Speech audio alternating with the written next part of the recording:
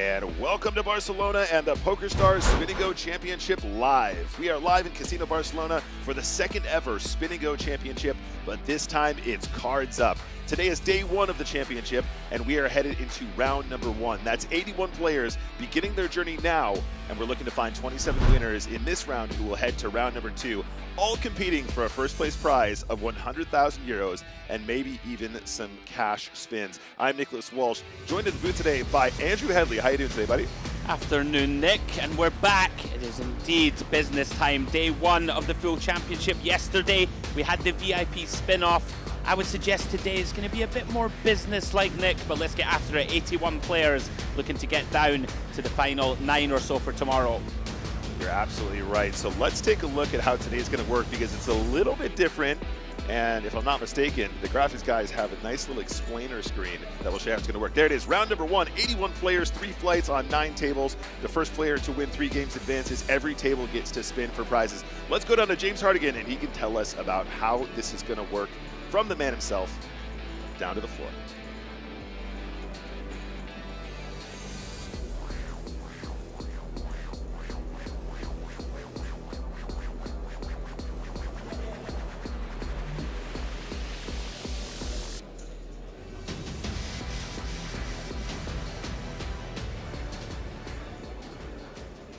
Welcome inside Casino Barcelona as we prepare to get the 2025 Spin&Go Championship Live underway. This is the first of 3 flights to be played in round one. The first 27 players in their seats competing for a place in round two. We've got 27 players spread out across our 8 outer tables and on the main stage at our feature table, which is headlined by the Spanish content creator and streamer Andy PSX. The spinner is ready, the dealers are ready, the players are ready. Can we please have a big round of applause for our first 27 competitors? Because it is time to spin and go! There he is. Very nice work there, James. So this is flight 1, Picasso. This is the first 27 of 3 lots of 27, and we are going to hopefully play down to a single lot of 27, which will go into round 2. I know it's going to be a lot of terminology here, people. It's going to be a lot of terminology. So this is flight 1 of the first 3 flights of round 1. That's 81 to start, and this is going to be the first hand, cards up on the main stage. So just to explain this, guys, because this is very specific to this. This is different from yesterday. I need help too. Not every single win is a spin like we had yesterday. The way it's going to work, guys, is the first 4 games that are played on every single table in this flight, there will be 4 cards on the table, okay? And one of those 4 cards will be the opportunity to spin. The first player to win will get to draw 1 card. If it says try again, they don't get a spin. If it says spin, they get a chance to go. Once the spin has gone on that table, there are no more spins for that table, and then they will play for the win on that table to progress to round 2.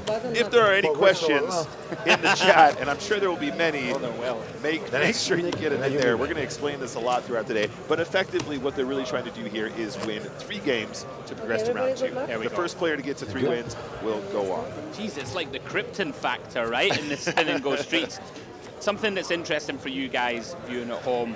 Let's just say that the no spin is pulled on all of the original cards. It's an interesting little wrinkle that all the players are going to know. The 1 remaining card left is a spin. So that might put a little bit more pressure or tension on that specific spin. It's going to be interesting. Let's get after it, Mr. Walsh. Let's do it. Hand number 1, kicking off our action today. So 500 starting stacks, guys. The blinds as advertised are regular spin blinds. So 10, 20, 15, 30, 20, 40, and so on. Andy, right out of the box, this could get wild first hand. I mean, this could get in. 25 blinds effective, blind on blind. Andy should be looking to 3-bet call this hand in my eyes. I'd be very surprised to see him do anything else. And he's definitely raised. Now you call. Okay, so it looks like a 3-bet non-all-in and a call from Arcos out of position with ace-10 off. Kind of a tricky spot, right? It's like bottom of value range, right? In a blind-on-blind confrontation. There's an argument that maybe ace-10 might end up being a 4-bet jam here more often, but it's gonna be 10 high at least. Okay, not over yet though. The 9, of course, still live with the gut shot now on Jack 7-10. Yeah, these spots are always interesting because, of course, the pot is so inflated immediately. Both players with just pot behind. Andy won't have expected to see too many peels pre-flop, I would suggest. Decides here, going to check. This isn't a great board. It's going to connect with that peel often, but that is a great turn for Andy. Oh, man. Turns the straight, 8 of hearts. Dreams. And I don't know if I'm being a bit bold here. Sensing a little bit of tension from Arcos, maybe a little bit uncomfortable on the live scene. Now, what we want to look out for, guys, and hopefully we'll get some interviews going as well. A lot of these guys will have played tons of spins, but not necessarily a single hand of live poker. Yeah. That's what we saw in Prague, and that's what we might be seeing here. In addition to that, the lights are on, the cameras are on. It's nerve-wracking. I'm probably going to look more nervous than this guy when I go play my third. Mate, you're going to be out there stoic, like a statue. Thank you. No fear. Yeah, interesting spot on the turn. These spots are super awkward. Arcos just has a bluff catcher right immediately, and you have to start to assign bluffs for Andy. Yeah. Like, what bluffs does he have that make it 160 pre-check back and then start to bet on this turn? Right. It's hard to find too many natural ones, I would suggest, and that's a very easy value jam for Andy. Gonna expect all the full houses to either have 4-bet shoved free, right? You're only really losing to like a 7-8 suited, potentially.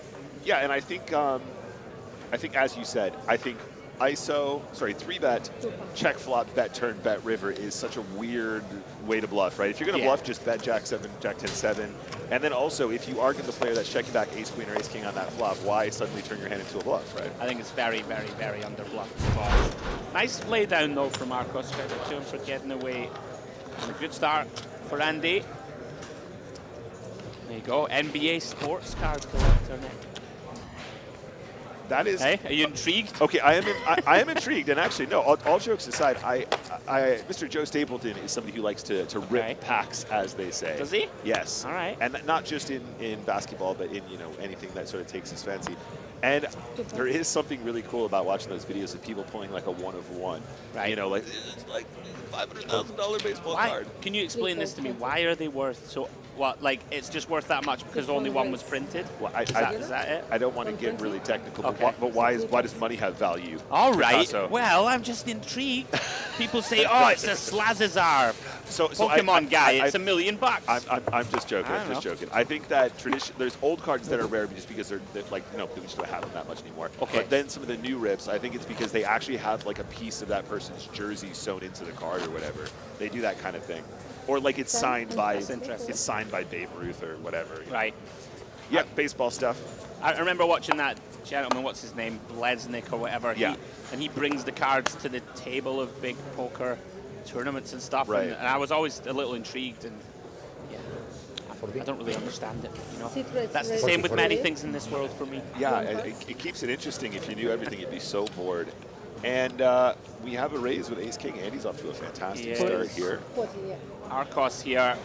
Mandatory, of course, to play this hand, just deciding whether to ever 3-bet shove. Not normally a hand that I would look to use, but is he doing so? He does look nervous with the chips. That's a good pickup from you. No, it's fine. He has just called. Yep. Pretty standard. Like, you can really feel the tension coming off him. Yeah, and you know, it's funny watching Arcos here with the chips. It's almost like you just don't know what to do with your hands or with the chips until you've done it before. But also, you learn from what you see surrounding you. Yeah. And actually, having spent a lot of time in live casinos, you kind of replicate what other people do, and that's kind of how you learn to handle the chips and how to stack them and stuff like that. So coming in fresh without too much experience, it's a little bit like when people are trying to film you or something. You don't know what to do with your hands. Sure. Cross your arms. They're like, don't cross your arms. And you're like, I don't like this awkward little mannerisms and stuff. I have a confession. I've played poker for what, 22 years. Okay. And I still can't chip riffle.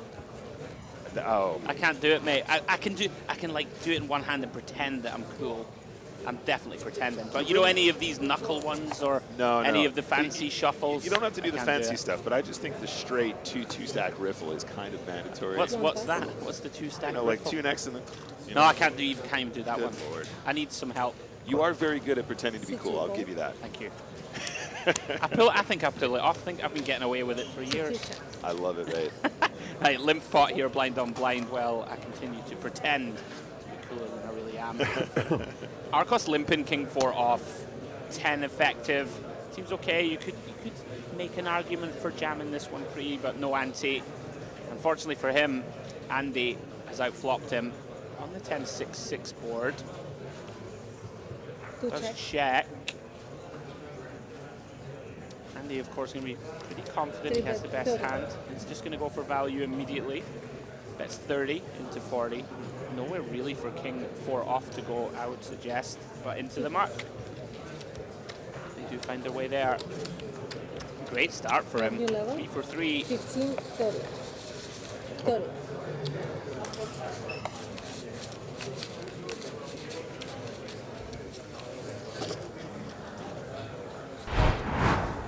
There's a look. Chip count 790 for Andy. Serbo 510, Arcos 200.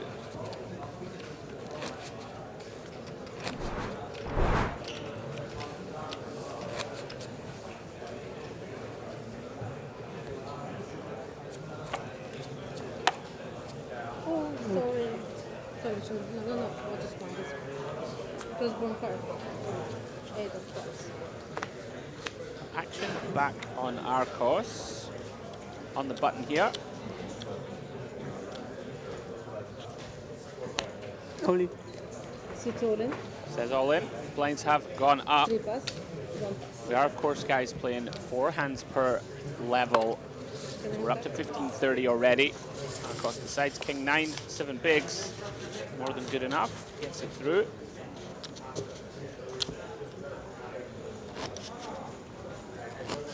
What myself and Nick were referencing earlier, already you can see the pace of play today is going to be a lot faster, I think.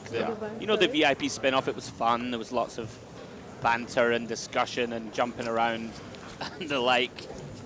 Everybody got their business hat on today. Of course, looking to make that final 9 players going through to tomorrow.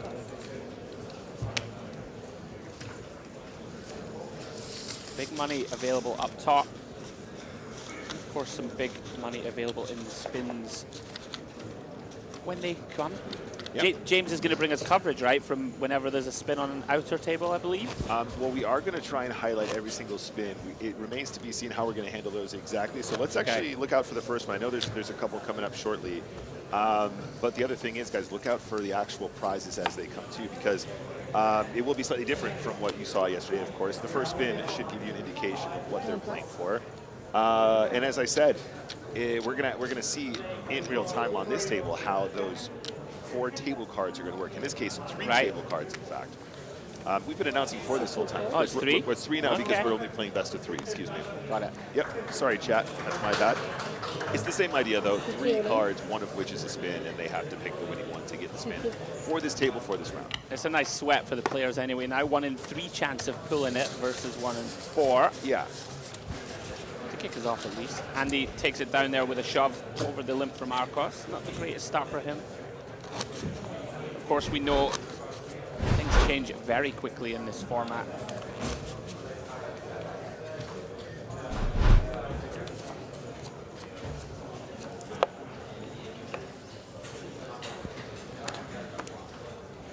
Wow. All right. Andy running hot out the gate. Whew. I mean, he's had the hands, but also a couple of nice little moments to just aggregate. Serbo just limping a check. Oh, cool. Keeping it trappy with the queens. And Serbo does also connect with the 5. 1 bet 30.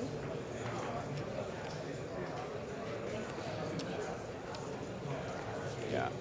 And the 5 does come out firing here after a check. I would play it cool. Play it slow here, give him the rope. It's so hard for him to have a lot of really strong value here. Yeah. There's an argument that, you know, we want to try and get value from some draws, but I think if your opponent is barreling, Serbo's going for it here with bottom pair. I just don't know we need to be, feels like we're turning 8-5 into a bluff. Yes, he has gone the small size, so maybe just trying to fold out like an ace high, king high that doesn't connect too well. I like this from Andy, for the record. I think when people choose 30 on the turn, they're checking back river almost always. It's not really the sizing, is it, where people are going to barrel off? Yeah. You know, whereas if Serbo is bet like 90 or 100 on the turn, we can continue the slow play. Yeah, and it's the kind of spot as well where new level, what we get value from on the river by checking is the misdraw that now continues with the bluff. But we can also get value from that directly on the turn with the check raise, right? If they've got Jack Sure. 9 there or something, we just go for the check raise, get the call, and then try and figure out what to do on the river. Yeah, agreed. And if they do have the case queen or some Yeah, happy flop days. bottom 2 pair, we're going to stack them anyway. That's good. 24. So storming away here, 895 chips for Andy here too, which means 22 big blinds. Yeah, great start. We Three do have our pass. eyes on the YouTube chat, guys, so welcome along. Hope you're enjoying the coverage in the early going. If you've got any questions for me or Nick, get yourself involved. Let us know who you're rooting for. I know there's quite the crowd down there, right? Like, Yeah. it's a great atmosphere. It was good crack yesterday following the VIP spin-off, but now it feels so good to see more of those little Spin&Go tables out there. So cute. I have in my contract next year that they're going to give me one of these tables. That's part of my payment. And if it's not, it should. It's not. That's not true. But I would like one of those tables, absolutely. A couple little camera crews out there as well, documenting some of our more influential characters out in the field. We do have a couple people we invited along to play in this event, as well as many qualifiers. I noticed my invitation got lost in the post. What's happening with that? You know I've played lots of spins. No, we cordially invited you along to the Spin&Go Championship to do commentary. Yeah, I arrived thinking, all right, I'm going to make the wages. I've been studying my ranges. I'm back. Yeah. Oh, here we go. I think this was a button limp shove call. Yeah. Okay. I don't actually hate this from Serbo. You can keep in some queen and 10x that you dominate and just be thinking, I'm just not going to fold if somebody puts more money in. And that is a queen Start. start for Serbo. Andy looking for backdoor hearts, backdoor Broadway, or an ace. Oh, how's that for a card? Royal flush draw, hello. 24% of the time we get there. 10 of hearts for a... It's always coming 7? Yes. Oh. I was going to say 10 of hearts for an absolutely electric start to the stream. It has come, you know, I always thought this was a myth, but the 7s have been rampaging their way onto the felt. I told you, it's all about the weighting of the cards in the deck. The 7 is the boomerang shape, and the weighting of the ink on the cards means they shuffle back in more. It's a boomerang effect. The boomerang effect. Yeah. Science, anyway, guys.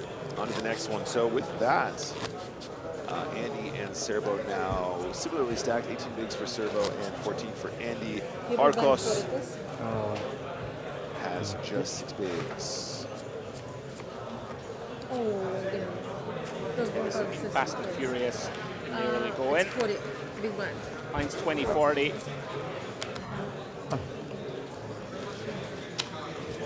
Arcos on the button.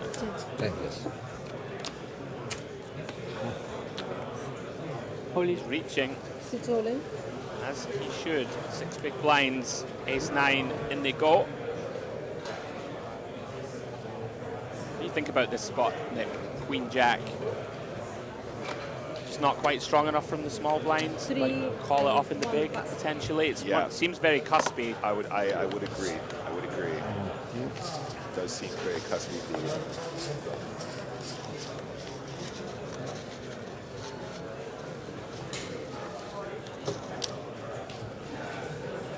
We spoke about it yesterday, didn't we? It's all well and good knowing, you know, your ranges when people are playing perfectly, so to speak. But if you play, you know, a few spins with Arcos and think he's jamming pretty tight on the button, then a hand like Queen Jack is going to start doing very poorly. That's it. It's again so predicated on them shoving their 8-7 suiteds and their 8-9 suiteds and their 9-10 suiteds, and actually a fair amount of combos that we end up dominating there, right? So, yeah, understandable. And don't want to get too technical. A little node locking, perhaps. Oh, might help us there. Raise? Let's not discuss that on today's stream. Trade secrets. What's that? Is that a company you call when you get locked out of your house? Yeah, I live at number 7 node, and I have to call node locking in order to get the access. Okay, good start for Arcos here. Another straight flush. Straight. I can never say street flash. That's what James always has. Another straight flush draw. Full check. He takes a free card. Understandable. You kind of want to realize your equity. Servo now to decision whether to start bluffing here with 4 high. Declines the opportunity to do so. It's 2 bets. Minimum Course is 4. decides to activate. 5 more. Yeah, just 5 more. Yeah. Gets it through with the min bet. Half pot. You still 40? Still 40? Yes. Okay. 24. No, sorry. Let's change. Look at the chip counts. 30. Actually evened out just a smidge. Arcos has done some work there to pick up a few more pots. However, blind still going up quite quickly. We're now at 20-40 still. One more hand of 20-40. Remember, guys, 4 hands per level, 3-handed, then 3 hands per level heads up. So speedy, speedy poker.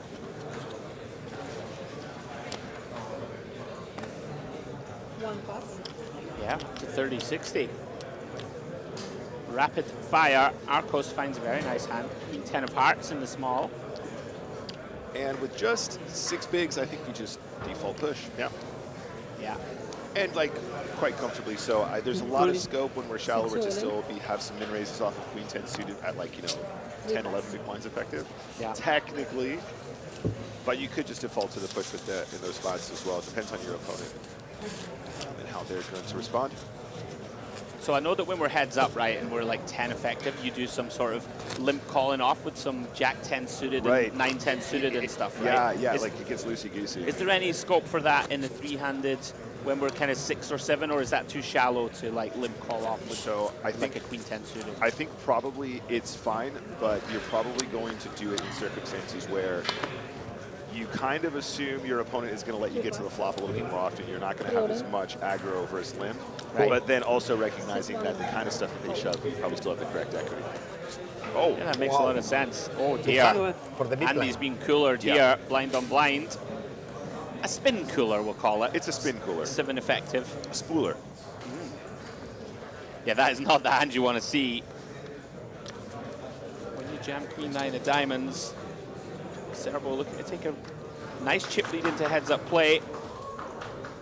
King 7-4, 1 diamond. Backdoors for Andy. Any sweat for the chat? Jack of diamonds in it. Dead on the turn. Pretty unlucky, Andy. This is the thing, right? In spins, he played basically every hand perfectly. Yep. And he's in 3rd place. I completely agree. Yeah. There's not much else you can do. I'd say Como Queen me 9 la pincha, ¿no? is a slam dunk push Yeah, there. you're loving What did I say about Queen 9 suited yesterday? Love it. Not against I believe you said you would bet the entire contents of your bank account on that hand in a 3-handed format. I would be willing to put 7 no lane on the market with Queen 9 suited. 60. Yeah. Look at this. This is nice, you guys. I love the rail. They kind of got like a Pretty cool. rail zone around. Yeah. And we've got little lights and bolts motifs. Love a motif. Do you remember Phone Jacker? I do. Terry Tips. Oh, I can. Does it have any motifs? I'm very tempted to start launching into it. Terry Tips, talk to me. What you got there, Arcos? Arcos, what you got? I got the pocket doses, son. Does the deuce have any strong motifs? All I can tell you, son, is I'm all in. I'd like to imagine he puts this in. Yeah. Oh, wait a second, what happened? Cerberus actually limped, which I'm not a big fan of. 5.5 blinds. Let's just jam our deuces and deny Arcos. You know, there's 120 out there, right? If we can deny him from having any shot at taking that, it's good for us. Yeah. He's going for the kind of limp stab instead. I mean, we can see it's going to work. Yeah, just deny all the equity. Would definitely be jamming this one pre, but it's going to work out nicely in any case. The cool thing about denying equity with deuces is everyone always has some. Yeah, so, that's very true. So it's very hard not to deny equity when we shove deuces. Yeah, they're always flipping, right, basically. They're always basically flipping or worse. Yeah, correct. Anyway, heads up and super duper shallow. And Arcos to short of the 2 stacks, about 6 bigs. Yeah, I think we got to give some love to the team out there on the floor and the production team, but it's a beautiful set. I've never seen anything like it. It was like coming into a, you know, like an arcade as a kid when you go in, there's all the like the razzmatazz of the flashing lights and the like. It looks beautiful. It's supposed to have a bit of an esports vibe, and actually this format very much feels like that. Three players duking it out, going through the next round. It has a real kind of Tekken, Street Fighter kind of face-off mechanic. Best of X rounds. In this case, of course, we're playing first to 3 wins, but I think that was what they were going for. I think it's beautiful, and also, guys, you have to understand that we are putting on not only this production, but also the main event over at the EPT as well simultaneously. We're cutting out. Oh, hello. Wait a second. I think this might be our first spin. Yeah, this is João Paulo Nascimento drawing a card. So what you guys would have seen there is 3 cards on the table, and it looks like their first win resulted in him making the winner to spin. That means this spin now comes off his table. I don't think he did. I think it's a maybe next time. Oh, no, it was. It was. Well spotted. That was no spin. So that was an example of him winning his first game. However, there was a no spin card drawn, which means he will not get a chance to draw. But play goes on. Now a 1 in 2 chances to pull the spin in the next game. Gotcha. Yes. See, we're getting there. We're getting there, guys. I'd be so steamed if, like, imagine you win the first 2 games, you go 2-0 up, you don't get a spin, and then you don't get a spin and you just don't go through to the next round. I'd be on life tilt. Life tilt, indeed. I advocated for more spins, but in this case, we're going to see how it pans out here. And we have a raise from Arcos. Yeah, he's gone for the raise non-all-in with aces. I wouldn't have minded to see check a trap pre. Yeah, we're like, what, 6 bigs deep? Like, 6.5 blinds deep. We've seen that Serbo, he's pretty liberal with the limps. Like, you got to maximize those aces, right? Like, if you think your opponent is going to limp fold too often. Yeah, it's a rare occasion that we ever find a trap check after there's been a limp with aces. But when we get that ultra shallow, it's basically the solver is telling us it's almost impossible to mess this one up. Just go to the flop and see what happens. Just let your opponent catch a piece, right? And if I'm not mistaken, like 5 or 6 is where the aces and kings start checking back. Queen's still a little bit too, what's the word? Vulnerable. Thank you. I know, but I like to live dangerously. I'm checking 9s there to get the, to get that 8-6 offsuit. Otherwise, in trouble. you need to put all together. Yeah. Here, So you put only 1 chip, so the minimum raise will be Okay, so a little etiquette there. What's the action? So call, and it will stand as a raise. So Servo is going to ISO. I wouldn't have minded taking Queen 7 suited to the flop here after a limp. It just has quite a lot of playability, really, at this ultra shallow stack depth. Now a little Queen deuce off, Queen 4 off. Let's get the chips in the middle. Get it in there. Start using that blocker and start generating some folds. Yeah, that makes sense. Yeah, I like it. 4 big blinds now effective. Arcos the shorter of the 2 stacks there, at 51. So 3.9 big blinds there. By the way, Andy looks very steamed. I like to see emotion at the table, right? He was like, I played every hand perfect, and I had to walk off, and I'm going to sit here and wait. I mean, I don't know if they're ever going to surface my run at Prague Spin&Go Championship, but it was dramatic. Yeah. And I at the very end there was a lot of emotion. I was showed all respect, due respect to my opponents, but it was a really it was a crushing blow not going through the next round. I was going to say, where did you finish? Like, did you get through the first round? I was in round 2 going into round 3, which would have been final 3 tables, I think. Right, yeah. 27 to get down to 9. Yeah, correct. Oh, and you got rivered heads up or whatever to get through? I was all in for the win to go through the next round like 5 times with the best hand, and it was a comedy of errors. This isn't a bad beat story, guys. I'm adding gravitas. I mean, it sounds like a bad beat story. No, nothing like that.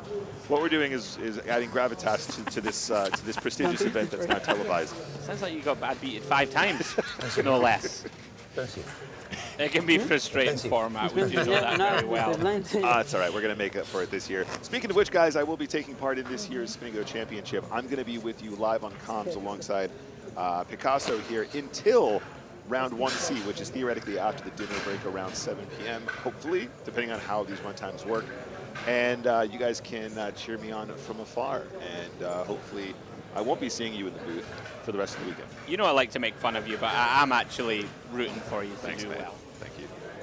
But rest assured, if you do not do well, oh yeah, it's going to be painful when you step back inside these 4 walls. That's fair. Okay. Glad we're on the same page. Steve Silva over there on YouTube chat says, I don't know why these tiny tables look so fun as me, because they're really cute. They are. I mean, the one we're looking at on the actual feature is quite big by comparison. The other ones are much smaller. It's even more intimate than this. You're right shoulder to shoulder with your opponents. They are especially designed for the Spin Championship, Rock. They're very good, absolutely. Pretty cool. Tell you something, Raksha in the YouTube chat, she's been on point. She's one of our power mods. Yeah. Yeah.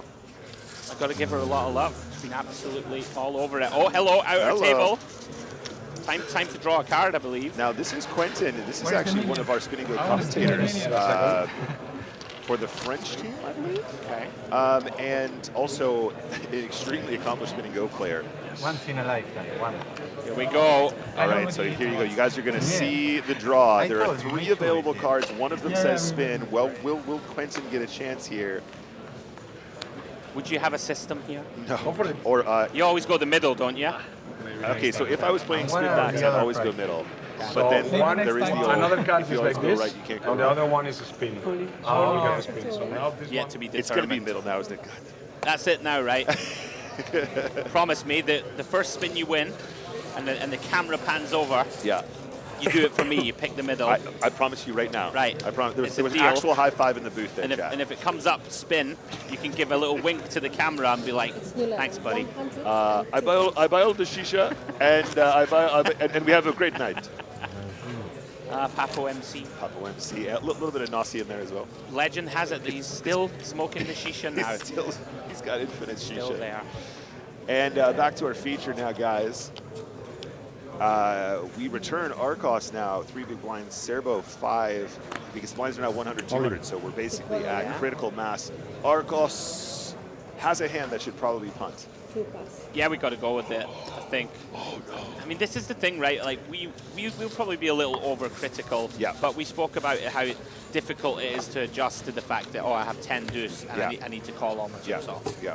And also, sorry, that was a very over-dramatic gasp, I guys. quite enjoyed it. Folding 10 deuce of diamonds it shouldn't seem that wild. It's just that at these ultra short stack depths, it really is a game of, I guess sometimes we just got to gamble. Yeah. But there, fair enough. And we are now going into another hand. This hand number 23, effective stack is 2 big blinds now. Arcos, I believe, actually started the hand with 3. And this is rough. Jack 9 suited is lovely to have in this spot. Oh, we're loving life. Yeah. Here we go. All right. Showdown, please. Serbo or Cherbo? I'm going to go with Cherbo. Cherbo. Gets it in good for the win. Yeah, for the win, Serbo's looking good to potentially draw a card, and you guys will get to see what that looks like on the feature. Yeah. Spin 1 of round 1 on the feature table. Arcos needs help, looking for a 6 or some kind of chop. So far, no good. Ace 5-4. Cherbo holding. Jack 9 high. Okay, bunch of chop opportunities now, Nick. 50% chop opportunities? Yeah, lots and lots of chops. Oh, and that is not one of them, one though. of them. 3 of clubs completes the board, and Cherbo takes down the first spin. Okay, so one step closer. One of the potential 3 required in order to go to round number 2 later today. We are playing round 1 and 2 today. Round 1 is made up of 3 flights, and you have to win 3 spins or 3 games in order to progress. Elige uno. So, are we going to spin, or are we going to next time? Pick the middle. Cherbo, Go middle. pick the middle one. Go middle. So Middle. unfortunately, you didn't win it. Oh, he didn't win. We didn't even get to see. Did she draw For 4? the spin, to win it struck. Oh, no. You have one spin in She one doesn't card. even know. You put one spin for a lot of premios. Price? Su teléfono. No, it's like No, in the- spin on In the roulette. The roulette. En ruleta. Dove sta? Slot machine. Slot machine. This is Slot machine. Cherbo's got no idea. No capito. Casino machine. You win another. You Don't worry, when he gets there, he'll You know. need win another. 1 second, somebody is talking. For you up the card. Has anyone told Cherbo that this is in fact a Spin&Go championship, Nick? Well, you don't go. Parla italiano? Italiano? Sí. No, español. That's awesome. Okay. Hey, No Cherbo, idea. Sorry. No idea. When in doubt, keep spinning. Yeah, That's yeah. my motto. Sorry. Ho vinto qualcosa. Vinto qualcosa. Ho vinto. Allora, tú eliges una de las Okay. tres. Okay, we can play the next game, Hey, dealer. one of three Shuffle cards. up and So deal. great. If you win, say, have a prize. He has no idea. This is Yeah. awesome. No sé Yo, cómo. No hablo italiano. No. Ahora tío, el español, Sí, pero... pero. No hablo Sì, italiano però- también, my friends. Non capito niente. Okay, Cherbo doesn't know what's going on, but that's one win for him. Yes, I will. I mean, all he has to do at the end of the day is just keep winning, right? And then the rest will take care of itself. No spin. Sorry, mate. Prossimo volta win, Un'altra carta. un'altra carta. Sì o no? Ok? Quello che esce vince. Giusto. So button on seat Okay, one. wait a second. We got another pick out in the field. And you have Alice It says maybe next time. That's weird. Thank you. Bye. Hello, hello. Hello. As this cocked eyebrow, he is Yeah. not pleased to see that one. That's like The Rock, right? You know, Se le switches that usciva eyebrow. spin, Yeah, that was Lucas Rossi. No joy for him so far. Tiene Nobody has, in fact, spin. Ok, quella che ho preso io no. I can confirm, ok. had a spin. You- Yeah. Yeah, that's correct. Si tu And levantas as far as hoy, I understand it, we're going to get a little presenter action when we do actually finally have a spin. Yeah, yeah. Metti We're all sul going to spin it tavolo. together, guys. Outer tables and feature. Si tú ganas otro, you win another, you ganas otro. Tira. Si card, spin. No spin. You no spin before. Cherbo's just not fussed, is he? He's like, I don't care. He's like, let's just play. He's here for the love of the game anyway. He is. So play continues on our feature. This is game number 2 now. And we will see who's going to take this one down shortly as they get underway here. I do believe, though, we are going to have, so we're going to have 9 total spins this round, aren't we? Because there's 9 tables out there. Yes. And then we're going to do that twice more before we go on to round 2. Yes. But we need to find some good cards first. Nobody's been lucky yet. So Andy going to go ahead here and start betting for a little bit of value and denial. I believe Cherbo limped with the king-queen here pre. Yeah, and also this is kind of, remember when Cherbo was kind of betting his bottom pair like softly in position where he kind of just didn't need to? This seems like a better alternative to that. Andy finding a small bet to keep these kinds of hands in, so actually a nice value sizing in a spot where I feel like he is getting value from the king, queen, ace high kind of hands. Agreed. All right, and on the river just checks. Flag's good. Thank you. Was that a limp on the button again? It was a limp Okay, from Cherbo, so yeah. we are seeing a lot of limping happening with Mr. Cherbo. With, how do you say Mr. Signoro. Signoro Cherbo. Signor Cherbo. I just find it so amusing to just see his sort of blank expression when they're trying to explain the spin situation. Awesome. And I think he thought there was a chance he had to play a spin on his phone. He said telefono. Which is actually funny because that's what we said Rory should have done while he was waiting for Ade to finish Wow, the spin off yesterday. Rory was there for 90 minutes waiting for Ade to fold pre. It was a disaster for the lad. So I have to apologize publicly to Ade. He put up a post of him at the table and he said, I think I need a poker nickname. And there was like Ade, Oladipo and stuff like this. Clever stuff. Like it. And I wrote, Ade, fold when I could have checked Oladipo. And he goes, that was cheeky. I apologize. It's okay, he's getting there. Is this a good flop for A7? It's a reasonable flop. He has indeed flopped the stones, or the effective stones. Unlikely pocket aces are out there from Andy. We'd have heard all about it. And Andy's bluffing it into a boat. Yeah. Now, Cherbo, can you find the slow play? He has. Very nice. Pretty good poker face there, too. Didn't get too flustered. Yeah, Andy has one of these hands that's like, if we bet again, like, this is... This is rogue. Yes, this is rogue. I mean, you Stab the flop by all means. you can fold out king high, right, essentially, is what he's trying to do here. I think if you really want to try and fold out king high, you could bet smaller. I'm not a fan of this. That's okay, sorry. Cherbo tried to raise turn. Unfortunately, he did. Went for the min raise. Yeah. I mean, you would imagine that. Just Andy make sure if you would want give to up raise, that hand that you after do two everything barrels. Yeah, one quite move. possible. I do think Andy's the small bet flop makes sort of low sense on the turn. The hands that you get to fold are so slim, right? The Sure. king highs, perhaps, yeah. Yeah, that's about it. But also, you know, perhaps having seen what we saw just now, Turbo maybe not even floating with king highs. Agreed. So yeah, on we go.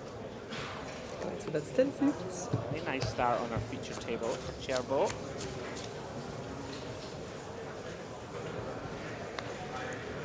As a side note, Nick, I can see that all of the tables are now on at least their second game. So Nice. things are going a lot quicker than Much quicker. yesterday. Much quicker. So just stick with me here. Let's assume all players win around 33% of the games they play. What's the average amount that we need to play to get to 3 wins? Is it 9? Yeah. Is that how that Is works? it? Maybe 8? Math is hard. Why are you throwing the, I've told you about this. Okay, sorry. I'm here for the morale and the comedic input, not to solve complex equations. That's right. There's a tool for this. That's the boy. Good man. Right, single raise pot, Andy versus Arcos. King 10-8 flop. I think it's a c-bet from Andy and a call. It is. 8 of clubs on the turn. Arcos still with just 7 high. Andy, of course, doesn't like to get called on this board. Just ace high of his own. Arcos debating whether he could lead here, I think. Wouldn't be too unreasonable in my eyes. Bottom pair pairing. Andy checks back. Now Arcos with the decision. Shall we bluff? Normally, Nick, when you get to the river with 7 high, your opponent shows some weakness, you should bluff, but he has not found it. Yeah. That's unfortunate. I think you can get this one through. I think so too, and for a relatively small size Yeah. as well. Maybe a potential missed opportunity there for him. Andy thrilled to rake in that pot.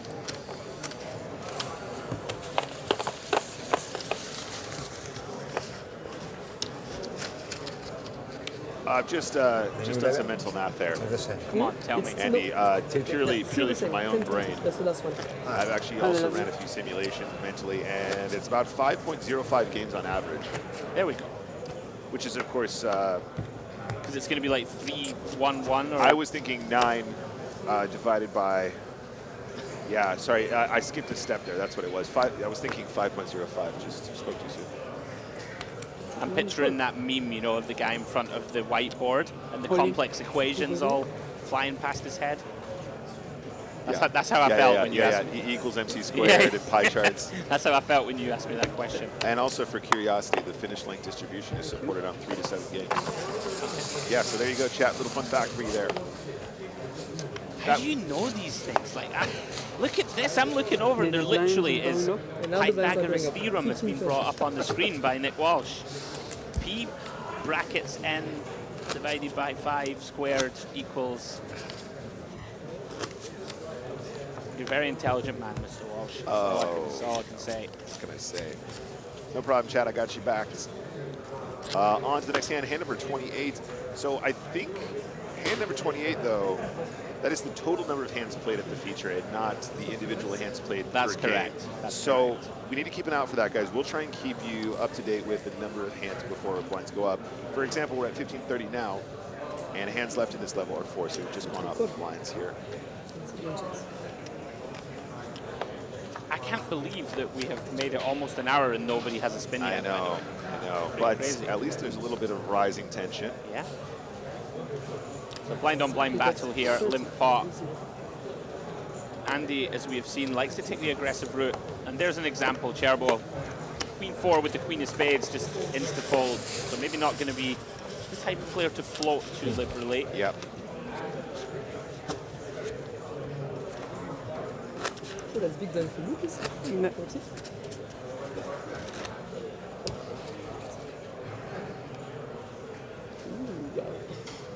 Difficult. It's a challenge. Just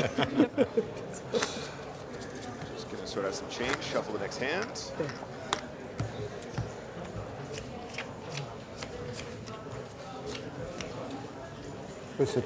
It is Andy on the button here.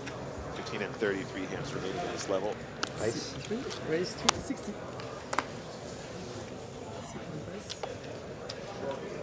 Nice hand to start with the min raise. Getting folds there is great too as well. At this stack depth, king 4 off is probably still fine to get away from there. If you're not feeling confident playing the post. Yeah. I think that's fair. Yep, I do too. You know, if you're inexperienced in the format, it just makes sense to kind of simplify your decisions. Yeah. So I will be looking out for a couple of my buddies who have managed to qualify for the championship this year. I think I've got one friend in this flight and another in the next. Obviously, we're focusing on the feature table. When we cut away, I'm going to try and see if I can get a sneaky peek on what's going on that table. And also, I would ideally like to see him win a spin. Oh yeah, that's right. We do have the graphic. Yeah, it's pretty cool. We have that feature here in the booth where we can look at some of the scores on the other tables. Pretty cool. Okay, let's put the black ones at least. Now then, Arcos is sending it in. Pocket 4s. Cherbo continuing this looking strategy from the button with 8-9 of spades.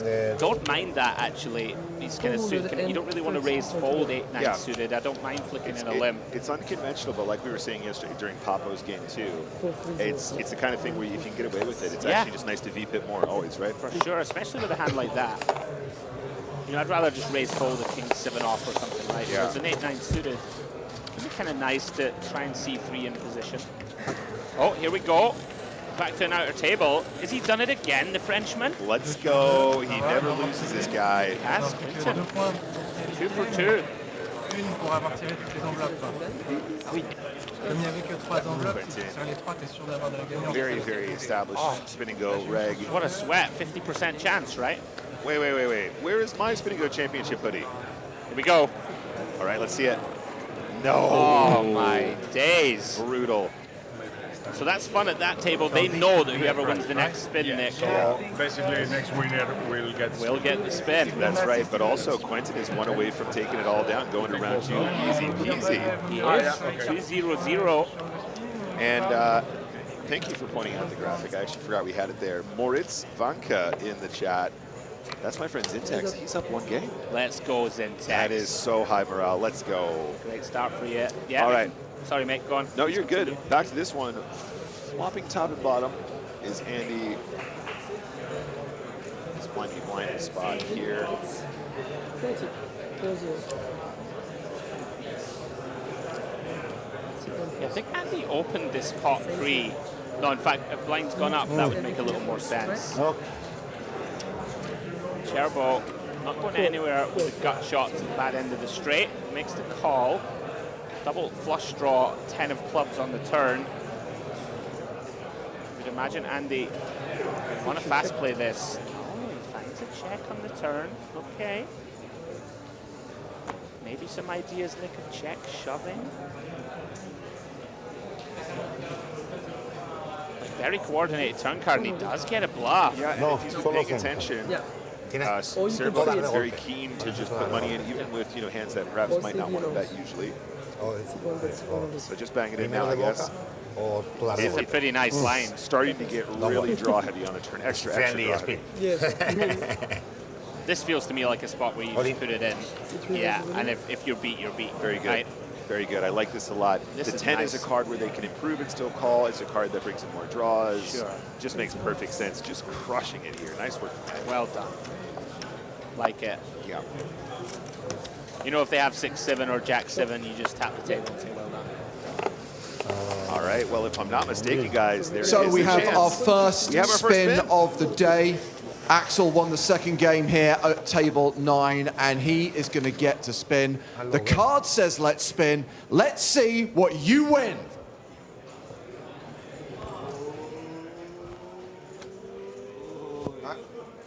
Oh, the sweat. Love it. There's the spinner. If you haven't seen it yet, let's spin. Oh. 300 euros. Good job. Vamos, vamos, eso es. Vamos. And on to the next game. That is excellent. We were just saying off mic just then, the vibe in there is nice. It and is having, nice. Having adjacent action. Lots of tables happening at the same time rather than just focusing on the one. So many little more moments to draw and spin. This is great. So I'm going to put you on the spot, Nick, Yeah. as you know I love to do. Yeah. I saw up on the screen 90,000 euros. That's the spin prize pool, is that correct? That is the total spin prize And pool. is that for the whole way through the championship, or is that just for each flight? So I'm going to do a bit of change. Ah, yes. It has to be the whole way, is it? I believe it's the whole way. Okay. I believe it's the whole way. And I think, if I'm not mistaken again, I should be informed on this, what's going to happen is we're going to have a lot of high-frequency small spins like that, a couple really big chunks, Okay. some of which, when you hit, they will actually come out of play, and like we did yesterday, where, you know, if you hit a massive one, like a several chunky thousand one, Yeah. you're going to take that out of play, and then the segment will become one of the smaller ones. Okay. Well handled. We have our first one anyway. A big pot developing here between Andy and Cherbo. Top pair versus bottom. 7 of hearts on the turn. Both players turn a straight draw. Andy still way out in front. 85% favorite here. Surrounded by pot behind for Cherbo. Oh, and he's jammed. Check shoves over the 75 bet. Wow, I don't know about this one. Yeah. Yeah, perhaps he's had enough of Andy, because Andy's been pretty relentless, Yeah. right? He just thinks, okay, you can't always have it. What a great spot for Andy. 810 in the middle. Just needs to fade a 9 or an 8 for a chop. Yep, good luck to both players. Going to the river, one card to come.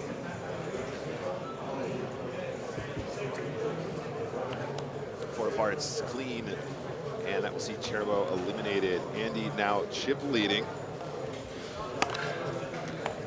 in game number 2.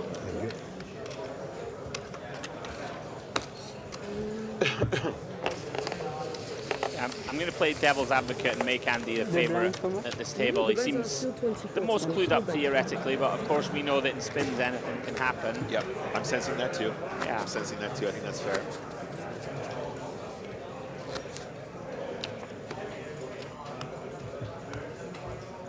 So heads up, where are we at right now? Stack-wise, our cost 10 big blinds is the shorter of the 2 stacks. Blinds are 20 and 40 for another 3 hands.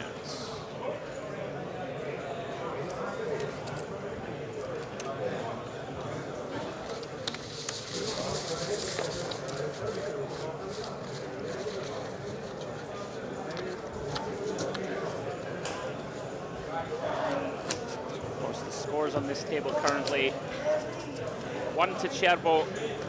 Andy and Arcos both looking to get off the mark. Andy not far away from clinching this one.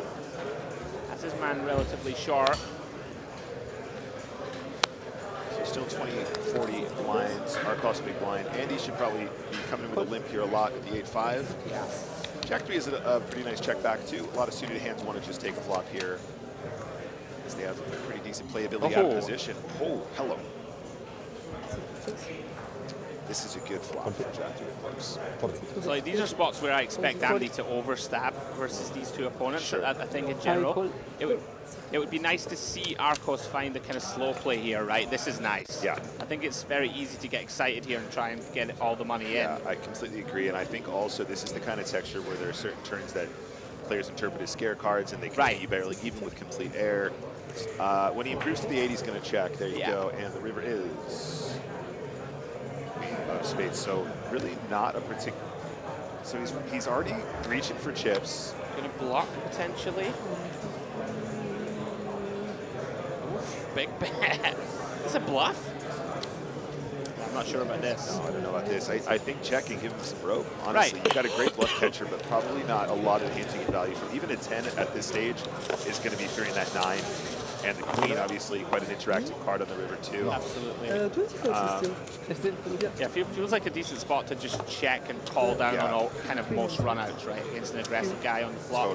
Totally. And just give him another chance to see. Like, you can kind of say, oh, I bought it around the flop. You can take it off. But I guess another point there as well, if you guys are playing live poker for the first time, you're not confident with the chips and the cards, always best to decide what you're going to do before you start looking, indicating, or grabbing chips. chips, right? A big tell is people glancing at chips, then grabbing chips, then putting them down, then deciding what to do, and then going to proceed. You're giving away a lot of your intention just by reaching. So figure out what you're going to bet, think about it in your brain, and then reach for those chips and bet those specifically. Otherwise, you do end up really giving away the strength of your hand often. You mean to tell me I'm not supposed to look down at aces and be like, whoa, and then reach for a re-raise? This actually reminds me of a time I flopped a royal flush with ace king of spades, and I laughed out loud. Oh, wow. And the guy goes, what? And I went, I run really good. And he proceeded to triple barrel bluff into my, yeah, it was awesome. And then I tabled, this was at the London Victoria Casino. Okay. And I went, I have a royal flush. And I looked at the dealer, I said, dealer, I have a royal flush, what do I get? And he goes, did you win the pot? And I went, yeah. He goes, you can keep the money. But no bonuses. No bonuses. Not even a mug. Not even a t-shirt. 40. Honestly, Standards are slipping. first world problems, my friend. I'll get you a mug. I once flopped a royal flush at the Victoria Casino. I'll get you on a t-shirt. That's a big mug. I don't think it's going to fit. You don't need a mug. You are a mug. All right, so heads up play continues. 11 big blinds for Arcos, 25 for Andy. I'm trying to think of situations where I've done something weird and either been called or I actually yawned once when I was all in. And like, I really didn't mean it. I'd been up super late and I was all in and it was a bluff. Yeah.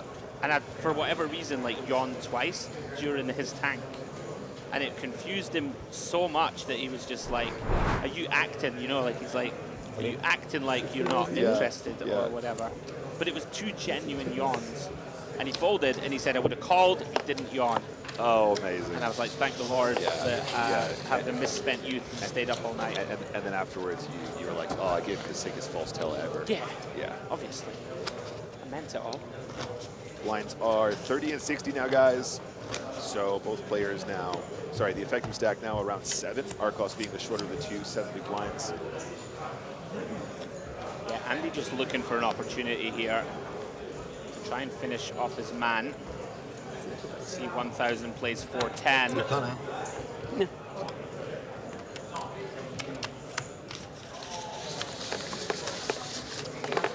See Alessandro in the chat asking, someone tell me if my dear friend Gennaro Imperatore is playing. Well, I can tell you that he is playing, but not in this flight. I believe he's in the next flight. I met him yesterday. Oh, yeah. Oh, of course you did. Yeah, you and mentioned. he spoke in Scottish to me for about 10 minutes. In an Italian/Scottish configuration.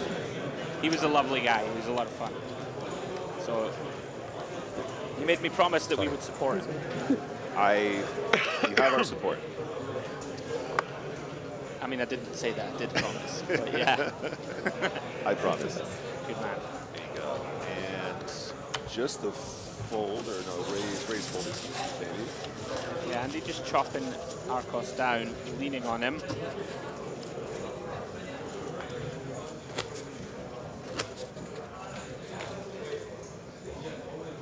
I believe we're going to head out to the outer table. There is Adam McCullough. There he is. And he took your good friend Rory Jennings' seat.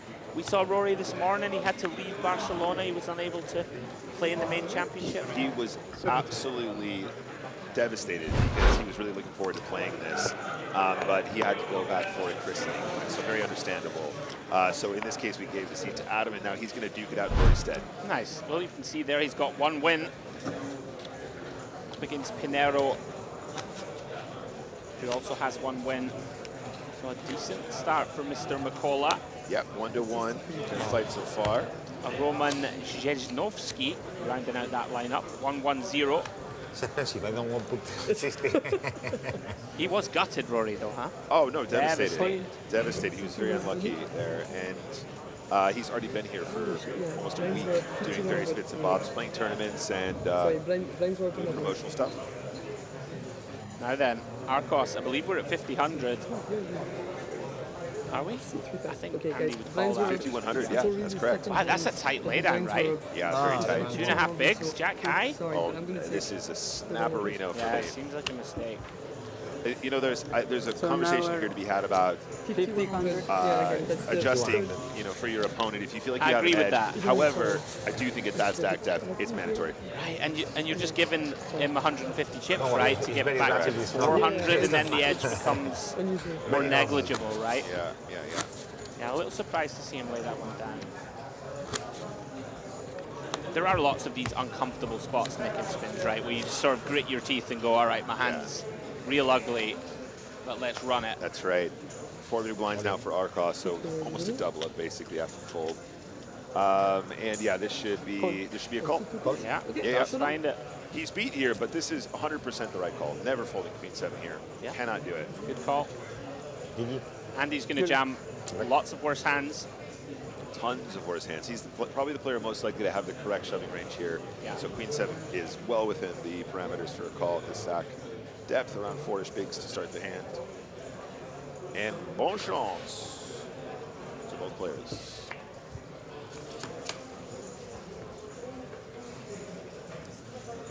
Mr. Andy. Closing in on that first win. Just fading queens and 7s. Deuce of diamonds turn. No help for Arcos. 86% for Andy to get on the board. And he does, Nick.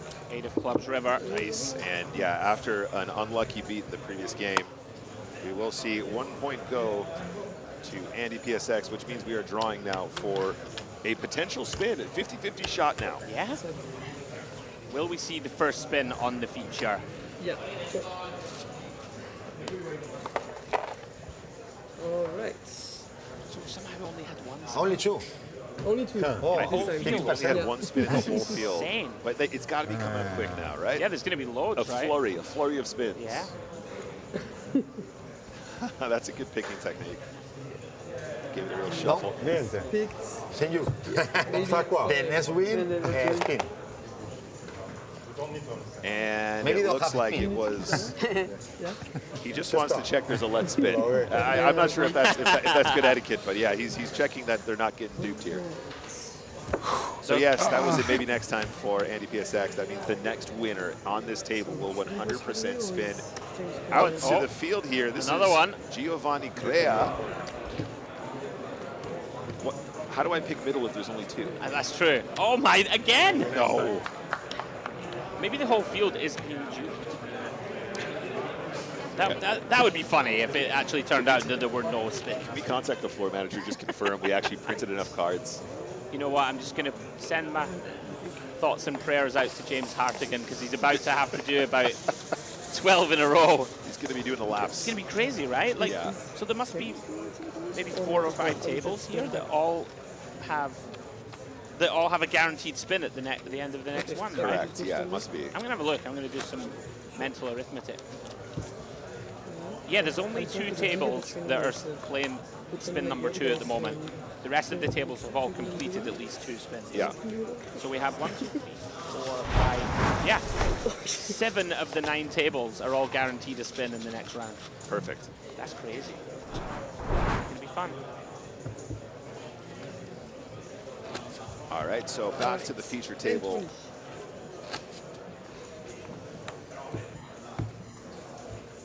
And on to the next hand. Blinds are 10 and 20. Everyone starts with 500 chips. Again, we are resetting. This is a new Spin&Go.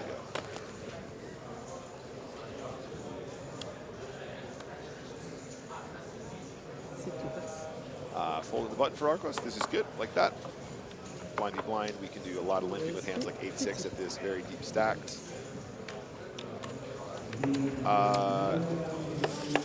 Was this a steal?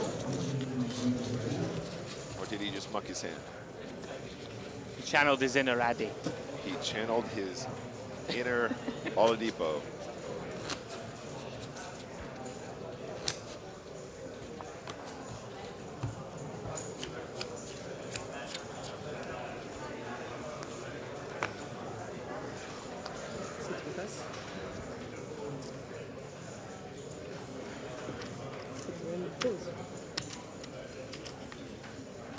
If you put only 1 chip without saying anything, it's okay. It's okay, it's 20. It's 2 chips.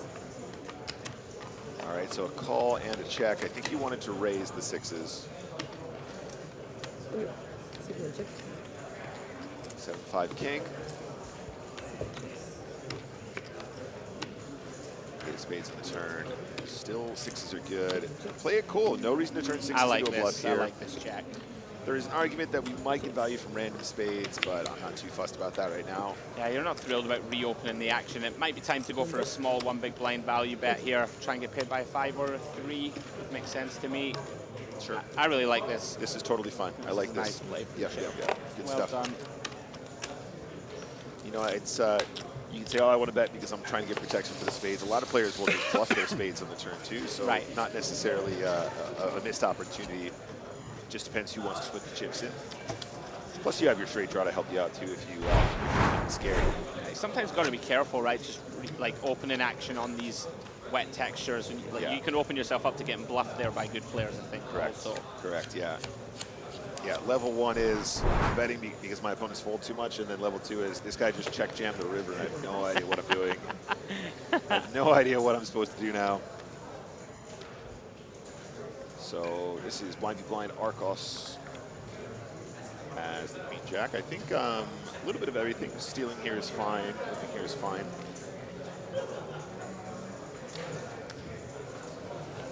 Raises to 55. 55. Just have a question in chat from Tifnat and Matt asking, do you move to round 2 by winning the spin or by winning at least 2 of the rounds? You have to win 3 spins, my friend. The first person at each table to win 3 spins will move forward to the next round of the championship. That's it. And it's the first, it's not best of, it's the first player to get to 3, and then the game ends. And then we move to round 2. I gotta say, I'm really enjoying the format. Like, I would love to play this. Yeah, I mean, even when it wasn't televised last year, the number of people coming off of 10K and going, "Hey Nick, can I buy into this still?" And I'm like, "Sorry, bro, it's for a very elite crew, I'm afraid." It was qualification only. It's actually a little above your pay grade, sir. I know you just played the 10K, but it's for an elite crew, and people like you aren't welcome. I'm loving that. All the high rollers just sauntering over, and you're like, my apologies, big man. I'm genuinely not making that up. That's actually what happened, and it was such a good vibe then. Even better now with all the lights on. So on we go. Blind on blind, Nick. Andy versus Cherbo. Queen 7. Makes a lot of sense. Limp check. Both catch a piece. Middle pair for Andy, bottom pair for Cherbo.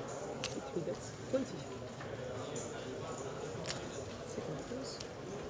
Seems pretty normal, comfortable spot for Andy to start looking for value. 7 strong kicker. Cherbo has to call 1 with bottom pair through to the jack of hearts.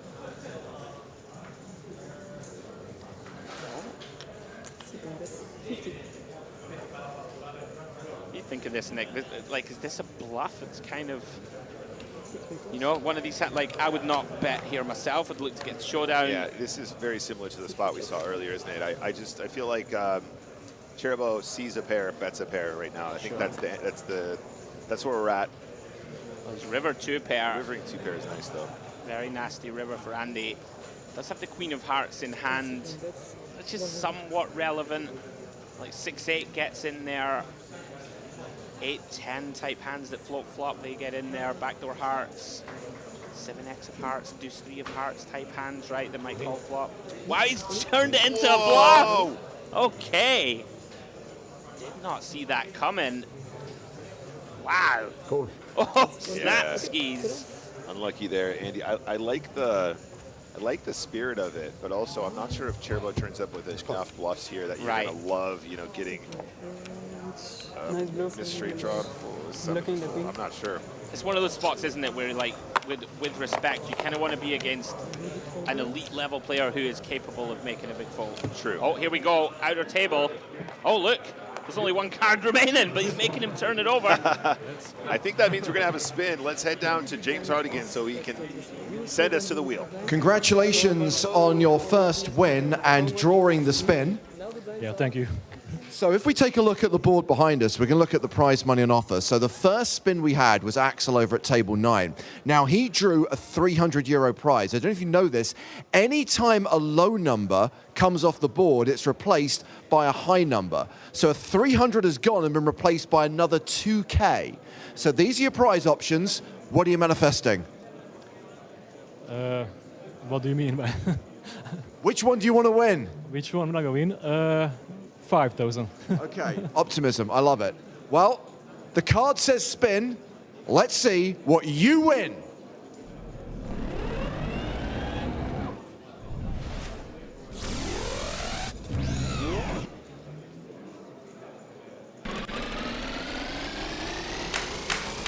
It is €5,000! Thank you. Awesome. Congratulations, the single biggest prize. You said you wanted it, you span it, congratulations. Thank you very much. And now just another 2 wins and you're through to round 2. Yeah, that would be great. Good luck to you. Thank you. Well, I think it's safe to say that was a large spin, €5,000. And another notch on the belt to potentially go through round 2. 5 Gs for Imre Janko. Congratulations to you, sir. I won €5,000. Hi, Cole. You did. Is that it? Is that it? It was 86 years. What's the baby? Oh, the Titanic. Yeah, I mean. that was It's been 86. 84 It's years. been 84 years, whatever it is. Don't even get me into the Titanic, honestly. She is the #1 TV villain of all time, and I'll fight you on it. Her and the woman in Forrest Gump. Oh, yeah? Jenny. Jen, she is you the mean- ultimate movie villain. I think it's spelled Jenna. Jenny, Jenna. I love you. Which is the book? She is the ultimate villain. Leaves him in the lurch, Okay. leaves him about 8 times, comes home, says, there's your wee kid, I'm off. She was just complicated. I'm hating her. Sorry, Jenny. Forrest just woke up one day and said, I can fix it. Yeah. Yeah. All right, off we go. Arcos has trips. I waited. Thank you, bro. Thank you. Sorry, I realized I was very impassioned there. I feel you, though. I feel where you're Do coming you know what I from. mean? Yeah, Poor Forrest, man. I actually agree on both counts. Good man. Not even exaggerating. You're Yeah. absolutely right.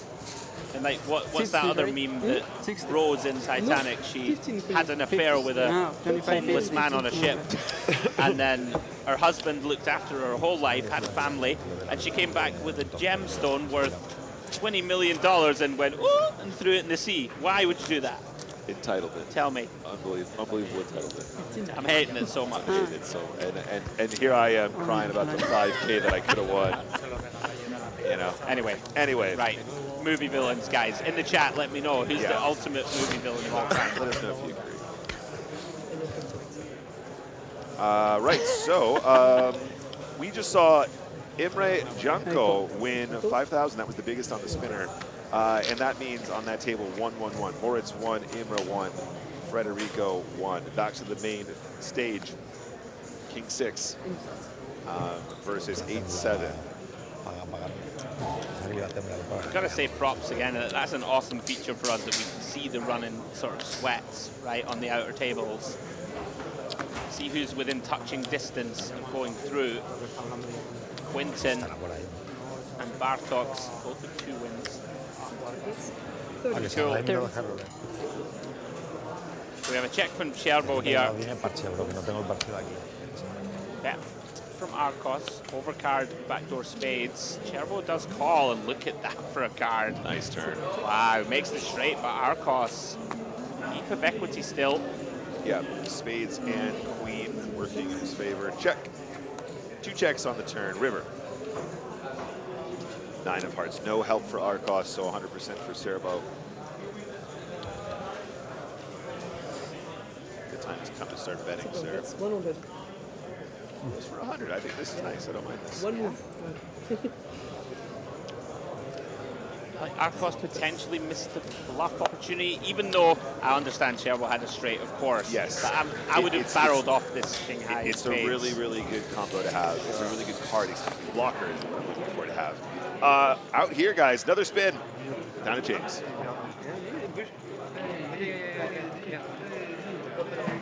It's a mystery. Open up. Which one should I take? You can open this one. Oh my god. Oh my god. Well, we have our first player through to round 2 of the Spin&Go Championship Live. Quentin, you made this look so easy, 3 in a row. I'm the best Spin&Go player in the world. You heard it from the man himself. The first card you drew, maybe next time. Second card, maybe next time. Third card, let's spin. We look at the prize on the board. The 5K just went, but there are still 2 2Ks, 3 1Ks, still some big money up for grabs. The card says spin. Let's see what you win.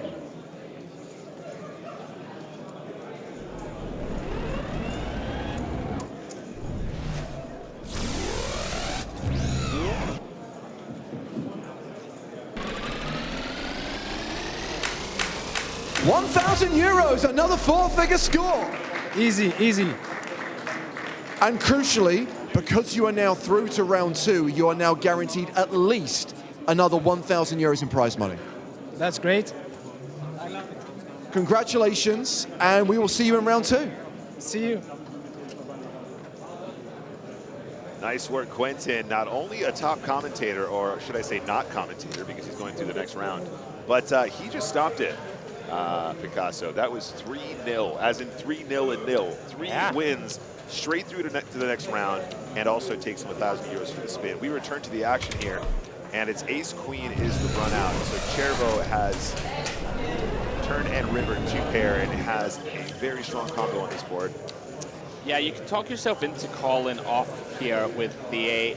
Not great to have a 10 in hand, but there are a bunch of missed draws, right? Spades 5, 6, 6, 9, Jack 9, 9, 10, all of these types of combos. But Arcos makes a very nice getaway. Well done. And yeah, Quentin with the whitewash. 3-0-0. In this like knockout format, Nick, it's like if you get through. Yep. Oh, sorry, come on, back to the outer table. That's right. I think we have another spin, guys. Down to James. Well, these spins are coming along like London buses now. We waited for forever and they're all coming along at once. Your second game, and now you've chosen a spin. So again, we look on the board. Still 3 €1,000 prizes, still 2 €2,000 prizes. You ready to go? Yeah. Okay, the card says spin. Let's see what you win.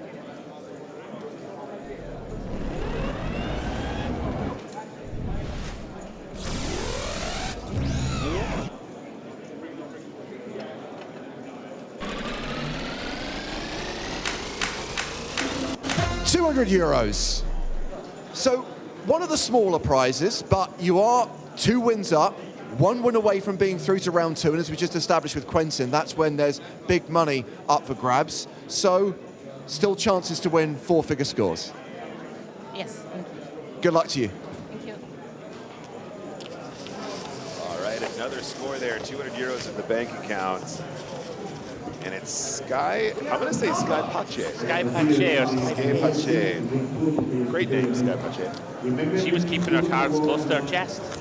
James teed her up and she decided against it. Oh, hello. James is on the move. Okay, well, just to update you on how the wheel works, because we just had a €200 spin, that means one of the €200 prizes is now replaced with €2,000. So now we've got, hang on, I can do math. 1, 2, 3, 6 potential 4-figure sums up for grabs. Not bad, but I'll be happy with 200. Good enough with some to buy some bips. You know what that is? That's karma. I think you're almost guaranteed to get one of the big prizes now. Okay, the card said spin. Let's see what you win.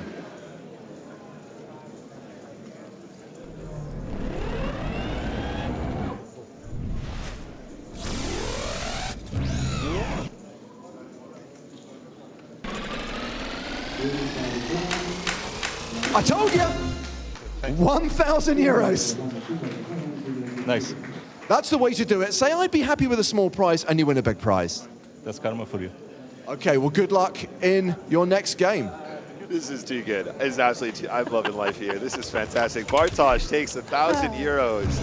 Very, very nice. And look, how many times have we seen, even during the spin-off, just being happy with a couple of bucks. Money is money, I think was the phrase we used yesterday. But 1,000 monies is pretty good. 1,000 euros, mate. Not to be sniffed at. That's right. Well done, Bartosz. I'm not even going to attempt the surname. I'm just going to put that out there. That was your cue to, smash it out of the park. Sorry, I missed that. I was trying to read the next cue. Never mind. Okay. We'll skip it. We'll skip it. Back to the featured table. Yeah. Yeah, so Arcos versus Cherbo here, heads up. 9-7 of diamonds. So Arcos going to limp. They're playing 20-40. Cherbo checks his option here with the 4-5 off.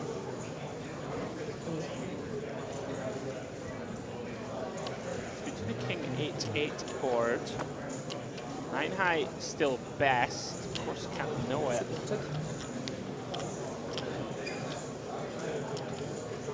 Generally a case of who bets first wins on these textures. See if Arcos wants to take a stab. He is reaching. I bet the minimum. How much is it? The minimum is 40. I bet the minimum, that works. Yeah. 40. Makes sense. Lots of min bets on these pair of boards. When somebody says I bet the minimum, how bad do you want to check raise king 8-8? For sure. Gets it done. Nice bet there. So guys, we're smashing out once more. I think there's outer table action. Back to table number 2. Spin after spin after spin. And let's see what's happening over there. I think they are... Okay, wait a sec. Let's turn it over. Let's spin. All right, Rodolfo is going to get a chance. This is Rodolfo Alvarado down to James to see what he wins in the spin.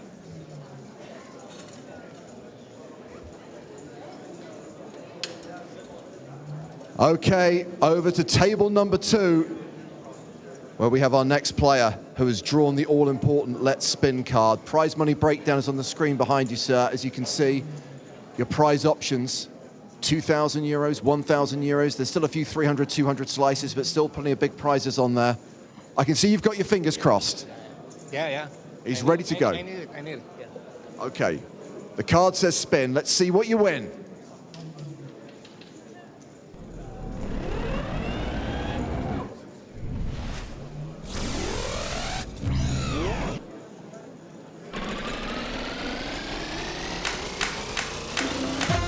Another 1,000 euro spin, another 4-figure score. You seem happy. Yes, I'm happy. Also happy because you're another game up, so good luck to you as this round continues. See, that's what I like to see, Nick. A bit more emotion, when you drill the 1,000 euros. Absolutely, and that means Rodolfo is going to be another game up as well. So back to the feature table. I have a sneaking suspicion we've got a couple more to come, though. Lots of draws coming to fruition here. Go check.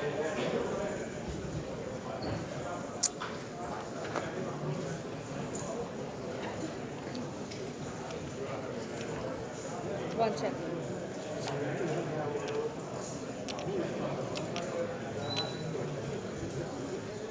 All in. Sit all in.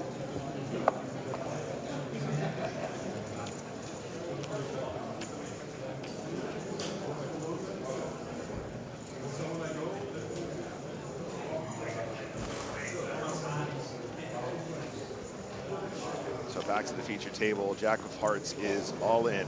Yeah, Cherbo thinking about hero calling here with the baby flush. Deuce of Hearts in hand.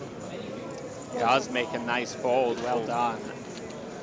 I was just reaching for the info here, guys. Rodolfo Alvarado, who we just saw win the 1K at the spin, has 1 win to Eros's 1 to Scott Hobson's 0. So 1-1-0 on that table. This is fun. It's like watching match day or something. It is. I'm loving it. It's just cool. Good sweat. It's like having your accumulators on Saturday afternoon. So we can say that Bartosz, who we saw, he's through, right? He's also through. 3-0-0. Third down. Oh, yeah, of course. Yeah. 3-0-0, easy game. So Bartosz and Quinton have advanced to the next round. We have a couple of tables where it's 1-1-1. Yep. There's going to be some sweats here. Sky Pace is 2 up, 2-0-0, so just 1 away from advancing. Skypache. Skypache. So on our feature, guys, we are looking at around even stacks, 795 chips for Cherbo and Arcos, 615. So around 10 big blinds. The shorter of the two stacks, that would be Arcos. It's going to be in the big blind next hand. Big blinds.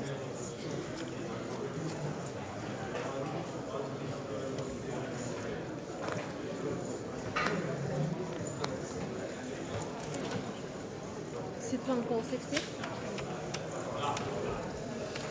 Looks like we can breathe for the first time in a few moments. That was intense. More action, the better. Yeah. We'll have to have a count how many we've pulled in a set. So call and a check. Big blind does flop best with the deuce. Two check. Yeah, this has been a bit of a battle, a bit of a war of attrition whilst we've been watching the spins in the background. Let's go check, check. Fourth spade on the turn. Need a player with spade in hand. Yeah, I think probably an opportunity for Cherbo just to kind of bet one big on this flop most of the time. Might even get a fold from the deuce. In fact, probably works all the time in this circumstance. Two check. One check. Showdown. Yeah, they have checked this down. Arcos River 2 pair is good.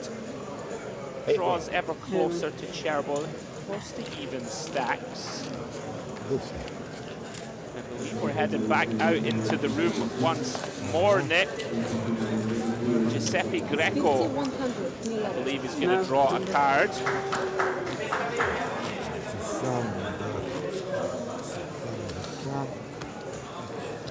That's right. Let's head down to James and see what the action is. One table left. Card left. Let's spin. Let's spin. Let's spin. Okay, over to table 5 where the spin card has been drawn. What's the score here? This is your second win? Yes. Okay, so one more through to round 2, but more importantly, you could win some money right here, right now. Those are the amounts that are in the spinner. Keep everything crossed for the big money, right? Okay, the card says spin. Let's see what you win. Yes. The maximum. He wants the maximum. Go for it.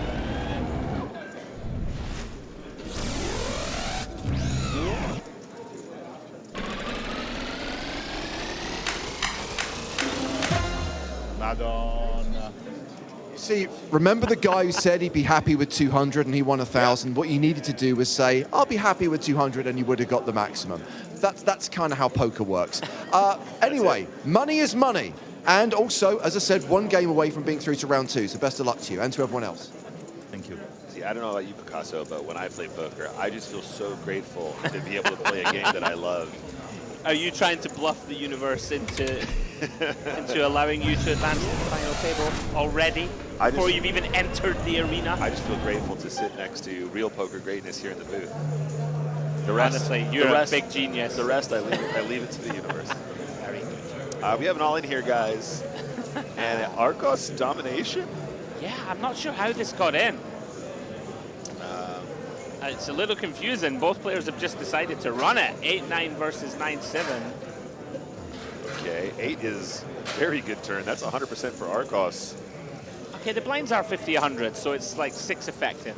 So not unreasonable. All right, so I think that's an Arcos win. It is. All right. 8's holding, turned an 8, holds it up versus the 9-7. So Arcos within touching distance of getting his first win. So that's 1-1-1 so far on the no, well, 150 chips behind, I believe, for Cherbo, but he is on the verge. Okay, there we go. This is the spare chips. 675. There's been so many spins happening on the outer tables that you couldn't really follow the action on the main feature. I'd like to know how many spins have you got. Go on, Nick, put that big brain to work. After this one. So let's say theoretically, Arcos wins this one. Then it's the guaranteed spin, isn't it? Yeah, you're 100. Yeah, we haven't had a spin on the Correct. feature. I Forgot forgot about that. that, Yeah, yeah. that is an interesting wrinkle too. Would it change your strategy at all? There's a question for you. I mean, I guess it shouldn't really, but if anything, you should maybe play more aggro three-handed. Do you think, or just play normally? Because it's interesting, right? The fact that you definitely win extra money. So in a weird way, because only one person gets it and it's guaranteed, Right. it's still like a normal spin, isn't it? Yeah, it is, But also if they're sweating it, you could probably afford to be a bit more aggro. that's what I mean. Okay, so we're all in here. It was for very few big blinds. It was like 1.5 bigs or something. Yes, it is. Does get it in good. Yeah, Cherbo has slight advantage here pre-flop.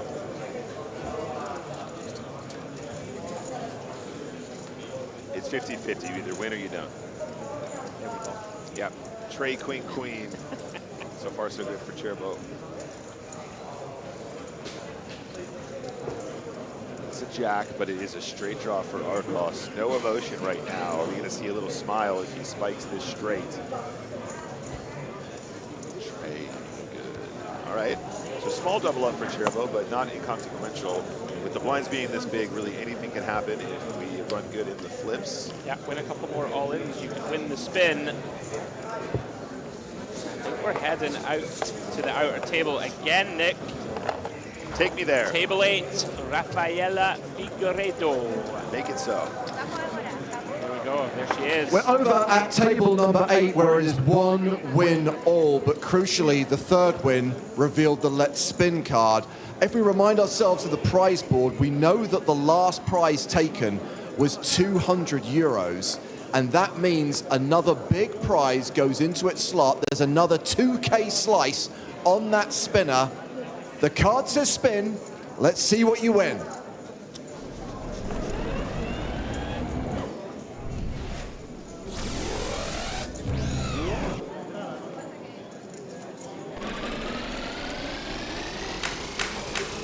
€2,000! There's a good reaction. Happy? Happy. Happy. Happy. And it's a tied game. So good luck, everyone, as you play for a spot in round 2. Very nice. Love to see it. 2,000 in the bank account. Let's go, Rafaela. Yeah, that table 8, 1-1-1 in games, Nick, so all square. Love the stuff. 350. It really is like watching the football on a Saturday afternoon for us. It is. And I'm sweating a couple friends out there in the field as well, so I've got even more at stake than you guys might imagine. 50-50. Here we go, Arcos versus Cherbo, 9-10 suited versus pocket sixes. Arcos looking for his first victory. Try and run down the pocket sixes here. Big moment.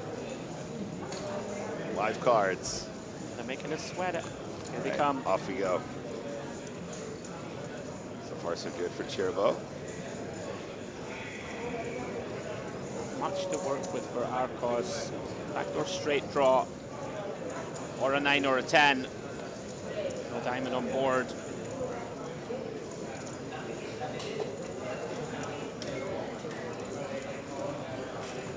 Okay, 5 of hearts, no change.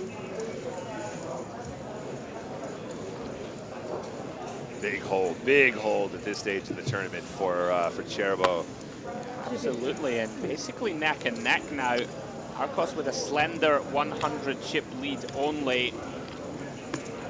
Cherbo looking to get to 2 wins within touching distance of the next round. I'd imagine Andy wants Arcos to win this round. It's really interesting dynamic also with the first of 3. There are going to be spots where you're rooting for a table mate to win, right? Just you'd rather it was 1-1-1 than 2-1-0. That was exactly what happened last year in my Prague experience. I was stomping both, and then there was one guy that caught up, and one of the guy that was still on sort of 1 or 0 or 1 wins, and he was the one getting lucky to keep the other guy in play, if that makes sense, right? So I would get heads up against the player that couldn't win it, but every time he beat me, he was keeping the closer player, and that's another fun dynamic. I thought that made it really, really tense, and that made it a really fun experience last year. I'm a big fan. I hope the format continues to flourish. It's lots of fun. Here we go, Arcos. Cool. Oh wow, Cherbo's going to run it. Interesting, Nick. Arcos jams for 8. Cherbo just says, all right, 10-6-0. Maybe just deciding, I'm going to gamble. Gamble he does. Arcos Needs to find a hold with ace high to get on the board. It's a good start. King 8-8. Just needs to fade 10s and 6s to get onto the scoreboard. And this is for a guaranteed spin. Okay. You're quite right. Guaranteed spin on the line. Arcos, the slight covering stack. And that's a massive hold. Arcos will win this game, and that means where there's a win on this occasion, there's a spin. They're going to make him pull the card again, but let's go down to James and see what Arcos is going to take down.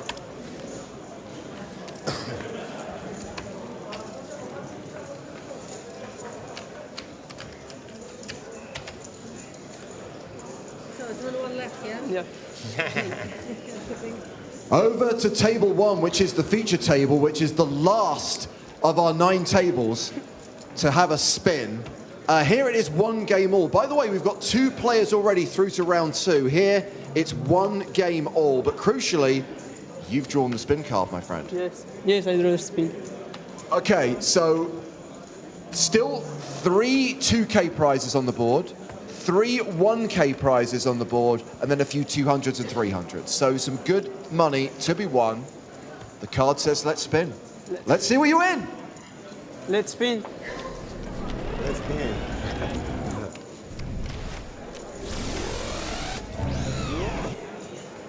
Okay. Vamos. Nice, 2,000 euros. Nice. Let's go. Let's go indeed, and good luck to you in the next game. Good luck to all 3 of you. 1 game all, everything to play for. The button is it too.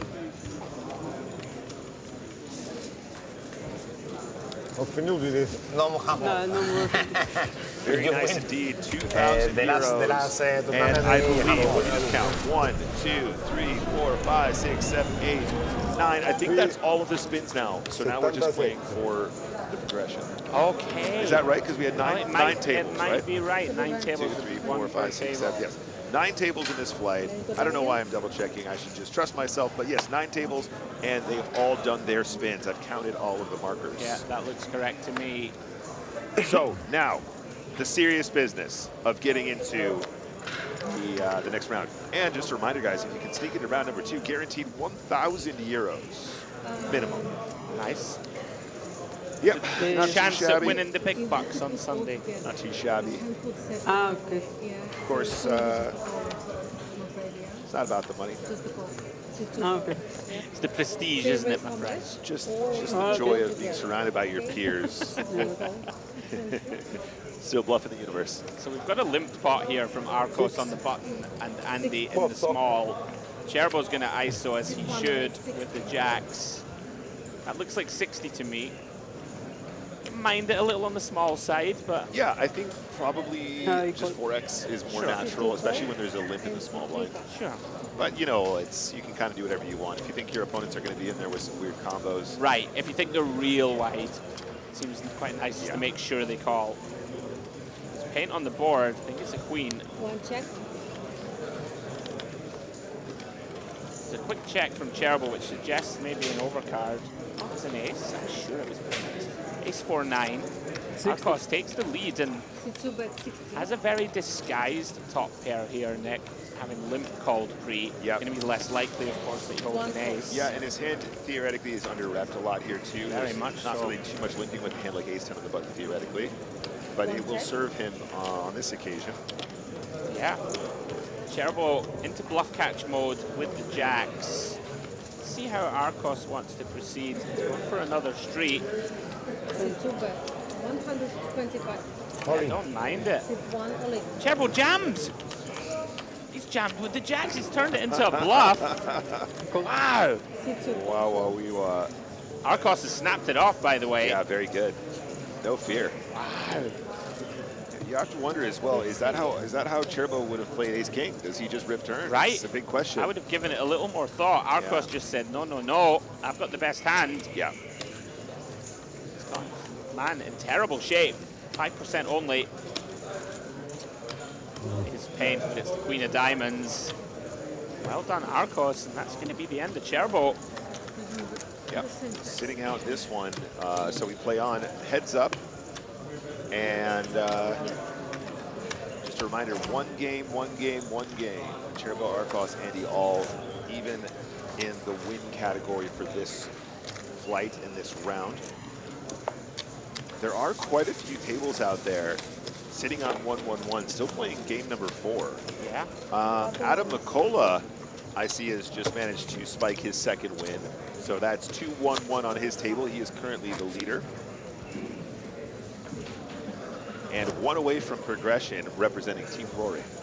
I wonder if he gave Rory, if he's given him a sweat. Right, took his seat. Yeah. Imagine that. You can't take a man's seat without giving him a little sliver of action, can you? I would anticipate there was an exchange of equity, yes. And rightly so. Yeah, really fun to watch this. We have 3 players on the outer tables within 1 win of progression. Adam, who you just mentioned, Sky Pache, and Giuseppe Greco all have 2 wins, so they're within. They can taste it. They can taste the round of 27. That's correct, right? Round of 27. This is the flight of 27. Yes, there are 3 flights of 27. That's what I mean. So, but if they win, they get through to round 2, which is going to have 27. There we go. That's it. Yeah. The round of 27. The round of 27. That could be the name of our future book that we write together. Sounds like a really rubbish university band. Or it sounds like a really rubbish what's it called? Fantasy novel. Yes, you okay. know, the Council of 27. What? See that? I like that.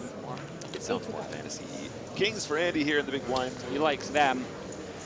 Yeah, so he's gone for the more kind of standard, larger ISO size. Yeah, yeah. See, like maybe there is something to be said for this kind of small size against inexperienced guys, right? Who might just get a bit scared of how you put so much in. Everything that they taught you about how you need to have a size that's balanced here because people can read your bets. I think you can afford to just go, this hand needs way less protection and I want way more action, so I'm going to go smaller. And I think that's fine. 100%. And like we were discussing yesterday, when we're doing hands per level and it's very rapid in that, I think that moment, like the equity locked up in this hand, is so huge in relation to winning this game. It's almost like we want to get really, really exploit. We want to do really unusual things. And also, if you've never played with these people, it's not like they have some database on you of going, this guy always makes it 4x from the small blind. Why is he suddenly making 2.5? You know, I think you can afford to just be cheeky. And if you don't take those moments, there's a chance you might miss out on picking up that game, which could result in your progression to stage 2. I think that's a really, really good point, well made. Yeah, because there's so few hands, right? Like it's almost a disaster when he folds there, right? And then you proceed to just be card dead for the next 12 hands in a row if you can get that far. Yeah. 12 hands at that stage probably being 100, 200 level or something. Like it. New level 1530. On we go on the feature. Of course, all 3 with 1 victory to their name. Anybody's game.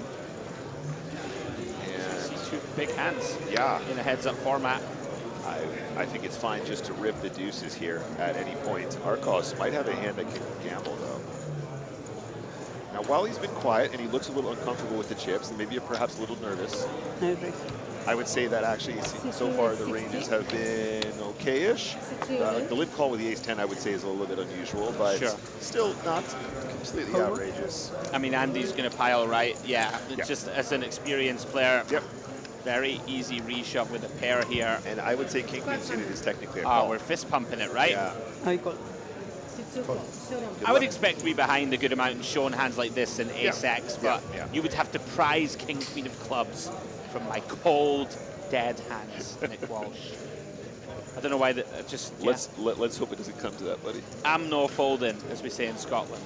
You can't get me to fold. I'll no be folding king high. Clubs, pal. You be folding this. All right, big moments. Arcos looking for back-to-back victories. Oh my days! Wow. What a flop. It's not over yet, though. 34% to make a boat for Andy.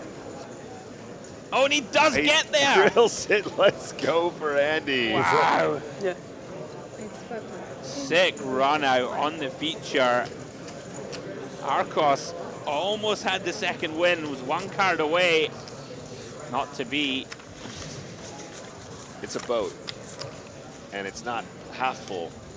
It's completely full. It's a full boat, and that will take Andy up to the chip lead substantially. So 33 big blinds and 17 for Arcos. So still a lot of play left. 17 effective here. Feels like, you know, a lot can happen.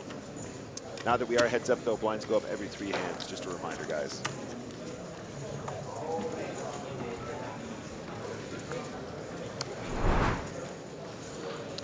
It really does feel like it's on a knife edge to sort of progress in this format. You know, it's just one hand here or there is going to be the difference between getting through and not. Yeah, unless your name is Quentin and you just smash 3 in a row. Just bash everybody around. Yeah. We've got a limp pot here. Good check. We've typically seen Andy limp stab lots, but he has a hand that really doesn't interact too well. He's going to go for the delay. Makes sense. But Arcos turns top pair and a straight draw. Probably hand over. Reaches for chips. Minimum bet 30. Down. Sit 2 bet 30. Sit 2. Yeah, Andy can't continue. Queen high, no connectivity.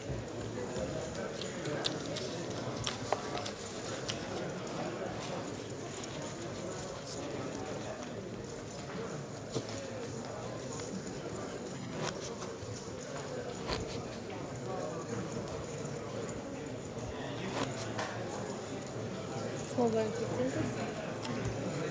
I've decided to have my spies looking at the field, see if there's any insider information on the knowledge I'm with you. these guys have in the spins world. Well, I have a sneaking suspicion we're going to start getting some more out-of-table sweats along, if you guys are interested in that, because it's great fun covering the feature table with cards up, but it's even better to do the match day coverage. Speaking of which, I think this is Adam McCullough. It looks like it, doesn't it? And just a little hint here, guys. At this point, he is 1 away from taking the win. I mentioned that already, though, because I got too excited. 2 wins to 1 for Roman and 1 for Axel on his table. 1 lucky hand away from progressing to round number 2 and being guaranteed 1,000 euros, as well as some more opportunities at some spins, I believe. Yeah, very keenly contested battle out on that table. To be fair, there's lots of very close battles as we peruse the outer tables. Only Quinton and Bartosz progressing so far. As we go back to this heads-up battle, and Andy just flops the absolute world. I wonder if he finds a slow play here. Like, typically, you are going to bet 1 big. Like, I would have liked an adjustment here. Yeah, I think that the point of continuing here is that we're keeping our range balance, but then also your opponents are going to float with some queen highs and some king highs and some ace highs and whatever else. 4 5s will check raise you and all that kind of stuff. Some 3 4s will check raise you. When you're not getting those actions, suddenly you kind of just want to give him the rope and hope that you steal a pot later on. You know, if you cold deck him, you just you do well. Like, I don't want to call it a mistake. Of course not. But just, I would like to see an adjustment there when you're not against, you know, lots of professionals are going to heavily check raise this board. And this is where we gain the EV, right, of min betting when we actually have a 6. Yeah. But against, you know, potentially a more inexperienced player, I think it's nice to just check and let them turn top pair. This could be catastrophic for Andy. This gets in. I want to see the 9s trap here almost always. I feel like even if he raises, Andy will jam this I think you're right, but I hear you. I would. I think it's safe to say at this stack depth.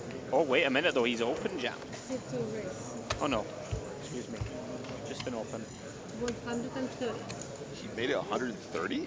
See, when your opponent has shown no aggression pre-flop, this is the one kind of spot where you might not have to jam. I was going to say, this is the get out of jail free. Yeah, he's doing it because it's kind of like default. Sure. But when the guy that has not showed much aggression opens more than 2x into you at this stack depth, I think we can assume he's going to have a lot of big aces and maybe stronger like 9s. For sure. I totally get it, though. Again, not a quote-unquote mistake for Andy. No.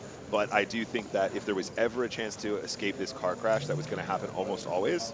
That was maybe the opportunity missed.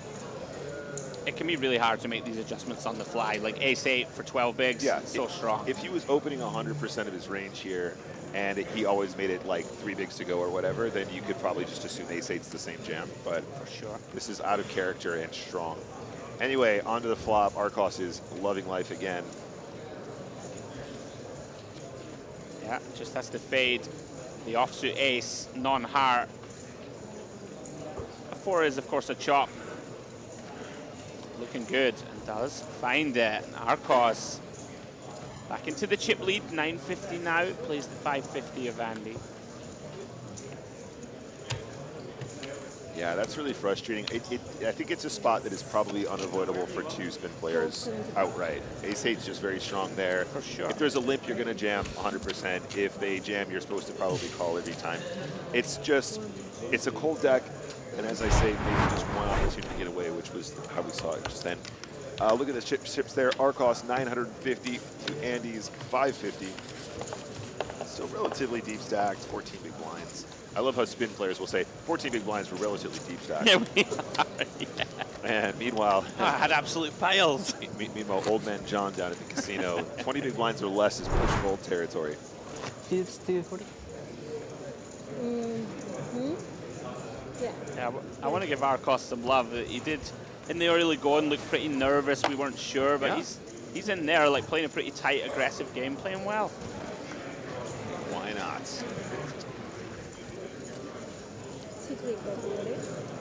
Andy will continue the limping strategy here, which makes sense. Now then, Arcos. Typically a check, Nick, I think, right? Like, played flops really well, deceptively so, but like, there's an argument to ISO this. I would check this hand as almost as a trap. Yeah. If that makes sense. Yeah. I think being super technical, like we start to do like large ISOs with some of these combos, but like, you know, you're supposed to like start including like ace-10 off is meant to be like a 30-year stack, and then 8-7 suited is supposed to be like a 30-year stack as an ISO. And then as we get shallower now, Jack-9 suited gets in there. We have an all-in here, and this is a big spot for Adam McCullough. Is this to advance? King-10 versus ace-7.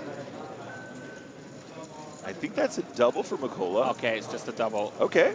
But it's a big double. It's a big double. There's a lot of chips in front of him. That's right. So that was Adam McCullough all-in versus Axel Pinheiro. And I think that might be his chance at the double that takes him to the win, which takes him to round 2. Because he is one win away from continuing to the next round. Yeah, getting sweaty.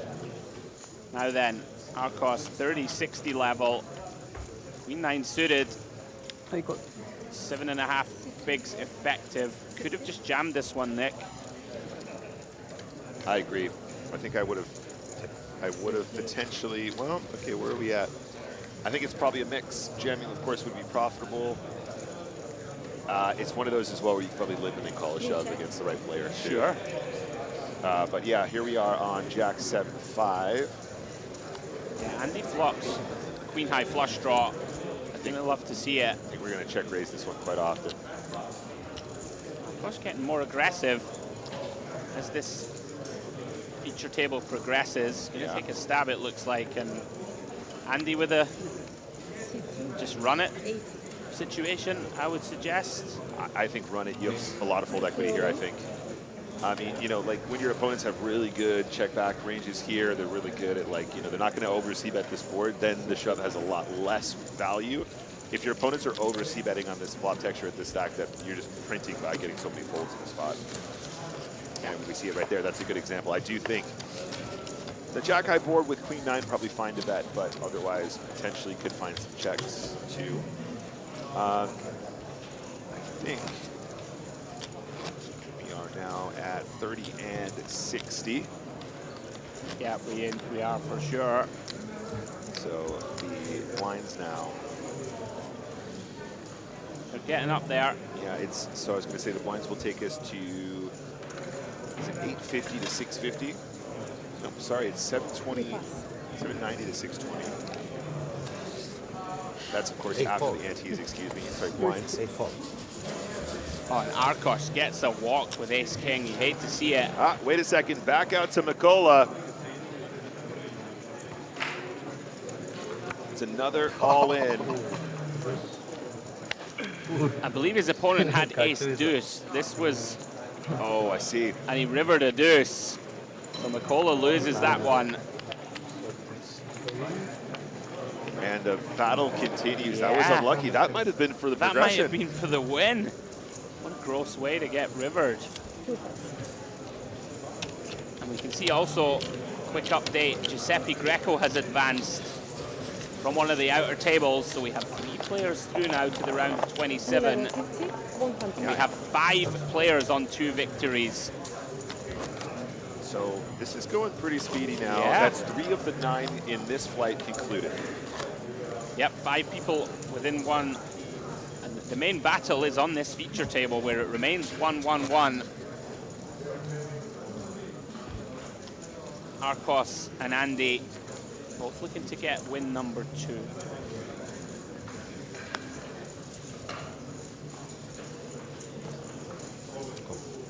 Two for 100.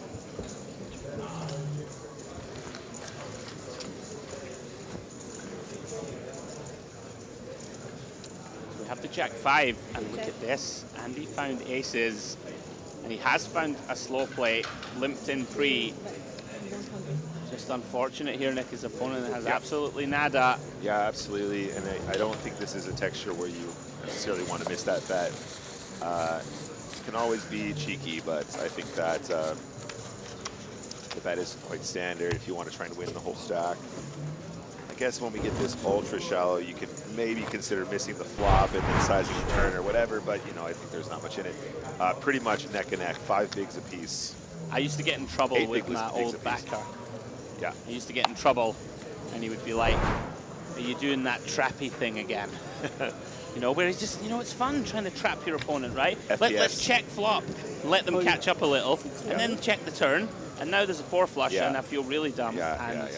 Oh, hello. Hello. Oh, see, Andy, but like, you're kind of hating this as Andy, right? Yeah. Arcos snap jams. And yeah, he's ran pretty unfortunate, to be fair. He knows this is really unlucky, and he's been coolered like this quite a lot now. Ace 8 and Ace 9 heads up. Super strong hands at shallow depths. Yeah, he's not happy. Ace 9 is a fist bump call at the stack depth for sure. Here we go then. Yeah. Unless this board runs out of chop, we're about to have a winner to go up to 2 victories. Yeah. And then it's you and people.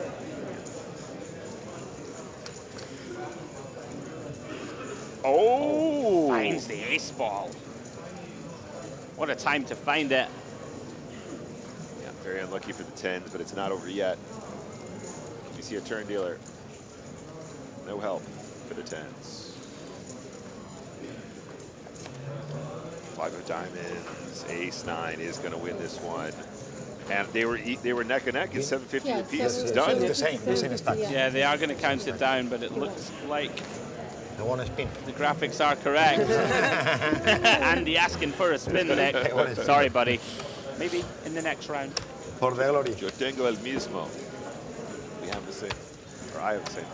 Yes, so 750 a pop. That means we have another winner. That is 2 wins for Alejandro Andy PSX. Nice. PSX.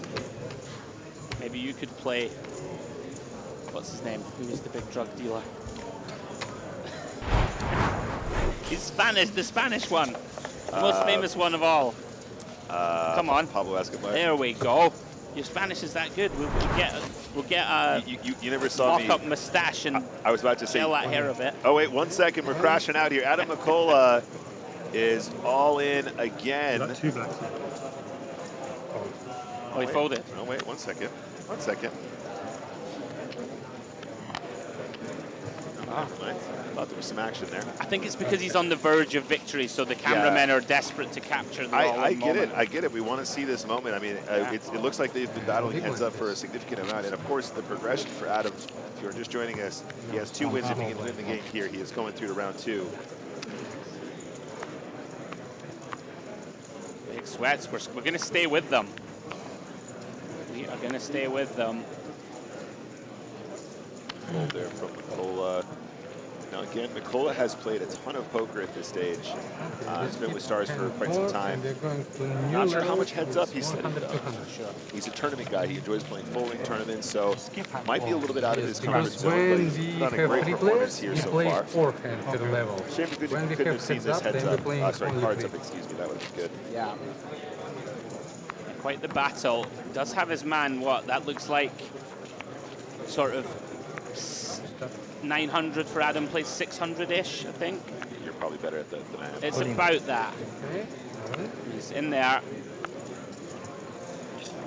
Yeah, I'd say I'm about right. All right, so But of course, every time you steal the blinds, yeah, it's probably neck and neck now. it looks like we are sticking with this table, guys. We're going to see this one out as it's such a big moment for Mikola.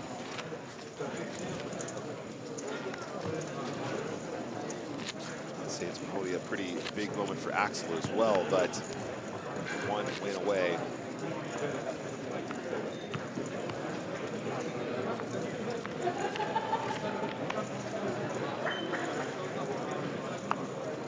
Mikola, what do you got?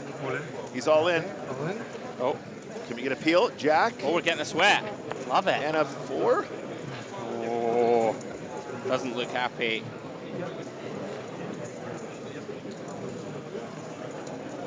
The nice thing about hands per level is you can actually think these slots through a bit more. Good. It's Oh. so fast. It's a call. It is Jack 7 Yeah, off I don't think we can versus. fold that. It's Jack Deuce. It of is, Spades? yeah. Oh, domination in favor of Axel. Ace 4 ace. Is that a flush draw from Mikola? Might be 10 of hearts.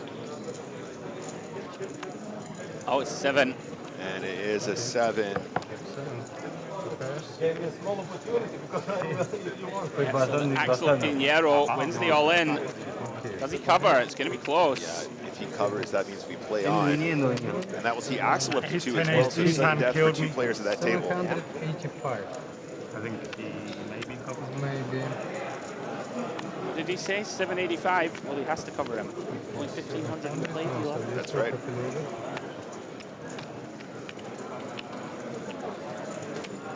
It's hard. No. That's 6. Okay, so yes. That's 7, yes. So everything is going to go. Yeah, covered. Yeah, really unlucky. Actually, I'm pretty sure Mikola had him all in with the best hand for the win there at one point. Yeah, he Ace did. versus ace deuce. Yeah, the river I think deuce. so, sir. I don't know. Okay. Check Well, it again. it's okay for me. I don't know if it's okay for the system. It's okay to have a 1 minute break or toilet in between. Oh. Negotiating a little break. Mikola is about to walk into the booth and go, Nick, really quick, give me some tips. Hi, Jess. All right, cool. Quick minute break there. And I think that means we're going to head back to our feature table where the board continues. Alejandro Andy PSX is the player. Oh, wait 1 second. He is the player to look out for. Has 2 wins already and in a great spot here. Wow. This might be a critical turning point for him in the first round of the Spin&Go Championship Live. Yeah, massive cooler, blind on blind. Nothing for Arcos to do but commit the chips, Nick. That's right. The three-handed format, all in every time. Oh, 8s all day long. Yeah. Not a mistake, just a cooler. Can the 10s hold? And we'll see Andy PSX in a very good position to go the long way. Queen 9 deuce. Can he go all the way to round 2?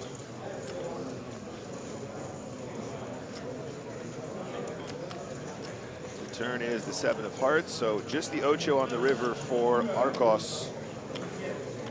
Things looking slim. 5%, one chance at it.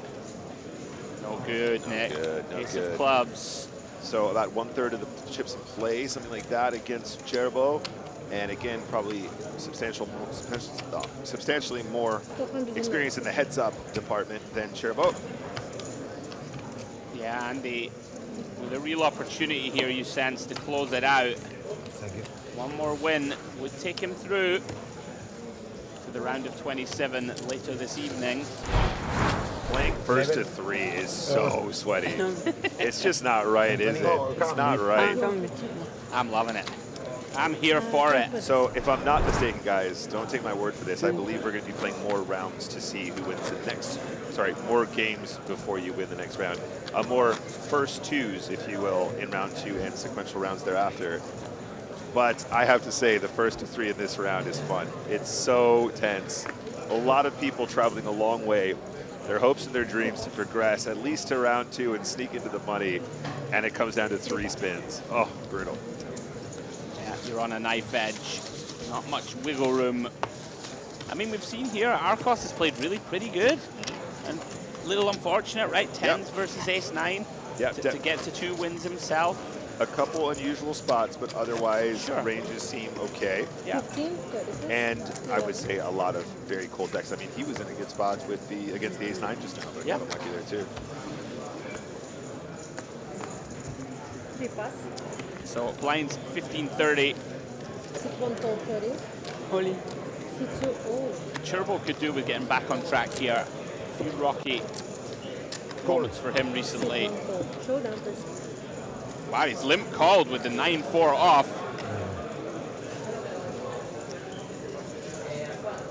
A bit surprised to see this one. Does have 2 live cards against the King 7. Arcos needs to hold.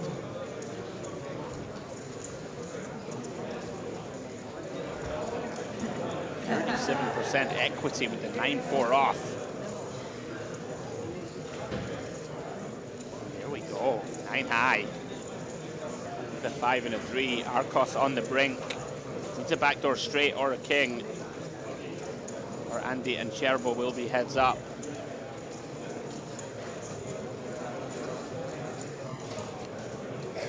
Deuce on the turn actually improves Cherbo, not that he needs it. King and a king only to get Arcos out this jam. And find it. 10 of spades river. Your heads up. Andy versus Cherbo.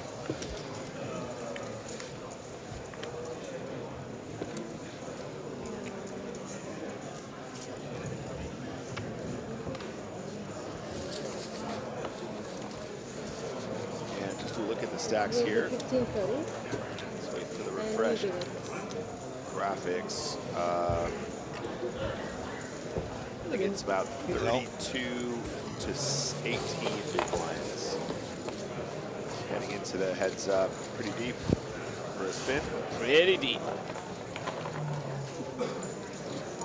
Somebody told me recently, if you're playing a reg speed spin and go, 18 big blinds effective heads up is the most frequently played stack. The new cards for Spin&Go Championship. The new cards. Fascinating. It is for spin players. It would be 18, wouldn't it? 'Cause is that no? You start with 25. Yeah. That's Unless it's like a hypery one and you really just fancy a punt. Correct. 10 bigs. that was the last one. How long do you think until people start regging? 3 bigs. Yeah. Study the ranges. Yeah. And anybody can play 25 big blinds. It Yeah. takes a real man to reg Play with 3 big blinds. BBs. I'm down. Let's give it a go. So heads up. Cherbo, king 4 offsuit, has about 18 bigs. Calling a check. Board is 5, 6, ace. And simple checks. King on the turn is all Cherbo.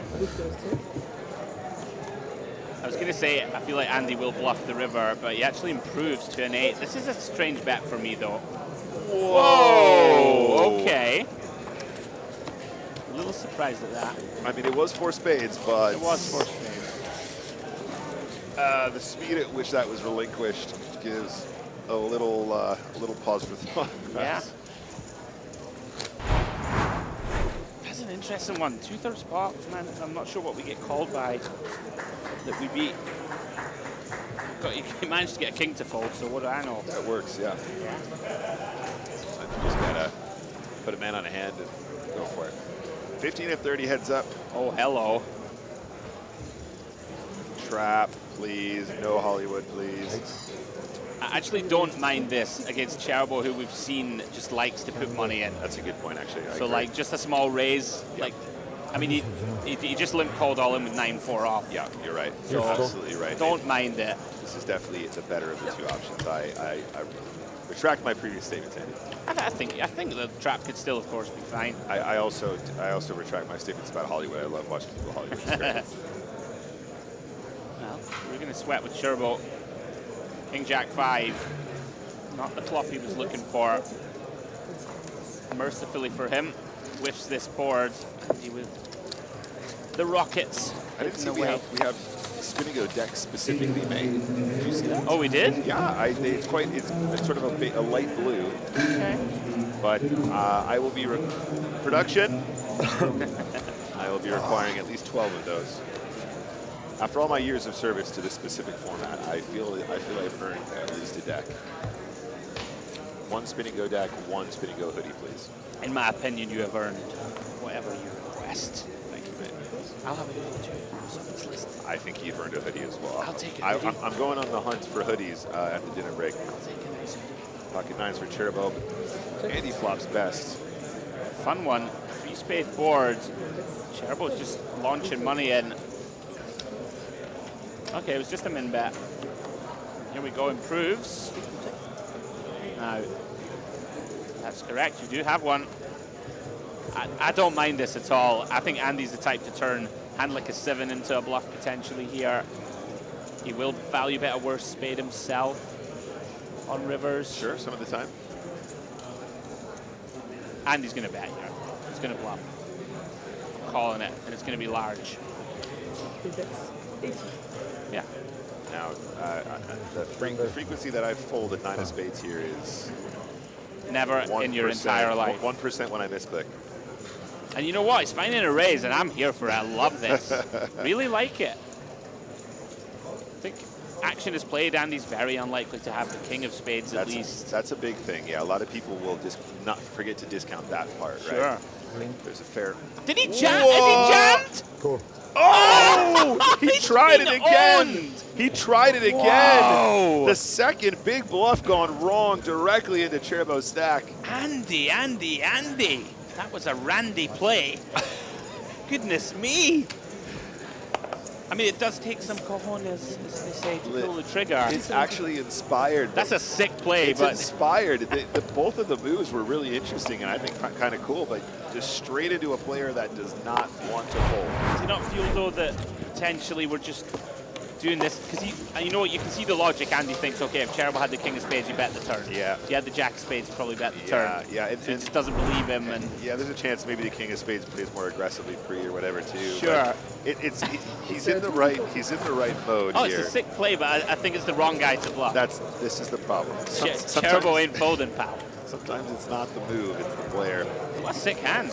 That is a sick hand that snapped off. Yeah, Cherbo just fist pumped it in there. So back to the grind, as it were. Great hand.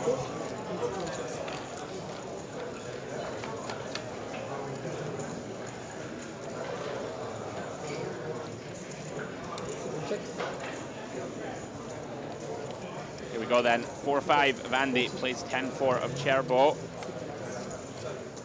You know what? Got to hand it to Andy though. That was really brave. And he says, bluff once.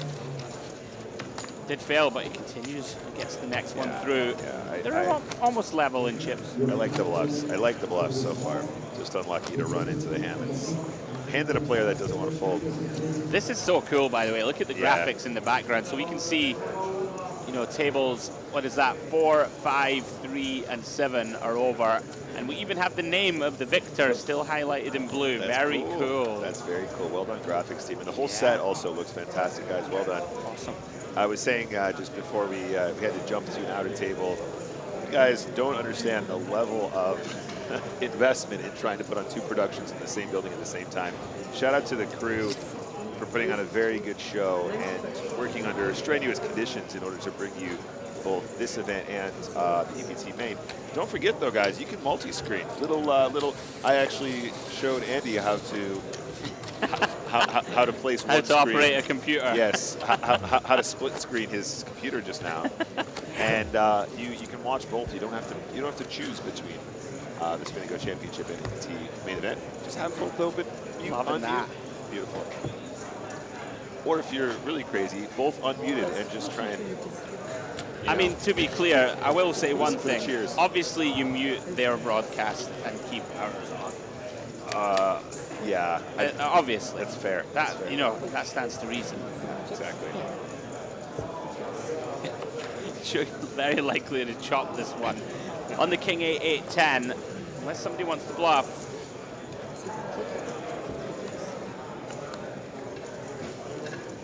Yeah, this hand will be chopped up unless anyone has designs. I wonder if Andy's a little scared to bluff now. Yeah. Get him up the He shop. is just going to go for it. Yeah, Fair play. Nice fun. Jam one time, Cherbo. Yes. mate, Yeah. honestly. You know, like flopping a set feels good. Turning a set feels even better. I'll tell you what feels fantastic. Getting somebody off a chop on the river, a chop that's on the board and they know that they should call, but they can't. It's wonderful. It's what we live for.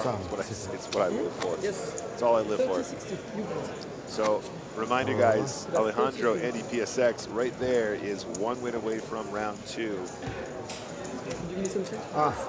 I can also confirm at this stage, 1, 2, 3, 4 of our 9 tables in this flight have concluded. Bartosz Zilwierzinski is going through. Imre Janko on table 4 is going through. Giuseppe Greco going through. Quentin Krubase is going through, and I'm assuming is not going to be doing any commentary for us here because he's too busy winning. Yeah. Continue in the heads-up streets here on the feature. Look at this, Cherbo had enough of checking. Very reasonable here to bet. Yeah. When check to maybe try and clear out some weak queen highs. Oh, he does. Turn a 9, goes check, check, and the river is a jack, improves his top pair. Now Cherbo, he doesn't find the river value, unfortunately. Could maybe target that 5x, Vandy. Yeah. A little missed value bet potentially. And like, you know, I know you might be concerned about trip 10s perhaps, but also a lot of players are not checking the river that quickly if they have a 10. They're going to give it some consideration. Right. A lot of players just not missing the bet because they're afraid that they're going to get too many checks like you saw. So there's a look almost even Steven, 630 to 870, so slight advantage Cherbo. We're still looking at around 11 big blinds for the shortest of the 2 stacks. That's Andy PSX. Have another outer table, or 2 of the outer tables that have joined Mikola and Axel in being 2-2-1. And that's Rafaela and João. Rafaela Figueiredo and João Nascimento, both 2-2. Giovanni Crea with 1. And Sky Pache, she raced into a 2-0-0 lead, but Anton Ivanov has pulled it back to 2-2-0. It's very tense and sweaty out there.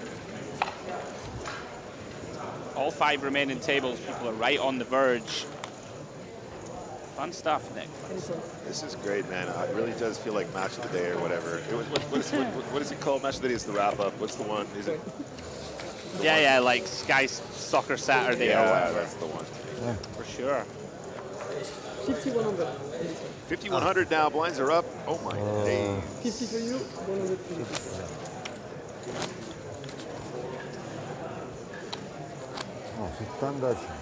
That was such a sick bluff, by the way, by Andy. I know it didn't work.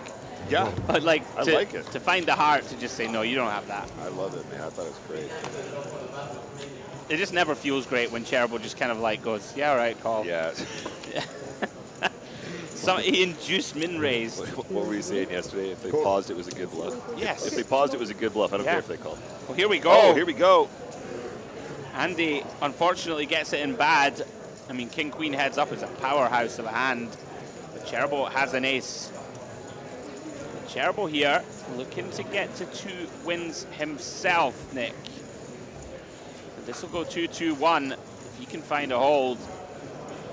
Andy can turn it around. He'd be on the verge of advancing. So off we go on the flop. There's an ace. Oh, it's a huge flop for the ace-deuce. Big flop.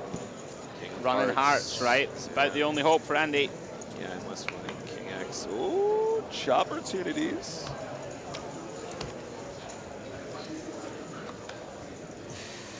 And no good, unlucky there. Andy really wants to win this. You can sense the frustration. And look, it's just such a fast format. I think that was a very fair exchange at the stack depth. Pretty standard kind of all in. Happy to go with it there. All tournaments. Will we see Michelle Cherbo find a second win now? Non è salotto, guarda. Spins.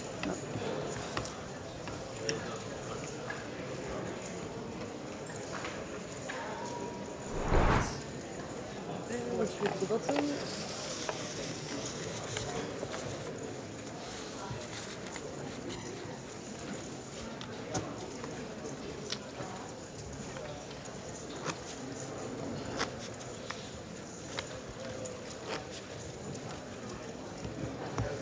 excuse me, chat. That was the win.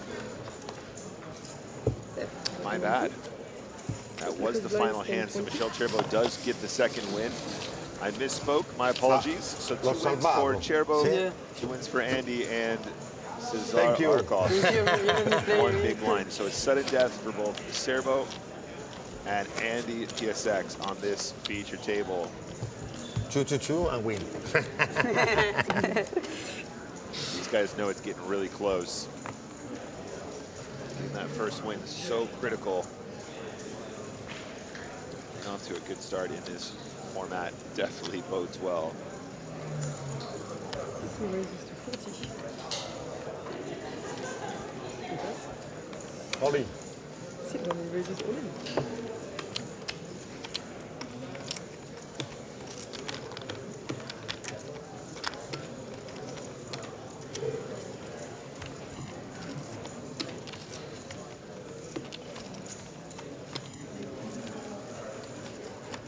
Okay, we might see some fireworks here, guys. We have reset 500 chips per stack, 1020.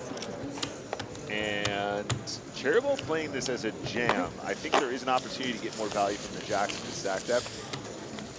Obviously not a mistake, just slight differentiation on whether or not we want to try and play our hand a little bit more risky and potentially chip up and get the chip lead going here.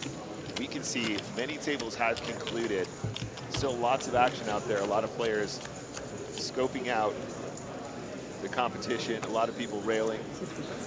I have to say I'm very much enjoying this this setup. This is a lot of fun. I hope we do more like this in the future. Just so much to sweat, and a format that's relatively easy to follow with outer tables going on rather than just doing chip counts, which can be out of context. So it is blind v blind now. Cherbo versus Arcos. 20. That's 20.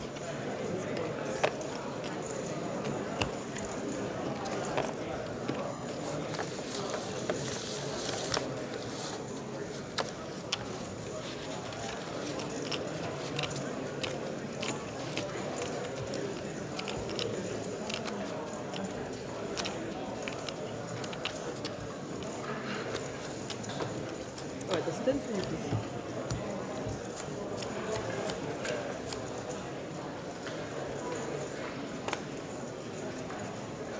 Cool.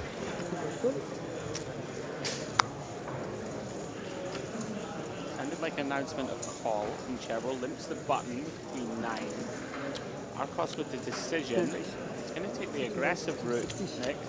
Yeah. Sensing weakness.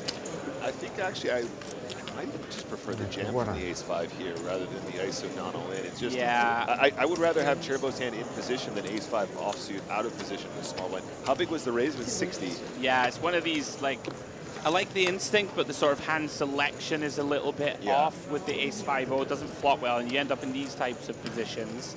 We can see that a bet will probably take it down. We haven't seen Cherbo float much, but this is the issue that you just sort of referenced. We're not really comfortable in barreling off here. Poor visibility. Yeah. And Cherbo gets a free turn. Yeah. Does improve Arcos. Let's see. You know, probably expects Cherbo to bet with a 10 almost always. Yeah, thinks to himself, I'm going to deny some equity. Quite like this. You know, if you're playing somebody who's kind of face up in their value, right? Like Cherbo tends to just bet, right, when he has a piece of the board. Totally. And if I'm Cherbo, watch me float these turns so fast. Oh, even when you can't rep much? Just get out of get out of my pot. Nick Walsh, eh? Go on, bluff the river. I dare you. You know you're setting yourself up for a fall if you're on that feature and I'm in the booth. Hey, if anybody's listening out there and you are playing in Flight 3, use that to your advantage. I'm going to check the flop with aces because I know Nick is always floating the right. On to the next hand. By the way, just got a reference that we now have the five remaining tables. They're all 2-2. You know, there's at least 2-2, 2-2-1, or 2-2-0. So it's sweaty out there. It is sweaty out there, indeed. I'm loving this, man. This is very Soccer Sunday. Spinner Sunday. We can workshop that. you know that poker players like a gamble. You blinds. This is the type of thing you could watch with the boys. Yeah. And like have an accumulator on. Yeah. And like somehow price it up and say, right, who's going to win each table? I would absolutely love there to be lines on this. A spin and go ACA. Yeah. And be like, right, I'm picking all 9 winners of the spins and get a price. Oh, wait a minute. Crashing out. It's another risky business moment for Mr. McCullough. Ace-5 versus Jacks. Wow, he's hit an ace. Oh, it's ace on the flop. Oh, McCullough has run dreadful in the all-in showdowns, and he is out of there, I believe. He is out. I believe that's Axel Pinheiro going through to the next round. Yeah. Oh, that was unlucky. McCullough, very unlucky in several situations to proceed, and he doesn't go through. Really unlucky. Jacks get run down. Yeah. Axel Pinheiro, congratulations to you. You're through to the... Oh, wait a minute. Oh, yeah, he is out. Okay. That's Brandon in the background. VIP manager. Ah, it's 3-handed still. Look, we missed that part. So Adam is out, but he needs his opponent to win. My apologies. We've been so focused on the heads-up battle that's been happening over there that there's still action. So not through yet, not guaranteed. But if Axel can win now, the heads-up match, we will be seeing him progress to round 2. Good luck to both players remaining, however. That's why Adam gave the sort of shake of the fist at Roman and said, you better win this, mate. Take us to a decider. I see. Apologies, guys. We do have limited information up here, but we're doing our best. And I think that the team down there is doing a great job of catching these moments. This is a lot of fun. Yeah, awesome. Thank you. Thank you, TV team, for bringing us fun outer table moments to keep the action flowing. I wish we had more spins. I was going to say it. I want more spins. Absolutely. There you go. A little question in the chat from Jarno Malinen. Is Nick playing today, or did he play already? I can tell you, Nick Walsh has been in the booth. It's like watching a Rocky montage. In between the comms, he's drinking raw eggs. He's up there. He's doing press-ups. He actually punched himself in the face a couple of times. I was a bit concerned. He's psyching himself up. He will be joining round 1C today in about 3 hours-ish, we're going to say, maybe. Yeah. Maybe a little more, depending on how long 1A and 1B can take to finish. But he's going to be in there, mate, this evening. Hopefully on the feature. I'm campaigning for it now. Thank you, mate. That's right. I will be playing, guys. Hope they'll do you proud. We have an all-in here from Cherbo. You know, just how my brain works. I feel we have to film you doing a Rocky montage now. Yeah. There has to be time. And then it can cut to me in the booth, and I'm like, It's got you. Picasso, we did it. You're holding up Spin&Go charts, and I'm punching them. We do have an all-in and a call. Andy is in bad shape here. Yeah. Cherbo has him where he wants him. It's another kind of cooler, really, especially the way the hand was played here for you, I imagine. Diamonds. Andy dead to a 10. Cherbo, 1 card away. Does find the hold. Yeah. Andy has 10 chips remaining, I believe. Chip in a chair. Cherbo now the opportunity to close this out and advance. The comeback is real. Andy's really frustrated. I understand too. A lot of these spots pretty unavoidable.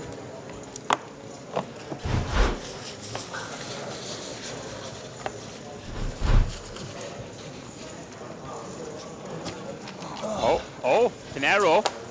Has he got it done? Nice play, Emilio. Okay, good Oh, luck. it seems like it.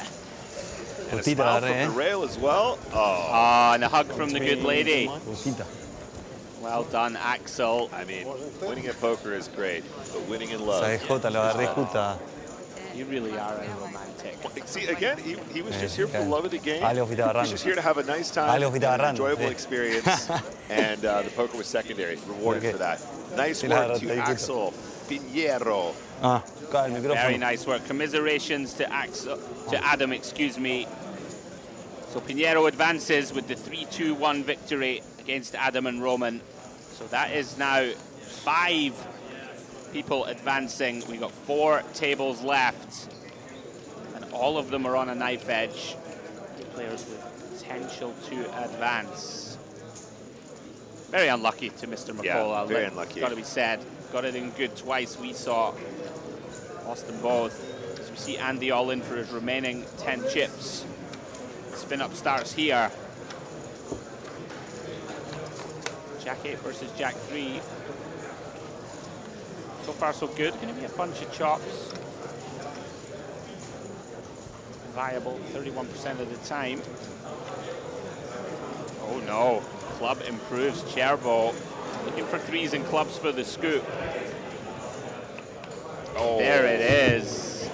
Three of spades on the river. Unlucky to Win, Andy. win. And look, you see this is the dynamic I was talking about. Now he wants the opponent to win to keep the game alive. Yeah. He wants Cesar Arcos to win his second game, take it to the absolute three-handed winner-take-all death round.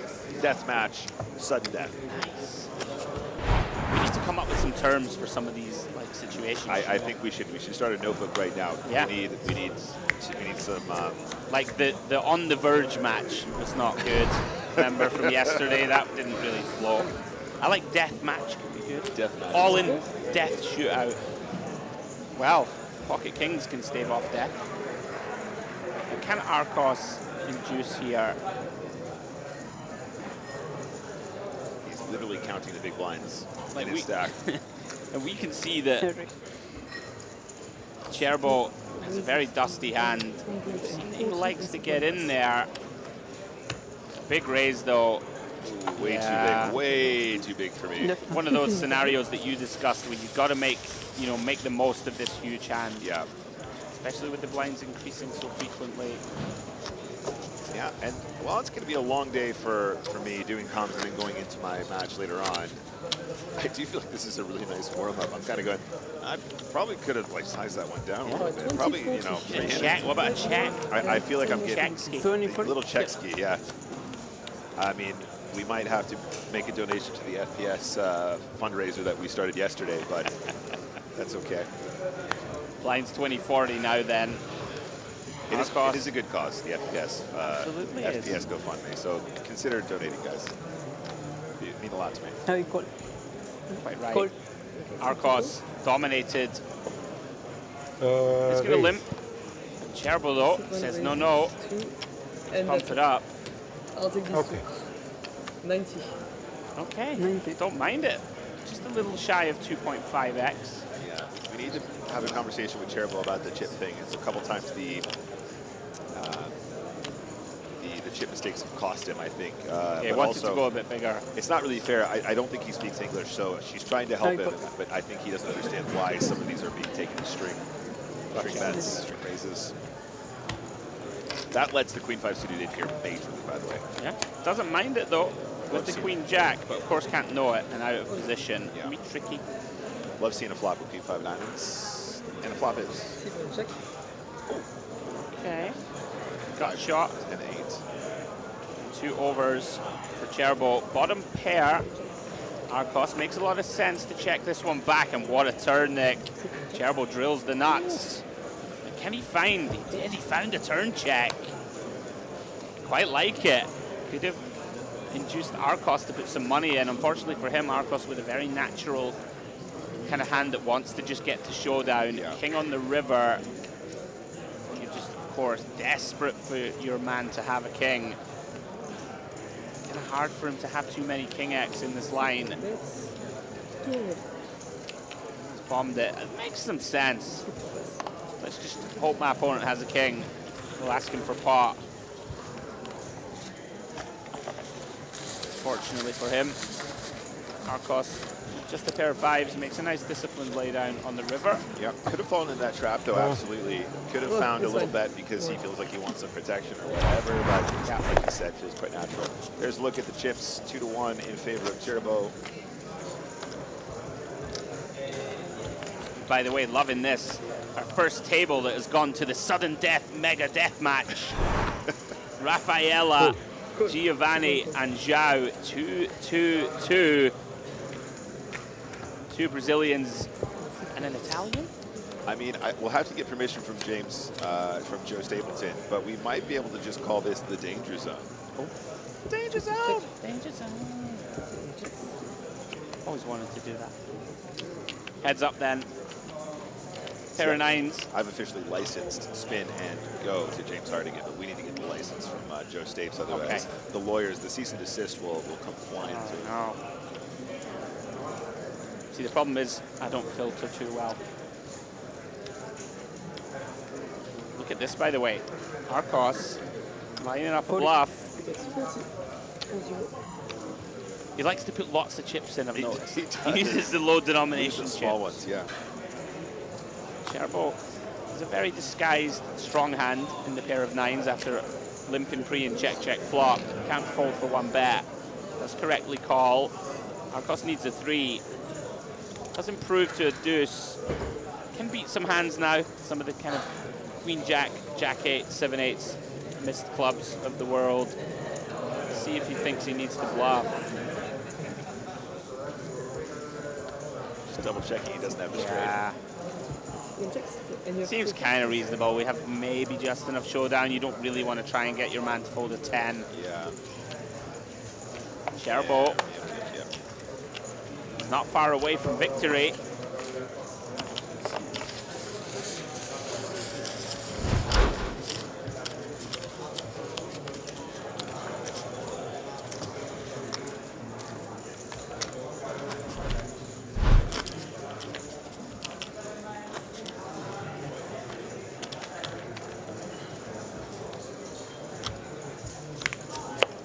Sorry. No problem. I'll try to be careful.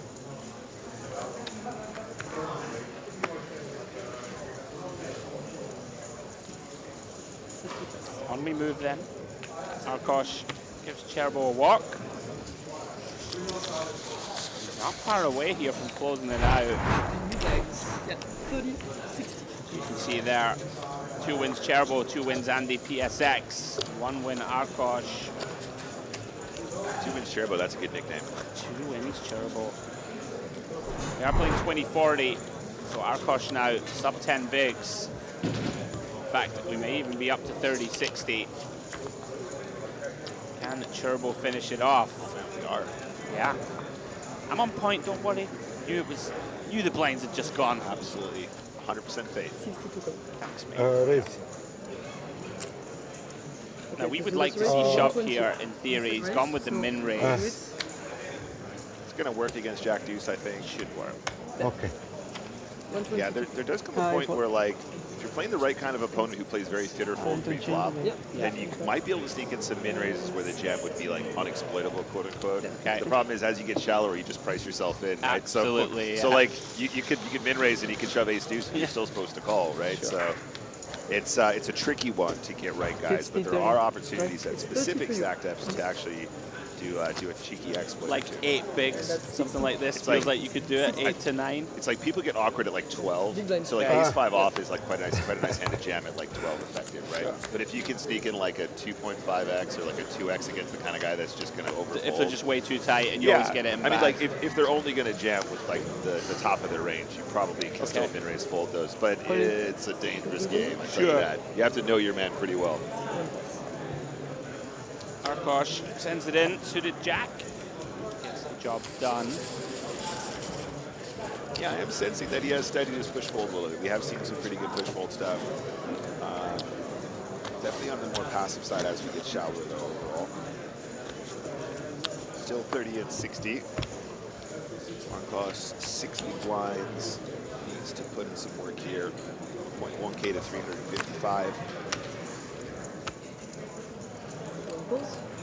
Cool. Cherbo going to limp here with 8-6. Don't mind it. 5 bigs back for Arkosh. If he's not going to punish you, seems okay to VPIP this one and not jam. That's Cherbo. That's it. That's it. This is a spot a lot of people miss out. If you're up against a very passive opponent, I'm not saying that Arkosh fits the bill necessarily. Yep. So well done. If you can limp ultra shallow and they're never shipping on you, you can get away with doing all kinds of nonsense with a very wide range. Oh, you blinds 50, Yeah, I like 100. it. 100 for you, 50 for me.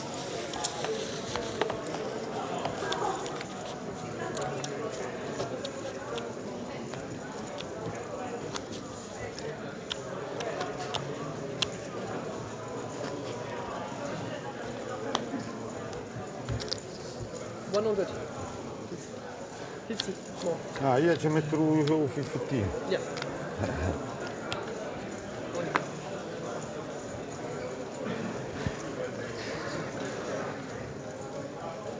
button now. I expect the shove. Cool. Cherbo is going to gamble with him here. I think this is probably okay. 5-4 suited is going to be bottom of the range here, but it's just getting ultra shallow. I think it was for about 4 bigs, something like that.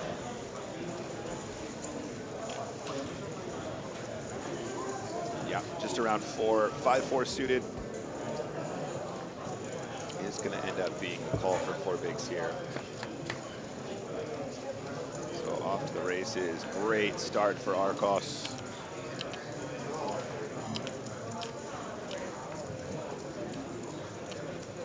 And fantastic shape here to take the chip lead. Just fade in backdoor diamonds, essentially. Or the ugliest of ugly, which would be backdoor fives. Cherbo finds this. Can't do it. 10 of clubs on the river. Happy days for Arkosh. Retakes the chip lead. Could be sending us to the sudden death match. By the way, Nick, a bit of love for you in the chat, my friend. Banez says Nick's gonna run them down with one hand behind his back. See that? You remember we were talking about the people that I always call by the wrong name? Oh, that was Banez. that's Senor Banez. Hey, hello, Senor Banez. What am I? Thank you very much, mate. And honestly, I've had a lot of support in DMs and whatever. Appreciate you guys so much, as always, regardless of the outcome. Thank you. Thank you for your support. That means a lot. It really does. We're getting love in the chat, my friend, for the comms also. Tom says, want to put it out there, Nick and Andrew doing one heck of a job. And Corey, agree, both doing stellar work in the commentary. Thank you very much, Thanks, guys. We're glad you're enjoying the content as we run out to the outer table. That's Sky Patchy. Is this for the win? Look to be all in. Let's see. 445. Yeah, that's a double up for Sky Patchy. 445 and now. Can't see if they are heads up or three-handed. But Sky in the chip lead. Also one victory away from advancement, Nick. Yes, indeed.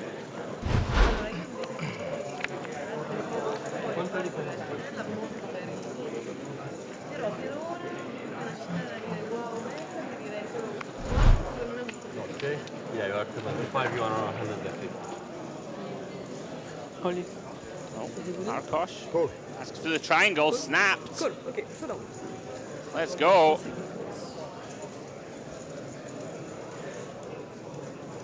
Cherbo just loves it. He loves a gamba. Woofed. Come on then, Cherbo. Loves a gamba. I mean, he's got a lot of equity here, right? That me and you have been playing this game. I'm going to give him 42%. I think you're probably right, mate. We'll go for 58-42. Oh, they're not going to show me.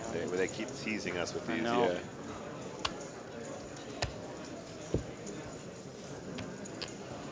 Big moments here.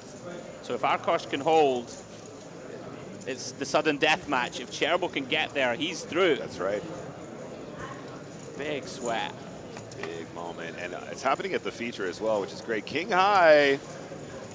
This bodes well for the ultra danger zone three-way ultra match. Now Cherbo needs that 7 for the gut shot. Arkosh has one in hand. We say it's always come in 7. There's only 3 to find. Tall order. Are we headed to the danger zone? We are headed to the danger zone.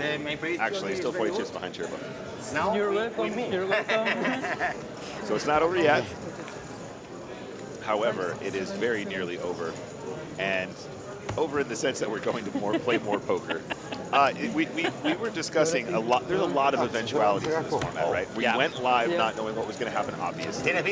And we said, what happens if the feature table is just 3-0-0? Thankfully, the feature table has in fact just been the longest running game so far. So that's great. We have something to follow without having to chop and change too much, which is wonderful for the team.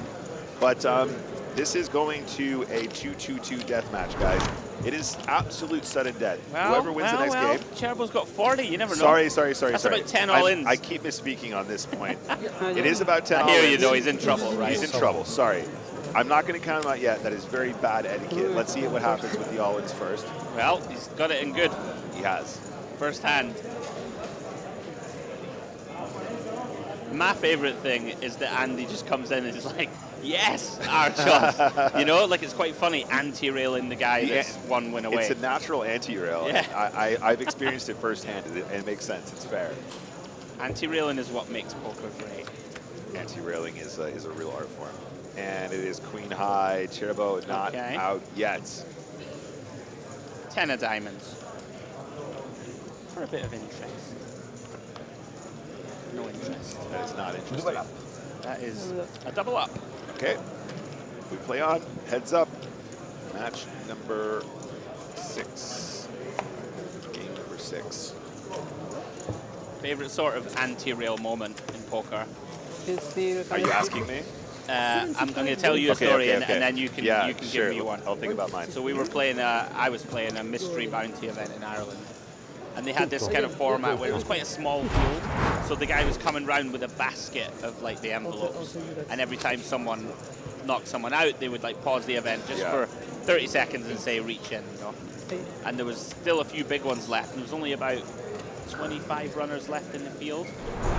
Oh, I'm sorry. So whenever someone was opening one, like Ireland liked to make fun and anti-rail, the smallest bounty was 1K. So whenever someone's opening an envelope, the entire room is just going 1K, 1K, 1K. And then whenever you did indeed pull 1K, it would erupt into cheers and various hand gestures and unlucky expletive. Yeah, sure. Good times. That's wonderful. I think it's, I suppose those are more like slow rolls. We've seen some absolutely epic slow rolls. You know who he's really good at slow rolls that you wouldn't think would be good at slow rolls? Kenny Hallard. Really? Honestly, they'll never be the same. Change the course of destiny. He slow rolled Spraggy once, and or maybe it was Rory. But he slow rolled a member of Team Pro had like a little fun, like, you know, small stakes cash game that we were playing together, and Rory fell off his chair. It was absolutely stellar. The artistry, he actually should have won the Oscar. Anyway, we're all in again, guys. Too good. It is Cherbo at risk. Oh, he might be staving off the sudden death match. Yeah, indeed. Needs to dodge kings, 5s, and 6s. Does. Okay, still in the mix, 150 chips going to Cherbo. Another bullet. I can dodge bullets, baby. That's the thing in spins, right? 2 more doubles and it's even. They can be so sick. So easy. I mean, he's got a lot of aces up his sleeve there. You see that? He's got a touch of the Sacha Baron Cohen's about him. Tell me what you think. I always like looking for a lookalike. I think that's an okay. That's a bad lookalike. I think that's all right. Just in the eyes and eyebrows. There is. I don't know if it's an anti-real story. I suppose it kind of is. But one of the first times I ever went into a casino, I walked into the G Casino in Brighton, and I was playing a tournament, and I was absolutely terrified. Had no idea what I was doing. Right. And I put this guy all in on the river, and from the rail, somebody who's not even at the table goes, "Oh, he's obviously bluffing." And the guy looks at him and then looks at me and then calls. And I looked at him like, mate, this is like, what, you in the hand? That's and outrageous. It's actually outrageous behavior. I'd have been fuming at that. And funny story, about 6 years later, I was a dealer at the casino after I finished university, just doing something in between jobs or whatever. And who wanders in? This guy. No way. And we went on to be really good friends. He's one of my best mates now. Was it Rory Jennings? It wasn't Rory Jennings, no. It was Curtis T. Lambert. Hang on, enough of our stories. We're all in call. Arkosh has pinged the 7 because we all know it always arrives. It's always coming, yeah. Cherbo, Jack or Ray, or we are going to the sudden death Rocky montage moment. Is this it? Thing. Oh, it's not it! It's an ocho. Wow. Keep going, Cherbo. Don't stop. I almost counted it about too soon. But He did. He's ran 20 chips up to 310. Let's keep it going. You know who's hating this the most? The man on the right of your screen, Andy. He's like, no. No. That was a pre-celebration. It wasn't because I accidentally pre-celebrated. It was because he accidentally pre-celebrated. I might have been too quick on the next game, but the pre-celly might cost Andy. Oh, we can also announce Sky Patchy got the job done. That's it. Sky Pache is through. Takes it down. 3 wins for Sky. Well done. Through you go. No, he has to. So we currently have one table that is in the danger zone, 2-2-2. Ignore that. That's table number 8. Rafael Figueiredo, Giovanni Crea, and João Nascimento.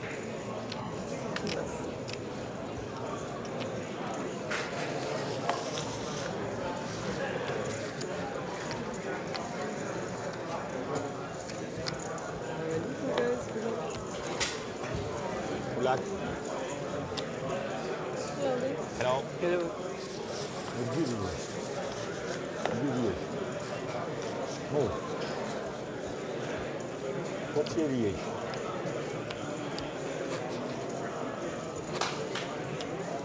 So still in game number 6 on table 1. Can he keep the heat going? Cherbo, 2 big blinds to Arcos 5, but it is literally a third of the chips in play still. All in. What has he got this time? This has got to be an any 2 card call. I'm afraid Arcos Jack 8 should be actually quite comfortably getting the chips in here. Are we playing 100, 200 here? We are playing 100, 200 here. Do you think Arcos will fold here? I think he might, but he definitely should not. Yeah. Any 2 cards, 7 deuce needs to go in here. Right, yeah, there's what, 6-10 in the middle. Oh, yeah. That actually could be a massively costly fold there. 3-1. Jack 8's actually not a bad wake up there either. That's a bummer. Oh dear. Strong. I know it seems weird, guys. If you're watching at home and you're looking at just the cards, remember this is just a few big blinds. The blinds are way too high for full mid hand that strong. In fact, the blinds are too high for full mid hand. Que le caen todas. Es que le caen. Too much equity.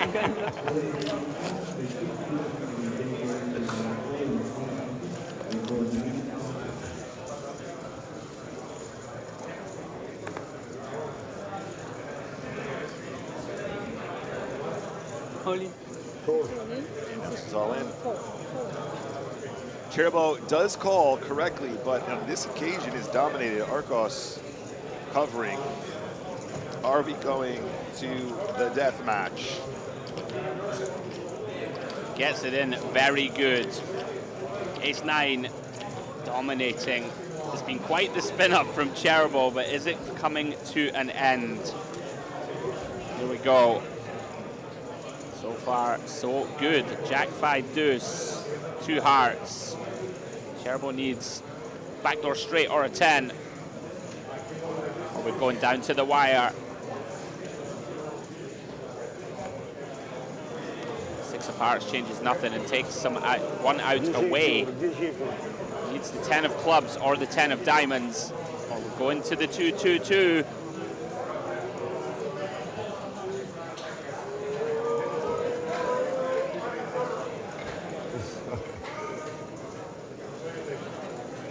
Dealer. The drama. 5 of spades. A valiant effort from Cherbo. Absolutely huge. And Long on. Again, my apologies. If you're watching this back, buddy, did not mean to dismiss you prematurely. I thought that was the end of the game. The final. And valiant effort, but there we are. The ultimate death zone. Death zone. Death zone. Out now to Giovanni Correa versus João Paulo Nascimento.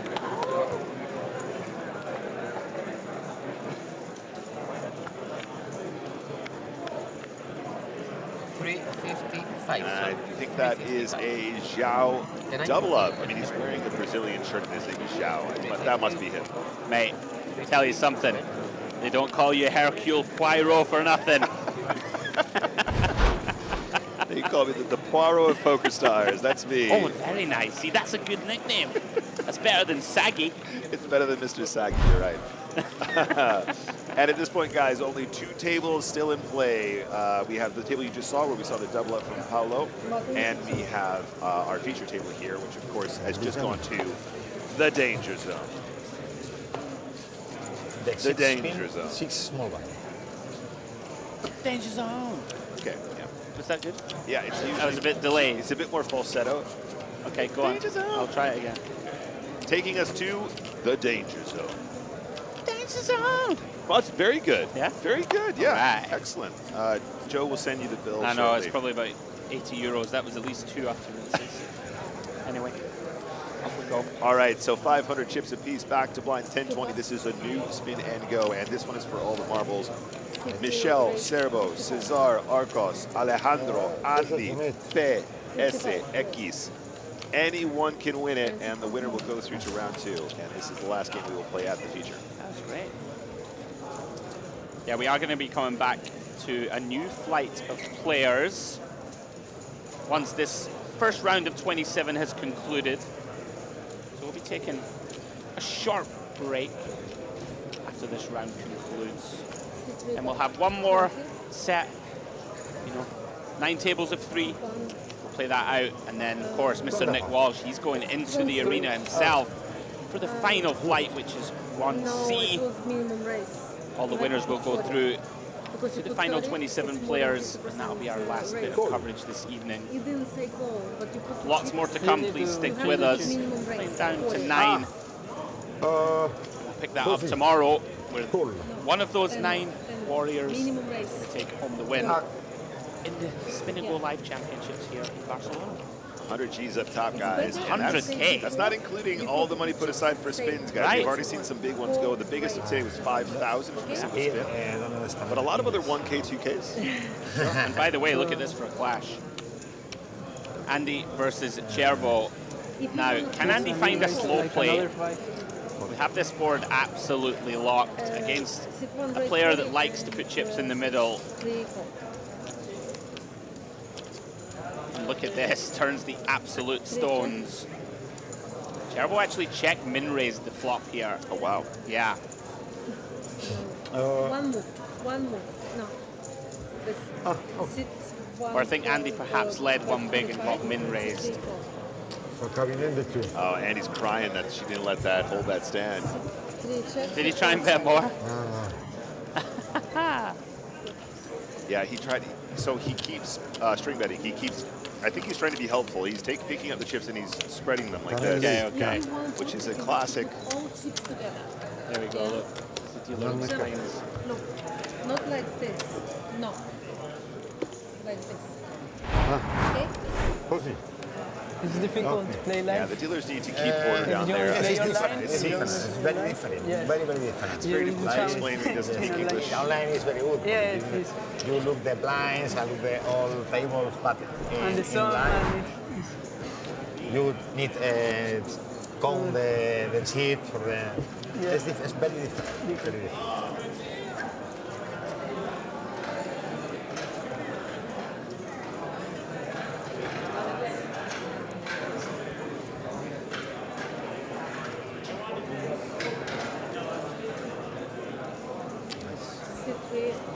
Raise 45.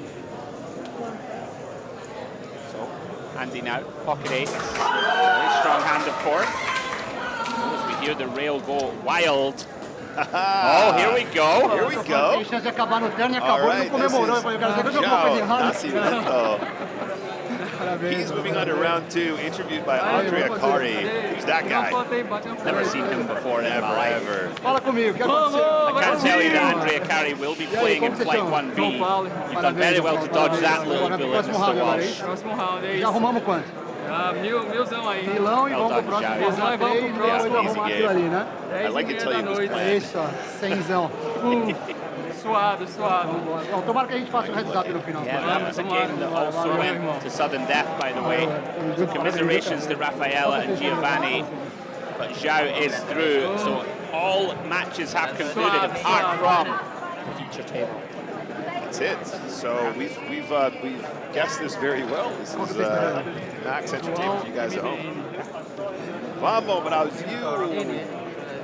Through this bracket, Rodolfo Alvarado also just got it done.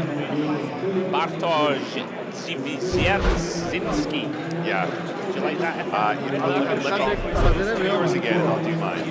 Because I got close, I think. Bartosz Zivizierzinski. Bartosz Solo win. Only one.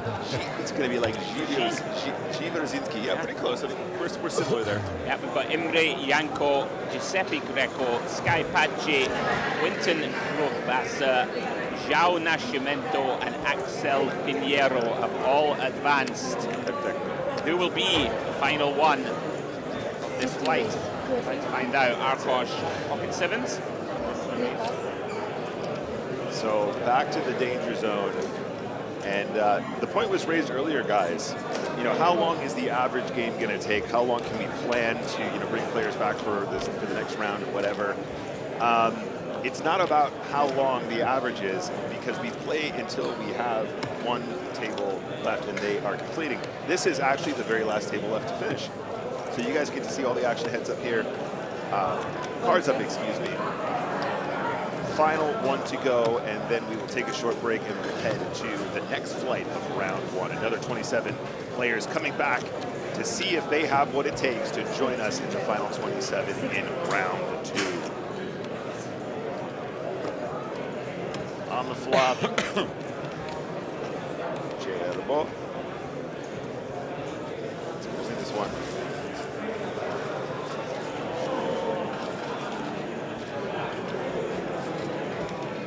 I got to shout out the graphics team again. Like, that's really cool in the background. How it, like, still highlighted in the blue and pink. 3 wins, you made it. Yeah, and also the ability to track everything at the same time all in one interface here. You guys can't see it, but we have a nice little display, a little UI that helps us track it, which makes it even funner for us because we can shout people out. If you guys are watching at home and you have any friends playing, give us a shout. We can tell you where they're at, and that's actually safe for you to know because it's in the delay as well, so we're not spoiling for anybody who's following along. Yeah, it's a really nice bit of kit here, and hopefully we can keep developing this. This is a great way to watch this format. All in, I hear announced. Andy, I think it's going to be jam button with the trays. Oh, sorry, excuse me, Cerbo. Wow. 3-bet jam to All keep right. suited. Don't even hate it against Andy. And if the deuces had the limp, though, it was deuces, wasn't it? Oh, it was deuces, sorry. No, sorry, I think somebody limped the button with deuces. Did I miss that, guys? Never mind. I might have been wrong. All right, so maybe Andy limped because he doesn't want to raise fold it and just got jammed. I think that might have happened, but that would make some sense too. I might have missed it, or it might have been a mid-raise fold even. People in the chat asking who we think is going to win. Like, you gotta. I mean, Andy should have a slight, kind of slight favorite. It's so shallow, obviously, in the structure. I would say it maybe dilutes the skill edge, but he, in theory, has the strongest game. I think that's fair to say. I think that's definitely fair, but you know, look, he might win 6 out of 10. Yeah, he might be like a 50% shot to win every or something like. He might be a 50% chance to win in a 3-handed match, which if it's balanced would be about 33%. So that's a big edge. Maybe even just 40% actually. I meant to say if they were heads up. Maybe wins like 4 out of 10, 5 out of 10 times. Yeah. Seems all right.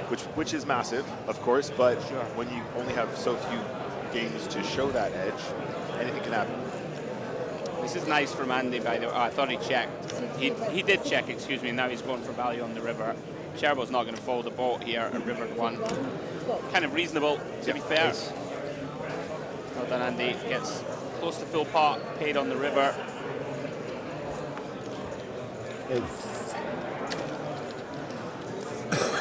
Take a slight chip lead.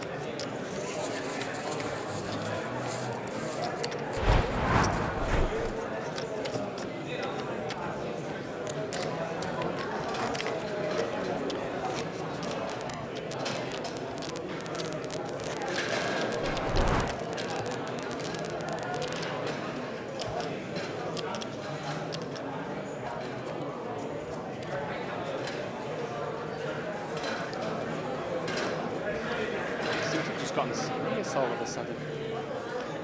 Very in the zone. A couple of 8-9 offsuits and a king 5. We should workshop a couple of them. The 3-way throwdown.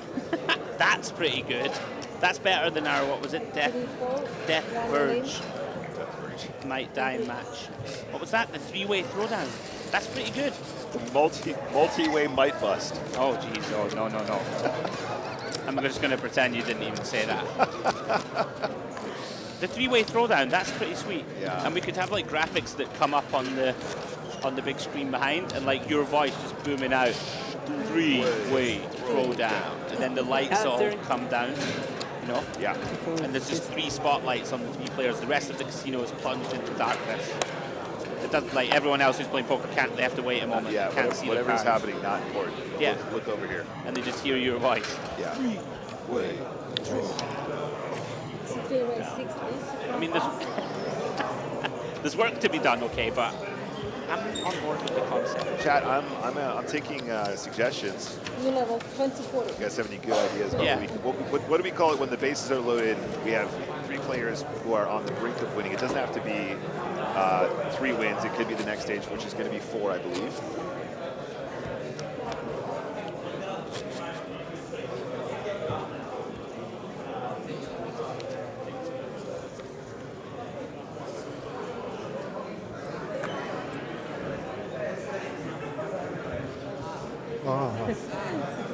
Start 2040, still 3-handed, all to play for, and all players still in it to win it.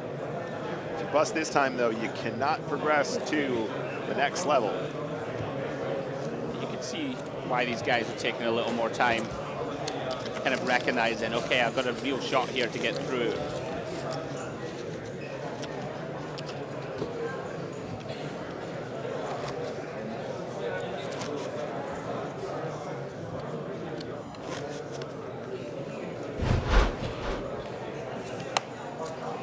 Oh, look at this. Cherbo, first ever live poker event. There we go. There we go. I mean, considering that, it's impressive. We've had a few newbies, right, this week, and absolutely not disgraced themselves in this. Like, I would never have thought first ever. Yeah, neither would I. So just the shove from the 9s here. I would have liked to have seen just a raise and try and get action. 9s is such a good hand. Yeah.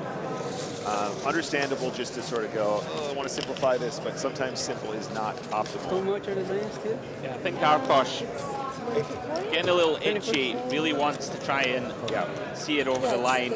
I'm with you. It's too strong 3-handed. We need to let those small pairs jam. You know, the suited aces. Yeah. If you got deuces, trays, 4s, 5s, bang it in all day, right? Sure. Maybe even up to 7s. All every time, every pair. Sure. 2040 then. Getting shallow. Here we go, Arkosh. Has a snap call. I think that is it Cherbo shove? Yeah. Oh, wow. Has a snap. All right, and this is a big moment for Cesar Arkosh. I believe that's a Mexican flag. Yeah. Viva la Mexico. Viva la Mexico. I think it's versus Italy. Mexico versus Italy. Classic pairing. It's almost the same flag. All right, and that is a jack in the window. He's looking a little bleak. A lot of help, looking quietly confident. Por Mexico, amigo. River is 7 of hearts, elimination, and an outright elimination in this case. He cannot proceed to round 2 because one of the 2 remaining players will be going through to the next round. Yeah, GG's to Cherbo, and you know what? We're gonna give him some love for his first ever live event. Really put on a great show, and you know, took down 2 spins. Pretty impressive. I'm sure we'll see him in the future. GG, sir. He certainly had some notes. I hope that that was taken in good spirits because, you know, that's what we're here to talk about. However, I would say actually for the first ever poker tournament, that was a good showing. Showed a lot of confidence at times. And there's a look at the heads-up matchup. Andy, PSX, slightly behind, but still lots to play for. Starting about 17 big blinds effective. Andy being the shorter of the 2 with 17 bigs. Blinds 20 and 40. Cost in position, would love to see some calling here. You really want to get action with these combos in position as often as possible. If your opponent raises, still have a chance to call.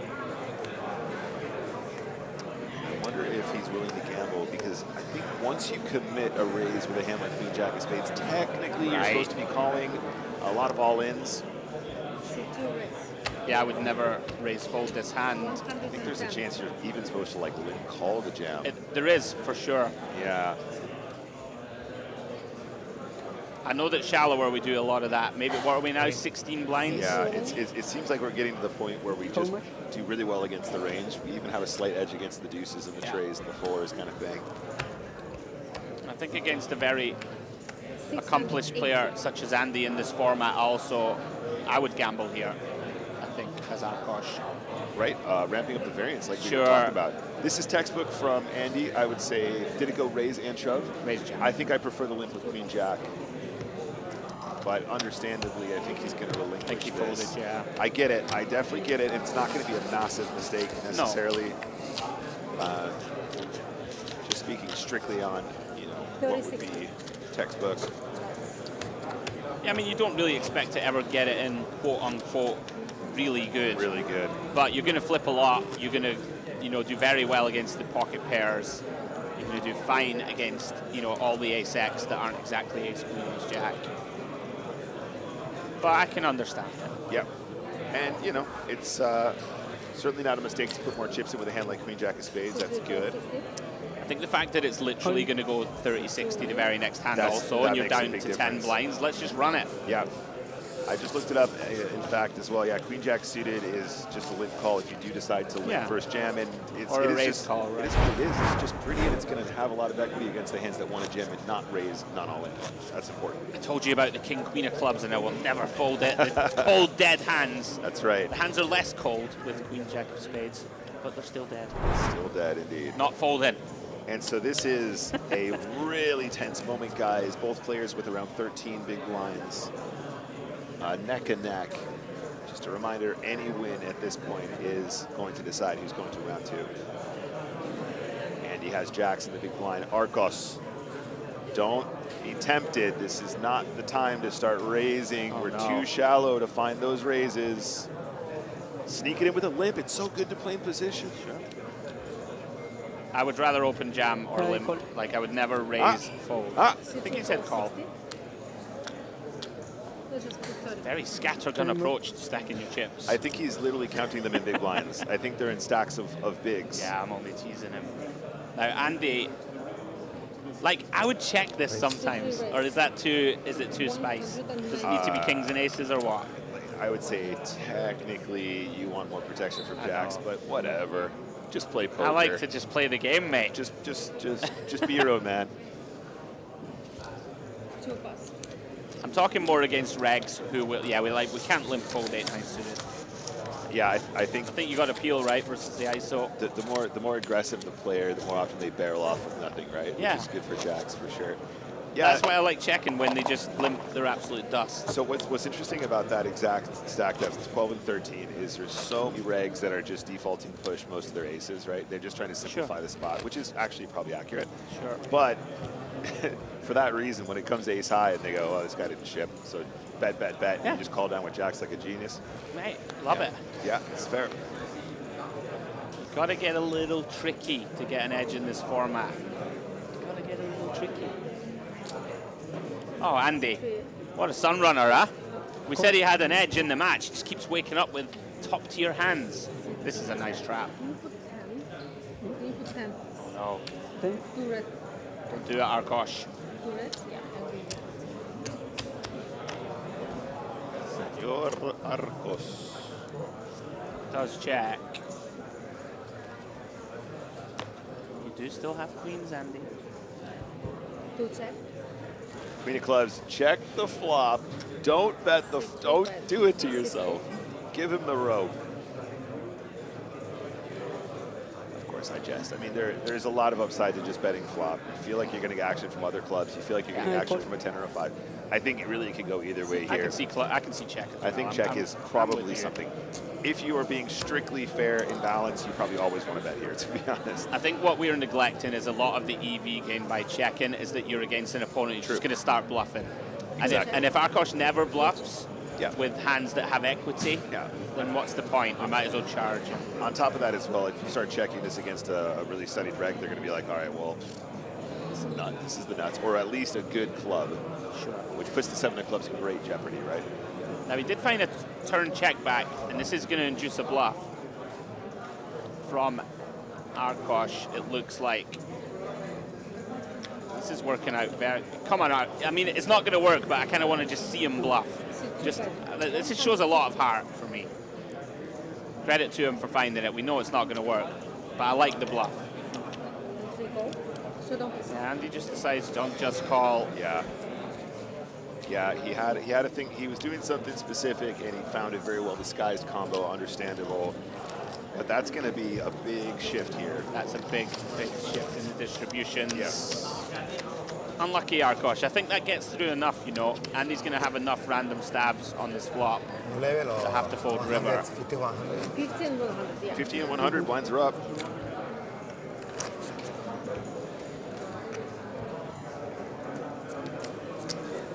If you are just joining us, this is the final match of Flight 1A. All of the other 8 tables have been concluded. Oh, all in announced. All in. Oh, and he's got the hand to call. This could be it. This could be it. Andy on the verge. Ace-Queen versus King-6 for the win and to advance to the round of 27. Can he hold off Arkosh?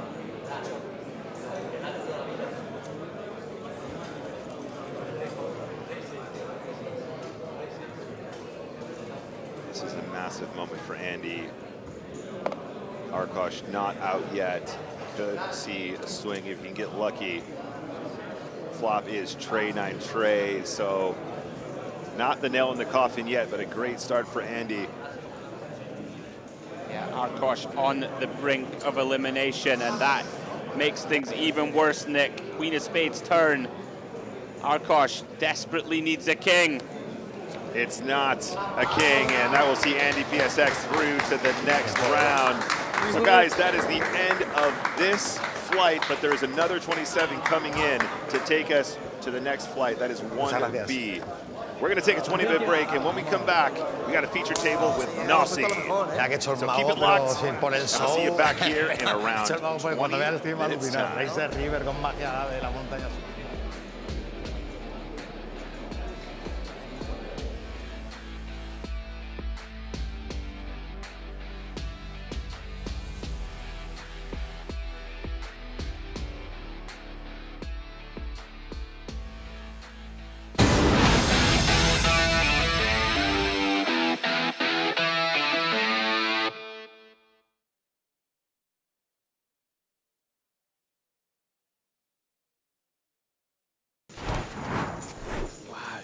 Go. Look at the stacks. Addy, 1,000. Adam, back to 500. Back to starting stack. 3 big blinds now. Unbelievable. So that's going to be 200 for you, please. How much? 200? 200 for you and 100 for you. Jesus.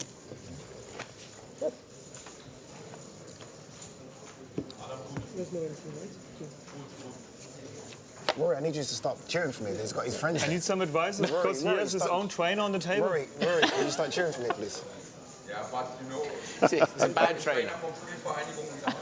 Adam finally referencing that Rory's been coaching his opponent. If only there was some sort of a format of poker that Rory could play on his phone that takes approximately the amount of time that we're going to require to finish this game. That would be great. Can we get on PokerStars about something that would look like that? Yeah. I think it's split between us. He's a real friend. Yeah. He said on this table we're not friends. 200 for you, please, and 100 for you.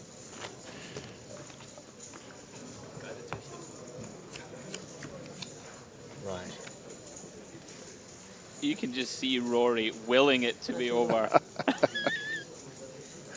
Now, Addy, Queen high. Queen deuce off. Cool. That's limp again. 400 in the middle. Adam with just half that behind gets a free look. Addy's still best on the King-King-3 with his Queen high. Yeah, he might win this one by default if the Queen high can hold. On this texture, Queen high is doing all right.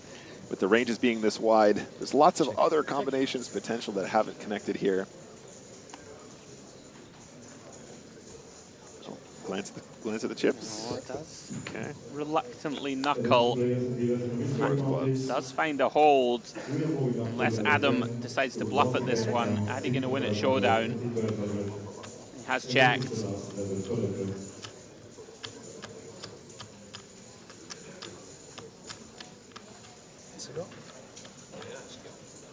He maybe thinks he needs to bluff now. He's thinking about it.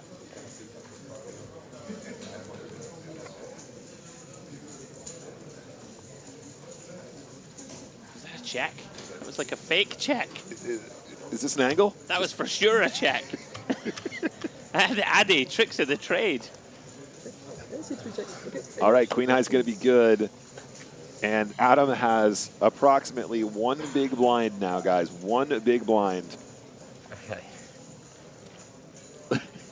Rory's reaction is absolutely perfect. Oh, dear.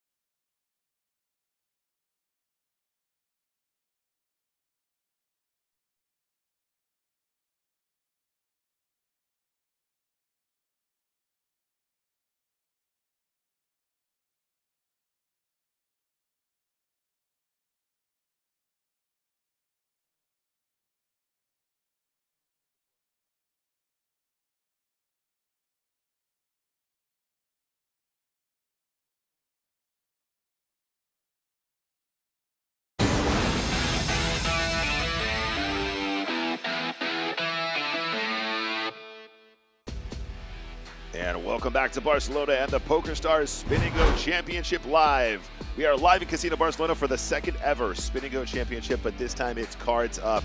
81 players begin their journeys now, and we're looking to find 27 winners in this round who will head to round 2, all competing for a first place prize of 100,000 euros and maybe even some cash spins. It's Nicholas Walsh joining the booth today by Andrew Headley. How you doing?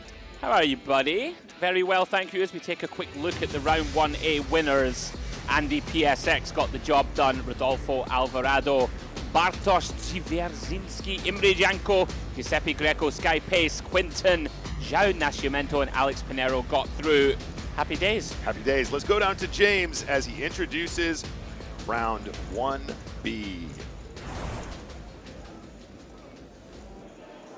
Welcome back inside Casino Barcelona, where we are ready to start the second of 3 starting flights in round 1 of the Spin&Go Championship Live. That means 27 new players. That means 9 new tables, including our feature table, headlined by the king of the internet, Knossi. More chances to win, more chances to spin. Can we please get a big round of applause for our round 1B players? Because it is time once again to spin and go! That's right, it's back in the room, guys. This is I love this, man. This is the, So another 27 players in this round, hoping to go through to round 2. And just if you guys are new here, we are playing the first to 3. So if a player at any given table wins 3 spins, they go on immediately. It's not best of 3, it's first to 3. And because we are in a new round as well, Andrew, we get to do some more spinning. Yeah. Yeah, do you want to explain how the spinning works? I will indeed. Every time a player wins a spin, 3 cards will be placed on the table. They will draw one of those cards.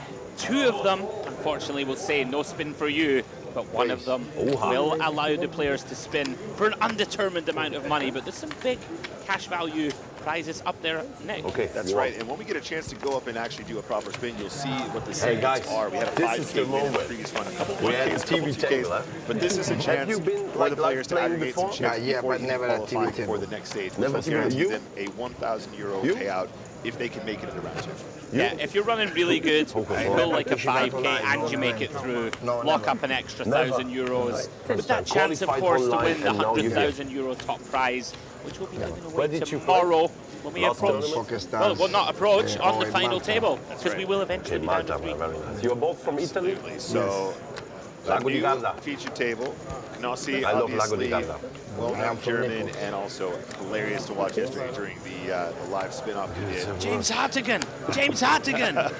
Win it's a spin! Win it's a spin! I've got a question for you. Yeah.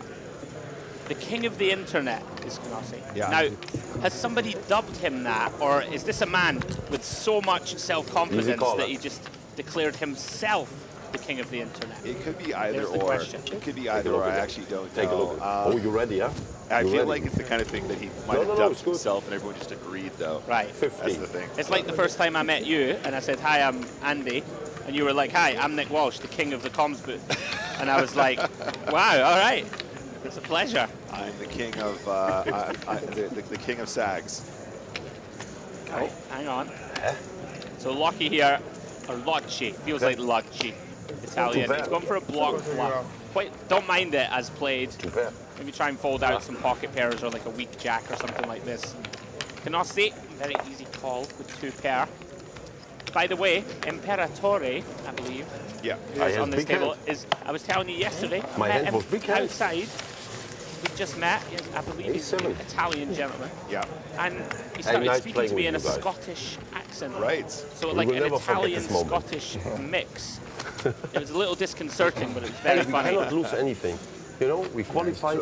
Super nice guy, and I promised him I would give him a shout out, so we're wishing him the very best of luck here. So he's in this round, yeah? There he is, right there. Oh, he's on the table. He's on the feature, yeah. Love it. Yeah. Sorry, my bad. That's great. Oh, yeah. good. So yeah, we get to sweat along, and of course, guys, if you have any friends in round 1B, we are on delay, so don't forget that. But also, no spoilers in the chat if you know the outcomes. But if you have any requests, give us a shout out in YouTube chat, and we'll tell you where they're positioned currently. Obviously, all tables starting fresh, so 0-0-0 across the board. As I said, So 3 your wins will opponent, take you put one a chip player to the and next don't say round. anything. Se non dici nulla e walk metti up una with chip cash nel as well in piatto, the process. è solo call, capito? Quindi non puoi rilanciare. Nel senso, Absolutely. dillo, di raise e poi fai And there he la is. puntata. Imperatore. Dillo prima. Really no problem. In the previous game, No problem, man. spins work. We can speak Italy, no problem. Oh, sorry. Italiano. No, No problem, really. I'm trying to explain, you know. I don't know, man. He will translate without any worries. I'm trying to. No, it's okay. I check to you guys. I check to you as well. I love watching this guy play poker. So interesting here, Locci has limped the button with the Jack Deuce off, so he is here to play. Imperatore here has bottom pair. He's trying to decide whether he wants to put a little equity denier in, but hasn't done so. Imperatore is a strong man. It's a very, feels like, you know, it's imperative. Yeah. Right? Yeah. I don't suppose you're ever a Warhammer 40k nerd. A what now? There is a You reference know I don't there. do very well with these, like, what is it? Is it a gamer reference? It's like the tabletop. thing. When It's really we old. win, It was actually we will get Games spins, Workshop, you know, which but invented not for sure. I saw 3 it. cards. Yeah. Universe. You saw One of it, the most yeah? successful companies in the UK. Oh, Yeah, There you they're go. publicly listed. all right. If you want a good stock investment tip, there you go. I'm in. This is not financial advice. You have I'm going to to write it enjoy. down. What was it called? have Weber to. 40. Is that it? That's it, Weber 40. All right. I'm writing it down.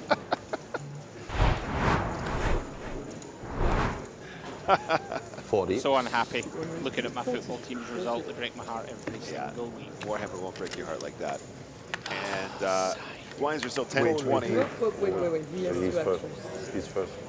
Yeah, it looks like a little bit of inexperience once again on our feature. Interesting spot for Imperatore. Has one of these hands that I think you can do anything. Call is fine. I can see jam. It's a little aggro, but you know it's certainly not with impossible to choose a hand like this against a button opening range. It does go with call. Don't mind it. It's going to allow Locci into complete with King 8. 60 for you. And 3 players. There we go. Top pair for Imperatore. Takes the lead. Canossi pocket 8s with a diamond in hand. 40. He is going to go with C-bet. Hard to critique that too much. Try and knock out some overcards and finish it here and now. Obviously never getting it through top pair. Imperatore makes the call.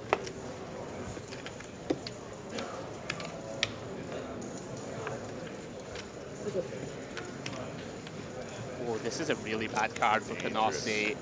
Really bad. Oh, and he's coming with lead. Okay. This lead is very cheeky. Very, and like there's not a chance that Canossi ever folds here. Very likely to think we still have the best hand, and with good reason. This card could save him.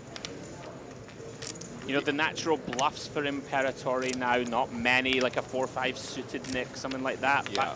5-7 suited. Like a random 3, I don't think is going to just turn itself into a bluff this way, or a 6. Imperatore trying to decide.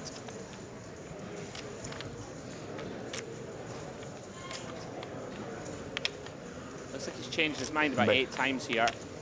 He's going for the sort of B40. Okay, Canossi. You're not loving this. No, not at all. You got the 8 of diamonds blocker, which is really annoying. Yeah, you do block a few of the kind of... I think ultimately, though, you're just like, is he really doing this with a 6? Right. Is he really doing this as a bluff? Just don't show you a What bluff do you here have, my enough friend? of the time. You played for flush? Yeah, you really need your opponent to just have like literally play the a kind of C- 4-5, 5-7 suited. Yeah. That's about it. Or a very creative sort of ace-3 of clubs that somehow does this, which I think is basically never happening. He knows he's beat. This is one of those spots, Nick. I want to see. Just want to see. He wants to see, and he's going to get the bad news. Okay, man. Nice. He got the classic I could slow have roll to- there, by the way. Just Turns giving over the out 9 queen, of clubs you know? first. Did you have? Like, Yeah, nice one. Perfect. like, you know, queen, not so often. Yeah, I know. Yeah, I think it's not so often. Canossi kind of knows. Hey, nice hand. Felt like a Thank bad you. spot, but I understand the hesitation to let go there. Streamer / king of the internet. There you go. Nice little graphic there. I love it.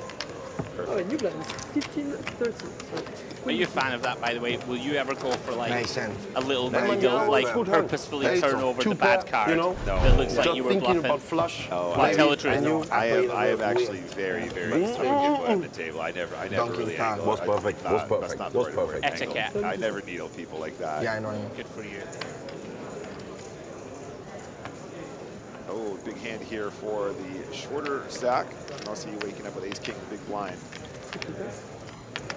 10-3 in the bid. What she calls. Now, 9 big blinds. I think we just need to 60. pretty much get it in a normal circumstance. I think finding a not all-in raise here against a more inexperienced player, though, actually has some merit too. Yeah.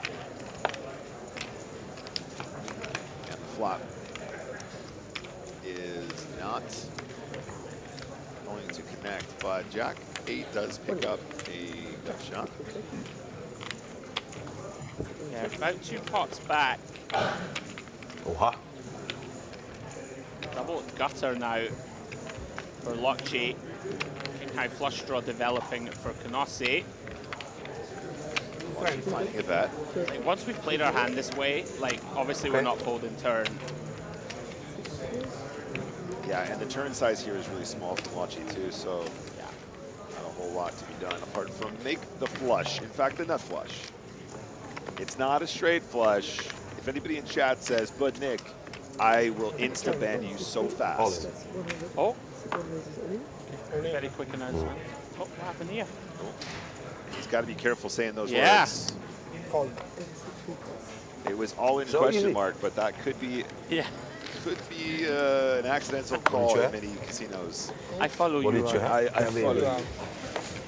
Credit to Locci for finding that river bluff, by the way. Yeah. Like, he seems Never a little mind. inexperienced. Can you wait here? Pretty brave to fire. Nothing. Nothing. Bluff.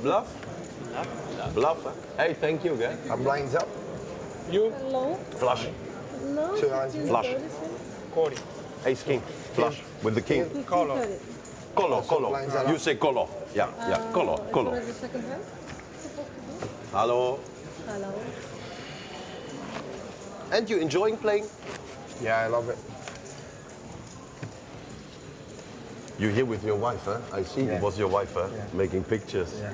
Hey man, this is nice to remember. You're you here know? with your wife too. Yeah. No. My wife home.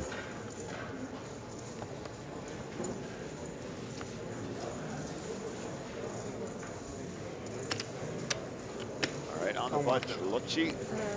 It's 30. Just for next time, it's better to. Got a lot of save love the for 40. Locci, by the way, in the YouTube chat. Oh, yeah. La prossima volta Getting a lì lot of con support. Lisa, dillo a voce, Yeah, non mettere le because see it. you cannot put chip by chip. How's it going, Senor Banez in the chat? I see you there, buddy. C3 call. It's good, man. I'm having a lot of fun. This new format is really fun to watch and great to commentate on. I would love to see more spins in the future. I'm going to keep pushing for that because I know you guys like that at home too. I think everyone would prefer to see many You're the chip more leader, man. smaller spins rather than a few big spins. Right. It is fun watching the reveal. Yeah. Check. One check. Two check. Three check. Kiwi coup here, ace king deuce. Canossi with the most equity with that flop flush draw and gut shot. 50. He improves Just one to a bet. pair of 50, threes. 50.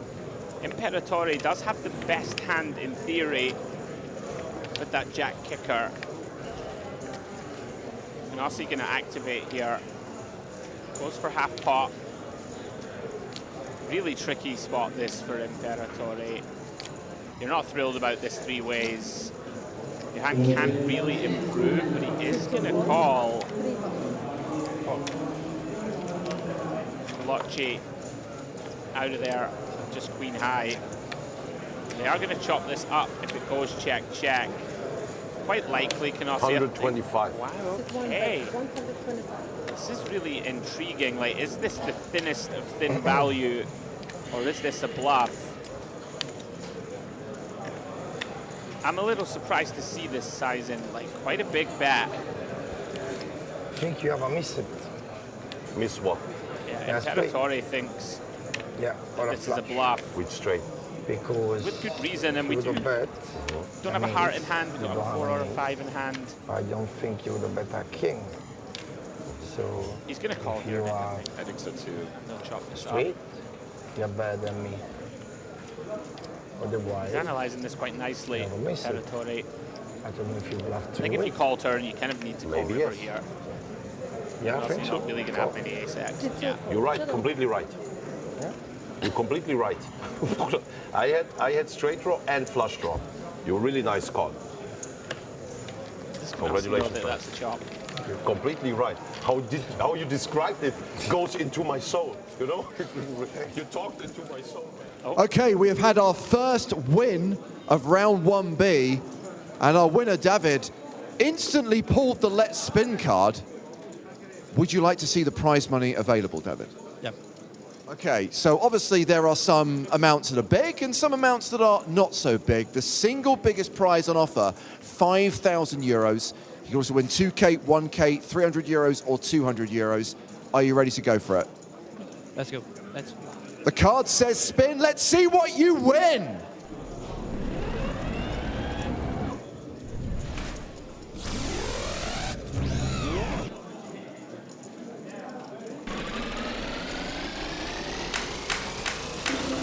€1,000. Not bad, not bad. Above average, I think, huh? Not bad, about average. Okay, understatement, I like that. And also, crucially, one game up in your match to try and make it through to round 2. So best of luck to all of you.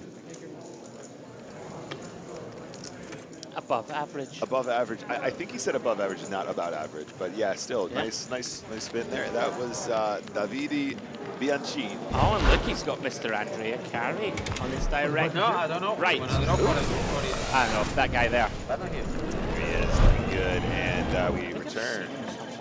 I've definitely seen him somewhere. Maybe not. Yeah. But you have to. And there's a look actually on the rail there. You guys spotted $5,000. Who I think we will celebrate. Strag. Yeah, we Strag. That's what they call him. One of us will. He might be joining us in the commentary booth shortly. Woohoo! I know, it's kind of exciting. We might even get an in. That'd be nice. Two pass. Lines are 15 and 30 as we return to the main feature table in round 2. Sorry, round 1B. Seen a bit of information in the chat, by the way. One of these matchups is a couple of regs who play 100s plus. Nick, you should be paying attention to that, seeing as you're going to be into the arena soon enough. I did see that. Yeah. So that was the table. Don't tell me. That was Danilo's table. Yeah. Good. People that I know to avoid in an unavoidable circumstance. All right, Lotchie's all in. 8-4, come 8-4, 8-4. I don't know. He's looked him up. The 8-4. Very good, very good. Lotchie holding on. It's a good start. And a good turn. Still good. Yeah, it's 2-9. Still good. He's a chop. Other than that, just looking to dodge 8s and 4s. Looked at the dealer as though to say, deal faster. Turn the cards over. Let's go, Lotchie. Yeah, nice one. Thanks a double.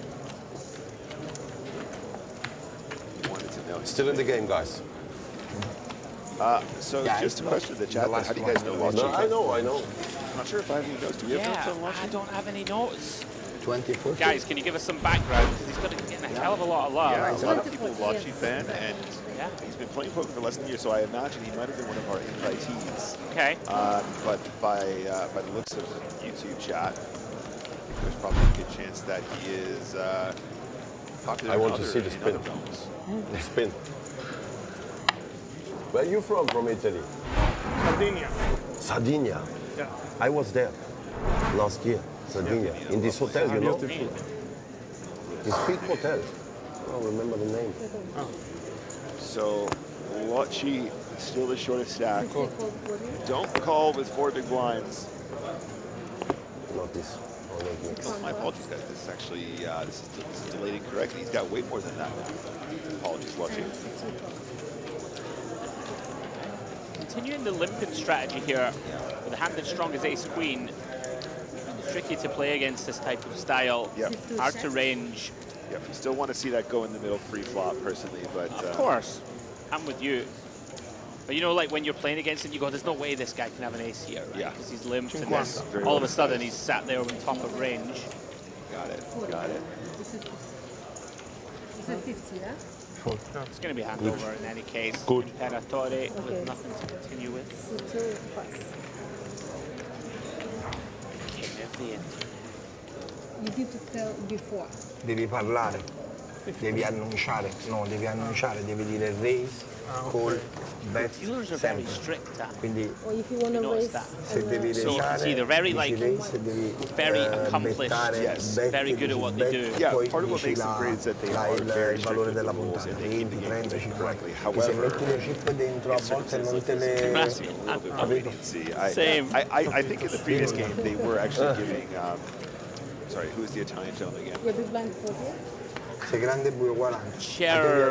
Cherbo, thank you. Cherbo. Yes, there we go. Well done. Got there. They were giving Cherbo a fair amount of leeway, and then at some This point time big it's like, hand. okay, I you're tell just you, not getting really big bet hand. all in one go. Yeah. Which again is, sorry, I'm not having to go Cherbo there. It's difficult if he kills the finish too, but okay, are we going to run this one? Yes. Here we go. This I love. Oh no, You know? what happened? These hands You I did love. call, okay. Yeah. Oh my god. And yeah, klar. 10-9 suited here, though. This is what we call the Grafton. Komm einmal. I don't know. Casino. Sam Grafton, the 10-9 Casino. suited. Very One live. time, double up. There is no 7. First spinning go, it's not all over. I know there's no 7. You know, 7 always comes. Yesterday we play at this table. 7 always. You won with the 7. Good. But maybe today with the 9? Why not? Today is the next day. Maybe, yeah. This is my room line, so they are okay. Oh, are you waiting for? Yes, I'm waiting for when they tell me. Oh, nice. Huh?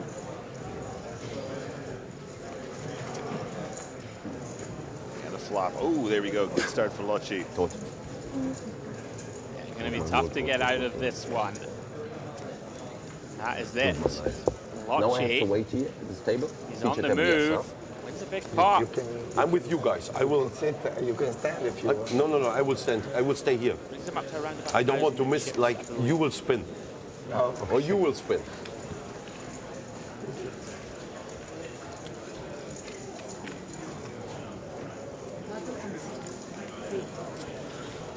After a somewhat ropey start, Locci, a couple of big pots. I have to play a step. Yeah. So Nossi is going to exit this game. Still in the mix, though, to go to round 2, which is the first spin, guys. Some back. More spins to be played after this one. See who's going to take the first point, though. 900. Huh? You sure? No. So Imperatore versus Locci, the first heads up. The main feature. No, wait. It's 1,000. Sorry. And he's got C2, 500. C2 is 1,000 and 500. Can you see again? Yeah. I don't know why I missed This is 950. 6, 7, 8. 6. This is 9 and 1,000. Yeah. Sorry, my bad. No problem. And the button is on C3 now. It's going to be small blind. I'm being blind on C2. New blind. 24. Still. 24. So 20 a small blind. 20. 40. Quanto? 20, 40. Ah, ok. 2-0. Ok. And you.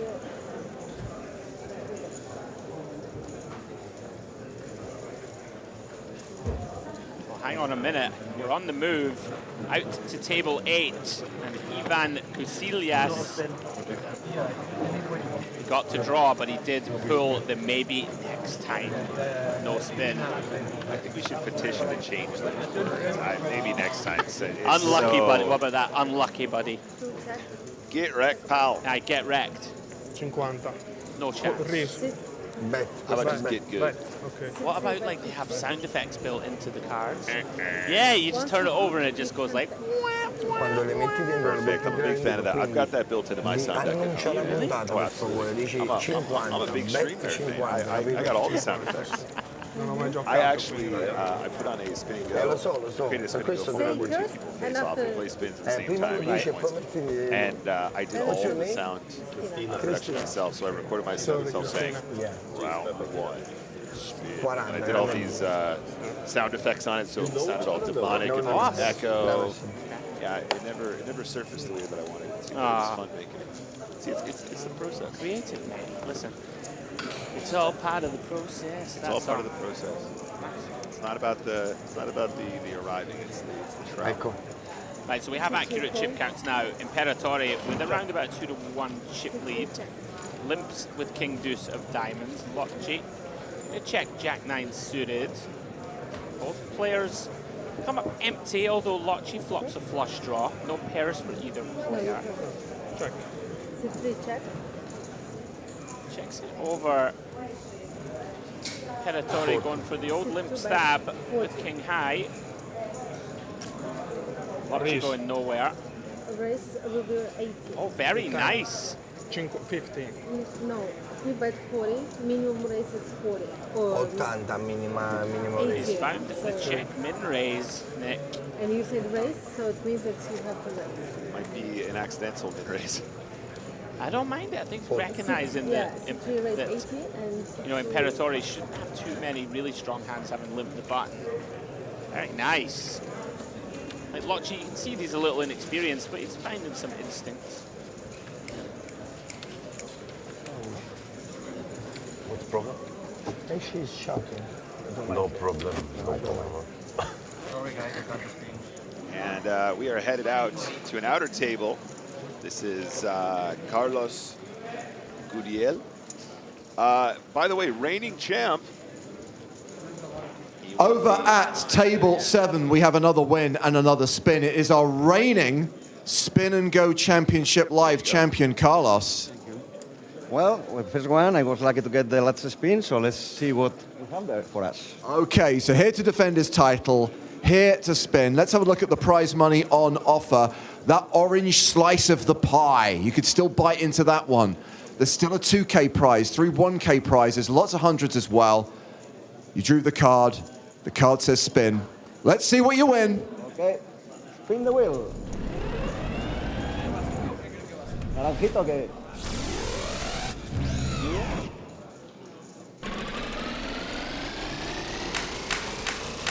2,000 euros. That's good, that's good. I have for tonight, for dinner tonight. The title defense story starts here.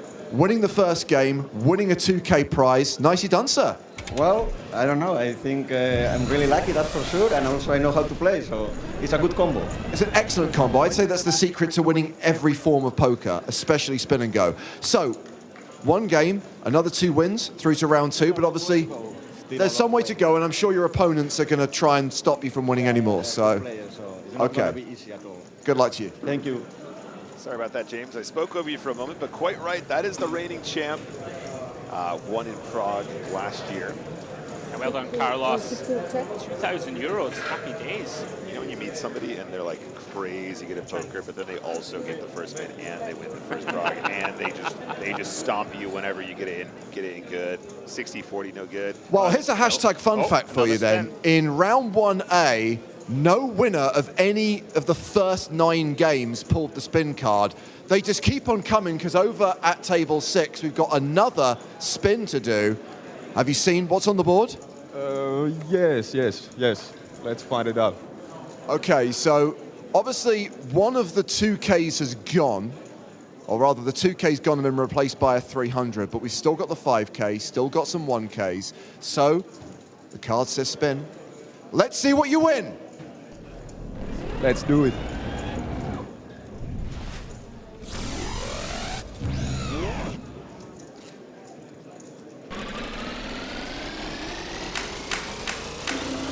€1,000.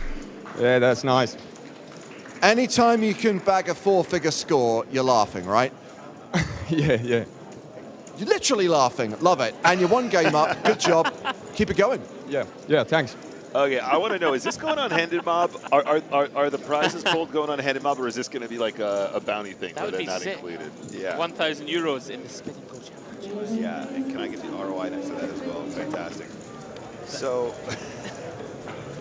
that is another win, guys. 2K for Carlos and 1K for Iro Heinen. Yeah, very nice result.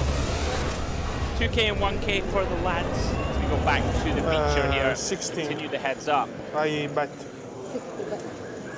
Lochy is fighting his way back here, taking the chip lead.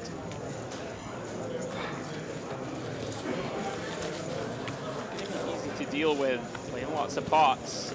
Let's take this one down. Nossi looks on, itching to get back into the action. Yep. Looking across the table. Get a few minutes before we start the next match. This game, spin.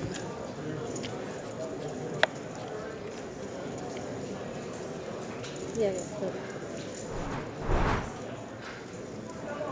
I don't see it. Call. C3 pass. Territory there gets a walk. And I'm hearing over at table 3, Danilo Carvalho has won his table. Mr. Walsh, and he is drawing a card. It's 3. Let's see. Let's go take a look and see what he pulls.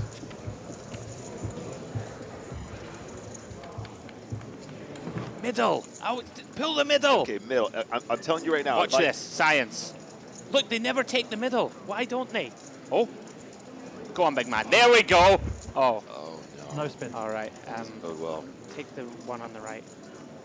We did have a shout out for Danilo actually in YouTube chat as well. So there's a glance. Take the one on the right. Okay, I promise I will pick middle if there's 3, and I will always pick right if there's 2. Okay? Okay. Is that fair? And then if all else fails, pick the one on the left, because the one on the left is always the spin. Yeah. Okay. Oh, there's a shot. We can see Strag there just for a moment. C3 check. 100. Lochy checking it over here. Imperatore. Both have the same hand. Lochy, though, on the free roll with the 8 of spades in hand, and they both turn the nuts. Yeah, that's right, guys. 1, 2, You 3, both 4, got 5. it. 1, 2, 3, 4, 5. Lean in, give it a count. Check. C3 check. Look at this, Lochy checking it over. Thinks he has his man where he wants him. He does. They're going to chop this up.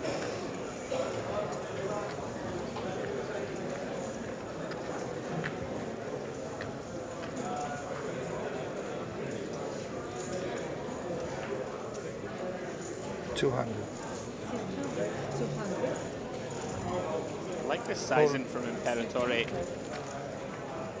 Going for the old geometric leave half pot back on rivers. Oh, imagine Lochy to open jams. I mean, I don't think Imperatore... He has! Yeah, I mean, he's not going to fold it straight, obviously. Split. Still, Split ball. a little bit of fear. We're going to chop this one up, though. Blinds were already at 30-60 on our feature table during game 1. It's a split ball. I know. Split. Yeah, I know. A little bit on the shallower side. And Toronto Imperatore, Spin&Go coach. Oh! Okay. Hey, I know, right? I thought there was only one. Spin&Go coach in these parts. Well, I coach is a stretch.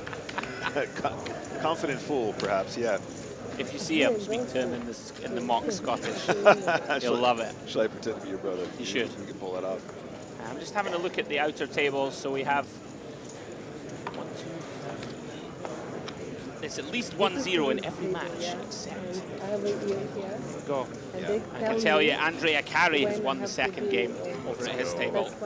He's on the move. Very nice. On our table, we're just struggling a little bit to get the basics through.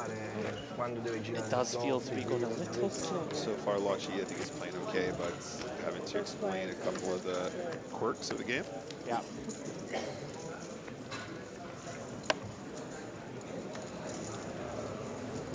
I do love how random it is. That, like, you can randomly just get a carry on your table, or a Danilo who's like a high stakes reg crusher, or just randomly get a Jason Kuhn or a Nick Walsh on your table. The luck of the draw. Yeah, hopefully the last one, so you can have an easy ride. Absolutely not, mate. Listen, I have complete faith in you. I've told you this. Thanks, man. I know. You need to keep that energy up. Really high energy right now. And yeah, here we go again. It can't still be 15-30. That's got to be a misprint. It's 30 and 60, I believe. Okay. Okay, it's 50-100. Okay, that makes sense. Sit to call and sit to check.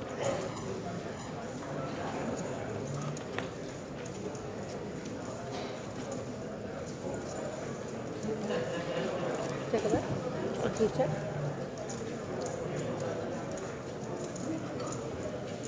Sit to check. And look at this. Flotchy's flopped a boat. Sit to bet 100. Unfortunately, he has bet 100 on the turn. Might have been served to just knuckle this one over, let Imperatore do his bidding. Just have a gut shot. I can really feel this one. It's pretty grim, right? Yeah. Like, oh. I mean, you got the club and you think you're, oh. The thing is Lotchi going to slow down often enough, right? Like, yeah, and I think the other concern is how often can I use the deuce of clubs is kind of like a block of a bluff. Yeah, like. Yeah, this is wise. And again, just to say once more, Imperatore, Spin&Go coach, again, very much thinking with your hands. Quite a telling way to proceed. So in the event that he picks up his chips, then thinks he's going to put it in, he doesn't put it in, then puts it in. I don't think he has to be that worried that Lotchi's picking up on the major tells there. But I think that overall you're going to want to be careful with the way you handle your chips while you're thinking. Just as a general thought. I must admit, I always think that there's many times I've sat and thought I must be a massive tell box or whatever, having played historically mostly online. Yeah. It's the old looking away and breaking eye contact. I struggle with that one. I think the funny thing is a lot of people will say, oh, I like playing poker, but I'm definitely a big tell box. And that might be true in some cases. Look at this. Lotchi's just trapped his man. Limps for 75. Imperatore has decided this is weak. I'm going to get my man off. Yeah, this is definitely an exploit shove. This isn't part of the jamming range for his line. Sure. And will it work here against Lotchi? No, you can't fold this. Yeah, I mean, you really shouldn't, but... Oh, no, no! Lotchi! That's why the exploits work sometimes. Yeah. But yeah, what I like to remind them is, okay, yeah, sure, some of the times that's true. We might actually do massive tell box, but also, most of the time people think they're like, no. Guy across from the screen in his soul, and he's already forgotten what he had. I want to play. I want to play. He's looked at his cards 5 times and he still doesn't remember what they had. It's true. And I think that's more often. 150. No, honestly, I might just be a tell box, not gonna lie. Oh, well. Start sweating and stuff, I start like stammering. Fine, heads up for rolls if you want. All right, on the next one, 15 and 30, it's not, it's 75, 150. Yeah, that graphic has been stuck there for a while. You can ignore that. We'll keep you right. We're actually on a handily 150 as well. Miles in front of that now.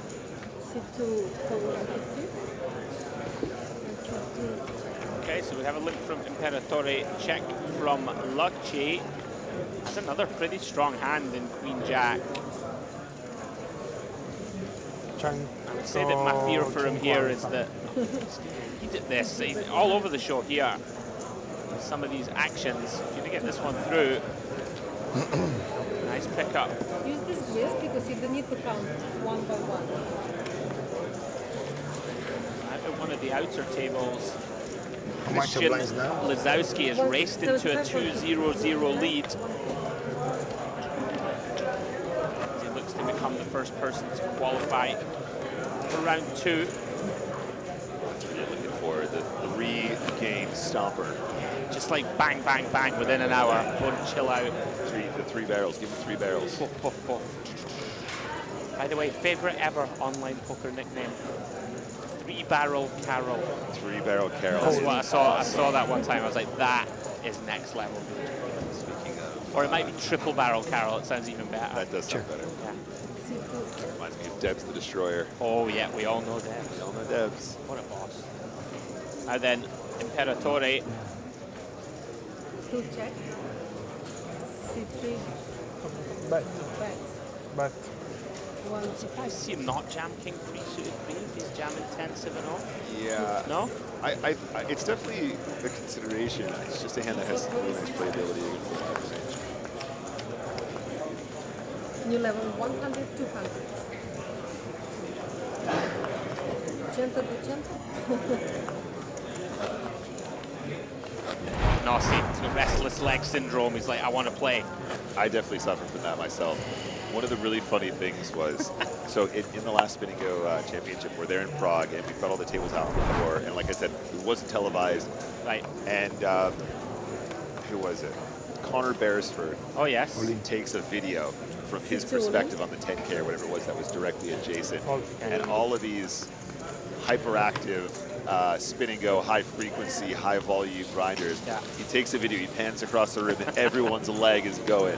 Yeah, and I'm like, he goes, there's something. Guys, we're going to the outer table. Oh. And they are going to decide if there is a spin for the win. This is Daniel Orgaz. Yeah. Don't spin yet. Down to James. Oh.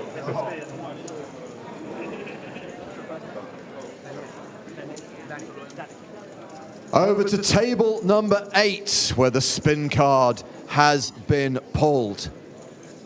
Well done, sir. En inglés poquito. Okay, we're going to keep this simple. Lots of prizes up for grabs. One of them is going to be yours. You pulled the card says spin. Let's see what you win.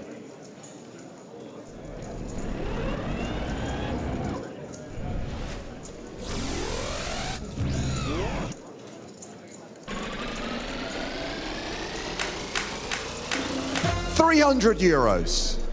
Not bad, not bad, not bad. Money is money, cash is cash. Next one. Good luck. Oh, brilliant. Nice one, Daniel. 300. Money is money. I'm sure if he understood what was going on, he would have engaged. Yeah, you can see Daniel absolutely thrilled to be interviewed there. He's probably, by Mr. James he Hart. looks absolutely thrilled to be left alone now. Bless him. This is a win. That's a spin, and that's a win. So that's 2 wins on the table. That was Daniel Orgaz taking the second win and the second game. And hang on. We're going back to the feature. Oh, thank you. Here we go. And I think Imperatore has won first spin. He's picking a card. I would say it's 800. No, he's not picking a card. Very confusing. I think they might be all in. Good luck, guys. Oh, they're pausing to see the flop, turn and river. It is a domination situation in favor of the player to potentially pick a card.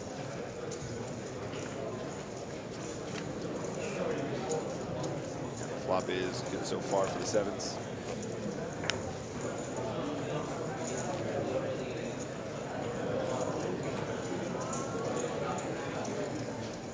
Locci looking for aces and 5s, but Imperatore going to take this one down.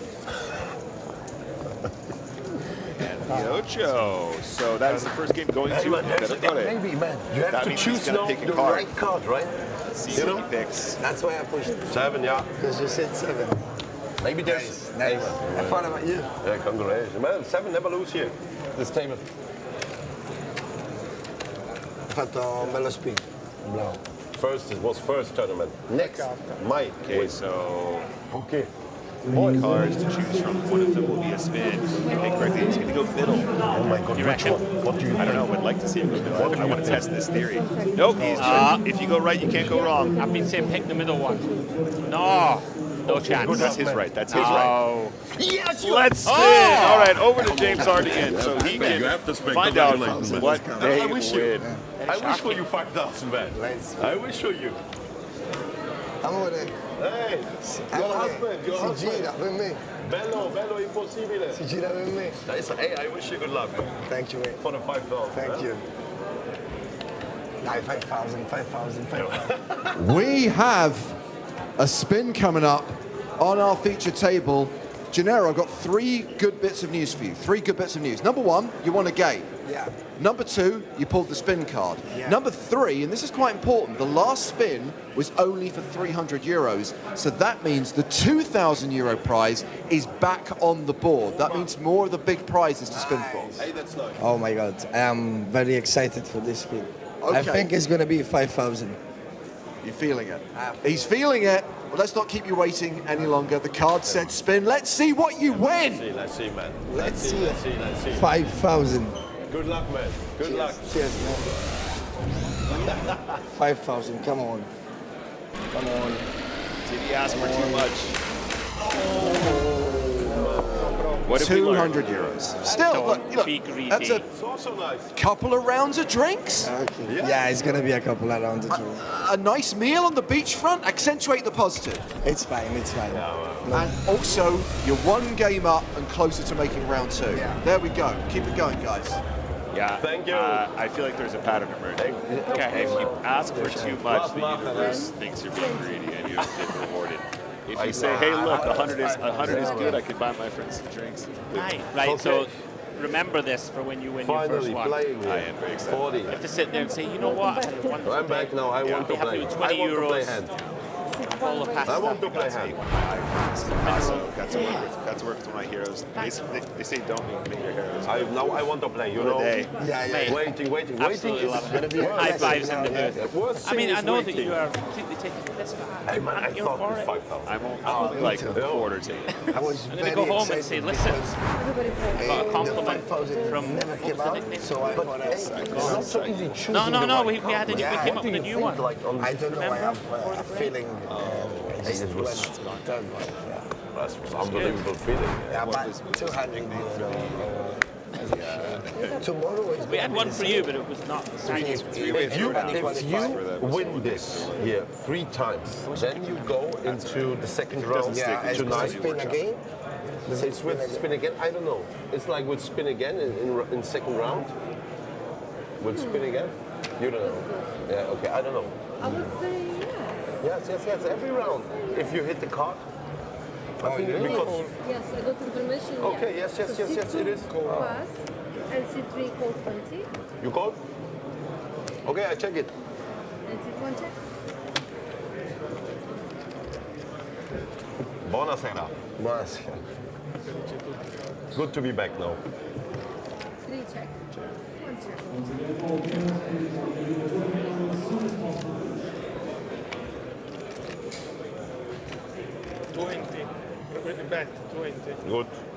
Good. C3 bet 20 and C1 pass. All right, so game number 2, players reset to 500 chips apiece. Blinds are reset to 1020, and of course we're still playing before into the level 3 hand. 3 hand heads up. If it's easier for you, you can say just a Another number. look at the beautiful custom-made Spin&Go Championship set. It'll be easy for you, yeah? It's been busy all day down there, you know, the atmosphere's pretty good, lots of people on the rail. Anche se è più I facile will say di it's much easier to rail a table of 20, 40, right? 60. Think about it. You Senza know, when you dire go and rail batteries, people eccetera. in a tournament 8 max or whatever, you can't really see anything, right? Whereas these little mini tables, you have a pretty good view of what's going on. The positioning is cool. There's a rail close up where people can look over the shoulder and see what the flips are going to be and stuff. Yeah. And obviously also they can look up on that beautiful screen that we've designed, so they can say, oh, my guy's got 2. My lady's got 2 to go and one to take it down. C3 check. And I have to say, at this feature, lots and lots of passive play. We're seeing a lot of multi-way situations. really are. Pretty uncommon for Spin&Go's in general. 1 check. This is not the first time watching the top haircut shot. Sono toccando le fish. Okay. 2 check. 20. C3 bet 20. C1 pass and C2 pass. Yeah, Blotch, you're going to take it with the small stab. We're headed out to table 5, Nick. Paula Cordero has won a second game. Ahora ya puedes. Going to draw a card. What is it? Oh, it's a spin. Here we go. James is going to take us through it. Well, how much has she won? Paola has won 2 games in a row, not just giving you the advantage, one more win, you through to round 2, but also you pulled the spin card. Okay, okay. 2 games, 1 spin. We're all good. Ultimately, if you look over there, thank you, you can see 2 2,000 euro prizes, 1 5,000 euro prize, 3 1,000 prizes. Half the spins are going to be big money, so there's a good chance here. Ultimately, the card says spin. Let's see what you win.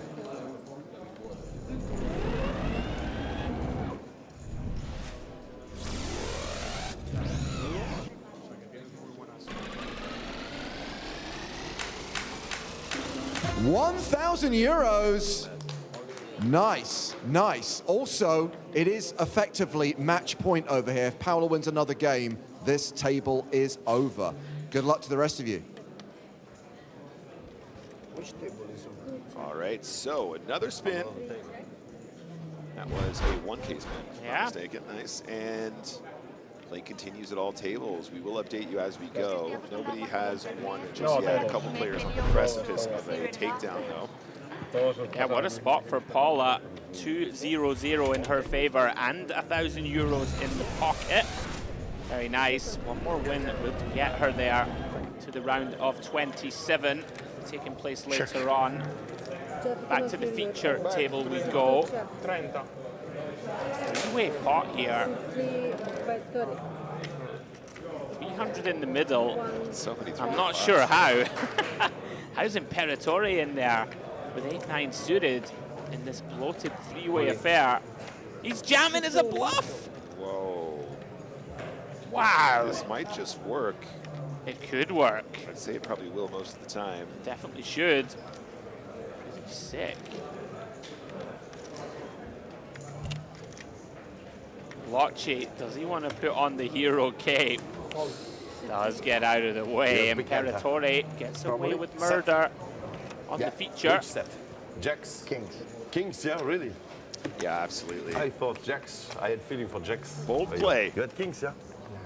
No? What did you have? Ace. There's a look at the chip counts in game number 2. Check. 700 for Imperatore. Anything can happen. It's a great name. It is so strong. So. It's 15. No These guys are tables scoping out some of the competition on the outer No, it's not tables. Gennaro Imperatore. Gennaro Imperatore. Guys, come on. Is Canossi really called Canossi? What's his full name again? I'm reading Canossi out there. I'm afraid it's not Canossi. He's on the troll. Check. You wouldn't rule it out, would you? Yeah. Blind on blind battle here then. Locci limps in versus Canossi. I believe he flop trip jacks. He's going to set the trap. Knuckles it over. Canossi actually turns max outs. Any 6 or any spade now to make a straight or flush. Canossi's full name is Jens Canosala. There we go. Yeah. Jens Canosala. I really should know that at this point, honestly. But I feel like, you know what? In the pantheon of, you know, sexy names, ours are quite low down. I think so too. Andrew Headley and Nick Walsh. There's not much to work with, is there? Very basic. Is it 10-20 or 15-30? 15-30. Okay. Again, buzz-in outer table action here. Love to see this. Back to the feature we go. 41. Excuse me, not 41. What am I talking about? And number 161. Check. Yeah, the deck hasn't really cooperated so far on the feature. Not many clashes, lots of very small cagey pots. 10 high of Canossi still good here. Imperatore perhaps with intentions to take this away. Let's check twice. Go check. 25. They're going to chop this up unless there's any aggressive action. Minimum is 30. Oh, sorry. Kanassi's going to bet small. Let's split the pot. Yeah, let's split Yeah, the it just pot. feels like you can't really have much here. You know what? I just split. Let's split it up. Yeah. That's call. I'm going to chop this one up. It was fun. This Yeah, time, tried to be cheeky. I think if you're going to do it there, you kind of got to commit more, right? I mean, you're repping a king or a ball when you bet, you. essentially. Right. Maybe ace high, to be fair, right? Because that doesn't play the board. You could value bet small with like an ace six offsuit type hand. Yeah. But typically, you're going to be wanting to bet bigger if you're going for value. Yeah, I it's agree. more than 70,000 euro in this. still in the game. Yeah. In this spins. Yeah. Yeah, the guys just discussing the remaining prize pool. Still tons to be won in the spins, and also don't forget there are more spins in later rounds as well. So more to be given away in future streets, future rounds to come. We're still in round number 1B. Can you believe it? It feels like we've been online for a long time just to be in B. Can we get some applause in the chat for Mr. Andrew Headley coming out last minute to support the stream? All right. Thanks very much. Hero. Nah, it's great to be here, honestly. Really enjoying it, and it's a pleasure. Thank you for having me. Something totally different. I am enjoying this a lot, and I think that if you guys are enjoying it at home, obviously let that be known, and we can think about putting out more productions like this. And 200 euros more in your pocket? I'm going to restaurant tonight. Yeah, I can see as we tweak the format, the love for it. People love a game show type atmosphere. Like, we're going to get there. Oh, and I'm hearing we're heading out to table 3, Nick. Here we go. Another card being drawn. Oh, it's another spin. All right, let's spin. This is Jose da Silva. Let's go down to James.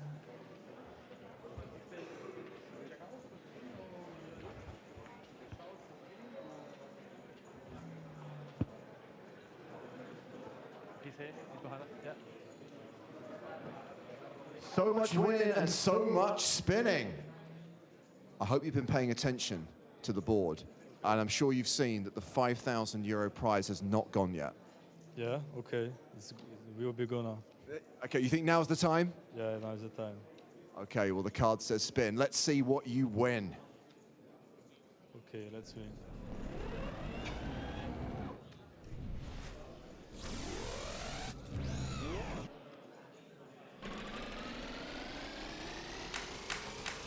€2,000.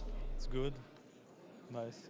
Again, nice understatement. I appreciate it. €2,000, a decent start, and good luck to you in the rest of your match. Thank you.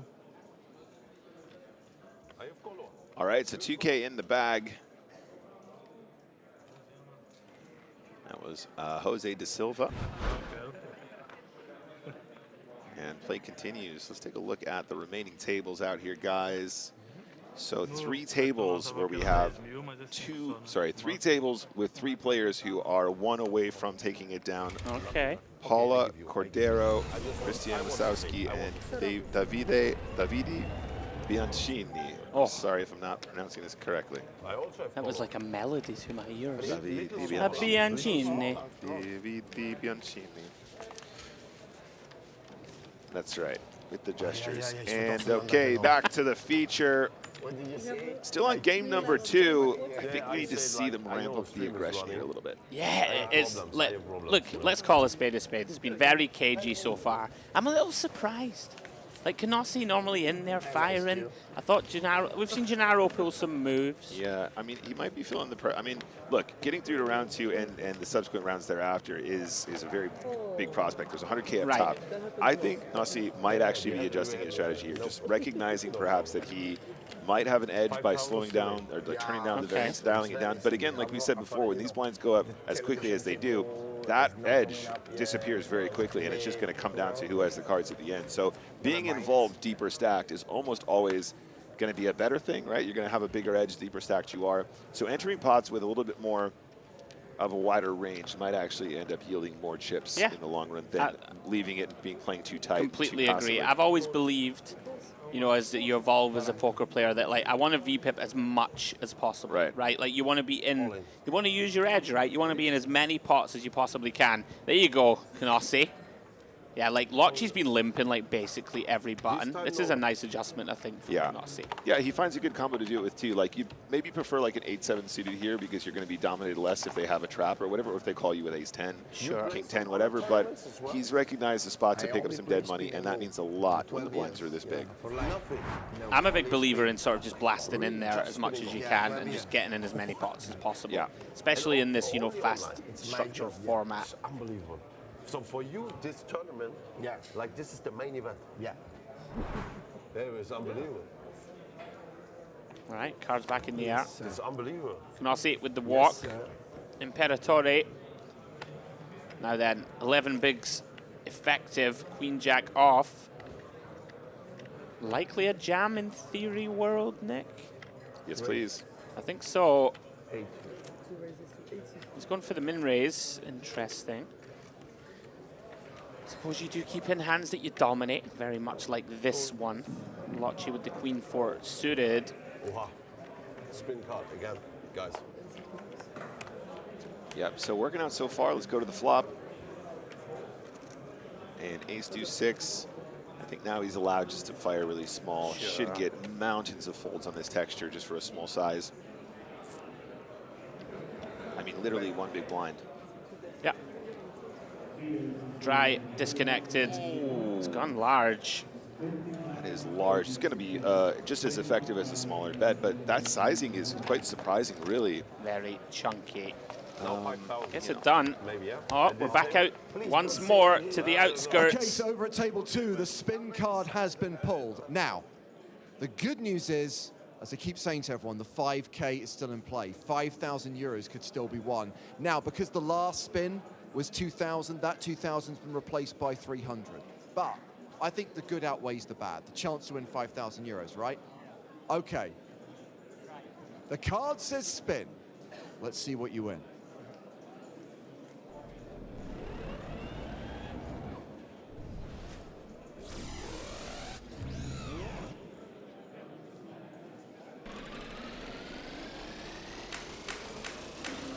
€2,000! Not bad, not bad. That's the way to say not bad, absolutely, with a smile and a chuckle. I like it. Okay, and good luck to you in the rest of the game. Thank you. Not bad, not bad. Another 2K. Loving that we're getting some prizes out there. And looks like he was very happy to see it. Yeah, very nice. 2,000 euros going the way of Gerardo Gomez. And I think we have another potential spin out on table 4 as we go back to Mr. James Hartigan on the floor. That's right. Let's go see what it is. Let's just reset the background. Fast and Furious. Christian Lizowski. About to learn his fate. And right over to table 4, where we have our first winner, our first player advancing to round 2. Christian, congratulations, 3 in a row. Thank you, thank you. And you left it till the 3rd and final game to pull the spin card. Because you were waiting, you thought, I want to leave that 5,000 euro prize up there. Yeah, that's it, like, I'm cheering for this, but we will see. Okay, well, the card says spin, let's see what you win.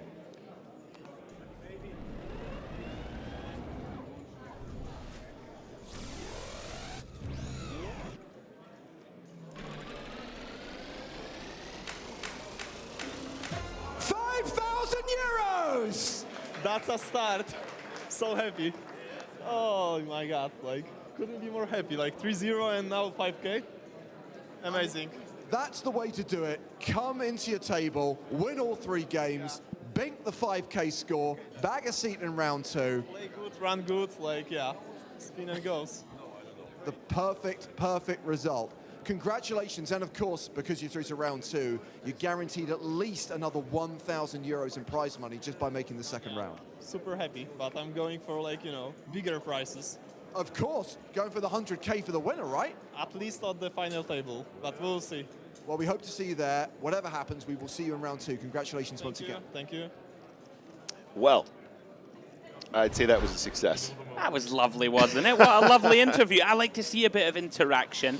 Well done, Christian. Very good. He's going to be an easy man to root for. And look at that, just gets to go and take it easy. Just going, it's just... Boxes off his match in an hour and 10 minutes. I appreciate it would be possible to play a total of 7 games. Right, yes. Right? That's right. But why would you want to do that when you can just get it done in 3? 3-0. Yeah. And get 5 grand. Can we get a message down to our feature so we can discuss this, please? I don't know what's going on the feature, boys. Boys, you're going to have to spice it up Let's for us start a little punting. bit. There we go. Locci's spiced it up. He's rifled it in with the 3-4. Imperatore with the ace-5 of diamonds. Yeah, not sure what happened here, but I guess we're off to the races. Oh, there it is. Unlucky tray for the ace-5. It's not over yet, though. Locci calling for calm. 8 of clubs on the turn. Still calm, still calm. Very dreamy turn card. This is Italiano versus Italiano violence. Deuce. How much? Locci finds the double. Yeah, he either called a jam, which is very spicy, or he jammed over a limp, which is equally spicy. Nicely done. Finds the 3-ball. Yeah.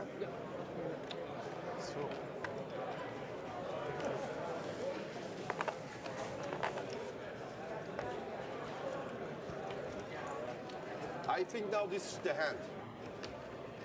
You think? What do you think? Bam, bam, bam, bam. Yeah, I know. It's okay. Never mind. I have nothing again. I know, I know. 60 people.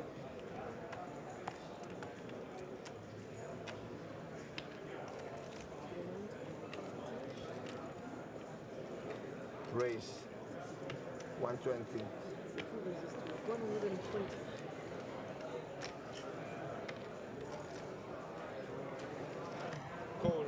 All right, then Locci finds the full double as we see Imperatore here. Raised to 120 with the ace-deuce on the button. Locci calls out the small, pretty non-standard, with a hand as weak as ace-deuce, but he's in there. Canossi, oh, he's jammed with the king 5-0. Maybe hoping to get isolated here, which makes a little bit of sense. Of course, it's a weak hand, yeah, but this is the benefit. When Imperatore jams Locci, there's a lot of dead money in there. Whoa, whoa, no, there isn't. He just flicks it in as well. Oh, my days. Well, we asked for more action. Here it comes. Locci just trapped with ace-deuce. I don't know what's going on, but we somehow have a 3-way all-in. King 5 of Canossi versus 2 pairs of ace-deuce. And the German loving this, to be fair, when he sees the 2 hands he's up against. Locci and Imperatore basically hoping to chop up the money of the king of the internet. Guys, no spin, don't worry, it's no spin. We have no spin anymore. Don't worry. Hey, I have big, this is best hand maybe for me. This is best hand. Between us, yeah. Gun. Oh, wow. Ace 8-3. Very bad news for Canossi. Drawing dead to backdoor 2-pair here, or a backdoor wheel, which seems very unlikely with 2 deuces dead. Locci and Imperatore likely to chop up the money, which they will. Oh, man, how many aces in this deck? At least 3. Canossi is not having a fun time on this feature. Spike King as well. Busts out in first position twice and has to sit there and wait for the next spin. I can go to toilet. Yes, you can. No breaks. I kind of love that they punish them and make them sit there. Like, I'm not going to lie, you know I love you, but like if you get like 1 outer on the first spin on hand 1 and they just make you sit there, it's going to be great. I promise I'll put on a show. I'll put on a show for you, chat. I'm very much looking forward to jumping into 1C when it's available, guys. And at this stage, we're going to have to find the timings. We're obviously on a delay and all sorts of stuff like that. But when I get over there, I hope to be able to provide some entertainment at least. What is the button on me? So we are going into the heads-up segment now, I believe. are starting to see a little bit more gamble. You were on the button on the last. Yes, I were on the The button. button is on 6. How much? How much? For you, that's going to be 30. Yes. 30-60. Yeah. Still only the first game concluded so far. This is the second game on table 1. Christian Lazowski, we saw with the walk-off, not only taking 5K, but the first table to conclude. On Andrea Cari's table, that's also Davide Bianchini and Paolo Bellocci. We have 2 players with 2 wins. Imperatore is going for max with the king-queen. Bellocci limp folds. Yeah, nothing to be done with Jack 4 off. Yeah, Akari and Bianchini neck and neck. I think I recognize Bianchini. I recognize the name, so like he's definitely a reg, I think. The name, I was going to say, absolutely ringing a bell for sure. I think so.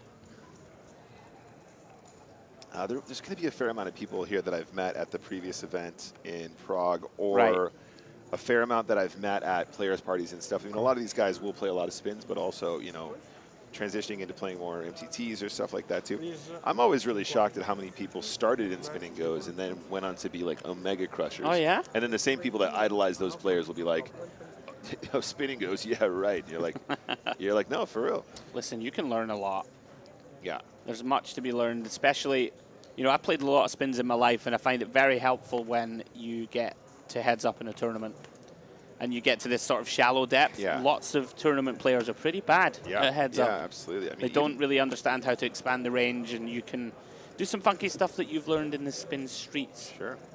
I mean, even the, I do a lot of commentary for Scoop and WQ. Really high rollers, like they're Omega Crushers, they're getting FTs every day, and then you get to the heads up and you're like, I missed that one there. There was a little one, They end very shallow, right? A lot of these high stakes tournaments also. So yeah, I mean, and of course the super big field ones even more so at times, because there's just not enough chips anymore. For sure. To sustain the long days, but Guys, all good. couple exchanges here. Yeah, we see Locci take this one down with King High. So as it stands, Imperatore won the first spin. He's looking to make it 2-0-0. And who's your idol in poker? Yeah, let's see if they can shut up shop here, get it done. Nasi's back to give us a show. Like Ibrahimovic. Ciro Immobilia, all good. Ciro Immobilia. So Locci continues to limp. So I think this has shown some inexperience, like, and a hand like Ace-Deuce off here. We should just be piling this in. Just put it in.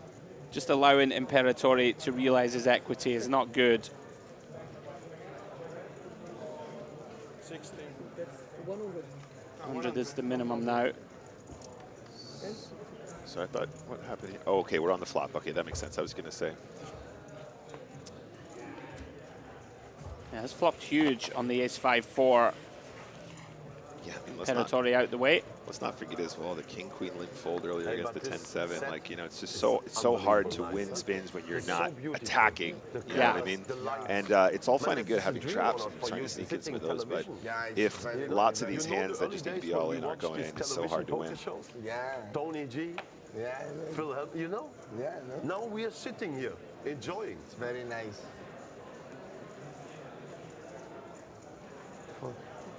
Sounds like a man who's going to win a big spin to me. Imperatore. No, Nasi going, I just love being here. I'm having a great time. We're Yes. here. So many of the greats have played on this stage, and we're just here enjoying. See, I'm loving that. Yeah, I mean, I think that's why people love him. He's very affable. He is a very lovely character.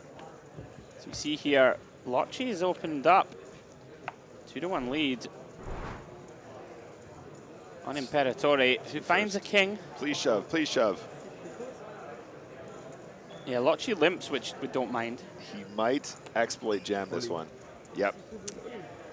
There you go. It's not part of the range, but it's going to get a fold anyway. Getting King 6 to fold there is supremely huge for Imperatore. Imperatore. Imperatore. New blinds, 75, 150. 150. Both of these opening spins been a real grind. 150. Imperatore now on the button.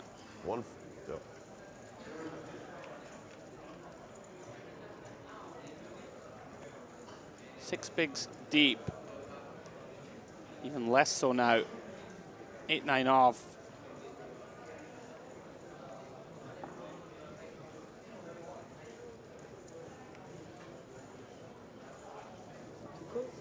Let's come with limp.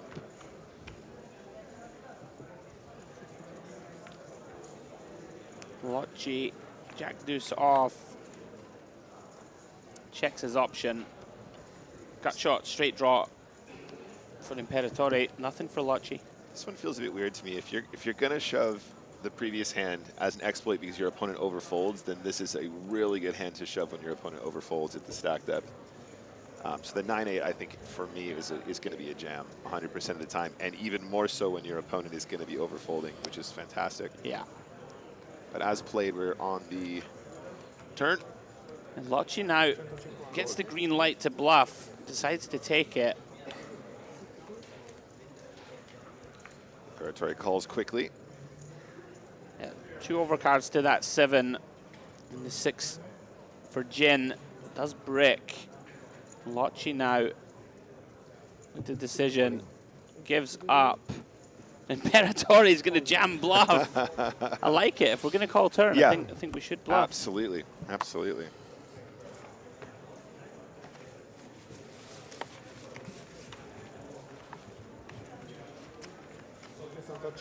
Giusto? 75. Sì.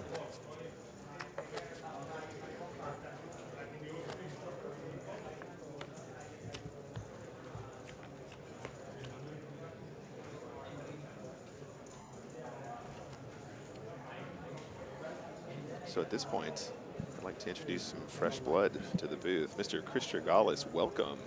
Hello, hello, hello. Let's turn you up a little bit. How you doing? I'm doing really well. Just been out on the floor, sweating the action live. And what a table this is, huh? Yeah, this has been quite something. We're seeing a very different change of pace here versus the previous games. Drag. We've been in here basically since, well, from the very start, of course, doing comms on the delay. So we've missed all of it. How is the energy down there on the floor? It's actually amazing. The set is really cool. You've got kind of little walkways in between the tables. So it's been, you know, it's one of the few events where we're quite welcoming to spectators to rail. And so, and of course, whenever a big spin has happened, we've had a couple of 5Ks already. It's been great. Lots of applause, lots of cheering. Love it. Love the energy. Yeah, it does look like that from here. And like you say, the walkways, we were saying, when you rail your friends, you're kind of you're craning to see what's going to happen. But being that close to the action, looking over shoulders to kind of see what the all-in is. And, of course, way more flips in this format as well. Yeah, well, there should be. Although not all tables are playing the same way, are they? Yeah. Oh, that's certainly true. No, this table's been incredibly cagey, kind of just tappy poker, as we like to say. We're waiting for it to ignite. Imperatore is bluffing hard, though, and he's definitely going to go for this one with 5 high. Now, come on, Locci. I don't think you can fold 7s here. He's got the look of a man that really wants to fold. He's not folding. He's no folding this. That's a calling reach right there. Yeah, he's made up his mind already. Well done. Yeah, and that's going to see Imperatore down extremely shallow now. Blinds are 75, 150, if I'm not mistaken. Let's go, Locci. Locci. Yeah, I kind of understand the desire here. It's a bluff, but Locci does find a nice call down. Yeah, 7's just too strong of a hand there on that board. Need to bluff, yeah, no, I know. For 7 would come to him, man, you know. Nice drag. You're getting infinite love in the YouTube comment Oh, section. is that right? That's right. Oh, love to see that. I know how We this is. got Ruthie, we got Baines, we got Senor Banyas. Senor Banyas won a silver pass the other day, Nick. I know. Very I was nice. very pleased to hear it.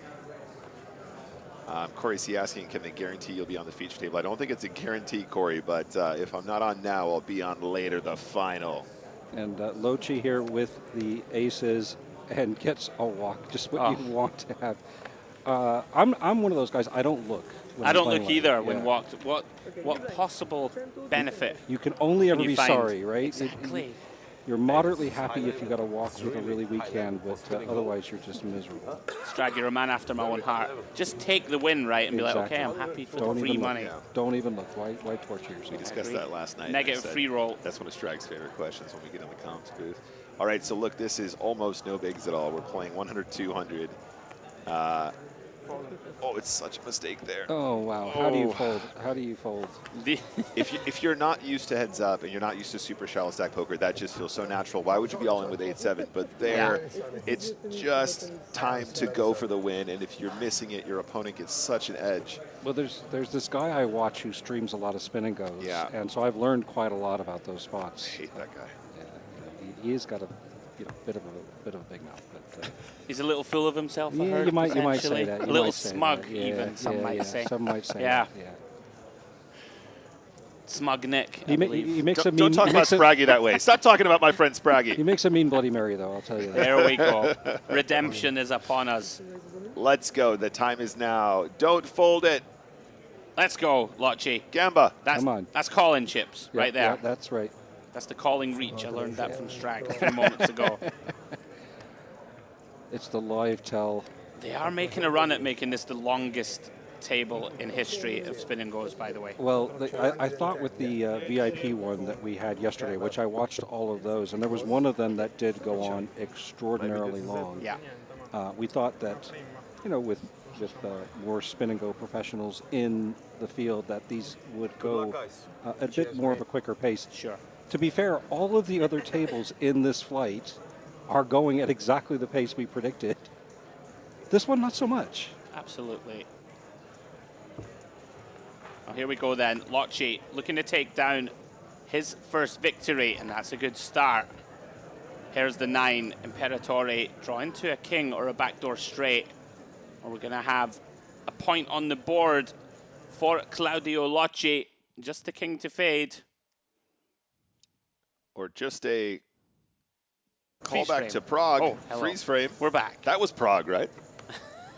There we go. Jack of clubs on the river. Congratulations, man. Lotchi with a little celebration.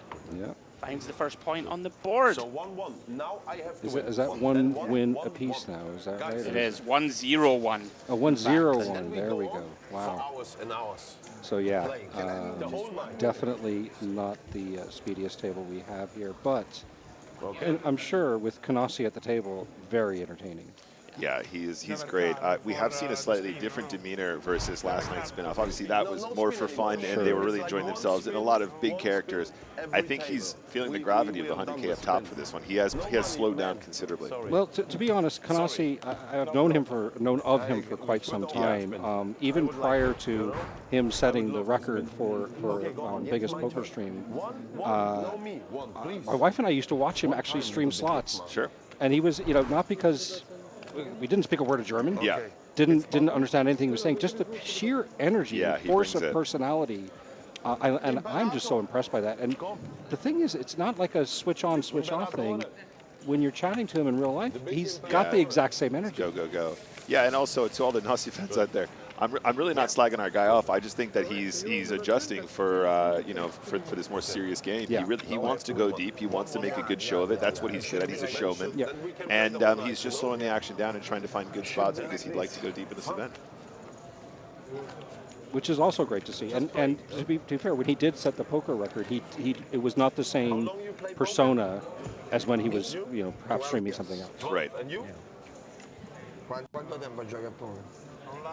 No, in generale dici. All right, back we go. Spin 3 on the feature. Imperatore, King Jack on the button. Have we had a money spin on the feature? We have. did, okay. I believe we did, so that's why they didn't draw for a card. Lotchi knew he was drawing dead to find the spin.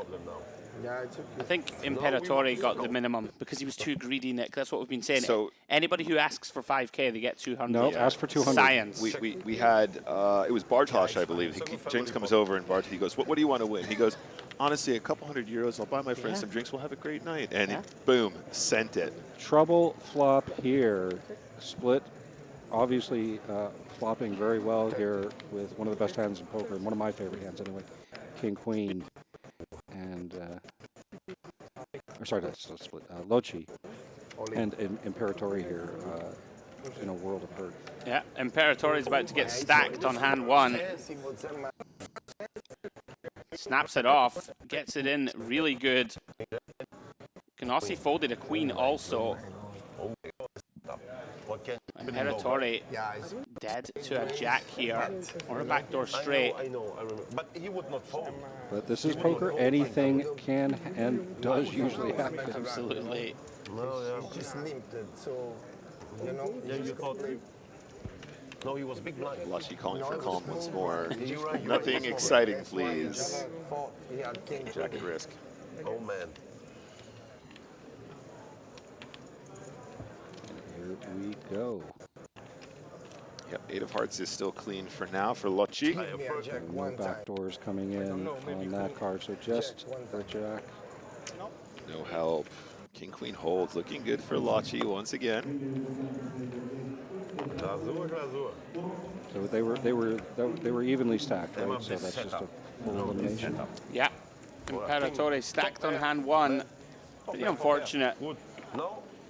Lochi has this style where he plays very passively, so he can have some really, really strong hands or some very weak ones. So once you make top pair 25 effective, I don't think you're ever getting away. No, I mean, it's hard enough to make a pair when you've got top pair and a decent kicker as well. Yeah, difficult to fault him there. No, we are faster. This is unbelievable. We are faster. Canossi, he's been so taking bored. credit, taking credit. He's so bored. Shrag's talking about how much energy he brings to the table, and they're like, sit there and be quiet. There's a game going on. Back in the limelight, at least. Must not have been very easy for him. No, Canossi got eliminated first very quickly in both spins, and then they both lasted a very long time. He was just sat there. Let's have a look. Fairly Let's have a miserably. look. I have to play. I have to play. Lochi wakes up with the Cowboys, facing the limp. So we saw a limp. Yeah, he's found a min raise, I believe.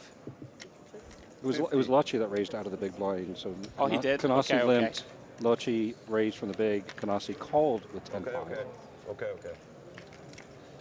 I'm not sure if that's Nick approved. Just the daily quads. Please check. 50. Good, Tom, you win. Okay.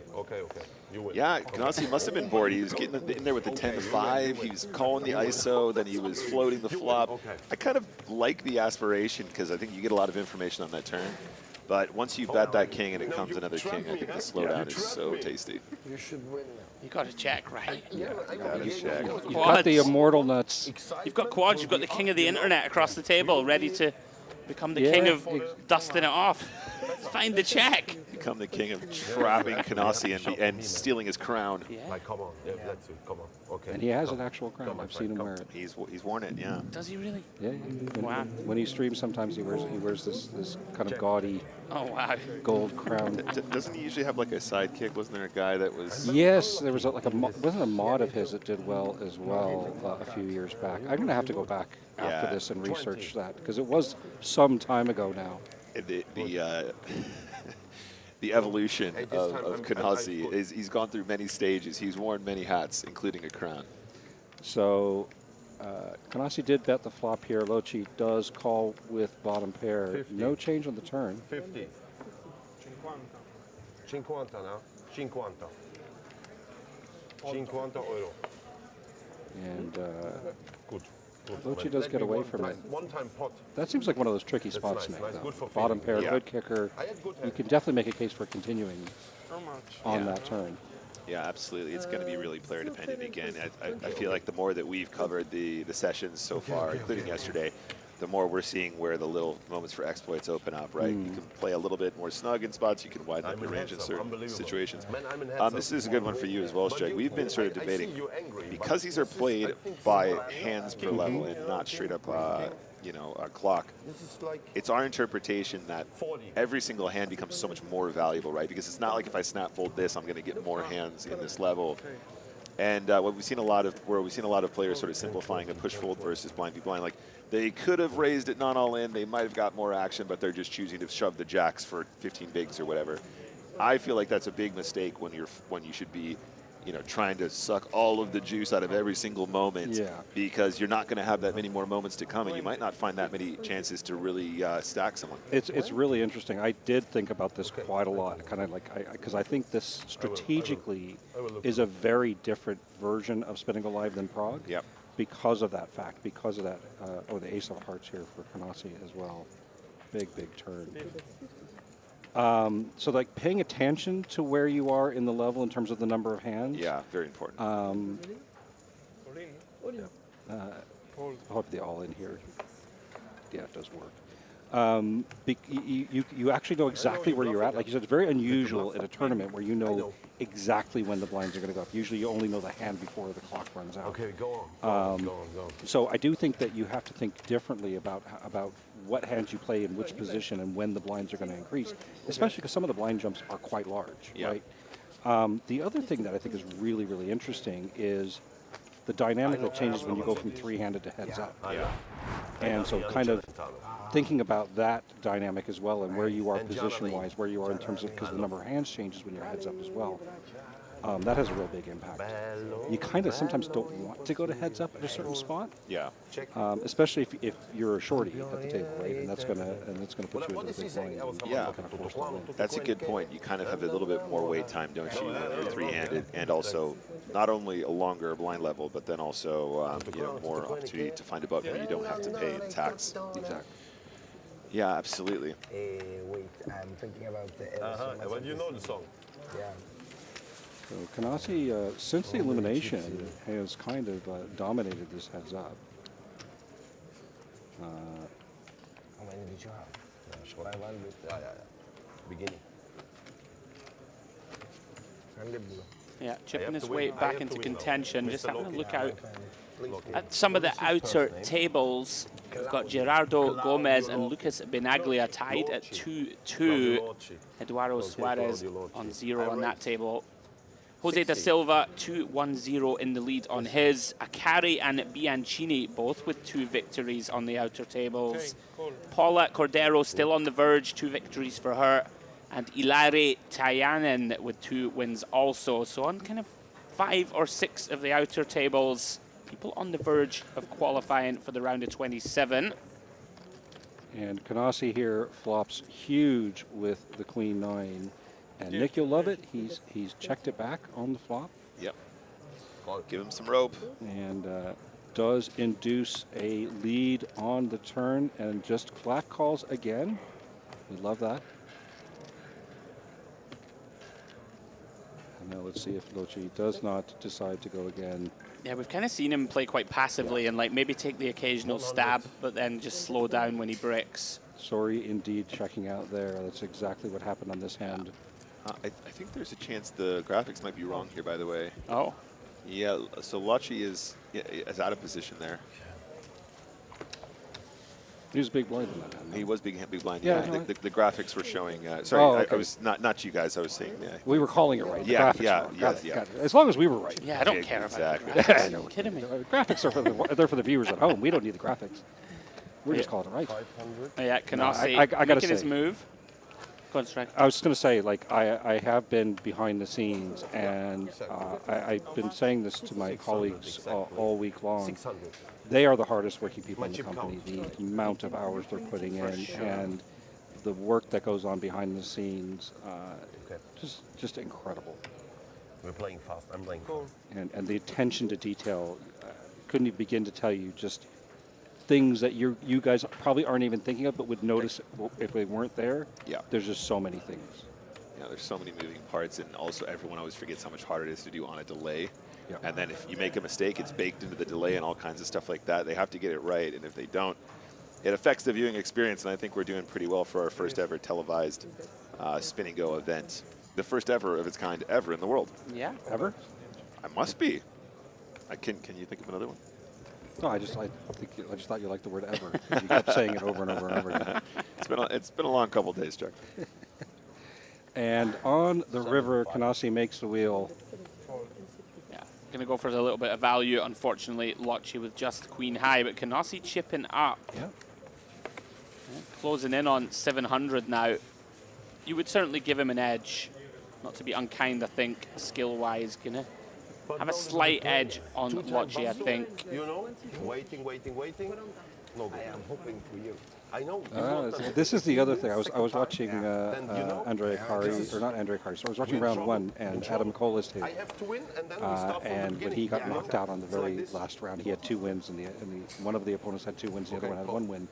And so, of course, he's cheering on the guy with 1 win because he wants to have another crack at it. It's great, isn't it? You have to sweat for one of your table mates to keep you alive. Yeah.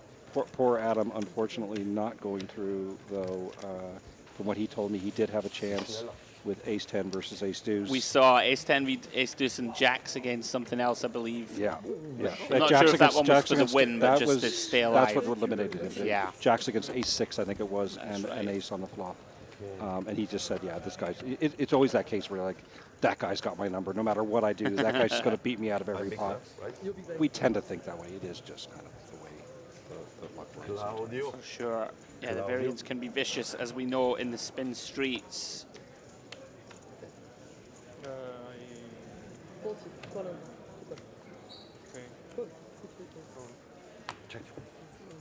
People are asking for you, Nick, on the feature. I'm not going to lie to you. Well, what do you think, Nick? You want the pressure of the feature table? I would be down. I think we need to see how the actual seats are set up, as it were. I don't know what the matchups look like, but I think there's a chance that we might have people who want to get on there before. I mean, look, I'm going to have my time in the limelight. I'm going to be on the final no matter what. That's right. So I think we want to give some of the lesser known celebrities a chance to be seen. Yeah. You know what I mean? Fair enough. Anything other than the final table is unacceptable, Nick Wall. Yeah, okay, we'll see. I'll see what I can do. No, I'm going to try my best, guys, and hopefully you'll get a chance to see some of it. I mean, at least a spin, please, for Uncle Nick, please. I did see that we're going to have a novice player, a novice spin-and-go player. I think his name's Jason Kuhn, potentially. Might go on the feature, but... Does he know how to play? I doubt it. This kind of short stack? I find it very unlikely that he's going to know what to do, so he might be on the feature. Yeah. I just want to say I think it's really cute that he's trying, though. Yeah. You know. Well, we want to introduce the game to new players, so, you know... Well, hang on. Sorry to interrupt. This looks like a celebration. It does indeed. Of sorts. So somebody's won.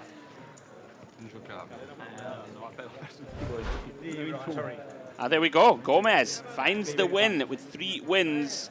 That is Gerardo Gomez, our first advancer from Flight 1B. Well done, sir. Wins the 3 games, and commiserations to Lucas Benaglia. Found 2 victories, but couldn't find the 3rd.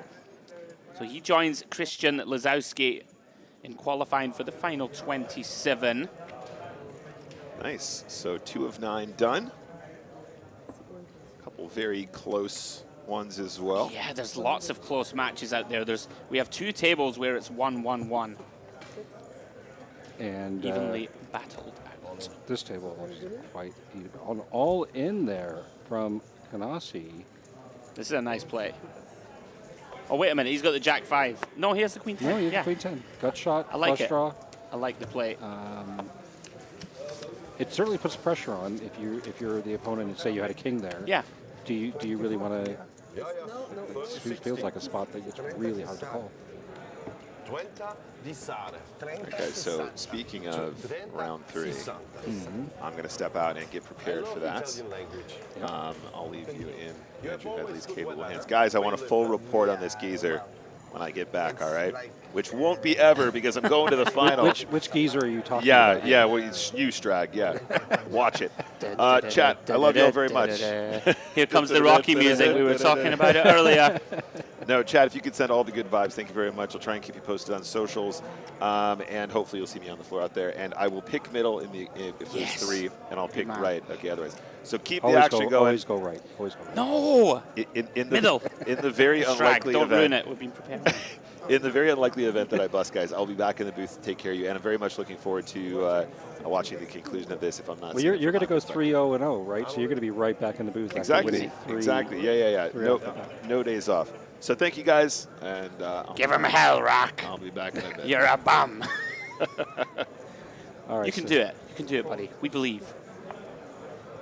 Believe it or not, as Nick is walking out, there's a crowd outside welcoming him. No, man.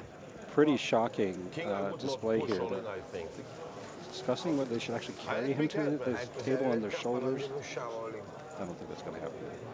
I said what you said. If I had a king, I wouldn't push. What do you have, 10? Avevi 10. No, then not enough for you. 7 è bello. Then I'm good. 7 è bello, cartavo. 7 è bello. 7 è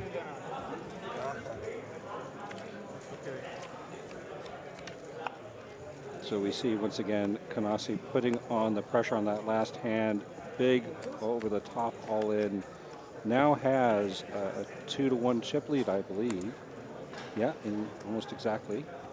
Yeah, Canasi's really put the pedal to the metal, using his experience as we see him here. You know, like here, when Canasi limps, Locci has a very good hand to just jam pre, right? The king 4 off, it doesn't flop very well. Your opponent's clearly just looking to see flops. Yeah. You need to sort of take the aggressive route, but he is getting picked apart a little bit here. Canasi did very much the much more aggressive player in this heads up. Playing very well. 36, I'm big blind, right? Looks to get himself on the board. Something I certainly have learned from watching Nick play, and he's so good at explaining the action when he does stream his spin and goes, is how these spots are to if you're a normal tournament player, if you're used to kind of deeper stack tournaments, they're not as obvious, but to a spin and go player, incredibly obvious. Sure. With the, I believe that's a jam from Locci. He heard our demand for more aggression. King Pretty 7 easy. suited. Yeah, pretty easy. Even I know that's a a jam off of what are we at now? 7 big blinds, yeah, very easy.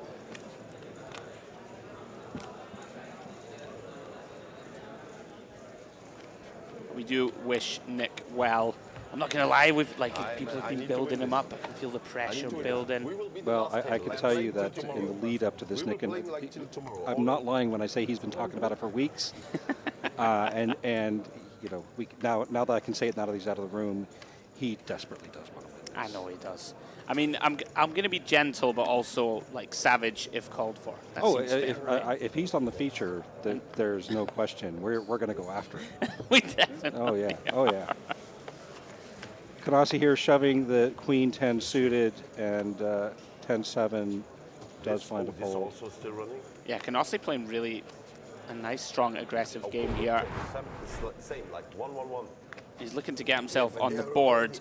1-1-1. We are not yet. We are not yet there. we are, okay. Oh, but now I think now RFID will be a problem. I'm sorry.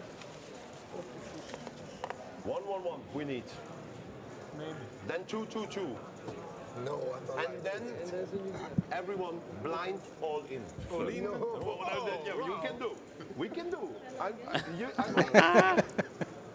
Hello, Christina. I am a fan of table talk, and I think somebody like Canasi does bring a lot to the table, so to speak. He's good for the game, 100%. And it's not that kind of trash talk that some people that we won't name do. Oh no, feel free to name. No, I'm not going to do that. No, so, yeah, well bless you. But it is one of those things where a lively table, a bantering table, is a good table. I agree 100%. Nobody wants to see people really just sit there miserably, hand over mouth. Oh, hang on, all in a call. And domination situation here. Canasi ace-6 suited against the 10-6 of Locci. Yeah, beautiful spot developing for the German as he looks to get on the board. If he can hold here, it will be one game apiece for all three. Non hai perso una gira fino ad ora. Non hai perso una gira. A little bit of a pause for drama. Let them have their moment in the sun, so to speak. Here we go. Oh, 8-8-8. No help for Locci. 6 though will give him a chop now on does this bring board. up some chop opportunities for sure. I love this moment, man. I love this. And doesn't change anything. So a 10 or a 6 or a 5. 1-1-1. Nope. No good. 9 of clubs on the river. Nossi. Canossi gets his first victory. Yep. And we are deadlocked. 1-1-1. Gets off the. We used to say, and it's an interesting one. I was using this with my friends the other day, and they'd never heard it before. So I'm not sure if it's a very American saying. Right. And I don't know the history of it, so don't ask me where it comes from. But when you're first off the square, we call it getting off the schneid. Off the schneid? Off the schneid. Have you ever heard that? Never heard it in So my it must life. be a very, very American saying. But it means to be off zero. Okay. To get on the board. Off the mark, so yeah, to speak. Exactly. Off the schneid. Schneid. Schneid. Oh, with a C. It's like SCH, I believe. Schneid. Might be Yiddish. I don't know. I can barely say hello in Spanish. Right. Nick can. Geez, he spends half the time in the booth talking Spanish. Oh, that's true. Scenes. Anyway, Canossi, nice job. Gets himself into contention. 1-1-1. I'm looking at the outer tables. We still have several players in touching distance of victory. Ivan Kusilias now up to 2 victories. We have the feature table, one other table on the outer, tied at 1-1-1. Everywhere else, there is somebody within striking distance of making that round 2, final 27 players. So back into the action we go here. Blinds have reset back to 10-20. Canossi opening the button, King 10. Great opening hand. Lochi decides not to defend. Hang on, Strag. We've got some news from the outer tables. Table 9. That is the table that has Andre Akari on it. I was up against Davide Bianchini, and here we go. Unfortunately for Akari, he makes the death motion. He is out. Is that table done? That then? is. Davide Bianchini advances to round 2. There he is. Congratulations to him. So we do lose Andre Akari. There it is. I can assure you, Bianchini, he has 3 wins, got the job done, so he is through. Well done, sir. Indeed, and the one-piece hoodie as well. And what's this one-piece malarkey? So it's I guess like an anime or manga kind of thing, but it's a very, very good show as well on one of the streaming. I forget which one. Yeah, Nick was telling me it's very popular. I'm just not.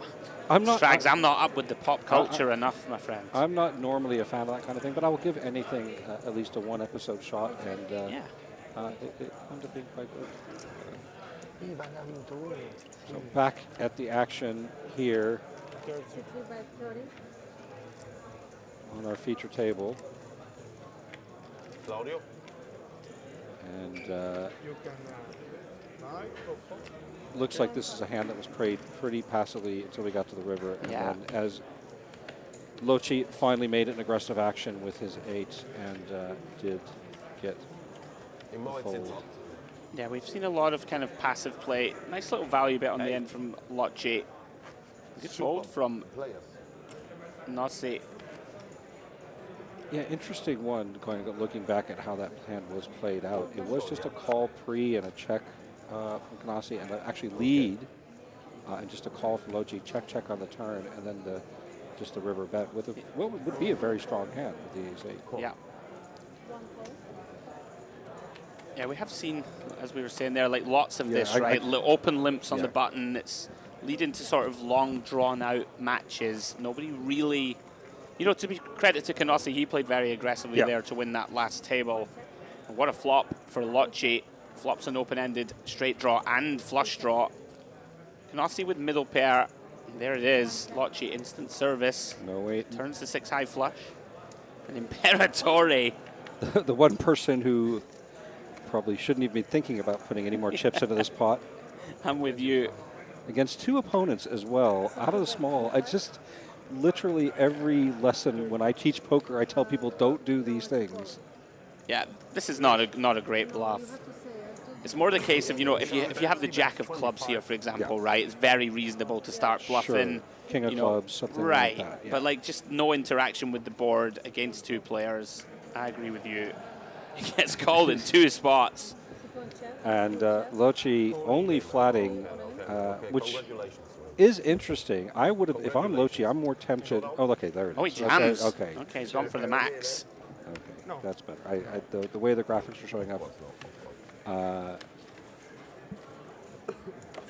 Yeah, it looked like it was bet call, but it was actually a bet from Territory. Non metterle sprint, se no a fine che ti danno is it blind up? We're a little bit behind on the graphics this season. Oh, good, but it happens. Lochi, in any case, jams, takes that one down. Okay.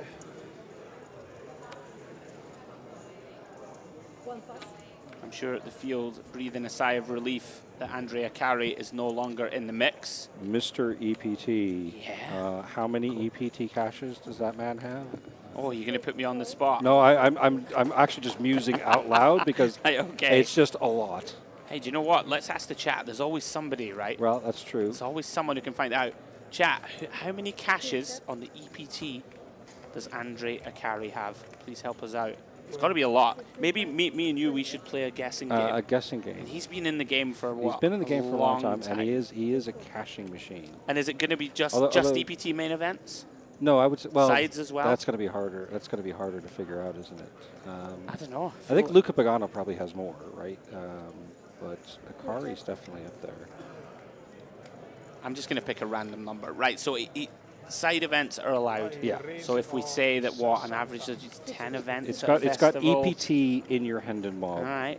I'll go for. I mean, he's been playing a long time, right? 20 years-ish, maybe. Lochi here, by the way, what a turn. I'm going to go for 44 caches. Wow, okay. Is it too many? I think that's a high number. I think that's very high. Okay. I was going to go for something like 23.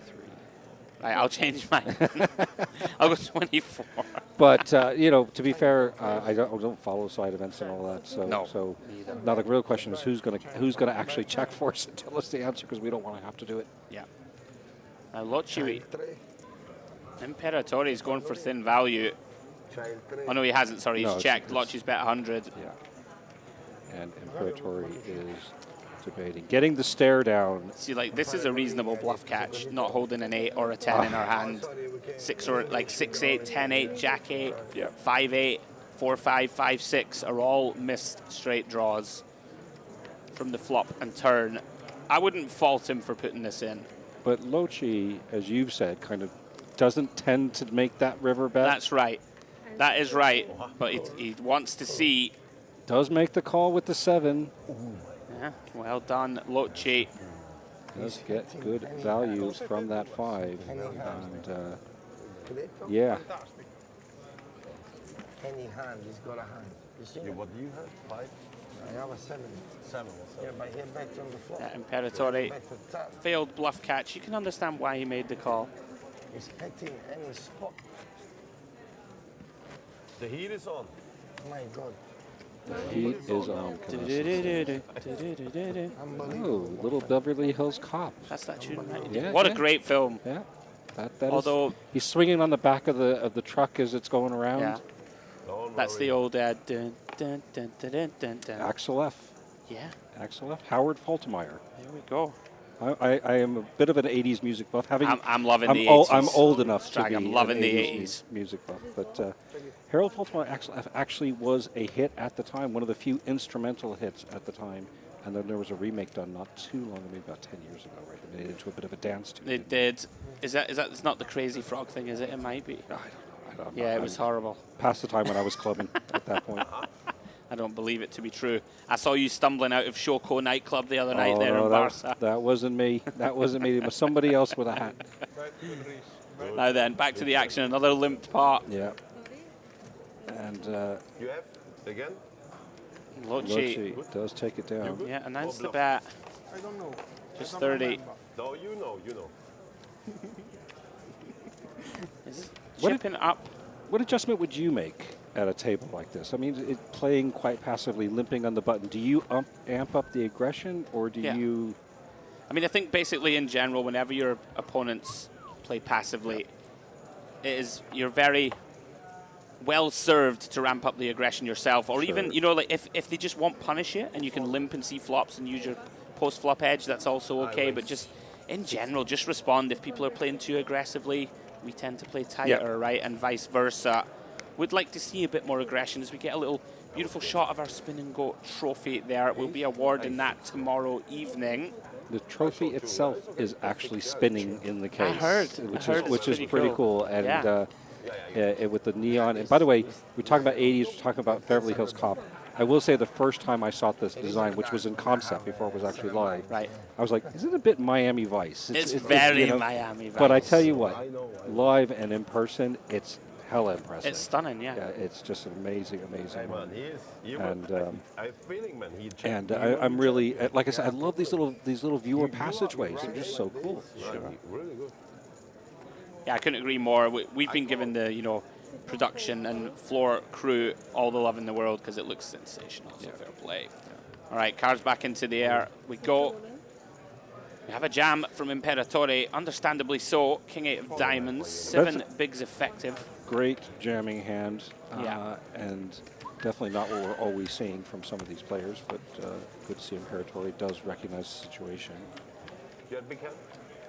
We saw Canossi limp the button there with like a 3-5 suited, and I don't even hate it, right? If your opponents are not going to punish you that particular often, hand, you love he just that. wants to get in there, right? Just see flops, try and use the edge that he believes he has.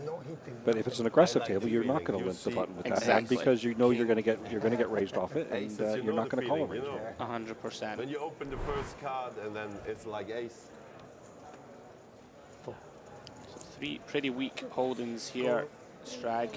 Yeah, it is. One of the things I do love about the way we're doing this broadcast, though, because we know that the action comes quite quickly, we're kind of showing all the hands at once because there's only 3 players. We can show all the hands at once. Very conscious decision to do that. And from a viewing standpoint and from a commentary standpoint, it actually makes it really great. You kind of get that immediate, I can suss out the hand, kind of almost see how it's going to play out, much like when we do coverage of online events where we get to see all the hands at once as well. Sure. Different pace of play. This is probably a little bit closer to online than live versus a normal MTT. And of course, the innovation of doing levels by hand also, as we talked about earlier, making that bit of difference. Yeah. But I'm somebody who loves metagame. I love the idea of layers within layers and thinking. And what's great about these is it's the immediate game you're playing, but it's the long game as well. You have to win that race to 3, so you have to constantly keep that in mind. Is this the one you need to risk? If you're sitting on 2 wins, do you tactically play a little bit more passively?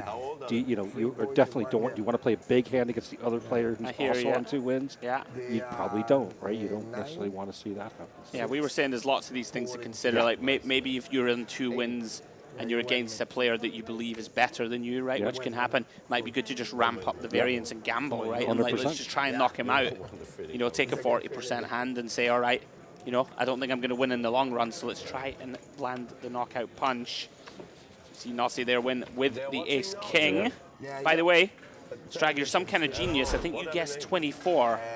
Apparently it's 23. I said 23. You said 23? That's exactly the number. Apparently it's 23 caches without the PCA, 33 with. Okay, so actually... You nailed it. Do we count PCA? No, we don't. 23, you got it. Of course we don't count it. It's never... I don't even know what the PCA is. The PCA, at one point, PCA was actually every tour. Right. So we had decided... I don't know if you know this. I've been with PokerStars 21 years, so I know like a lot of the history behind things. Right. And at one point, we had all these tours, and PCA was kind of this outlier. Like, where do we put PCA? Because it wasn't in. We didn't have a North American tour, so we had EPT, UK IPT, ESPT, APPT. And it didn't really fit under an umbrella. In any of them. So we said, well, hang on, it's a vacation spot. People come from all over the world to the Bahamas. Let's just go ahead and make it a stop on every tour. I think that lasted like 2 years, and then we kind of bobbled it and said, yeah, that actually is not really working. But a fun fact for you, hashtag fun fact. By the way, great flop here for Canossi, open-ended and flushing. Yeah, going to be a handover, unfortunately, for him. Yeah, but, go on, Strike. So, Marbella, not too far from where we are. Actually, it is on the kind of other side of the country here, south, far south. But Marbella, we used to actually run a UK IPT event there. I remember, I have been. And it was one of my favorite events. We probably played some of the same events because I would go every year, rent a villa with some friends. I would just go as a player. Yeah. And we justified it calling it UK IPT stop because of the sheer amount of Brits that tend to go to That would come and over. also live there, right? There's a huge Yeah. UK expat community in Marbella as well. I do miss that stop on the tour, though.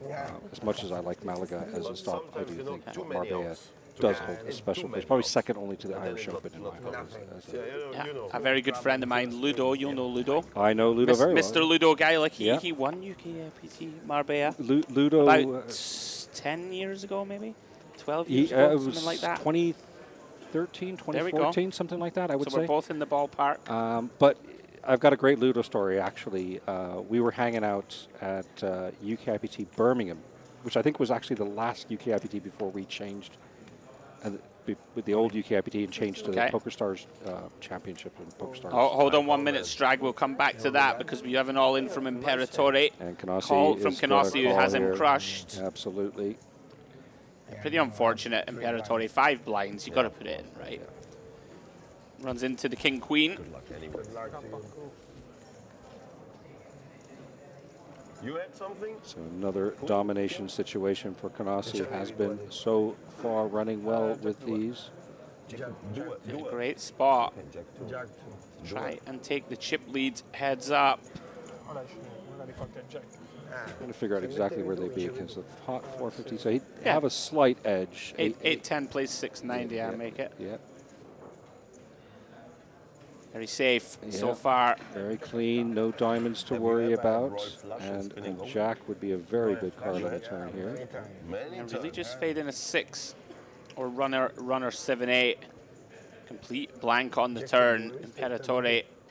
3 outs, 1 pull at it. Can he find the 6? No, he can't. King of Hearts completes the board. We lose Imperatore. From this spin, he'll be back, of course, in 3rd place. So since his opening win, Imperatore unfortunately has, I think, been the first one out of the following 3. I think you're right. So it is up to Canassi and Lucci again. So anyway, back to the story. Yes, so please UKIPT do. Birmingham, we were down to the final 2 tables, and on the break, Ludo and I were chatting, and you know, Ludo's always hyper aggressive, right? He's the guy at the table who's just, raising every hand, 3-betting every other hand. Yeah. And I said, if you raise on my blind, I'm 3-betting you. And he knows. He said, and I know if you do it, you've got the goods, and I'm only calling if I've got the right range. Sure enough, we come back from break. He raises my big blind. I've got kings. You actually have it. I have. You've I have set it up with the speech. It's beautifully set up. The dream. Come over the top. He calls. He's got ace jack, and it's Ludo, right? What is he? Of course. No waiting. Not even just on the flop. In the window. That's the worst, right? It's in the window is probably the worst feeling. He's a pesky man, that guy. Yeah, he is. I think he went on to win that as well, if I'm not wrong. Sounds a bit like Ludo. Right, heads up pot. Canassi versus Locci. See, I would have liked to have seen, I believe Canassi min-raised here pre. Like, Locci has a fist pump all in with the 5s pre-flop. Didn't take it. Does play his own brand of poker. He's going to check call here with the 5s, which is very understandable on the 10-6-6. Got to call 1. King of diamonds on the turn. Potential green light for Canassi to bluff, but Locci he's such a strange customer. He's leading on the king, which is just pretty wild. Trying to rep that they either have the king or we're slow playing the 6, and yeah, what are you saying when you make that bet there, right? You're telling us, poker's telling a story. Every hand you're telling a story with the actions that you take. What is the story you're telling? He's just a little lucky that Canassi has nothing here, I think. But gets it done. But as you mentioned, like the 5s, you should have been all in pre with that hand, right? You see a min raise from the button, 5s, just fist pump jam, get it in. Heads up, fist pump it in. But listen, who are we to critique? Locci's doing pretty well, and he's in contention here to take a 2-1-1 lead. Well, sometimes unconventional play can actually work to your benefit. Like, I'm seeing a lot of the hands that Locci's playing, and I wouldn't know how to play against it in Canassi's shoes. Right. So I'll give him. You got to give him credit for that. So this is another one that could jam pre 15 bigs effective. Oh, sorry. So yeah, he could have, but he went with limp and then bet the flop. Very reasonable on the 5-4-3. There you go. 890 for Locci. I mean, actually, if I'm Lotchi and knowing that Canasi has been quite aggressive in their previous heads up, I think limping the button with a strong hand is actually okay. Doing a little bit of trapping. Because I think the problem too with those kind of weak aces, especially if you're not up against an experienced Spin&Go player, but somebody who may undervalue their hands and may not call off with a hand like King Jack. And will only call you with big aces. You actually maybe don't want to do that. I would agree with that too. Yeah, it's tricky. It really is all about the tendencies, of your opponent, and formulating the correct strategy. Like this is a fist pump shove. How much? 9 bigs effective, right? Canasi, we can't allow him to limp in here. We have ace-6 offsuit. Let's just shut him out. He's gone with the small raise instead. Just a very small raise. And Canasi, what do you think of the call from Canasi here? It is not much to call, right? It's very, of course, it's not a hand that we really want to put extra chips in, but I could see why he would. Yeah. And Lotchi's going for the trap. Don't mind this with top and bottom pair. Yeah, hand far too strong to want to value bet it. Congratulations. Yeah, does take it down on the turn. But yeah, Queen Deuce, not really a hand I'd like to limp call, but he did make it the minimum. He made it such a good price, right? What are you supposed to do? It's you hate yourself. It's really annoying. You're like, why did I limp this to begin with? I'm really angry. I was planning to give up to a more shove, money. but you've kind of forced me to call. Yeah, it's true. But he is tricky to play against Lotchi. You never really, because like ace-6 off should never min raise, right? So now if you're sitting there, you're like, well, this is either a really strong hand probably or a strange bluff. Yeah. But it's actually just a mediocre hand that has decided just to put a small raise in instead of jamming. Confusing. Yeah. This is an interesting one to see what happens here. Well, it should be a call. All in and call, looks like. Oh, no, just the all in. Lotchi has not. Yeah, we had it. a limp from Lotchi. He's induced a jam. Can he find call? It's only 8 big blinds. This is the thing. If you're a bit in, yes, well done. Does find the call. Well done, Lotchi. Oh man, he's got his man in really bad shape. And once again, a domination situation. So you were saying, should Lotchi trap some big hands? And for 8 blinds, King 9 is a very strong hand, right? So I really like how he's played it. Let's see if he gets rewarded with a hold. He may be unconventional, but at the same time, Lotchi has not set a lot of steps wrong. Let's see. So far, so good. Strag, ace-8-8. Yeah. Canasi looking for a 10. There's some runner outs here. Yeah. I don't know. Or that will be win number 2 in the books for Lotchi. Oh, that's going to do it. That is it. That is win number 2. 1 win away from taking it down for Lotchi. Yeah, very nicely done. We will get Imperatore back to the table and reset for the next spin. I'm just taking a look again at the outer tables. Lots of people still on the verge. There's lots of keenly contested matches. We have 3 people who have advanced. We have Raul Villarraul, Ivan Kosilias. They're deadlocked at 2-2. Daniel Orgaz rounding out that lineup in the 2-2-1 scoreline. Jose da Silva and Danilo Carvalho, 2 Brazilians, and Tom van Vedevelt with 1 victory for himself. So we have 2 tables there. There's 2-2-1. Tyanen and Aguirre, 2-2-0 on their table. Matias Zerko with 2 wins. Paula Cordero, who's had 2 wins for a long time. She was 2-0-0. Really shot out to an early lead there, right? She was 2-0-0. That's now 2-1-1. So lots of tense stuff going on. It's been a bit of a war of attrition this flight, I would suggest. Yeah, definitely playing out a little bit differently. How's our defending champion doing? Carlos. Oh yeah, remind me. Carlos Gurdiel, right? He won Prague. He has 1 victory. He's 2-1-1 behind against Zerko, who has 2 wins, and Alberto Lopez, who has 1. So he's still in contention. This is like certainly taking a lot longer than Flight 1A for us to get to a conclusion at some of the tables. Well, as you might have heard, all of these are taking a little bit longer than we anticipated, so we might have to make a few adjustments to the way we're kind of doing our coverage and the way we're running the flights to make sure that we can get out of here at Well, hopefully before Tuesday, actually, because at the rate it's going, we might still be here in. We might have to make up a cot on the floor over there.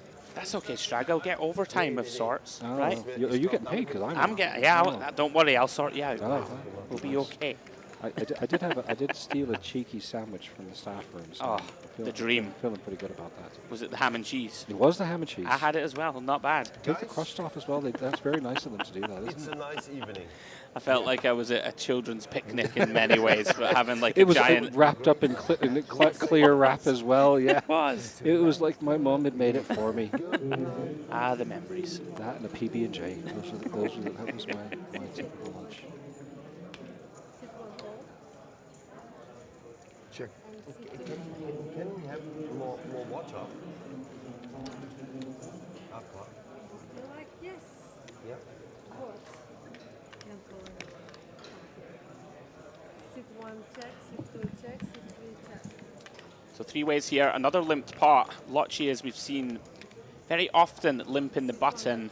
See, like, it's just such a tricky style. Yeah. Like, it is going to get him action here from the 5s, but, like, if you raise the button, Canossi has a hand that can 3-bet shove pre with 5s. Yeah, I and certainly he could have had see it all. Right, so it's, like, really kind of tricky, awkward style. Check on the river. Yeah. And does win, but probably wins the minimum. I mean, it's so I'd find it very confusing to play against him. That's the thing. When you arrive against someone who plays a completely different style to what you're used to, it is tough. Yeah. I'd be like, how do you have 6s here? Right. In this No, format, I yeah. would be very surprised to see it. It is one of those things where, and you know, the other interesting thing is because you're, another interesting thing about this format, because you're resetting stacks and you're playing multiple matches. Yeah.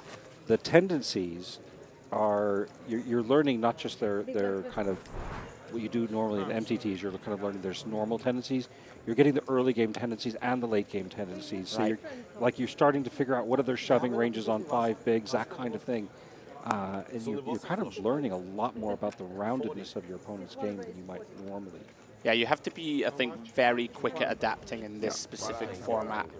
Of course, you don't have too long to wait, right? No. It's first to 3 only, so you need to have a pretty quick.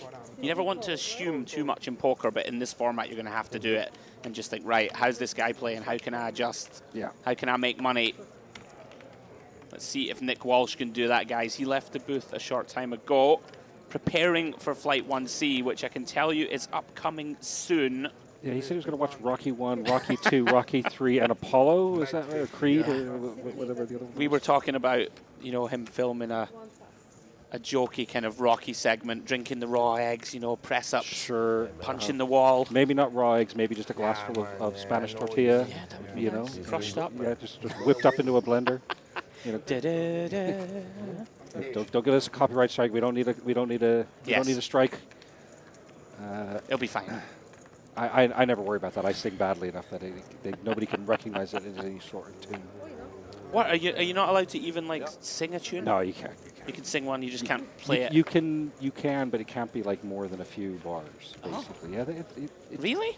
Well, again, because Wow. it's algorithmic, right? So you know they will look for patterns and you can get them lifted, but you know getting it lifted can be a bit of a. Wow, I had no idea. Yeah.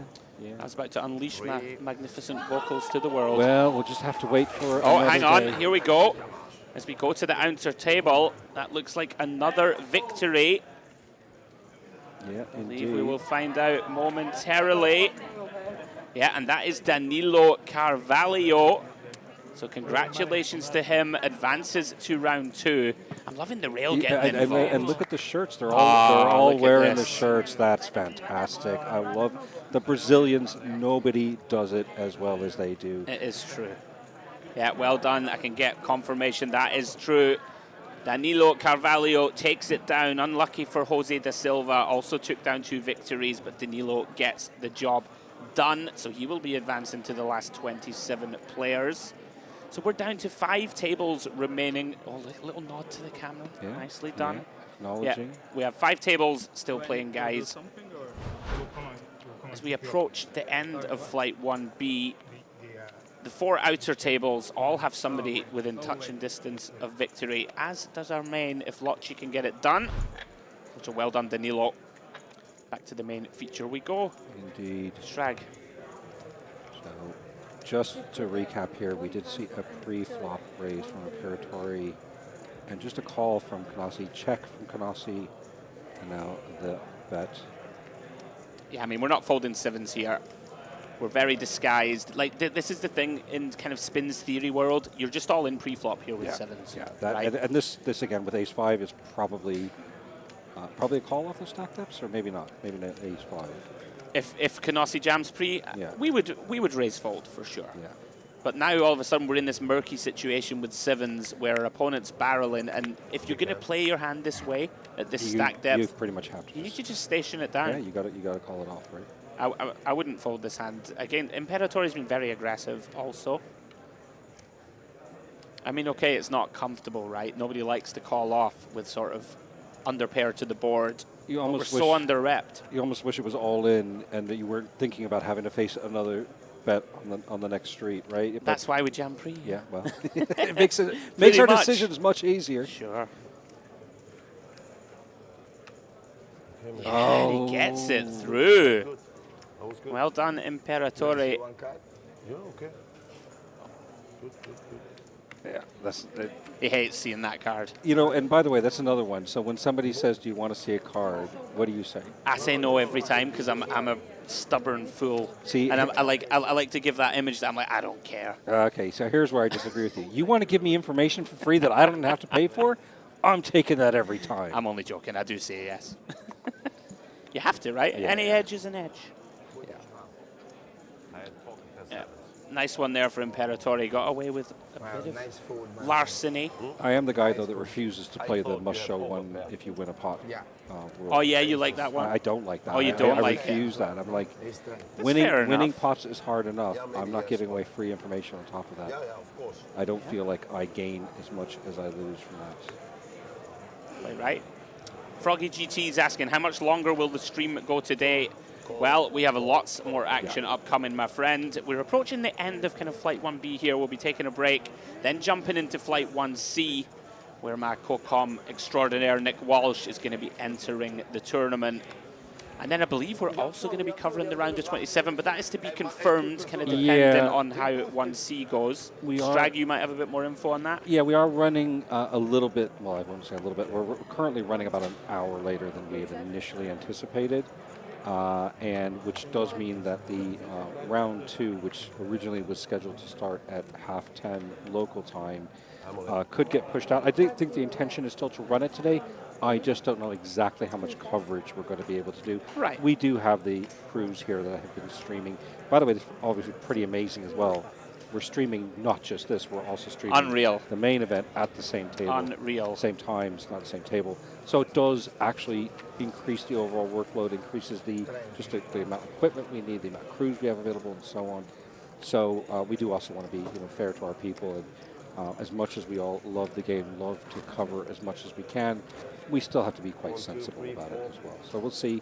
We will definitely be able to update during our next match. Very well said, Strag. Yeah, really is, guys. For anyone who's this is kind of one of my first times fully behind the scenes, and the amount of detail and equipment and moving parts really is a sight to behold. And we got to give a huge shout out and love, because otherwise these events and the EPT would not be possible to bring to you. So let's jump back into the action here. Canossi, ace-5 off, goes for the min raise. Like it. We have a few too many chips to open shove here, 14 bigs. Mochi, though, easy defend with Queen Jack. Flops best Strag on the Queen 10-6. Yeah, and does decide to check it over, so that's Nick Walsh approved, I'm sure. Absolutely. And nice check back from Canossi there. Yeah, one of these boards that when you c-bet, you're going to get a lot of continues. Very wet board. It's going to hit your opponent's range a decent chunk of the time. And more crucially, you don't really have enough to blow yourself.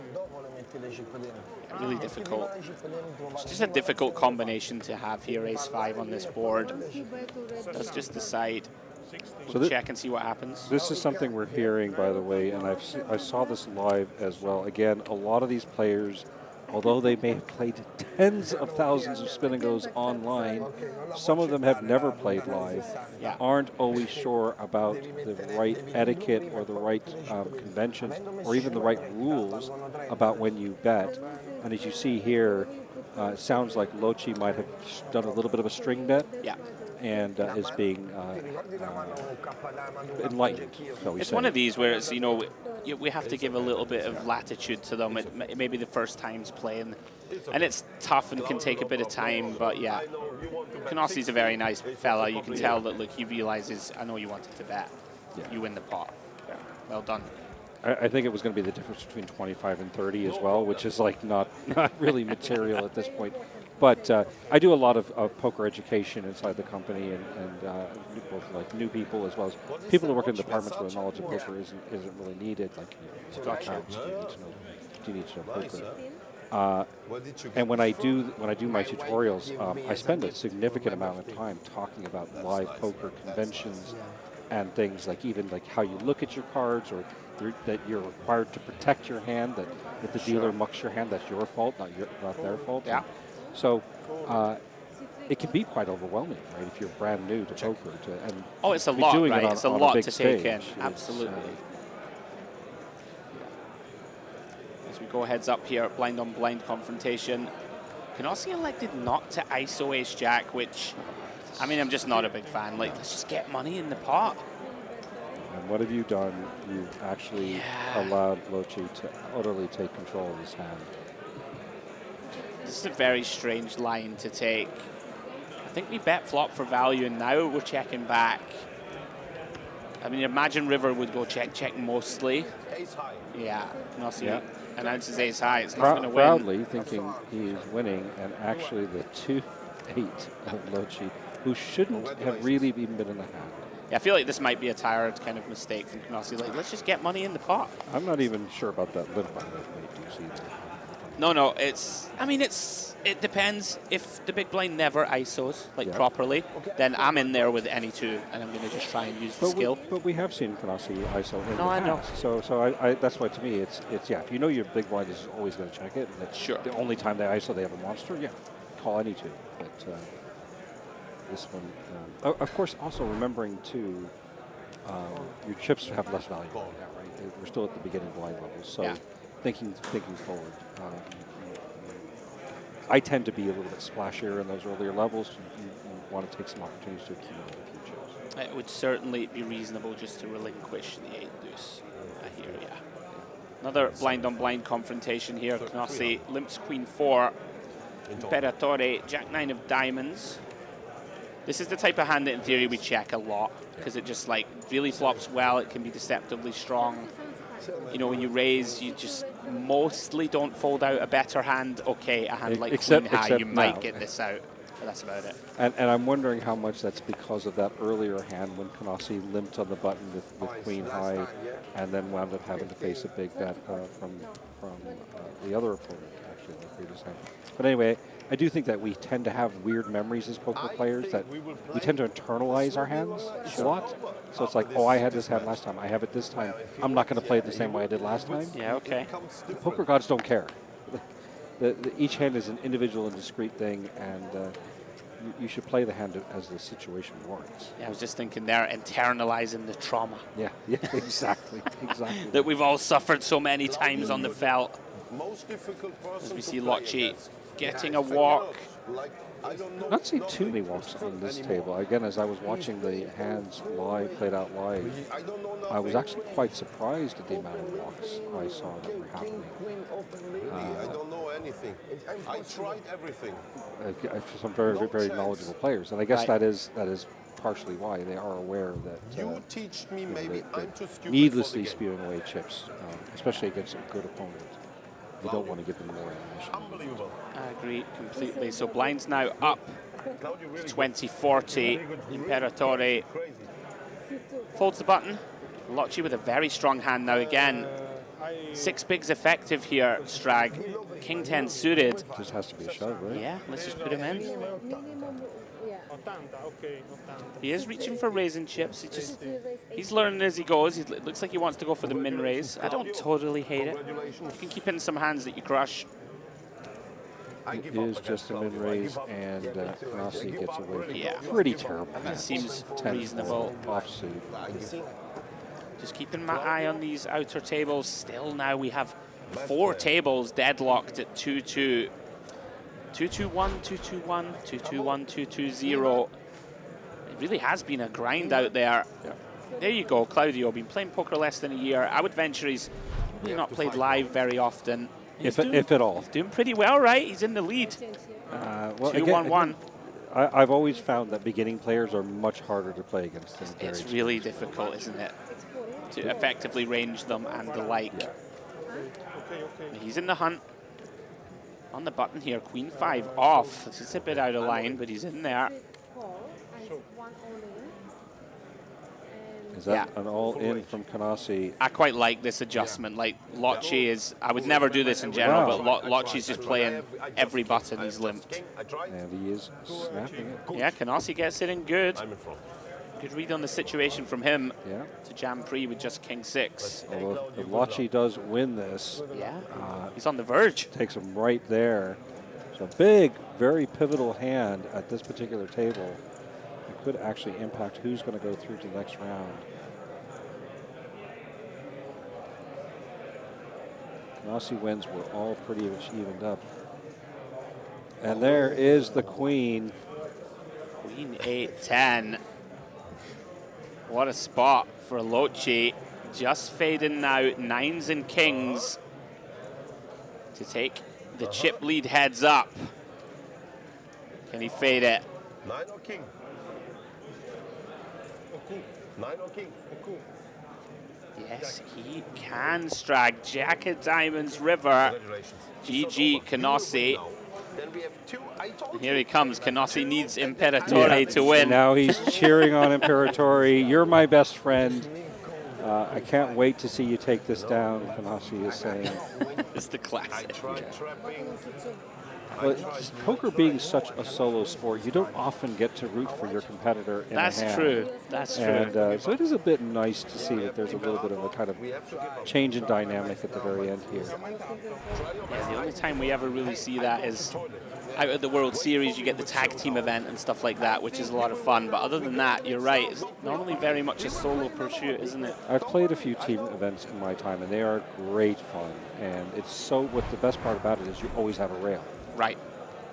So I used to play when there was a mixed game format, and every player had a different mixed game that they played. So you'd only playing for like one orbit out of 5, and you had a lot of downtime, which obviously had a lot of beer time. Right. And so yeah, you're beautiful. You have not only do you have a wonderful rail that's rooting for you, at the same time they're quite lubricated as well. So it gets a bit loud. It's just like that's the way poker's supposed to be sometimes. Just have a bit of fun with it. Locci does a domination rotation. Like, see, again here, like kind of leading out of flow. This is not typically a spot that you would lead, but it's probably going to get the job done. What? I don't think his opponents can figure him out, honestly. Very tricky. Imperatore is actually, is that raising chips? I think he floated. Did he raise? Yeah, Yes. you've called it. 135. Can Locci sniff this out? Very nice. Finds the flop call at least. You know, I've seen just such a change in demeanor here from Locci, and 8 on the turn changes nothing, although I guess it does, Imperatore does pick up a gut shot as well. He looks more confident, Locci, right? Just the decision making was like very, it looked like a very like, I'm going with my gut. Yeah. Imperatore gives up. I might change. Look at this. Locci, he's going to bet the river. Bet out the river. Is this value? This is very intriguing. Imperatore gets punished. Imperatore's looking at him like, who is this guy? They can't figure him out. What is this sort of play? To be honest, like you, if I'm at that table, I am absolutely puzzled. This guy is just, I've got a phrase I use that Nick loves. Go on. Dancing between the raindrops. Oh, what a beautiful phrase. It's a nice one, isn't it? Yeah. So, yeah, he's just like ducking, weaving, really. He really is. Leads at the, every time we've seen Locci lead, it's been correct. Yeah. I mean, he leads the 4, gets bluff raised, and finds the call with bottom pair, and then value bets on the river. Yeah, just a thing of beauty. I'm very impressed. I'm telling you right now that nobody else, no spin reg, finds that line. So I cannot critique the man. He's getting it done. Now, blinds 30-60. Lochi on the verge here, guys, of qualifying for round 2. And here we go. This could be it. It will be it. He jams Imperatore with the call off. Here we go. Ace-9 versus Queen-10 suited. Wait for that guy for sure. Lochi, if you can connect, is going to win this feature table, Strag. Yep. And Queen-10 suited. What a pretty hand. Your opponent has exactly the kind of hand you'd want them to have on that kind of call. Only one overcard to your 2 cards. A lot of equity here. Don't worry, it's a game. Oh yeah, yes, I can do that. Here we go. Canossi needs Imperatore to hold, or his race is also run. Here we go. Yeah. Oh, and there it is, a 10 in the window.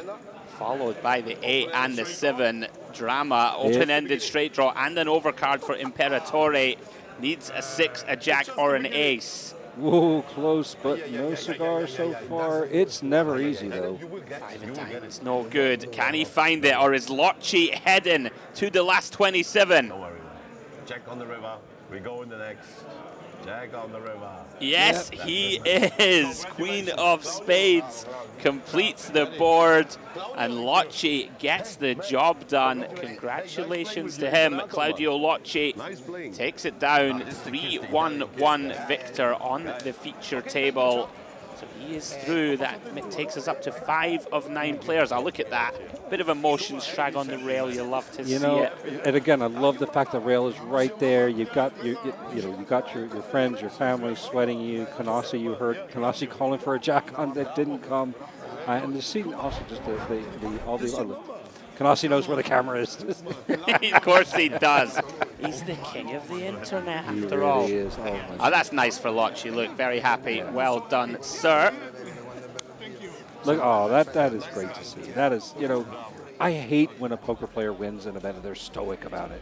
Come on. Agree completely. Right, guys, with that, we are now going to take a break, and we are going to return with Flight 1C of the Spin&Go Championship live. Nick Walsh is going to be in the streets, so we look forward to seeing him. Will he be on the feature, Strag? Potentially so. So, guys, please come back and join myself and Strag. We're both going to be here in the booth in around about 45 minutes time, guys. So don't go too far, and we'll be back with Flight 1C coverage of the PokerStars Spin&Go Championship live here in Barcelona. We'll see you soon.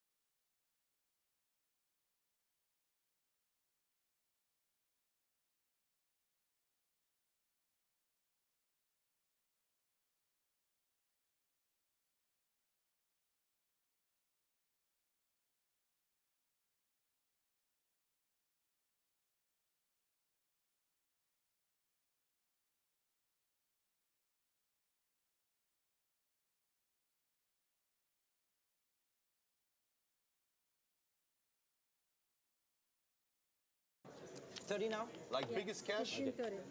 Biggest cash, 12K. I mean, like, 60. actually. Pablo 60 MC, as you'd million, expect. He told, you know? Yeah.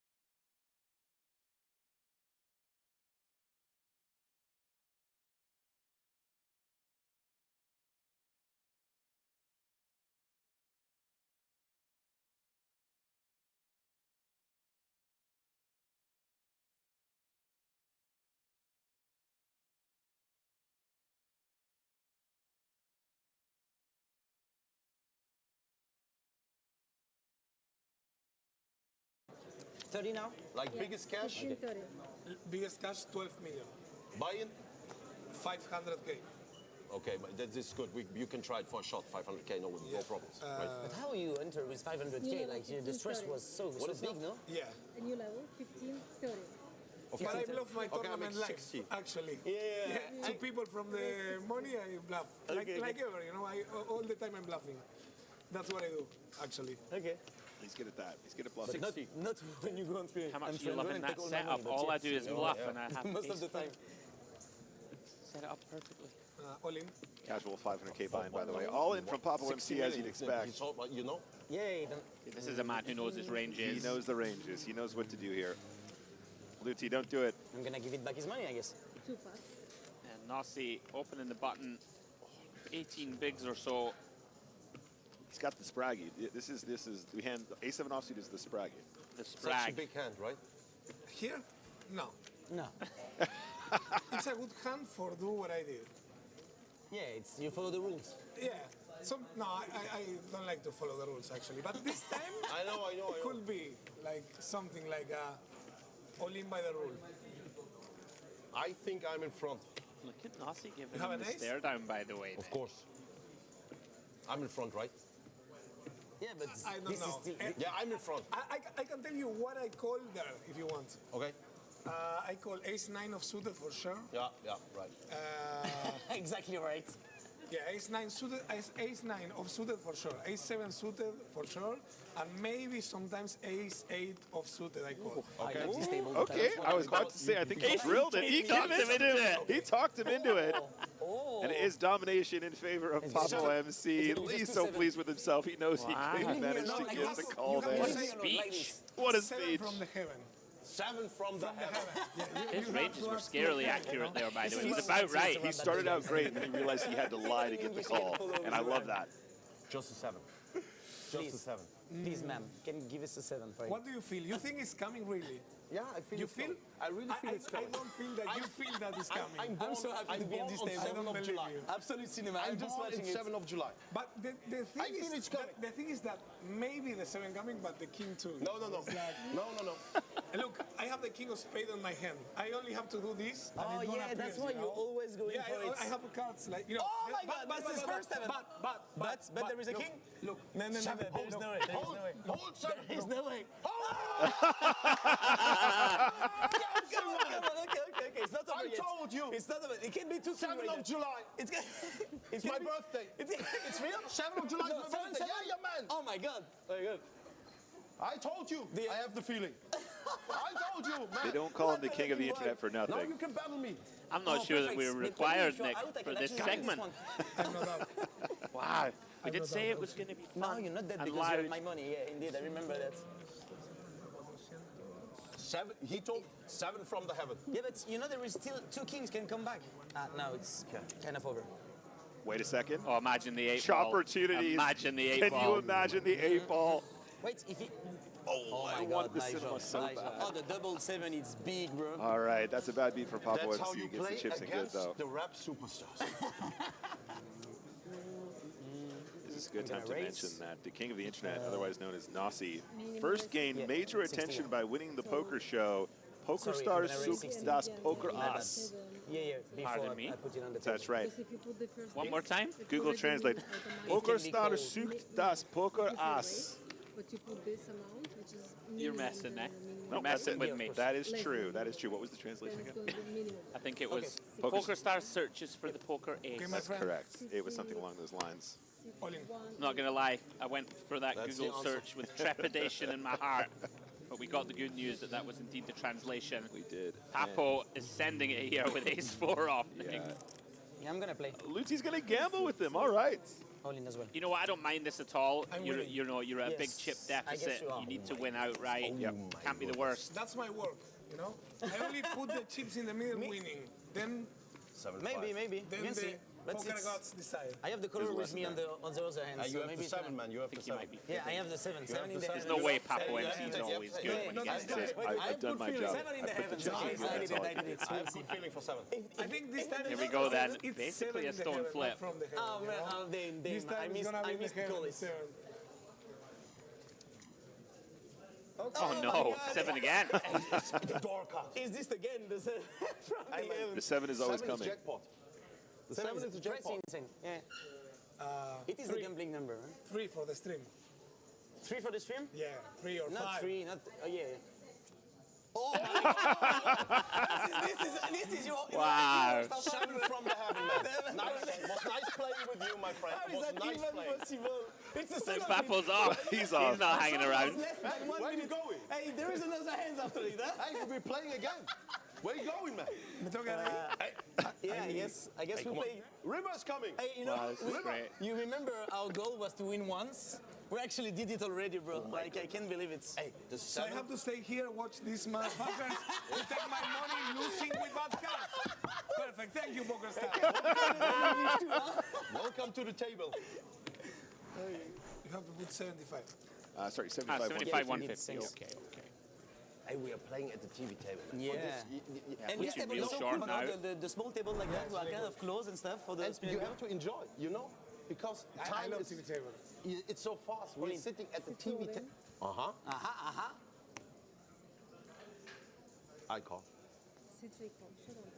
All in and a call. Recognizing it's not very many bigs. But it's the 7 from heaven.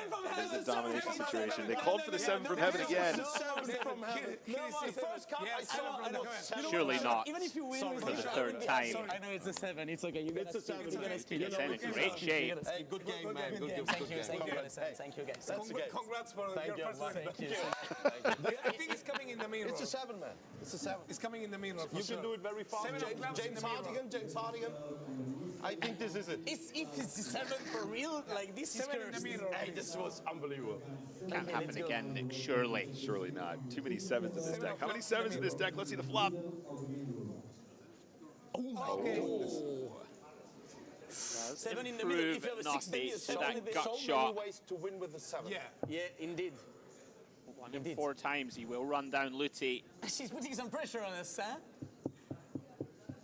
After she makes so many stuff like this. Such a nice card. Deuce is a funny card. Oh, the 7 from heaven! Oh my god, the 7 It's is the fucking 7 of clubs. Wait. I can be saved. I can still be saved. Shishi, bro. We can't do shit about this. I think the percentage here is like 8% for me, no? Something like that. Let's go. What the fuck is going on? What? The 7 was insane today. I'm really happy to spin, but it's gonna be this one, so I'm kind of sad. And the river. Deuce of Oh my clubs. God, the 7. Nossi wins the first game. And chat, whenever there is a win, there is a spin. Let's head down to James Hardigan on the floor so he can spin it for us. 100 euro. 100 euro, man. Don't applaud me, applaud the winner of the first game. Nossi, congratulations. Thank you, man. Thank you. First of all, Papos learned the indignity of when you go out first, you have to sit there and watch 2 other people play poker. So that's lesson number 1.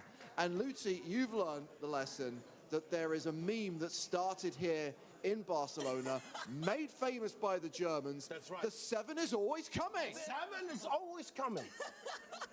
Yeah, you saw. It was insane. Okay, so you're 1 game up. Yeah. But more importantly, you know what happens now, don't you? You know, Don't take the 2K. every win, there's a spin. He knows. He knows. Don't take the 2K from me, please, please. Okay, so He don't give a shit. Look at 17,600 euros in prize money still available. Come on. The 500 2K prize is 500 still 2K. on the board. 100 for you, brother. Come on. Are you ready? I'm ready. I'm excited. Spin it It's up. time to spin. Let's see what you win. Come on. It's like really like a game show. Come on. Sorry. Come on, take the 500. 500. I said 500 for you. It's good, 500. It's the 2K? No. 500. Oh, yeah, that's good, man. It's good. That's huge. That's huge. Guaranteed set. Pocket sevens. You think? Because the 7 is always coming. I like that we're playing fast. Yeah, we're playing fast. Yeah, you know? Is it I like scientifically it. proven, It's or is it fun. only at PokerStars live events? I'm willing to bet that it's actually Seven a push was a good scientific push. anomaly. Something to do Was with a the good weight push. of the cards. 7 was a When good you're push, shuffling, just they end up on the seven, top more often because of the ink on the deck. You think it's the best pocket pair? Raise. By Like, far. if you think, really, I mean, if you had to choose one, it's I seven. raised 60, I sorry. mean, I exactly. think 9s are probably preferred. There over we 7s, go, but, see? but that doesn't make it the truth. That doesn't make it the most floppable pair. All right, guys. So hand number 6. Plunge till 15:30. All in. Oh, and this is going to be a decision for Papo. With the king-queen behind, he is facing a raise and a jam, but king-queen figures to be doing pretty well in a three-handed game. You don't love it, though. But yeah, I'm not surprised to see it. Thought he might run this one. And all in. Oh! What, Litty? I just want to move, you know? Showdown, guys. And playing for the win. Litty comes in Oh, that's very good. Oh, the... behind.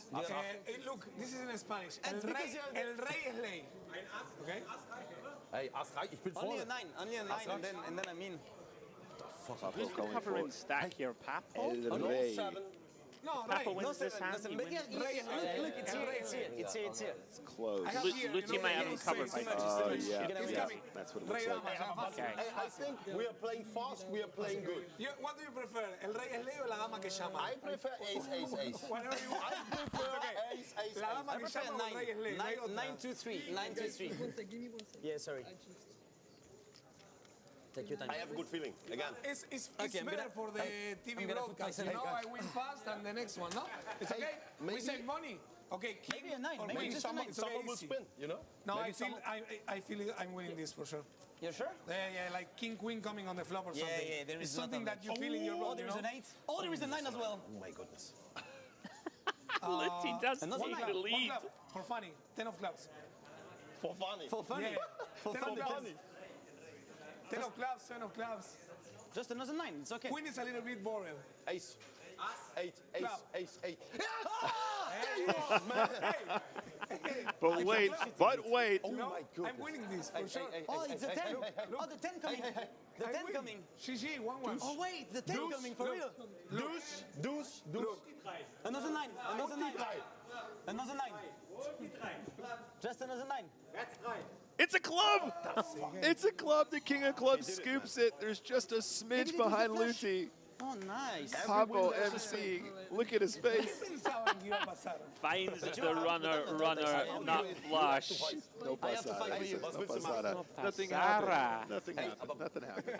Again, Another good clip. again, very excited. Again, good clip. We are doing good content. This spin is not over yet. Lutti does still have a couple chips behind, I believe. My coach may be gonna kill me on this one. Yeah, Lutti just decided to run it. Try and deliver the Let me double see. knockout. It's run down by Papo MC. It's insane. But What was your name again, Jonne? Alejandro. And the Papo. Papo. Lutti, Alexander. Nossi. Same name, we have same name. Knossi. Knossi, exactly.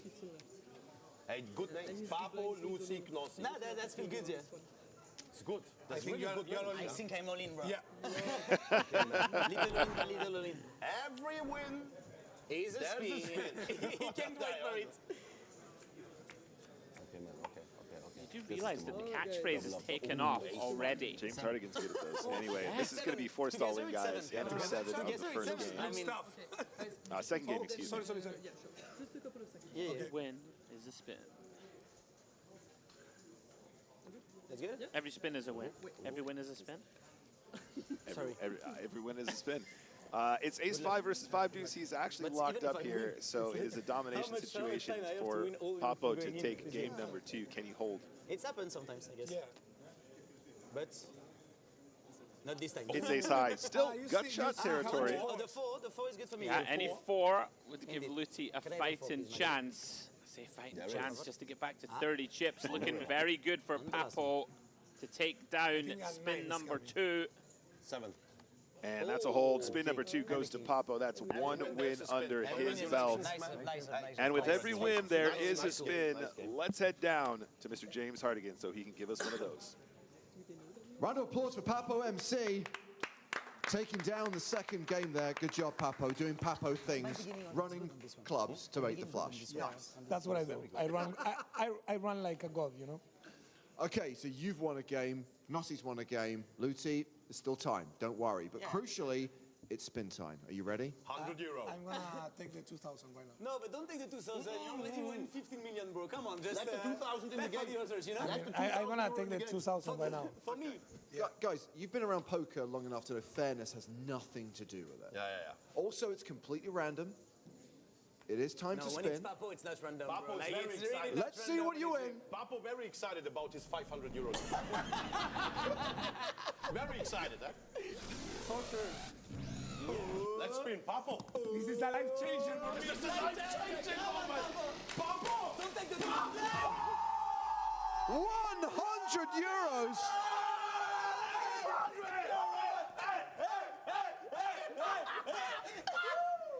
I mean, understandable scenes here in Barcelona. This must be your biggest score after your 12 million win in a 500k. 100 euro, man. My love, are you watching this? We are rich. He is a gentleman, bro. Oh, I'm so sweet. 100 euros is 100 euros, plus it's a win on your way to victory in this round. Luti, don't go anywhere. You got to get back in this game. You got to win. Now it's your turn. Too hot. Nice. Congratulations, bro. 100 euro, man. It's actually insane. I'm really happy. I know. Now I can buy another shisha. Don't Okay, cry, bro, don't cry. good luck, guys. Thank you. On to the next James game. Hartigan, the real one. He's so cool. Yeah, a bit of flick.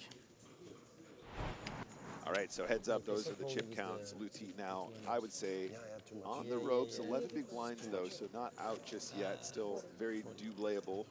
Yeah, really could do with finding a hand that pips Papo's in the next couple of deals. Bit of a body language tell there from Luti. He gave it a look and a little grimace, but does get to see a free flop. Papo, as we expected, is going to VPIP as much as possible. Now then, can Luti allow his man to bluff? I raise 50. I think this is the problem. Nick, maybe not aware. Oh, but he's getting the float. Papo going to get disrespectful. It's not that unviable, to be fair. Backdoor straight and flush draws. Yep. Ace of clubs on the turn. All in.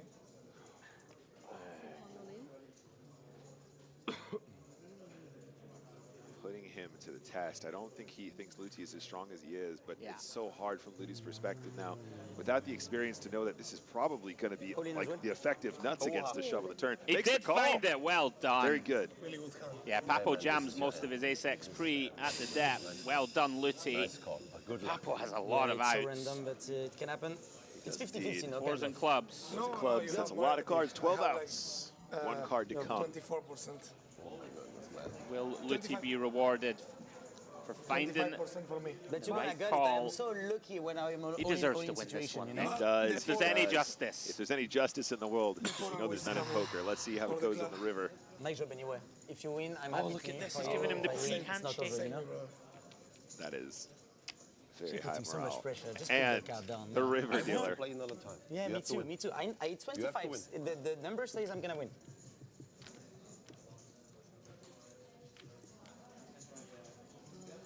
Come on, come on, come on. Not It to, is. Not to, It's a club. There's no justice in poker. Luti loses this one, and Papo wins the first round to go to the final, which is round 2. And that's not over. He goes on, but there is still a spin because there was a win. Let's go down to James Hart again. He can do the last spin of this table in this game. It's so much funner when you go runner, runner. And you did it twice, and both times with clubs. I'm so unlucky. Congratulations to Papo MC, who'll be advancing to the final. Hey. I was like... Condolences to Knossi and Luti. Nice games. But before we close things out here, there's one more thing to do. I just think it'll be very on brand for Papo to just bink the 2K after advancing to the final. I mean, I spend a lot of money in shishas. I need, you know, each day like 300. Okay, we'll see what we can do. Yeah, yeah. It's time to spin. Let's see what you win.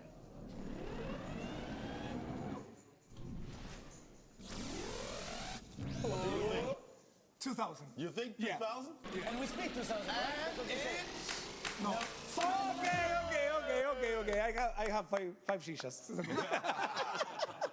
And don't forget the other shishas you won earlier on as well. It's like and don't forget there's more chances to win prize money in the final, as well as a seat in the Spin and Go Championship Live. Congratulations, we'll see you later this evening. Thank you so much. I love your voice, brother. I would love have a voice like yours. Like, so powerful. Hey, you're the rapper with a sexy accent. I'm the one who should be envious of you. So Papo joins Rory in the final. One more heat to play. And we are going to be featuring streamers from Italy, France, and Spain when the VIP spin-off continues.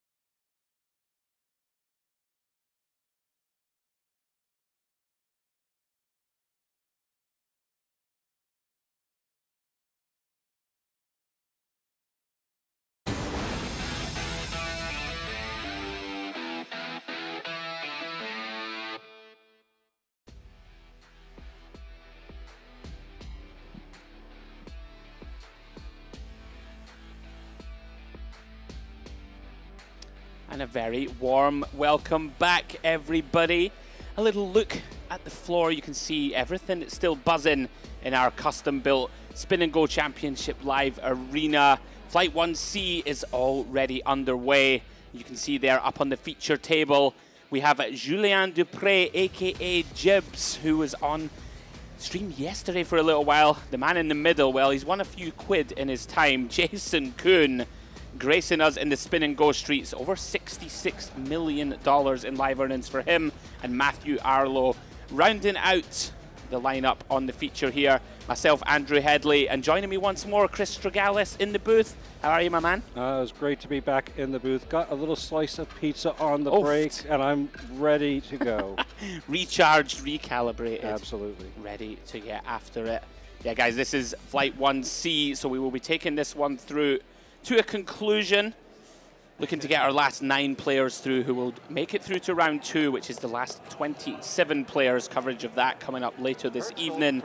And the final 9 will duke it out tomorrow before we will crown a champion and strag 100,000 euros for the win. An impressive amount indeed. Not bad for winning a few spin and goes. You can buy a few margaritas with that. What would you do with 100 grand? With 100K, reinvest it into the Spin&Go. There you go. Good man. We'd like to hear that.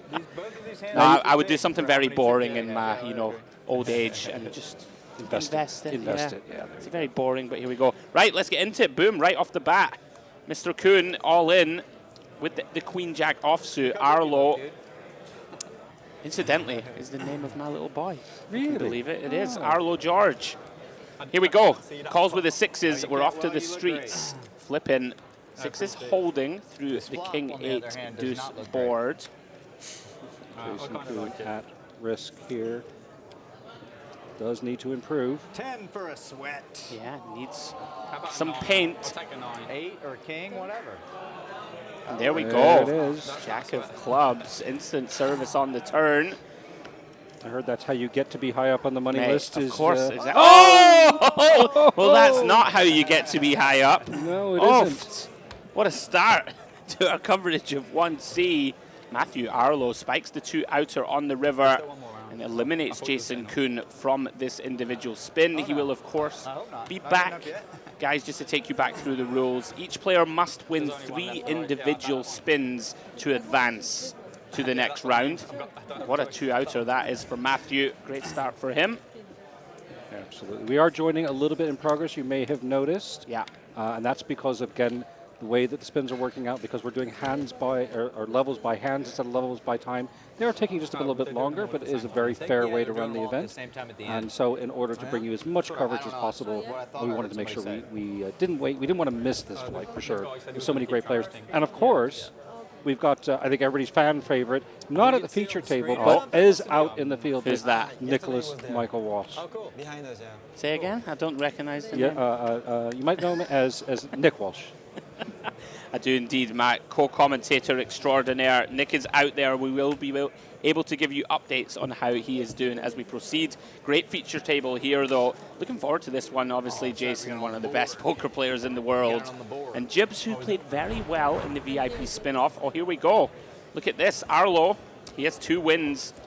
Kuhn with 1, and Jibs yet to get off the mark. So Arlo on the verge if he can take down 1 more strag. Yeah, it's as we talked about, very interesting to see what the strategy is here. Do you kind of sit back and play a little more patiently? You've got 1 to give, so or at least 1 to give, right? If Jason doesn't win, if Jibs wins, then you've got an extra 1 even to give. So maybe you take a little more chances because it's the one you can take. Right. I mean, this is one of these also that I'm pretty sure. I think it's fair to say that everybody in the rest of the field is anti-railing Mr. Kuhn. I think that's fair enough. So they're all looking up at that board thinking, "Come on, Matthew Arlo, get the job done." I mean, maybe if you have like a thin spot that you might pass. Maybe if it's against someone like Jason, you might think, you know what, I'm taking this to get him take the out. dangerous player out of the equation. I think that tends to be my modus operandi when I'm at the table. If I think that somebody is going to be just a very aggressive player, tough to play against. Sure, I think it makes sense. I was hearing from Summer, our production manager, that Matthew's very experienced, so he's not going to be, you can just tell when you look at someone, right, that they know their way around the poker table. We are definitely seeing a pickup in the pace of play compared to our last feature table. Somewhat mercifully, I might add. You know, there was a certain lassitude that just kind of, you know, you didn't mind it so much, but after a while, yeah, it was a bit much. Come on, guys, just get it in the middle. Yeah, let's go. So Matthew started with a limp here, makes a lot of sense. You do a lot of limping with these small pairs in the small blind, potentially to limp shove if you're against an aggressive player who is going to isolate you a lot. Goes for the min bet here, just basically look to deny equity from 2 random overcards and get value from a deuce, some king highs and stuff like that. The problem is when you do stab this min bet, you really have to just slow down, right? You're not going to get a jack to fold, a queen will never fold. So you're kind of just hoping your opponent has like a deuce that wants to get to showdown. And Jibs does go ahead and take the aggression lead as they should, turning to pair there. Absolutely, let's try and get the money in. Yeah, we have to. He played really well, by the way, yesterday. And I know he's not, you know, got infinite experience, like he used to play Fortnite and pro gaming professionally. Has about 50K in live earnings, which would, on the surface, you know, like we make these assumptions thinking, oh, that's not that much money, maybe he's not too experienced, but honestly, he played really, really well. Like, really didn't make any mistakes that I saw, so probably has done a fair bit of study on the spin format, I think. Well, I think one of the benefits of spins for newer players is that even when you are making mistakes, your mistakes aren't that egregious, especially if you're okay to be aggressive to begin with. Aggression is always going to be rewarded in spins in any case. So to me, it's actually one of the better players to teach somebody how to play poker. People tend to want to play too many hands when they're starting to play poker, and that's not so much of a mistake in Spin&Go. Yeah, and like Jason here, I would imagine this is a slam dunk 3-bet call is what I would expect to see from Jason Kuhn here. 25 blinds effective. He's got a really strong hand, blind on blind. Probably makes it like 180, 175, something like this. Yeah. So let's see how your sizing is here. 150 maybe? Yeah, he may even have gone a little smaller. 130. Yeah, okay. Wow. He's gone for the kind of small induced size. Makes sense, we have position. We can go for like a little click and try and induce some shoves, and Jibs is just going to put this in.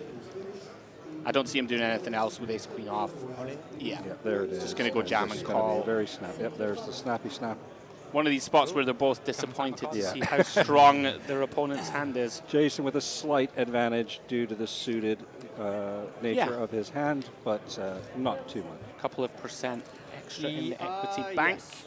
Exactly the same. We always have exactly the same stack. No, I won the first. Yeah, he has more. So I cover you. Oh, you cover me. I have a starting three stack. clubs and big That's trouble. fair, man. Oh, when he's got suited, That's fair. he shouldn't be You asking deserve for it. I think 3 diamonds. Shouldn't be asking for the free roll when he's got the suited one. Yeah, I think it's going to be diamond. Oh, maybe it is 3 clubs. 2 So here we clubs, go then. That's decent. Jason with the suited variety.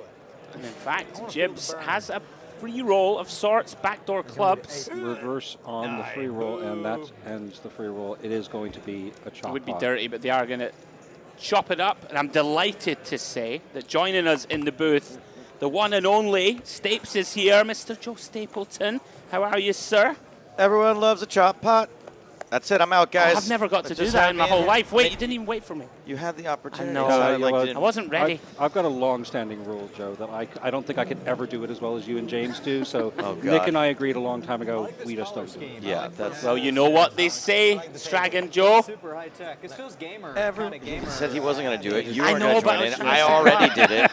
Right. That's it. You lost privileges. We've confirmed that everybody likes it when they chop it. I'll take it. Is that okay? That was the... Everybody's okay-ish with the chop pot? All right. Is that better? Does that work, Joe? No, that's not the gag, I'm afraid. We'll leave it to the professionals. Speaking of professionals, how lucky are we? We get to have Jason Kuhn playing this event. We were talking about that. One of the top money winners of all time. Oh my God, that's an OG name, Yeah, just bro. the I used to 66 play million Gears of and War. change. Don't forget the change. He must really think his contract's in jeopardy. 20. Do you reckon he was strong-armed into this one, or No, willingly? come on, you have to be strong-armed to play Spin&Go. See, there we go. I mean, playing short-handed, short-stack poker, I'd like to think that at some point in his life, Jason might have done that. Yeah, I mean, he's going to have a pretty good edge, I would say. Although Matthew Arlo has won 2 games here, Stapes, as you join us. He's won 2, Jason has won 1, and Jibs waiting to get on the board. So one more win for Matthew Arlo would eliminate Mr. Kuhn. Back in the day, that was like From the field, maybe the biggest French organization. how was the coverage today, Stapes, in the old main event? You know, it was It was an exciting day. Yeah. Played down from 11 to 6. Okay. So we started seeing some big money, some six-figure cashes. Yeah. I saw maybe the dirtiest beat I've ever seen. Was it on Foggy? Yeah. He's one of my very good friends. I was pretty heartbroken. That was like, it was so bad because I couldn't stop doing the fucking guy puns. I was like, this is fucking disgusting. I can't stop. I'm so sorry. I feel so fucking bad for this guy. And I just couldn't stop doing it. But I genuinely, like, I thought about it later. Like, I was like an hour later, I was like, I still can't believe what I witnessed. That is despicable. Yeah, the old ace-king versus ace-king to send you out in 7th in the EPT main. Not ideal, but great run from Foggy as we pick up the action here. Blind on blind. I believe Arlo raised pre with the queen 10. It may have limp called. It's one of the two. I was too busy listening. It was Jibs actually. It was a limp from Arlo in the raise. Jibs ISO'd. Yeah. Okay, makes sense. Jibs gonna c-bet here with the queen deuce off. Matthew going nowhere here with queen high and backdoors. Feels he needs to check call. Does improve to a pair of 10s.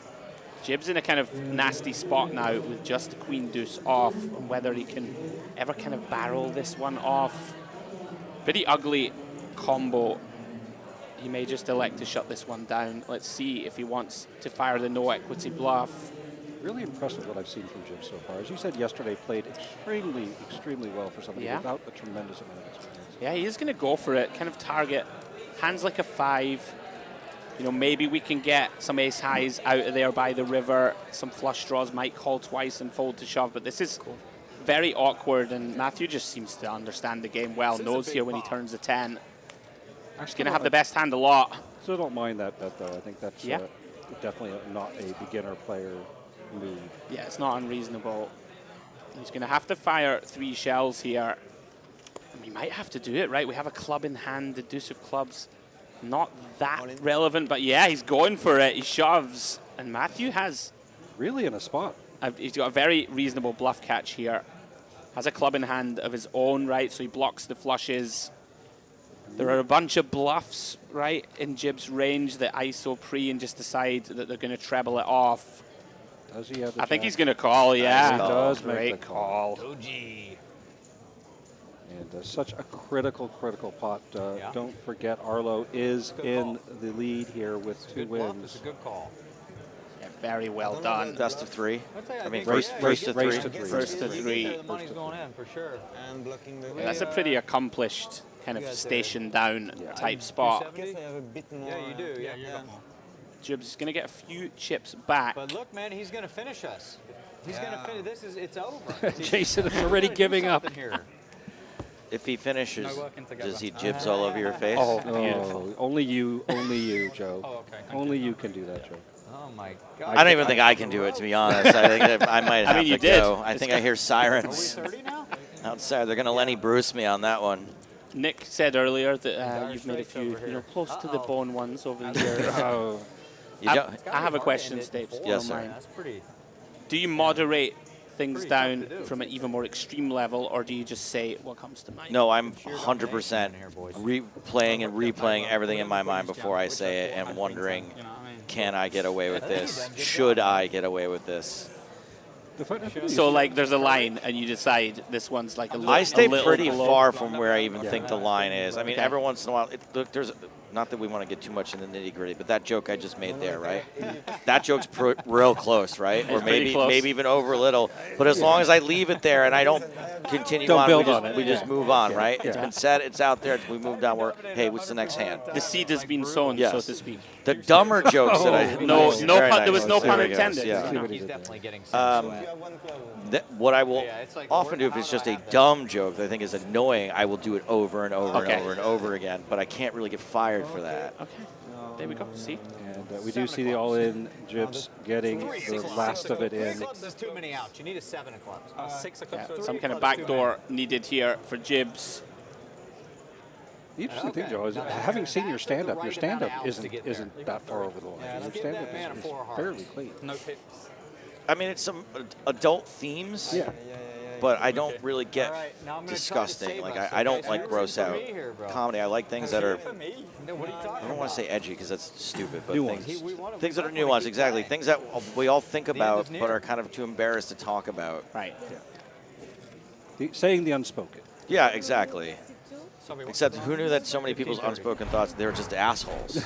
Because there's so many comedians that say the same thing. I'm like, no, you're just a jerk. You're not saying the unspoken. You're just being a jerk. Yeah, well, unfortunately, some people do think that that is actually being funny. Right. It's just genuine. There's a fine line, right? Or being brave. To remaining likable. Yeah. Well, I can tell you, Stapes, you're very liked because the chat's gone wild. I appreciate Stapes is that. the hero we deserve. It's probably one person. No, there's at least 4 people here. It's the one guy that every couple of weeks sends me a picture of my own house. Is it Banyez86? No, Baines is cool. Okay, well, he's in there with the love. Baines, one of our regulars on all of our streams, and I don't know if you know this, Joe. Baines won a silver pass last week. Right? I did not know that. I think I met him in person recently. I mean, I've met him before, but I think we ran into each other somewhat recently. But that's cool. I wonder where he's going to use it. Yeah, a good question. I'm going to guess probably online. We tend to break. You can have an option for online bundles. Maybe with WQ coming up, there'll be some bundles available. But of course, there's always our amazing PokerStars Opens. You can come to one of our EPTs and cash it in there for some side events. Yeah. It's a great thing about PowerPath and our pass system. Nice. Just to pick up the action here, limped pot. Arlo's impressing me a lot, by the way. Jason tried the old limp stab with the 10 deuce. Makes sense. But Matthew, understanding that Queen High is going to perform very well here against Jason's limp stabs. And Jason giving up the turn, but improving. Hits the 10 on the river, is the best hand. I think this is where you see the very best players in the world maybe eke out some value. And look at that. This is a great piece of poker. Just recognizes that Matthew would have bet an 8, right, on the turn, would have bet an ace. Would have bet a flush, probably bets his entire kind of value range on the turn. So Jason knows he's up against King High, Queen High a lot. Great bet. Did you notice he actually slid the chip in the same way the dealers are? Didn't pick the chip up and throw it in? You don't want anyone to see the underside of that. Well, you don't ever want to put a ultraviolet on poker chips, I don't think. No, look at this, and he gets paid. Oh, wow. But that also just shows how good both players are here, right? Yeah. How many players are making that call? And it's not a bad call at all. No, I think Matthew recognizing that. But like the thing that's interesting here is you would think he's quite polar with this river bet, but he's such a good player that he finds the bet with a 10. Yeah. So if your opponent's betting a 10, then Queen High starts to become pretty grim, but I can still understand why he called. And we'll see whether Arlo makes that call in the future now that he's gotten that piece of information and realizing that Jason is capable of doing that. I think it's fair to say that he probably only calls someone who he thinks is really elite in this spot. Yeah. Very player because most people just don't bluff enough. Yeah. Well done. Nice hand. So action back on Jason, I think. Yeah. Okay, Matthew is limped in the small. They are, of course, heads up. And Jason does ISO and takes it down. Yeah. So basically, this is sudden death, right? Jason has to win here. Yep. To continue. Arlo is in the driver's seat in this group of 3, but then again, Jason also has 1 to his name, so another win here for Jason would really put the 2 of them right up against it. 66.5 million there, as you saw the graphic, is the total lifetime winnings for Jason Kim. I mean, it's pretty crazy. That's just, it's a very large amount of money. I think he's top 3 all time. I think it's top like 5 for top sure. 5 all time. Yeah, third or fourth, I believe, is the number. Yeah, unreal. Talk about longevity in poker. Look at this, by the way. Matthew turned trip 10s here. We don't know what Jason has. We get to sweat with him. I believe he's checked twice. Well, he turned a boat with the 10-7. I'm fairly sure there's a turn. Okay. Yeah, there it is. I'm paying attention. There it is, yeah. Drawing dead to the flush. Yeah, I mean, even that's dead. Yeah. It's nothing like drawing dead and getting there either. That's one what of I mean, the worst yeah. things in the world, right? So yeah, he hits that diamond, and the weird thing is when you miss the diamond here, you're still like, damn it. well, and Jason is the kind of player who could conceivably barrel this, but does not. It goes check, check. We got lucky. It was almost over for us. Yeah. Arlo was Had a lot trying of to cards. We were out of the reduce tournament. by checking the river. Did not get the bet out of Jason, but still does take down. Certainly had a better shot of Jason betting than calling. It's 40 now? I think when your hand is that strong, you kind of have to just take that line. For sure. Who the hell is that guy in the weird hat? Yeah, who is that guy? It's my cousin. Like Patty Duke. It's a pretty cool hat.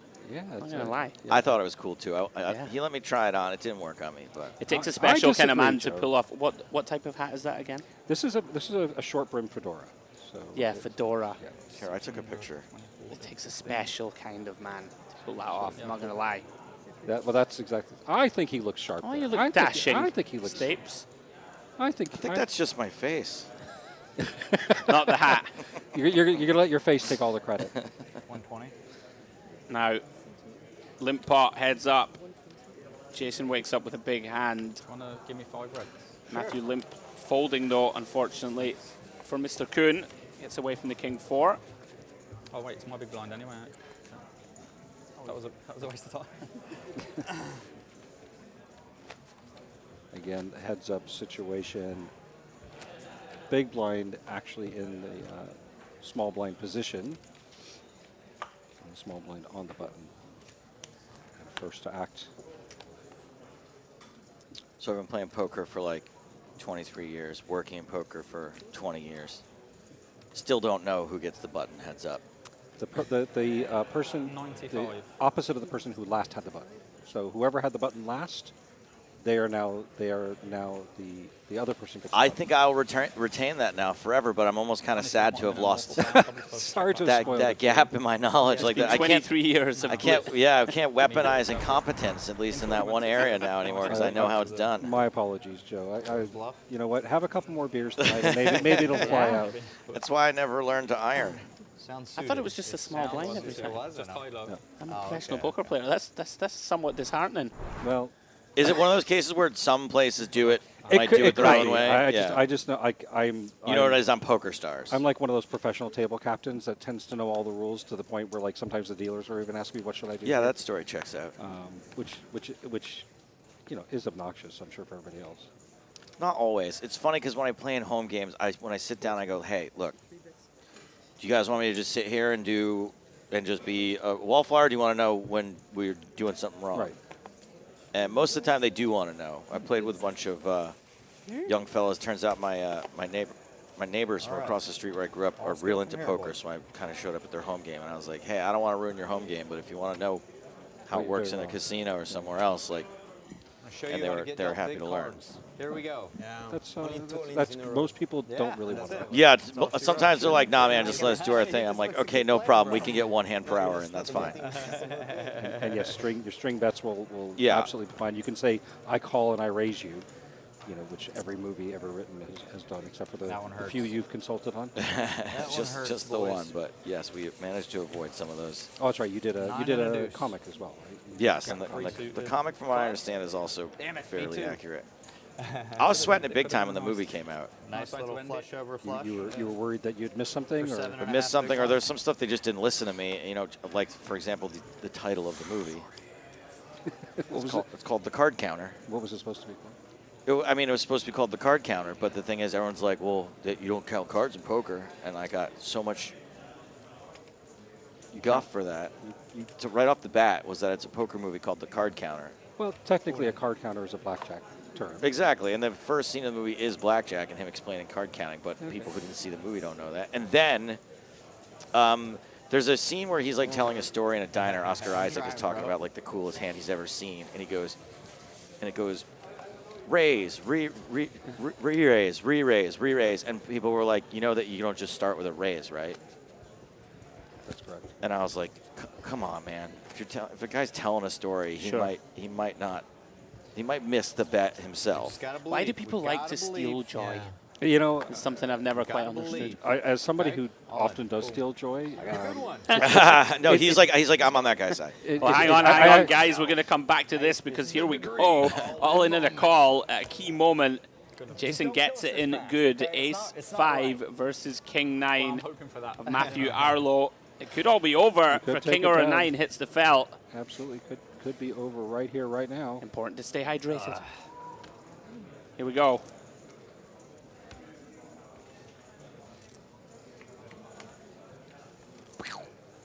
Oh, and it does come king high, King 5-4.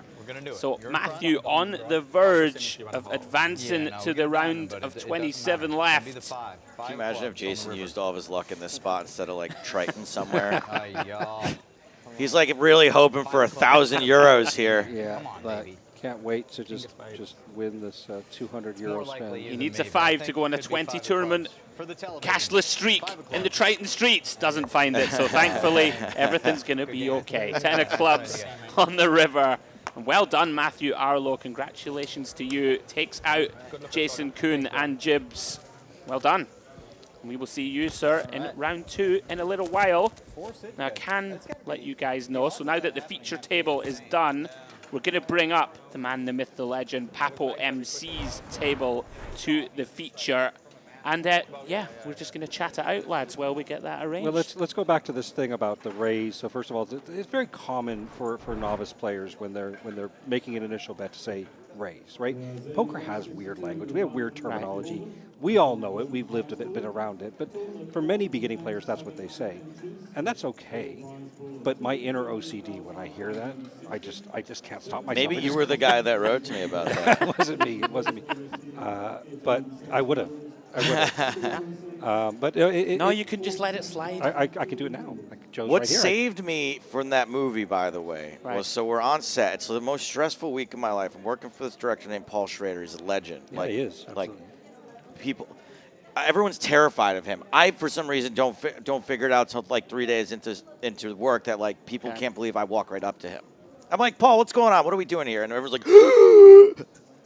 The wind totally goes out of the room. But how dare he? But he didn't have a problem with it either. Okay. Like we were cool. Right. And so he didn't quite understand. He's a fast director. He does like 2 takes, moving on, 2 takes, moving on. He did not realize how many camera setups it would take to shoot a hand of poker. Oh, right. Like how many camera angles do you have? You're going to need it from at least 4 or 5 different perspectives. Exactly, right? You need the hands, you need the chips moving, you need the shoulder, you need a close up, you need a shoulder, you need the board, you need the and we were behind, and he was like, we're going to have to do like a second unit shoot. We're going to have to like come back later and redo these poker scenes. We'll just get other actors in and just use, shoot their hands and stuff. And now I have to take all these notes. Oh my God. About where everything is left. Oh my God, that's going to be so hard. Because the chips have to be in the right position. The cards have to be angled a certain way. Yes, I was freaking out. I was freaking the F out. You're getting stressed. Strag. I'm getting stressed on your behalf, and I'm not even there. So, I mean, I have a million great stories from this, but the main one, which is I got so lucky, is that COVID shut the film down when it had, I think, 3 days left of filming. My part was done already. All the poker scenes were done. And what happened was Paul got real antsy during lockdown and decided to make the movie without doing any of the reshoots. Without shooting some of the scenes. Just went in and edited it. He just went in and edited it, and there was like maybe only 1 full hand of poker, and Sam Greenwood gave me the seal of approval. He was like, yeah.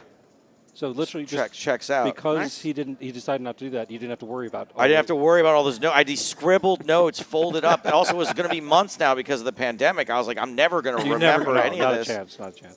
And so, because he just made the movie without it, so there wasn't that many poker scenes in the end, or there were, but he didn't focus on what the cards were, just sort of the vibes of what was going on. So I dodged a huge bullet that, every time there was a poker scene, it's another chance for there to be a mistake in it. Oh, yeah. Sure. Yeah. And as we have a little look, guys, into the outer tables, that is an aerial view of the man, the myth.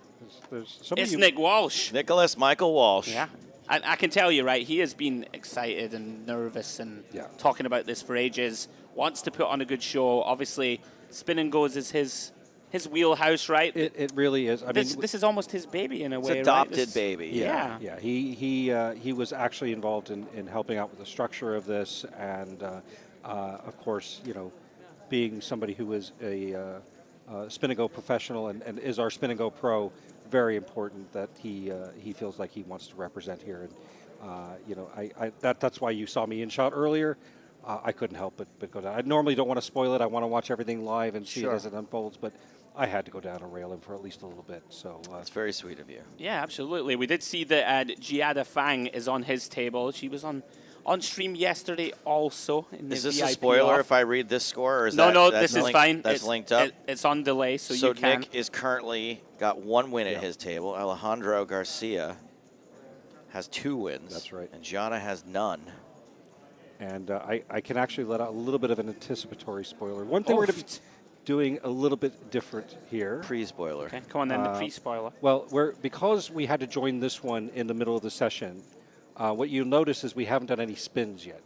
Yes, and that's because of the way the system works. And the way we started this. What we've decided to do is we're going to do all the spins at the very end.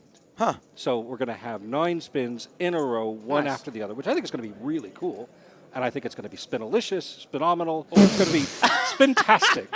Sorry, I like the first one the best. Spinalicious. Spinalicious is great. But the spoiler is that I can tell you that Nick is one of the people who will be spinning. Oh, brilliant! That is a bit of a spoiler. It is a bit of a spoiler, but it's not really. It's happening. It's happening. Because Okay. you know how it works, right? When you win a spin and go, You take the card right away. You get to pick one of 3 cards. And Nick said he was taking the middle one, right? Right. Well, again, Nick, the very first spin and go was not won by Nick. It was won by the other player, and he did not pick the spin. So it was 2 cards remaining. What was the rule, Picasso? I've been saying all day you got to pick middle. Middle is the play. But there was no middle. There was no middle. There was He said only he was, when there's 2 left. going to go right. He Oh, said he was going to go right. You said go right. I said go right. What did he do? Went right. He went right. He got What a it. boss you are, Strag. You know what they say? Right is right. That's right. Right is right indeed. Right, we are ready. We now have our new feature If you're table. not right, you're wrong. That's right. We do have our new feature table, Who's guys. this cool dude? Very cool looking, right? That is Maddie, Claudio Maddie. That is somebody who looks Are you sure very, it's not- very comfortable up there. Is it not Mad the Second? It could be Mad the Second. Kind of like that with her. This gentleman looks a little less mad. What kind of TikTok channel does Mararu have? Mararu.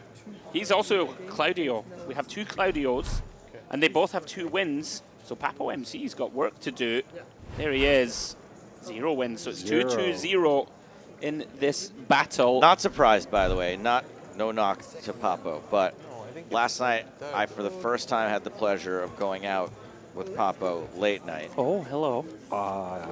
And I think I heard about this. Was there some shisha involved? There was shisha involved. And I'll just say this. I looked at my phone at 4:58, and I was like, what am I still doing here? And I left. 4:58 is quite an impressive feat. But no one else showed any signs of being able to leave anytime Did you soon. do an Irish goodbye, or did you? I said goodbye, and I got to say that Papo was not only very generous, but he's really sweet. He's just like a sweet guy. Yeah. He does seem very nice. And made me feel very welcome. Like we've never really hung out before, and I'm always kind of awkward at someone else's table in a club especially when they're like really looked after the way he is, and I feel like a hanger-on. And he was just so nice. Speaking of which, we do have an all-in moment here. Mararu is the one at risk, and Papo has outflopped them. Yeah, only an ace going to save Mararu on the river. Otherwise, Papo going to take a good chip lead into heads-up play, which he does. 10 of clubs on the river. Well, I have to say, Joe, that considering that story and the fact that it sounds like that Papo went on beyond where you did, you both look remarkably proud. you look all right for 4:58 in the morning. Yeah, I think he and I are both, unfortunately, professionals. Don't try this at home. Yeah, kids. do not do what I do, especially at my age. Yeah, I have to say I'm long past that. I did a little bit of a lads trip just before coming out to Barcelona. 9 friends. We were out celebrating my birthday at the end of the year. Happy birthday. Well, birthday's actually in December, but we decided to celebrate it early because nobody was going to do anything right before Christmas. And let's just say that I was not out till 4:58 at all. I'm very good about getting myself back to the room at a reasonable hour. When I say reasonable, I'm still like 1, 2 in the morning. Unfortunately, as long as there's one living, breathing woman in the place that I'm at, I will not go home. I really have to be like dragged out of a place as long as there's a female. Singular. In the vicinity, yeah. All right. Given that the population of the world is about 50-50. Odds are good that I'm Odds staying are- out late. Yeah, odds are good that you just never go home, in fact. Although I think that it's not 50-50 in the middle of the night. I think there's probably more men perhaps out doing what I'm doing. Yeah. Papo and Maddie both get a piece of this one. Papo has a slight advantage here, although it is a lot of opportunities for a... Yeah, going to be a lot of chops here. Papo does go for a little probe on the turn. That isn't one of those cards, though. So the 7 kicker... Yeah, the 7's going to play. Is going to play. I wonder if Papo ever looks to go for razor thin value. Not impossible here once we check through to the Look turn. at this. There it is. Yeah, very similar to the Jason Kuhn hand, where, you know, the really, really strong players find these razor thin value bets, right? Like, we're just targeting a 4 here or a hand like 5-6. Very nice, and he does get called. Gets called. Very nice. Kicker does play. And that's going to be a very nice thin value bet. Yeah. Chips up to 1,135 chips then. Looking to get back into the fight here and get on the board with a win. Just going to take you guys through a few results from the other tables. Of course, we saw Matthew Arlo advancing to the next round. David Zarro from Spain has also done so in a whitewash, won 3-0-0 against his 2 fellow Spaniards.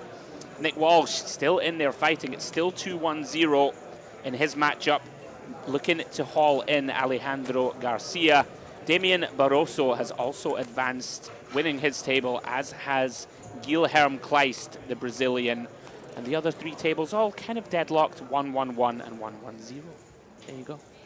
It's quite we were seeing quite a fast pace of play at the beginning of this heat, but does seem to have slowed down just a little bit. Yeah, it always does when you get to the kind of real business end. Well, it is when the money matters the most. And what a flop here. We've got Papo with the flush draw, Maddie flopping trips. This could be, we could see an all-in moment here.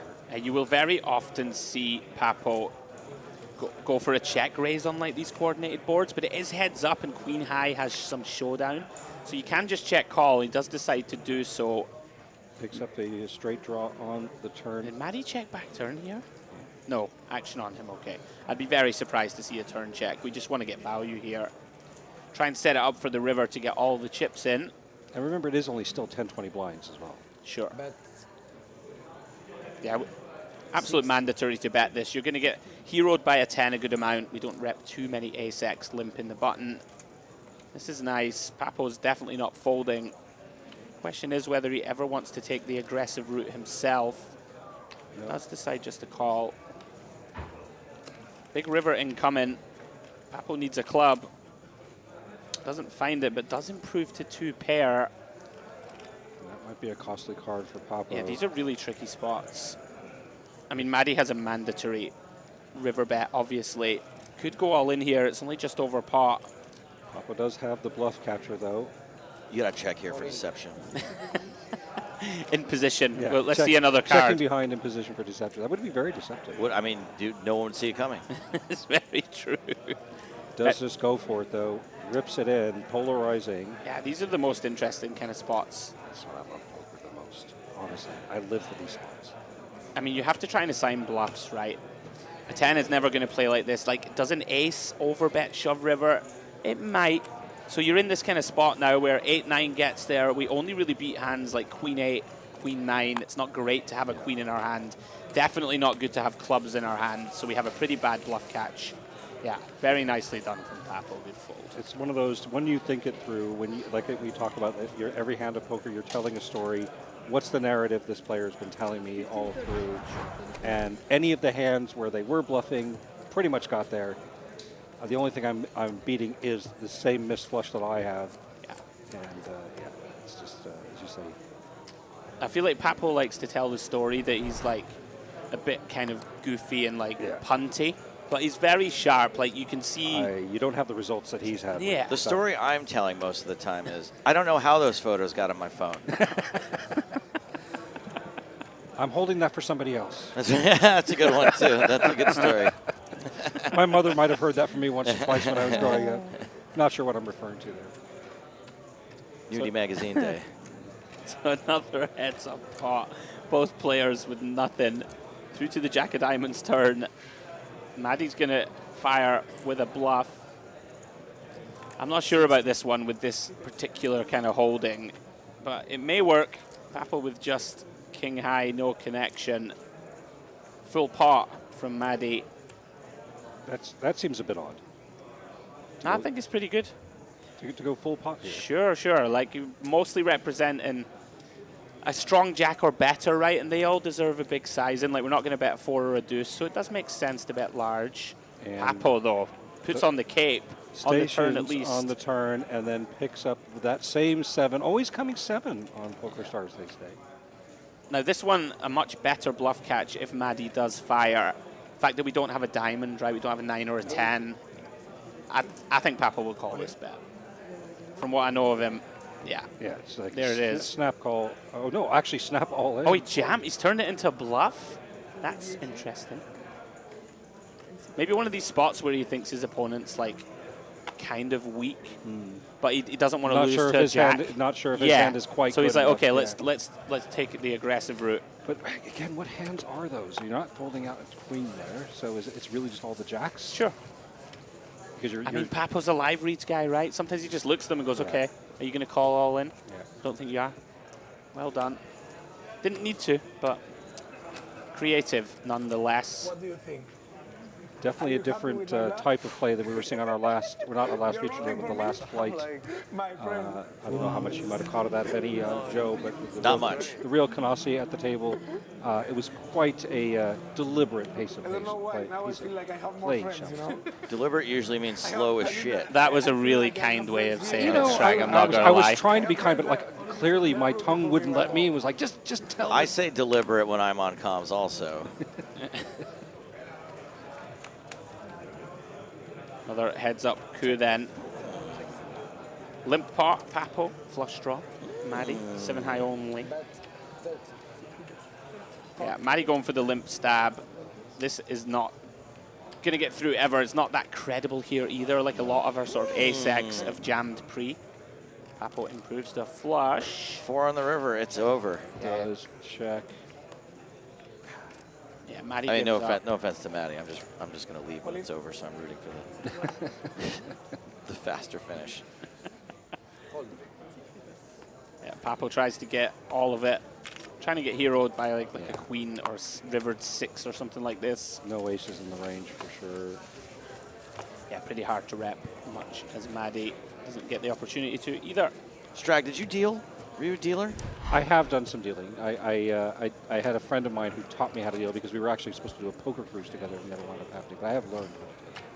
Do you think a dealer is happy to be as busy as they are dealing nothing but three-handed poker, or it's so much extra work because you're just constantly shuffling? And I mean, I have the if it was me, I'd love it. You'd love all the action with I'd three-handed. love all the action. Okay. I love being busy. To me, when I have dealt, it's where I get in trouble when I'm dealing, where I get is when I get distracted because I'm bored and I'm looking somewhere else, or you know, I'm watching the TV. There's a game on in the corner, whatever. No, I love poker so much. You know that about me.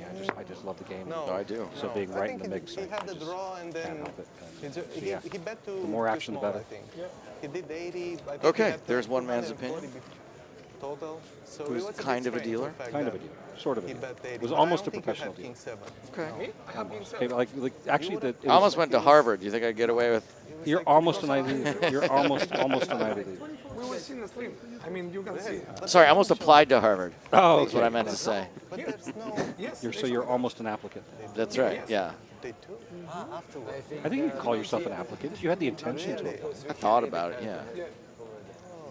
You could say like I almost got into Harvard. If you Well, if you well, would it's have weird applied, because my guidance counselor started laughing Oh, when I brought it up. Here we go. This is looking pretty good for Papo. absolutely. King 5 of diamonds, open shove from Maddie, more than reasonable. Blinds are 20-40. Papo finds the ladies. 6.5 big blind seems pretty standard with King 5 suited there, and Papo just happy to look down at the ladies. And I quite like these card designs as well. King in the window, though. Say it isn't so for the Papo MC.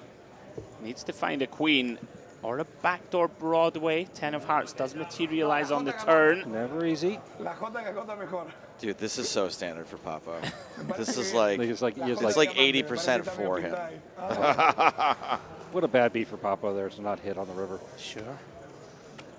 Deuce of hearts then, no good. Maddie finds the double up. Papo, so gonna have to do some more work. Joe, when you're out with Papo. Yes. Right now, clearly, like you said, you're out. You're in Sausage fest, if that's what you mean. No. Let me get there. You're in a few places. Yeah. Right. Now, clearly, you're both known individuals. Who gets more attention? Oh my God, Papo. No. Papo's legit famous. Nobody in the club is gonna recognize me. Not only me. But in the club, I mean, I don't think he was like being mauled by fans or anything last night. But it was clear the staff knew him. Really? Like they came up to him and were like, "Hey, what's?" I don't know if it's because he's a regular or they know who he is, but you know, it was clear that he was a VIP there. I'm gonna play devil's advocate though. We are at EPT Exactly Barcelona. my thinking. There's like hundreds and thousands of poker players here. More likely they're gonna know you above even a man as famous as the Papo. I think maybe. What do you reckon? In this particular venue, he's still going to edge me out. No. He's still going to edge me out because of the Spanish-speaking crowd here. But I disagree. Vegas, NAPT, it's you know. You can't walk down the walk down the street. Down the hallway. You Right? can't walk down Las Vegas Boulevard. All right, that means swarm. You guys jest. You jest. No, I'm not jesting. But I do have to build extra time into, like, if I have to walk somewhere across the casino or whatever, Right. so if people want to speak to me, they can, because I don't want to be the sort of person that blows people off or mugs them off, as you say. When Greg Raymer won the World Series, and I knew Greg before he won the World Series, we were quite good friends, and I was walking down the hallway with him, and it was the most annoying thing ever. It was literally walk 3 steps, take a picture, walk 5 steps, sign an autograph, walk 10 steps, hear a bad beat story. And I'm like, Greg, come on, man. Like, this is, like, can we get to where we're going? And he said, listen, this is not going to last forever. Yeah. Like, these people want to talk to me. They want to tell me bad beat. I'm going to make time for them. Yeah. And like I thought that was quite gracious of him. I like that outlook. And you know, very like not every person who's won the main event, and I've known quite a few of them, behaves in that manner. No, they do not. That's nice. But a lot of them do, by the way. Yeah. A lot of them do.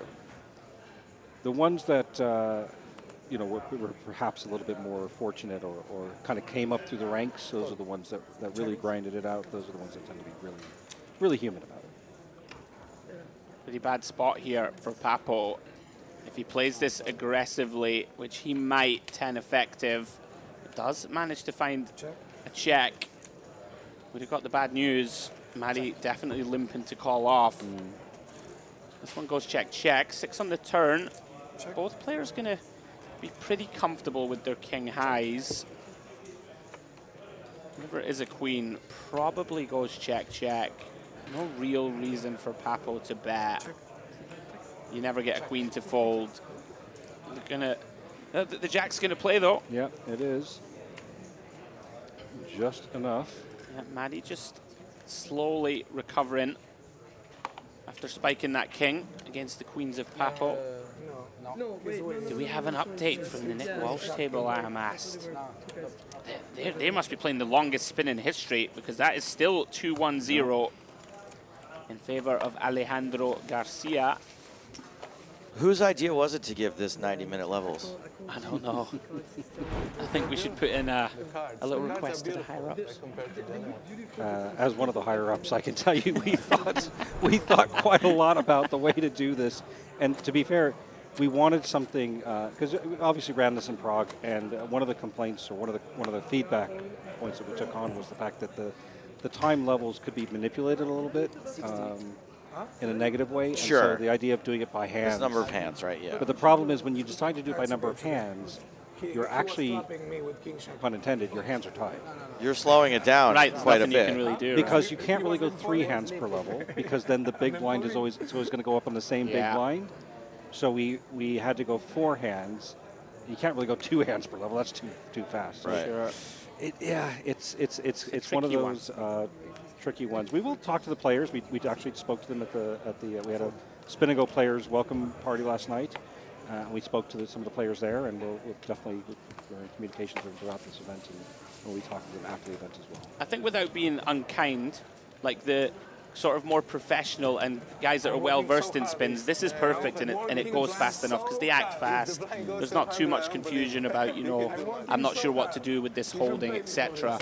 Whereas some of the sort of invitees or people who are not as experienced with the format or poker, these were the ones that were kind of making it take a bit longer. Our watched pot just boiled, by the way. Yeah, unfortunately, we have some not so great news. Oh no! Yeah, what's happened? Well, the man cooked, I believe, is the man, term. the myth, the legend. The good news is he'll be back on commentary. Unfortunately, Nicholas Michael Walsh has fallen in the round of 1C. Pour one out. Yeah. Looks like we got another all-in Papo versus Maddie. Here we go. Yeah, Papo makes the call with the 10-8. You Maddie, bro? It looks quite stern. It's old meme. Old meme. Yeah. Looking to hold off the 10-8. I'm glad you say meme and not mem. Mem the master. I'm not a fan of meme. Papo says it's over. Is it? Yeah. Very well could be. 10 high flop. I don't know. Maddie does tend to dig out a king every once in a while. Sure does. Would be a bit of retribution. No help on the deuce of clubs turn. So 3 outs, 1 time. Doesn't get there. 3 of clubs completes the board. So Papo MC is on the board. Picks up his first spin win. So that is now 2-2-1 on the scorecard. Indeed. All right, I just had to see Papo win his little first token there or whatever. Thank you for tolerating me, guys. Oh, Thank you very much for joining us, Stapes. Love to have you here. Happy to be a part of it, and maybe I'll see you on the other side of the main event tomorrow. Sounds great. Thanks a lot, and Cheers. enjoy your night. Enjoy your rest. Thank you. After all your hard work. Yeah, get yourself to bed.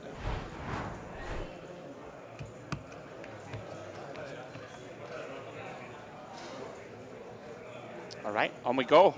Indeed, indeed. So bad news about Nick. Really sorry here. But going back to the structure, the nature of a shootout is that unfortunately, which is essentially a shootout, right? You have to wait for all the tables to finish before you can get to the next round. Sure. And the problem is each round is only as fast as the slowest table. Well, so even it. if all the tables are quick, but one table is very deliberate, the round takes that long. And that's the challenge in an event like this. If you could do it asynchronously, it would be a lot better. I mean, absolutely right. So I'm looking at the clock now. We've been back live for just under an hour, right? And 6 of the matches are finished. Yeah. Like, that's crazy fast. That's from good. what we've been seeing, right? So Matthew Arlo has advanced. David Zarau has advanced. Alejandro Garcia, unfortunately for Nick Walsh, dispensed of his table. Damien Barroso is through. Guilherme Kleist and Joaquin Sendoya have all advanced. So we have this main feature table and then 2 more outer tables, and see the scoreline out there, 1-1-1 on both tables. They've only played 3 matches so far. Sure. Even on this table, they've at least played 5, but those 2 tables clearly being quite deliberate. And we even saw that with Nick's table, right, where it was at 2-1 for quite a while. grind, for that was sure. that. So we budgeted approximately a half an hour per match, with the thinking that being at a race to 3, your worst case scenario, or sorry, about 20 minutes per match. That was clearly underestimated. Yeah. Again, I think with the lack of a timer, it does mean that players are being a little bit more deliberate than we had anticipated. Right. One of the possibilities is to introduce a shot clock. Yeah, it might be necessary. Unfortunately, it might be, but we'll see. We'll see how it goes. Again, the next round, so round 2, which will be following this flight, where we're down to 27 players, that will be the last one with a full 9 tables. So obviously, as we have fewer tables, it does mean that the round should speed up a bit. Yeah, makes a lot of sense. Thanks again to Stapes for hopping in. He's had a long old grind today. Yeah, indeed. Imagine going to bed at 4:58 and then doing a full day of comms and then coming to join us. Fair play. What a trooper he is, and very much an honor to be around one of the most respected announcers in the business. Yeah, absolutely. And someone who has really at least for PokerStars, him along with James Hardigan, the true voices of PokerStars, and you know, it is all credit to them for paving the way for poker commentary to be what it is today. I couldn't agree more. Yeah, two of the all-time GOATs, it has to be said. Right, back into the action we go. Spin number 6 at this table. 40. Papo trying to cling on to the coattails of the two Claudios. Maddie, ace-king, big hand. Fortunately for him, nobody wakes up with anything, takes it down pre. Speaking of which, one of the things that happened when I was railing Nick earlier, live, he did get a walk in the big blind, and what did he do? He looked at his cards. No. He looked at his cards, and guess what he had? Pocket jacks. Pocket 8s. Okay, yeah. Even just that, as bad. Even Just as bad. Yeah, even that feels like a bad beat. You should never look. Yeah, just, and I, of course, I had to tell him we had this discussion, not something to do. Yeah. For sure. I never look, because just nothing good can come from it. Now then, Papo, King 9 on the button, opens for a raise. As you would expect. Yeah. I'd like to see a small size 3-bet here from Moraru. It is quite chunky, however, 120. This is okay. I wouldn't go any bigger than this. You want to keep Papo in there. He's very aggressive. What do you think was the perfect size? What's your Six approved blinds size? is 6 blinds seems okay. You think it's okay? I think that people tend to. I mean, we are out of position, and typically you do want to size up. Yeah. But we are starting the hand just 25 blinds, so like 6 blinds seems actually pretty good. Anything more than that, I think people just don't continue wide enough. But anywhere in the sort of 5.5 to 6 bigs realm in the small blind. Yeah, I was thinking more like 100 would have been where Sure. I would have gone, but I'm not a spin player. No, I'm an MTT player. honestly, it would be fine, especially if you think that people will sort of over-defend with the weaker holdings. Yeah. I don't mind giving them a price. We continue. Moraru. Interesting. He's 3x'd unless the blinds may have gone up. No, they have. I think. Yeah, they have. Yeah. It's 15-30. 15-30 now. Okay. Min raises. Papo going to defend with the Jack 5-0. Off to the King 7-7 board we go. Jack high still best. Papo, of course. Can't know it. Very likely just to ditch this one. And it does.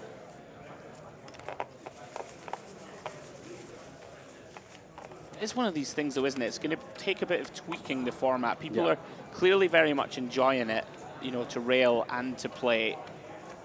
I mean, this is only the second one we've ever done. I mean, exactly. You can't, you know. I'd say, it's, all things considered, it's running very smoothly. Oh, well. Just taking a little longer, right, than on occasion than expected. I have to admit that coming along with that taking a little bit longer does mean quite a little bit of machinations that go on behind the scenes. But sure. Again, not this time. Shout out to our amazing tournament staff, who showed remarkable flexibility in managing to do this so that we're kind of keeping as much time as we can. Yeah. It's really important that we try to, in fairness to the players as well, to make sure that they get the experience they were expecting to have. And there was some talk about potentially moving things around a bit, but we've managed to squeeze everything inside.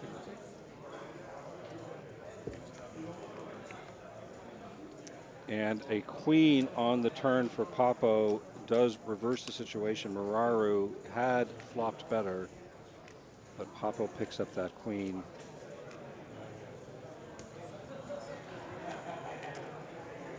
And so a small bet does get called ace on the river. Papo showing off the chip dexterity. We were talking about this earlier. I confessed to Nick that I have no You're not no chip skill, no chip riffling skills. You can't even do a normal riffle, or I can't do even the like just the two stacks together. You can't even do that. No. Wow. All right.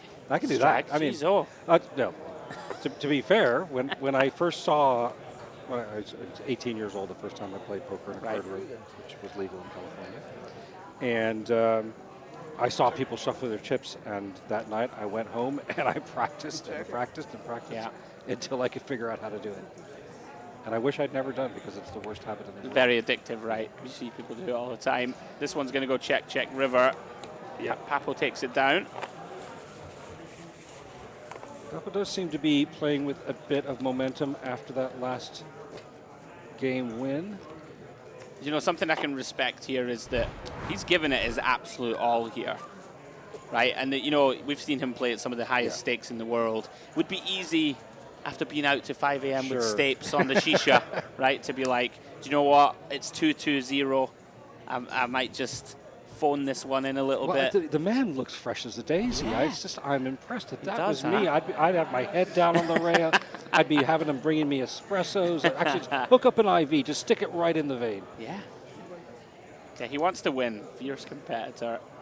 As we see, folded round to the small blind, Mararu completes, and Maddie decides just to jam. I would like to see raise call here. You know, I think with no ante, it's so hard to get called here when you jam. I think that's limp. One of my weaknesses in this particular game is that I'm so used to playing with an ante as an MTC player. The adjustment to playing without ante is tough for me. It's tricky. With the sizing and everything else, and that's why I think my sizing is also a bit off when I think about what the right plays just are. in one of these spots, you know, where ace-queen is such a powerful hand, three-handed, and when you jam, you just sort of, like, there are some hands that will limp shove, like all the weak ace-x will often limp the small blind and jam over a raise. Right. Right, and like you don't want your opponent to be able to fold out ace deuce, You ace definitely three off. you want those weak aces You need to these jam hands on. You in want to there. induce that jam. So, Sure. yeah. It's obviously never a mistake to shove, but I think it's one of those hands that I would plug into my raise call range. Anyway, on we move.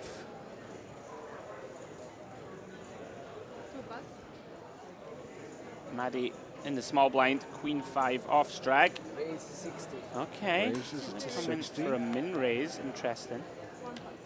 Papo does defend. No, he Oh, no, folded he did this fall. one, I saw the 2 chips flowing in. I didn't realize. I thought he was throwing in a call, but actually was throwing the chips over to the opponent. Yeah, deuce 4 off. We don't fold much to a min raise, No. but even Papo didn't see much Nick use. had a couple of very interesting hands that I did witness, though, and one that I think was a little bit iffy. Actually, was the one where he won. I think I'm allowed to talk about that. Okay, come on, yeah. It gives me the chance to flame him if I didn't like it. So basically, it was. I think they were playing 75, 150, close to it, and so it was like 5 bigs effective. Yeah. And Nick's in the big and the button jams. He's got. It was either 7-6 or 6-5 off. He called? Don't know about that one. Yeah, well. Don't know about that one. That's definitely one that. And what does the opponent have? 10-4 offsuit. Yeah. Okay. And Nick flushed him out. So no, it was not always coming 7, but. Yeah. Well, we see here Maddie has open jammed the button with the ace-3 suited, and there you go, gets a better ace out. That's the thing, right? A hand like ace-3, open shove, you can fold out slightly better. Yeah. Hand like ace-queen, when you shove, you just never fold out better and always fold out worse. You would hope you're never folding out better. Nobody should be folding better than ace-queen. You wouldn't. It's going to be tough to win this format if you're folding a better hand than that. That's true. So on we go. And we're getting close, guys, to the end of 1C. I can tell you at the outer tables, Guillermo Garcia now takes the lead. He is leading his table 2-1-1 against Michel Res and Sergio Burgueno. And at the other table, Sergio Caro leading his table, Vincenzo Messina and Javier Ortiz, 2-1-1 for him. So we have 3 or 4 people now on the verge of heading through to round 2. Papo gets the shove through there with the king 10.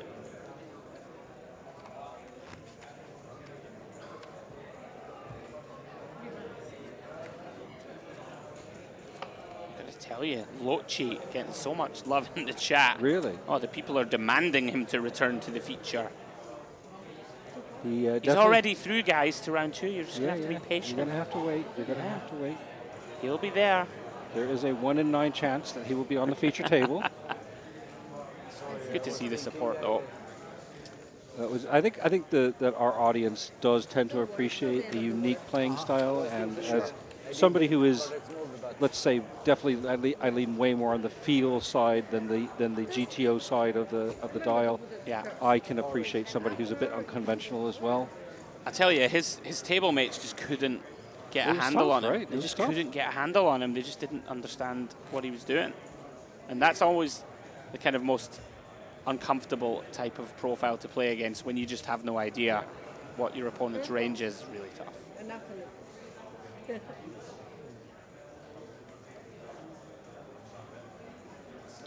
So, action back on Papo.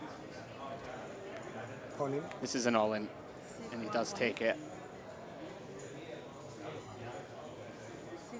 And one of those things when you start to study this format, these type of hands perform really well as a shove. Because always when you can get better hands to fold, right, like Jack high, Queen high, King high, all the ones with the low kicker, you just get them all to fold. So you're just printing money. And when you get called by the ace, you've got decent jacks, equity. ace queens of the world, pocket pairs, you've got good equity. There is method to the old GTO world. Do you play any MTTs at all, or do you just? I'm a full-time MTT Okay. player, basically.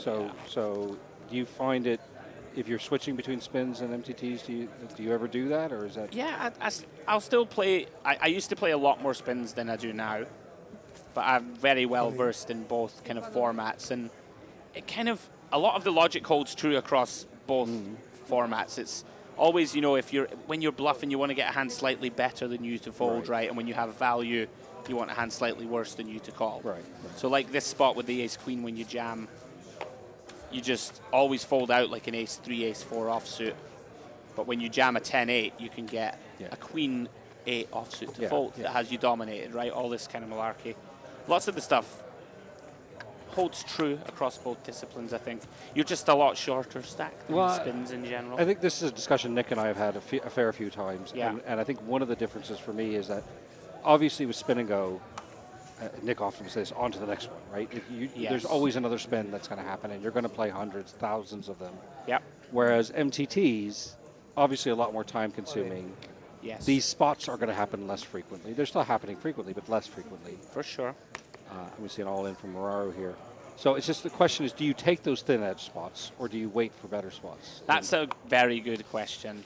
It really boils down to, you know, if you think you have a real edge on your table, like a proper edge, and it's deep enough stacked, then you're going to make some edge passes, I think. But a lot of the time in the fields that I'm playing in or whatever, you'll look around and think, okay, I don't have a massive edge. This hand makes money. Let's call. Even if it only makes, 3% or something long term, you'll be like, okay, these guys are all really good. I'm going to call. But if you're sitting at a table and you think you're much better than your competition, and you're deep enough stacked, sure. I have get that behind exact fold. mentality. Yeah. That exact mentality. That's a very good mentality to have in poker, in my opinion. It's having that self-awareness to realize, being willing to say, I'm not the best player at the table, Right. that this is a tough table. And Exactly. Most poker players don't really want to admit that, Absolutely. even just to themselves. Well, there's nothing wrong with a bit of ego, but you also need to be realistic. Yeah, the ego helps. It helps you with the aggression. It helps you with the confidence. It helps with your demeanor and everything you do at the table. Yeah. And we've even talked about that when these players sat down, that they all sat there with a bit of an air about them, a bit of confidence. Like, yeah, Sure. I know what I'm doing here. Whereas we maybe haven't seen that from every player we've seen in this conference. I would agree with that. Action back on Papo, and he's just going after it. Very reasonable jam here. Jack 10 off, three-handed game. We are up to 30-60 guys, so 6 bigs effective, easy jam. He's turned up the aggression down to 11, I would say. He does look fresh, right? Yeah, I mean, that's just like... He actually does. Maybe the glasses help. Those yellow glasses are supposed to be good on your eyes, right? They're supposed to help you when your eyes are tired. Is it one of these optical illusions where he takes them off, he just has the Yeah, massive panda it's like eyes? the old Fossil Man glasses. You remember he had the circular ones? Circular ones, but they had the hologram on the outside. Oh, yeah. They were like snake eyes or Lizards dragon or eyes. whatever. Lizard eyes, that's what it was, yeah. Yeah. Yeah, that feels like it was a blast from the past here in, hearing you talking about the Fossil Man. Yeah. How long ago is that now? That main event, 15 years-ish, maybe? No, it was 2000. More? Oh, God, yeah. Is it way more? Over 20 years? So he was 2005, wasn't he? Okay, 20 years. I want to say 2005. Okay. Yeah. Yeah, I still remember it Because well. Chris was 2003, Hashem was 2004, I believe. Pass the sugar. And I love Joe. Yeah, 2004 was the year I started with PokerStars, and so yeah, it was definitely. It was 2006 when I was walking down the hallway with him. So definitely. Nice. Seems right. Seems right. Yeah. Good memory. Probably not. I'm sure somebody in chat's This going is to where you go. look Somebody up in and chat they're is going to be like 1998. Actually, it might. God, I hate to say this. No, I'm it second can't guessing be. myself. I believe you. No, I think I'm right. So guys, anyone who is just joining, welcome along. Hope you've been enjoying the coverage. We love bringing it to you. Absolutely. This is Flight 1C of the Spin&Go Live Championship. We are approaching the end of the flight. Papo MC hoping to take us to sudden death here. If he can win this spin, is going to take us deadlocked to 2 wins apiece for all 3 players. Tricky this. Strag, one of these spots now where you start to think your fold equity's kind of gone, right? Like Mararu has 100 of 385 committed already. Yeah, I quite like this. I like that. Recognizing that your opponent is going to call you down relatively light. Your hand doesn't perform well against that range. You really have to give. It hurts to give it up, but you have to give it up. I like it. 5-6 suited, for example, goes in for sure. 5-6 off, kind of one of these bottom range. And he's playing good players here. You can tell these guys kind of know their ranges, right? It's not, you're not playing someone who's going to like wildly overfold like a Queen 7 here, for example, right, when shoved on. Some of the hands we saw earlier where people were folding for 1.5 big blinds more. Here he goes again. He's. This is real unfortunate. It is unfortunate, but he's going to, even if something bad happens, does have chips to survive it. And still has some equity here. Does have ace-jack. Can drop the ace. Yep. Oh, what's this? Maddie decides to gamble. Okay, he did only have 200. You know what? He only had 200 back. I can kind of see it in a way in that if he wins this, he's going to advance. I can see I can understand why you would make that call. I just don't agree with it. Okay. So easy. Yeah, just an ace. And I do exactly because of the hand that Mararu has. Right, that's the thing. That hand is. But you never know, Strag. What if they both had ace-jack? You'd be in great shape. You would be, but that's you need your opponents to have those specific kinds of hands, right? Sure. And I hear you. Here we go then. Can Papo find an ace to take us to sudden death? Not so far. Now this would be dirty, but Maddie. Maddie is going to say, a 4 for Maddie in would your get face, him there. Strag, I'm going to win this hand. Does have backdoor diamonds working too? Okay. Improves to a pair of 3s. 3, a 4, a 10 for Maddie. Yeah. Mararu does need to dodge those along with an ace. 3s, 10s, aces, and 4s to dodge. And does. King of diamonds completes the board. Big. So that's Maddie out. Yeah, close to a triple up for Mararu. Little less than that, but Papo going to be left with 300 chips. Yeah, Mararu up to 1,200, just a shade under. Very unlucky for Papo in a 3-handed game for ace-jack not to be best. All of a sudden, we're almost on the brink. It's just got to be so deflating to look down at ace-jack and fist pump to yourself. Easy all in here. Sure. Even with the snap call, oh, well, maybe they've just got an under pair or worse ace, maybe ace-10, and instead they turn over the ladies. And, yeah. Yeah, Mararu here with the opportunity to advance. If he can get rid of Papo, he's going to take himself through to round 2. Work to do, though. Pretty much a 4-1 chip lead for Mararu, but one double up. Here we go. And what a spot for Papo. Yeah. Finds a pair somehow. And not just a pair, but an over pair to the kicker, which makes it that much more important. Absolutely right. I love fourth. Yeah, Mararu can feel like this is a bit of a bad beat, pre-flop at least. You find an ace, your opponent has 3 bigs, and they somehow have you beat in a heads-up environment. Here we go then. Papo needs to hold to get back to 630 in chips. holding so far. 3 to the 6 deuce board. Pretty dang clean. Even means that backdoor straights are no longer a Right, threat. pretty much. And covers the diamonds also. So actually a very good turn. That's so a great 3 doesn't turn. help any longer. Or it never helped, but it does mean that 4 does nothing as well because of the full house. Yeah, ace and an ace only. Can't be the ace of diamonds. 3 on the river. Doesn't change anything. Papo improves to a straight. He's back in the hunt strag. 630 plays 870. Big double up for Papo. Almost effectively even stacks. And it just shows how great the game of No Limit Hold'em is, that you can be what feels like on the floor and somehow manage to get up very, very quickly. And 4 a.m., 5 a.m., doesn't matter. Papo is up and at 'em, ready to go. I reckon Papo just gets up, has a wee bowl of ready Breck. You know what? She's ready to roll. May not have even been to bed, mate. Yeah, I can see it. You know what? I wouldn't put it past him. I can see it. 415. So blinds are 75, 150 now. We're really getting up there. 350.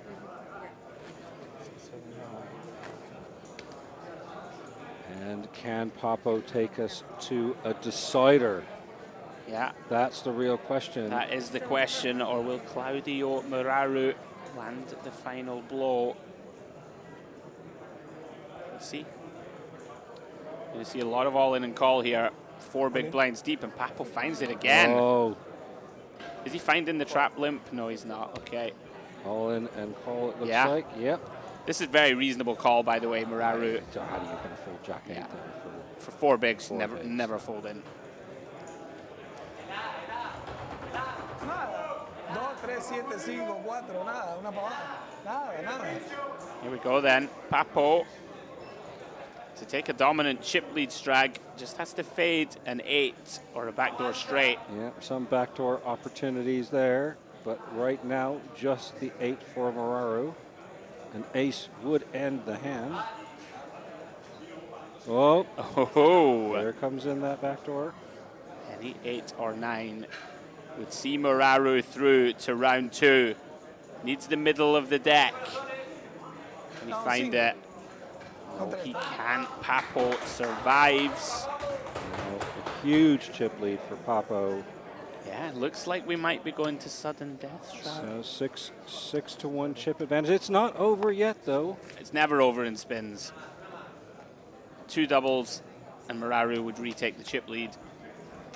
There's probably no more exhilarating feeling than coming back from, say, 10 chips to win a spin, and at the same time, nothing more deflating than to have all the chips.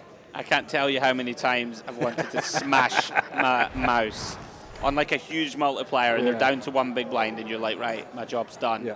And they win 6 all-ins in a row, and you lose the spin. It is horrific. It is a terrible, terrible. It's a terrible feeling. Just keeping my eye on the other tables. They are both still at 2-1-1 and 2-1-1. So work to do on the outer tables. Here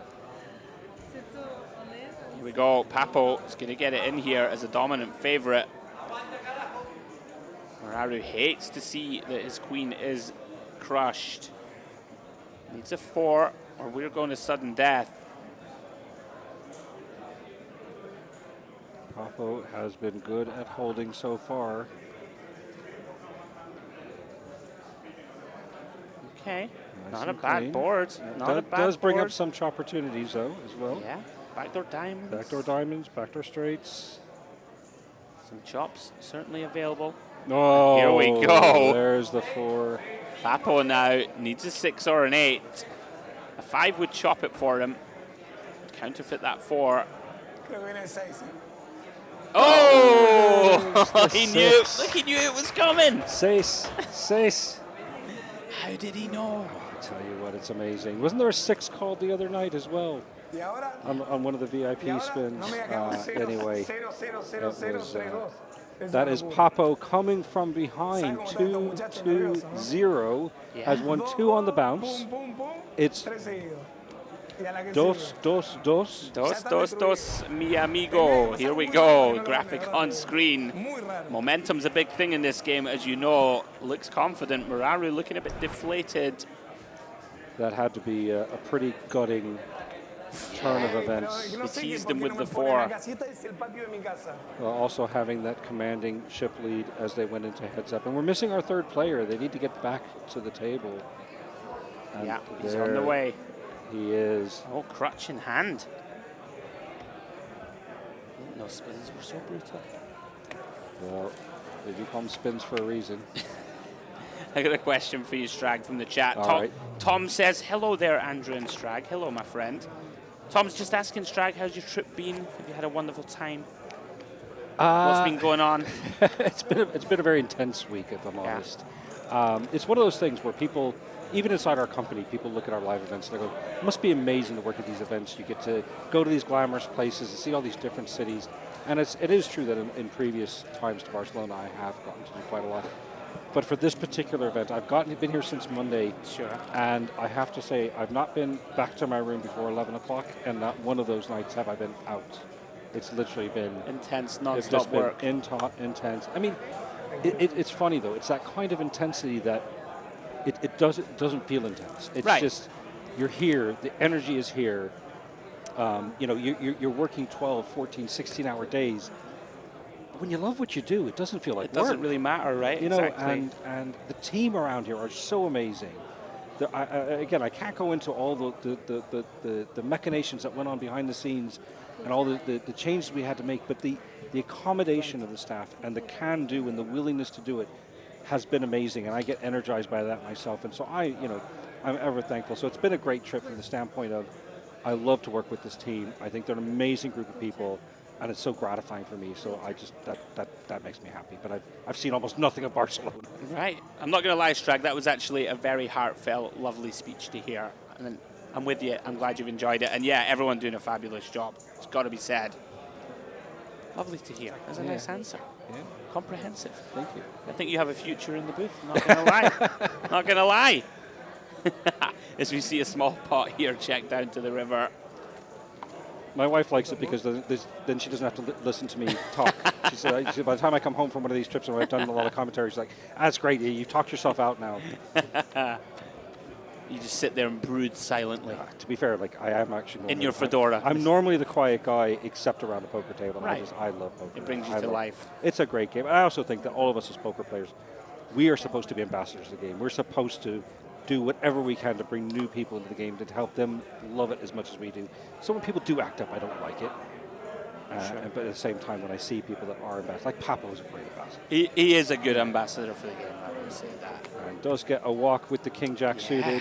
Now that's painful. It hurts. But such a pretty, those hands are just pretty. I don't want to get walked with King Jack suited. That's why you don't look. You don't look. And guys, as Strag referenced earlier, this is going to be fun at the end of 1C. Of course, we almost forgot all about it. We have 9 spins to run out, back to back to back. Should be fun, so stick around, guys. It's not going to be too far away. This is our, of course, sudden death matchup on the feature, and then we're going to have 9 spins to win for all 9 players who took part. And we're lucky enough to pull the win spin card, the let's spin card. I think that's such a great amount of drama, and it is fun to watch it spinning, right? Yeah, a little bit like a mystery bounty, right? Yeah. Oh, that's an idea. Why don't you change mystery bounties? Instead, you do mystery spins. Absolutely. Have a giant spin. 20. There's so much love for Loki in the chat. Lochi. It's actually insane. He's got all the boys are on the rail, and girls. Lochi was from Italy, right? I think so. Yeah. And Muraru took a stab at this one on the flop. Papo did find the call.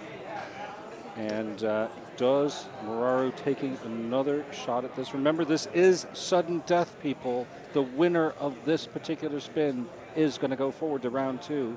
This is a pretty nice bet, by the way. You do need to find some hands with not much equity to barrel off. That's impressive. Well done, Muraru. Amazing bluff. It's one of these, yeah. He knows, right? He has a really good sense. He knew he was bluffed. Sure. But what could he do? I mean, to be fair, King 9 is very much at the top end of your range there. It's bluff catchers. Absolutely. So you are reluctant to let that go, but it was still a relatively quick fold from Hopper. He seems to have really sick live feel for the game, right, Papo? Just kind of knows, I don't believe you, but I can't call down 3 streets with this hand. Live reads are a thing, and you know, sometimes, yeah, you're not even conscious what you're picking up on, but your brain is. And my rule of thumb has always been, whenever I'm tanking, what was my first instinct? Go with that, whatever that was. If I just can't really make up my mind, it's normally think true. back to what my first instinct was and just go with it. Yeah, the old think long, think wrong, isn't it? Yeah. It's true in the most part. All right, Papo, King Jack off, in for a raise, makes it 40 to go. Maddie, really ugly little late 4 off, out of the way. Just as I have a little look out onto the outer tables once more. So it's 2-2-1 now, and 2-1-1. Okay. Michel Res and Guillermo Garcia both on 2 victories, as is Sergio Caro. So some work to do out there for them to try and advance to round 2. The sweat is on. Of course, guys, at the conclusion of 1C, we're going to announce those 9 spins, and then we're going to bring you coverage of round 2. Play it down to 9 players, and they're all going to be here tomorrow.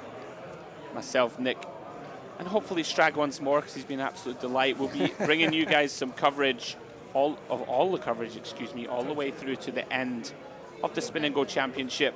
100,000 euros, guys, up top for the eventual winners, so it's going to get very serious tomorrow. Yeah, I think these first rounds obviously a little bit more lighthearted. Yeah. I do expect as we get deeper and deeper into this event, you will see it being a little bit more serious.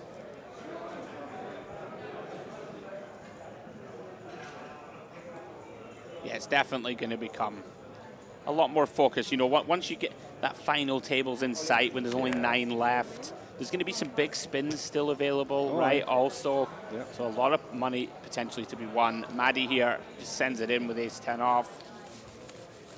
The open shove there, interesting. Must have. I don't know how much I love that. No, I'm not a big fan of open jam.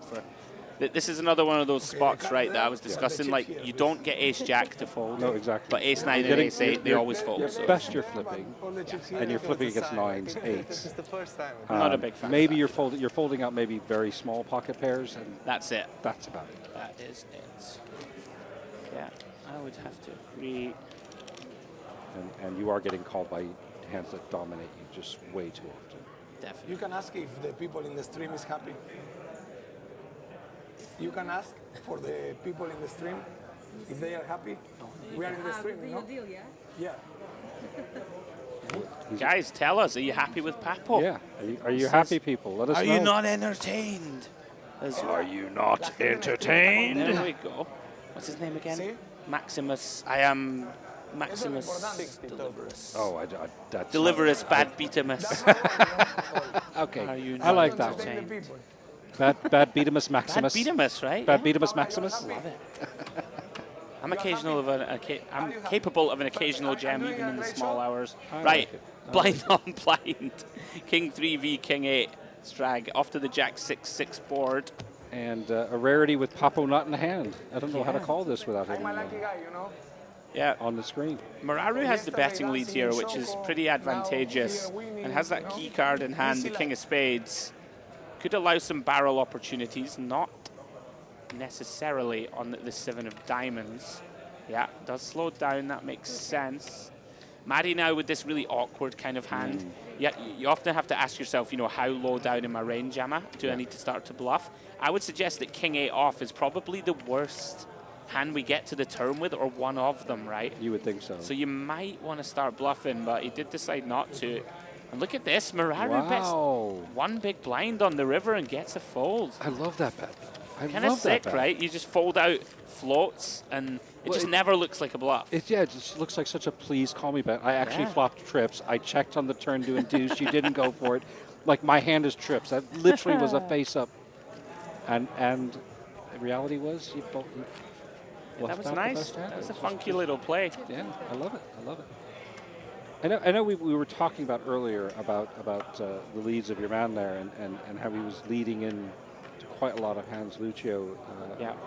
I like those kind of plays. I like the unexpected lead. Oh, it can be so tricky to deal with because you just really don't really can. understand what your man's representing, but there's not a lot you can do about it when you don't have a good hand of your own. Well, especially if you're doing it from the small blind, you're kind of taking back control of the hand when you do that. Yeah, aggression always pays in this game. So the 10-9 on the button, not worth it for Muraru. Yeah, we are getting to that awkward stack depth now. I believe we've gone up. No, we're still at 1530. We're still at 1530, okay. It's still kind of awkward, like 14 big blinds effective. People are going to reshove often, right? You're on the button. You don't really want to raise fold 9-10. You don't want to limp it. It's very tricky hand to play. This is nice from Papo, by the way. A little bit of deception. Checks back top pair. You're going to get your opponent to bluff the turn a lot. And Maddie with 9-7 here, turn gut shot. Makes sense to start bluffing. I mean, we obviously didn't get a chance to see the games that came before this, but certainly since we've been covering this table, Papo has just really been playing lights out. I mean, very all three players. Look at this. Have played to a very high standard. He's induced an overbet. Strag. And, now he's not folding, I'll tell you. He's not folding. He's just going to call. Is he? Yeah. He won't raise this hand. You just treat this as a bluff catch. Keep in the bluffs. He's played this perfectly. Not anymore. Oh my goodness. Wow. What a river card for Matty. He's getting stacked, I'll tell you that. This could be the end of the Spin&Go championships for Papo. He's not going to fold with a 7 in hand. There's the all-in. This is gross. And there's the snap. Oh. Papo thinks he's got it. Is so unlucky. Oh, that is heartbreaking. Look at him. You've got what? You've got what? Look at, did you see that slow realization on his face? Absolutely got it. You could see what it meant to him as well. And by the way, Muraru is bluffing, Maddie, excuse me, is bluffing this river off very often. Finds the 4 outer though and sends Papo to the rail. That was sick. Oh my days. That is an unfortunate turn of events. And a bit of a commentator's curse for me when I was talking about how well Papo was playing. To be fair, still was playing well. Bucked him. Did not set a foot wrong. Just got incredibly unlucky. Yeah. Loving Papo. GG, sir. Yeah. GG's, well played. GG's and claps in the chat for Papo MC. That's a valiant effort. From 2-2-0 down. 2-2-0 right? down. Yeah. Did not give up. Did not. Unlucky. The 8 on the river for Maddie makes him the favorite now to try and get this job over the line. Limps in here to 10-6 on the button. Now 5-6 of diamonds, one of those hands that could potentially jam, by the way. Intrigued to see what Muraru decides on. It's either check or jam. You know, not a hand that we're going to raise non all in. No. He does check.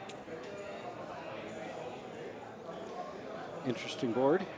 These are the most over-bluffed boards in spins. People limp. The big blind doesn't raise, so they just stab one big blind. Yeah. It's basically, you know, the button is more likely to have the premiums, right? Of course. Because he can trap. He has all the ace-X still that could be trapping. All the aces, kings, queens, jacks, tens, all that good stuff. Whereas the big blind, when they check, they just never have anything really too good. Unless they have an absolute monster that they're trying to reverse trap with, they just can't have any aces in their range. They're just, you're going to have heard from them by then. They're so generally capped to a queen. Yeah. So just a small bet there can work really well. And it just shows how much these players know the game and how well versed they are at these spots. They've literally played them thousands of times.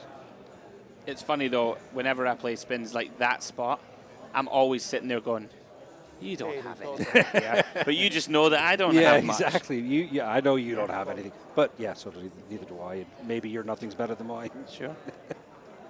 Right, Muraru is going for the raise call off. Don't mind it with ace-8 of clubs. You can trap this one too. Yeah. Kind of one that you can limp and call a shove, right? In any case, Maddie flops 2 pair. Now this is grim. I would expect to see Maddie check raise here, Strag. That is my prediction. Like check raise non all in is the kind of play here. Represent some bluffs and then call off if your opponent puts it in. Kind of not on the small side though. You want to go a little bit larger. You do. Like small, no, but small is pretty good here because you kind of, when your opponent has an overpair, you're always getting stacked, right? Right. But when your opponent has a hand like this, just 2 overcards, you don't mind them staying in because you just want to land the killer you've blow. Nailed it. He's gone for 90, so just a small raise there. Moraro actually had calling chips in hand before the raising chips got out there. Yeah, the basic plan here is just to stack off on cards that you think your opponent will bluff. But he doesn't need to bluff, does he? Because he hits runner straight. You were right in the first place, Strag. He should have made it bigger. I like making it bigger there, but that's me. No, I think making it a little bigger than 90 is good. Maybe 110 or something like that. I was in that 110, 120 range. Yeah. Is what I was kind of thinking. Again, just it is a little bit of a dangerous board. And, it is. You know, obviously you have runouts like this. You have obviously the overcard runouts. And you with a bet of 90, you're not folding out overcards, are you? No, you're not. Fist pump value bet territory here for Moraro. He's just trying to decide, Strag. Do I have any non-all-in? That's what he's thinking. Like, you shouldn't really open the pot with a small bet here, right? Doesn't make much sense. You're basically representing a straight or better, right? Do you overbet here? Do you actually overbet the pot? Well, he just has pot back, right? Pot back, so just go for it. I think he's like, yeah, he's gone for this kind of 200. I would just jam, I think. Oh, actually less than that, 175. Okay. I mean, is he really bluffing here for half his stack? Like, I feel like if you want to represent a bluff, then all-in is Let's more not forget, this viable. is the last one. This is the one for all the marbles. So there is no, unlike the other ones that they've played, you could always have told yourself in the back of your head, well, if this doesn't work, I can go on. But I think you kind of hit the nail on the head that your bluffs, you just can't have as many bluffs when you bet that big. Right? Bluffs just want to jam. You should just jam them. I think. In any case, I think his opponent's just folding no matter what to any size. Pretty bad run out. Yeah. So here we go. 820 for Maddie, plays 680. A very timely run out for Moraro to stay in the mix. I'm looking at the outer tables. Both are 2-2-1. So right, war of attrition out there, Strag. Proper grind. These are some real battles going on out there right now. That's a new one though, isn't it? Javier was, I thought it was 2-1-1 on the other one. So isn't Javier tied it up with Sergio now? Or was that 2-2-1 already? I will recheck it for you now. No, that's still 2-2-1. Yeah, we have Sergio Caro, Javier Ortiz tied on 2. Vincenzo Messina with 1. And at the other table, Michel Res and Guillermo Garcia, both with 2, and Sergio Bergueno with 1. Still 120. alive. So we have an ISO here. Limping from Maddie. Moraro going to take the King Deuce upstairs. And yeah, Maddie, Queen 8, a little too strong to limp fold. You know, you do very well against the bluffs. You know, all the kind of junky 9-4 offsuits and stuff like this, we do fine. And here we go. Flops top pair. Moraro hates this board, I can tell you that. You know, when your opponent limp calls, they really smash this texture. That board just is right across that range. I would like to see give up here, for what it's worth, with the King Deuce off. I just don't think you get flop folds, especially not for this size. I guess this size, to his credit, if your opponent has a hand like, I don't know, 7-9 of hearts or something, you just fold it out. But your opponent never folds, obviously, any pair or any 9-10, 8-10 clubs any of to the this backdoor draw. straight draw, Even flush any shot, king straight high, size. ace high, they're not going to fold. I think you in real life get basically no folds. Let's see, Moraro does find a check this time. Yeah, Maddie knows he has the best hand. Almost always Is this here. a pretty small bet, I'm imagining. Don't mind it. 120, Yeah, I don't mind it. 40%. A little bit bigger, but does the job, gets it done. Like, it's one of those when your opponent ISOs and then bets 1/6 of the pot and checks the turn, they're done.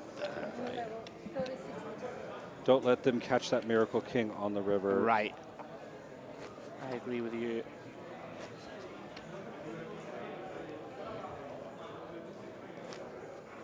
Keeping my eyes on those outer tables. As we head towards the conclusion of 1C. So when we are finished, guys, please stay with us. We're going to run out all of those 9 spins back to back. Spinalicious, I believe Strag called it. Spintastic. Spectacular. Spintacular. Spintacular.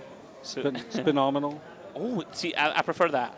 Spinominal. I have to admit, there's a company out there called Spinominal. They actually make slot machines, but which makes sense, right? Actually, not a bad name for phenomenal, but it is. It's not that it's not a portmanteau. I don't know what you call that when you take a word and you modify it like that. I'm sure somebody in chat will know what that is. Someone. So guys, blinds now up 30-60. I mean, we are getting to the end. Yeah, this is.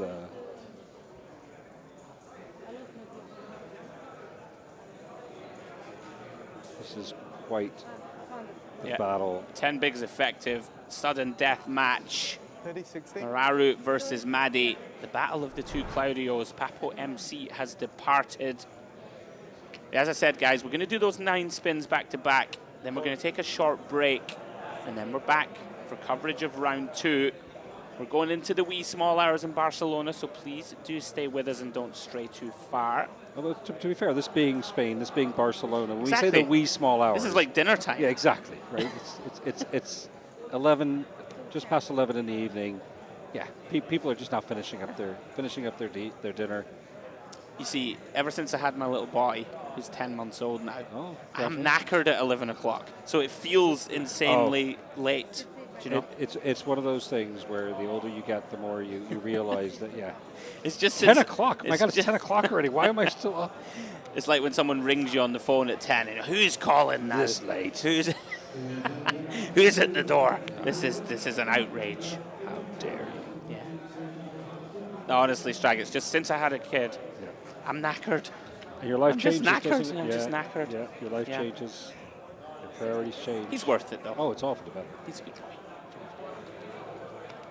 Going to turn him into the ultimate poker crusher. We're Well. going to send him Nick Walsh's spin-and-go charts for his first birthday. Maybe wait for 18 months. Okay. I will. Never too young to learn charts, though. Just to be clear, though, guys, we do encourage responsible. Okay. I can't be sued anymore. I do like to say, though, that poker is very much an education in the way we should approach life. Poker is a game of incomplete information. We should focus on making good decisions with the information we have available to us. And you should approach life the same way. Don't be results-oriented, be decision-oriented. Strag, you do bring a lot of wisdom to the table. How come we've never been in the booth together before? Well, I don't do too many of these. I tend to do more of the online stuff. Right, okay. And we see an all-in and a call here. This could be it. Well, here we go. Let's do it. Mararu, 2 beautiful hands heads up. Yeah, I love the 10-jack suited. I got to root for it just because it's one of my all-time favorite hands. I'm never unhappy to get it all in with suited 10-jack. Strag's taking the Jack 10. I'll take the King 9. Oh, that was 10, 7, 6. 1 heart, though, for Maddie. This is for the outright win. He needs an 8 or a King to advance to round 2. Or backdoor hearts. Can he find it? Oh, never easy. Ace of hearts on the turn. Maddie on the verge, 34% of the time. 15 out. Can he do it? No, the 3 of clubs on the river. Disappointment for Maddie. Mararu takes the chip lead. We've seen a flip-flop now of the chip lead and the Jack 10 suited. Such a beautiful hand. It does hold. In my eyes, it was a head. It's that good. It's just beautiful. I don't think you're just ever sorry to look down and see Jack 10 suited. It's true. It is true. I know this is such a playable hand, and I've got options. You can 3-bet with it. It's just beautiful. It's one of those hands, by the way, in spins. because you're always like 25 bigs or shorter, that being all in is never a mistake, ever. No. You can 3-bet jam it, you can open jam it if you want, you can limp and call a shove. Yeah. It's one of those multifaceted, multifunctional hands in the spin streets. Right, on we go. Now can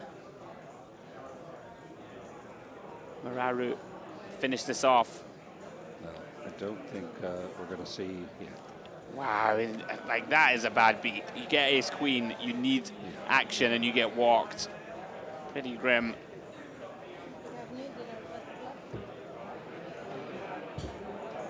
Maddie hanging on in there. As we know, in spins it changes so quick. 2 all-ins in a row for him, and he'll win. He will win in advance. Let's see if Mararu though can get the job done. Feels like this has been a war of attrition, this one. Well, obviously we took over on this table when these two players both had 2 wins and Papo had 0. Papo storming back to win 2, and then unfortunately getting really unlucky to be eliminated. He really did. So it's just been high drama, high excitement. I'm here for it. Yeah, as are we all, as Maddie gets the shove through. Just like that, gets walked once and picks up the blinds once. They're basically even again. Huge at this stage of the game. And don't forget, we're going up by hands. And when it's heads up, it's no longer 4 hands per level, it's 3 hands per level. Right. So it's going up that much faster. It really hurts when you don't get those, when you just have to fold those hands away. Really no choice there. Yeah, we're up to 75, 150. Was in the driver's seat. Oh, Mararu announced all in. It's the suited 4th. This is actually closer than you think. Pretty gross. Well, we talked about this a bit earlier. We were talking about Nick's hand. That's right. And remember, the blinds are going to go up. The next hand. Hate to call off 4 high in the sudden death match. Oh, it's close. But yeah, you have 1 big blind of your kind of 4 committed. He's going to run it. Yeah. He does run it. Makes the call. All right, Maddie. I think the blinds going up the next hand kind of means you have to. I don't totally hate it. You hate doing it. You hate doing it. You're never ever ahead. You do. You absolutely hate it. But he's got about 40% here. So it's the equity you expect and want to have when you have that hand. All right, is this it? Mararu. If he holds, he's through to round 2. So far, so good. Jack 6-6. 1 diamond there from Maddie. Does have backdoor routes to victory, but needs help and needs it fast. Mararu, though, does have... Here it comes. King of diamonds. That big card, but a diamond now does it. 14 outs for Maddie. A jack would chop it up. Would be pretty sick. 3s, 4s, diamonds. No. And we have a winner. 8 of clubs completes the board, and Claudiu Mararu gets the job done. He looks thrilled about it, as he should. Well done, sir. You are through to round 2 in the last 27 in the Spin&Go Live Championship. It was a bad call. You should have asking his opponent their opinion of his call. Yeah. Oh, he's rubbing it in, and is he rubbing it in and saying that's a bad call? Thinks it's a bad call with 4 hands? Seems to think it's a bad call, but it seems like a weird thing I'm not loving that. Claudiu, come on, man. You just won. Oof, come on. Strag, you're not loving that, are you? No, Where's the etiquette? I'm not a fan. There's a very famous story about a certain personality telling somebody to get on their bike after they had busted them out of a tournament. I don't know if you remember. I remember. The old Ralph Perry story. And yeah, I'm not a fan of that sort of thing. don't. I'm a big fan of table talk, having a bit of banter at the table. Rubbing it in when you've just won, right? I don't think you should ever rub it in unless the person is not nice. Yeah. And hang on. We're going to go out to the outer table, Strag. And this is the final match, by the way, that is still in progress. Heads up for the win. Sergio Caro with 10-7 off. And we see an all-in call. Yeah, he's up against Pocket Kings. 7-6-3. Wow, Pocket Kings in a heads-up match. 10-7. There's a queen on the turn. Needs a 10 or a 7. Ace on the river, no good. And we do say GG. Pocket King's holding, and he is victorious. And that is the last table completed, Mr. Strag. Out on the other table, Michel Rez got the job done. And I believe that is Javier Ortiz taken down. Yeah, I think that's right. There's seat 3. There we go. Yeah, it okay. is indeed Javier Well Ortiz. done, Javier. Gets the job done, and that is it, and concludes play for Flight 1C. And while we wait for Mr. Hartigan to get into position, Strag, we are going to do that Spinalicious, Spinaroonie, Spin-tastical. 9 spins in a row, guys, are coming up. And myself and Strag will just chat about life for a couple of minutes while we wait for that to be set up. Let's talk about a little bit about behavior in poker, because I think that is something really important. Like, one of the things I've really liked about this event, like I said, we can look at the set. We can see it on the screen here. Yeah. People milling about, you know, kind of having the fans in amongst the tables almost. You can see there's little walkways between the stages of the set. And like I said, it created this bit of banter between the players and the rail. Yeah. And just how good that atmosphere felt. And then we have had incidents in recent times of players not behaving well, of excessive tanking, of trash talk, you know, people making statements and berating people at the table. Sure. And this is one of the things that I, like, of all my years in poker, and I have been in poker for a very, very long time. And as I said, my philosophy is, as poker players, we benefit. If we're winning poker players, we can only benefit from more people playing the game. Right. Growing the game is good for all of us as poker players. Yet the amount of players that take this short-sighted view of berating somebody because, or educating them at the table, so to speak. Educating, I'm using air quotes for those who can't see me. That is just inexcusable in my eyes. You are literally cutting off your nose to spite your face. And it is just, we used to have a saying back in the day, don't tap the glass. Yes, right? okay. I know it well. You know it, right? Yeah. The idea being that, you know, when you tap on the glass of an aquarium, you scare them away. Of right? course. Why would you ever want to do that? Instead, you should be buying them a drink and saying, well done, I'll get you next time then. Yeah. You know? Instead of saying that was a bad call, that was bad form. You know, you hate to see it. You've had a battle for about 3 hours. Yeah. You say that, but it was a bad call. I'm not a big fan. I got to say it. If I'm that's with you. what was said, I'm not. Yeah, we're not 100% sure, to be clear, I'm right? not enthralled with I'll that. take it. I'll take it all back if I'm wrong. I think it is, and we can talk about the call, right? It is certainly an edge call, right on the edge. If it is correct. Sure. It is one of those things. I do think with the blinds going up, and they were going to go up to 75, 150, and knowing that you're now going to be, if you fold that hand out. I hear you, though, and I'm with you every day. But one thing I will say, I love a villain, no strike, too. There's a balancing act, my friend. Right, I believe we're ready for the Spinaroo extravaganza. It's Spinalicious. Let's find out, guys. Down to James on the tournament floor. Let's see what the 9 players have won. Here we go. So, round 1C is in the books, and now we come to what might be my favorite part of the proceedings so far. We didn't plan for this, but ladies and gentlemen, we are going to have a spin-a-thon. What's better than one spin? Lots of spins, spin after spin after spin, in the order that players won those spins. So we start with the first player to pull a Let's Spin card during the last flight. Claudio Morel, please join me on the stage. Okay, you can see the prizes on offer. They range from 5,000 euros to 200 euros. Are you ready? I'm ready. You're the first player to spin. Let's see what you win.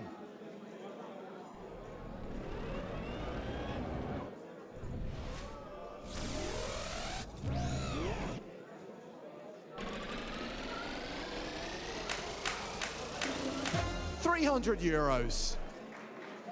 It was one of the bad ones, but it's still great. It's still exactly, one of the lower ones, but still great. more chances for them. Like I draw one that. Give this man a round of applause. He just said it's more chances for you guys. Also, it'll buy you a very nice meal here in Barcelona. That's true. That's true. I'm not complaining. It's great. Thank you very much. Next up, we launch straight into the next spin with Manuel Garrido Corral. Manuel, you're up. And Manuel, the 5K is still on the board. Yeah.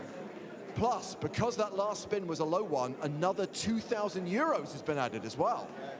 I hope. Let's go. Okay, you're the next player to spin. Let's see what you win.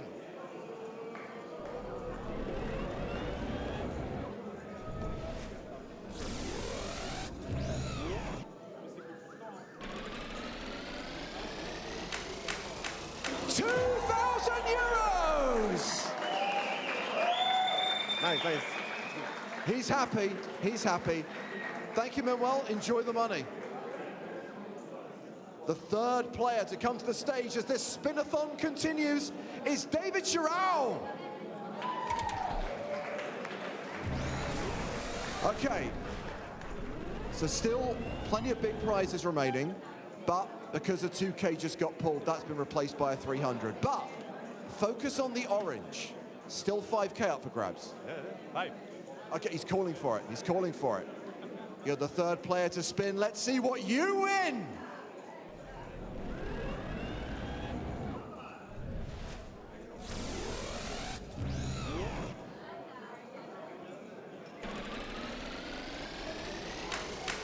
€1,000! It's okay for me.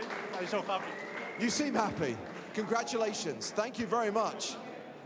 We're only 1/3 of the way there because this is a true spin-a-thon. And the fourth player who I'd like to join me on stage is Angelo Davino. Okay, Angelo, nothing's changed. One 2K prize, one 5K prize, 3 1Ks, and then some smaller ones. But it's all money, right? Yes, absolutely. Let's see. Okay, you've got the right attitude. You're the next player to spin. Let's see what you win.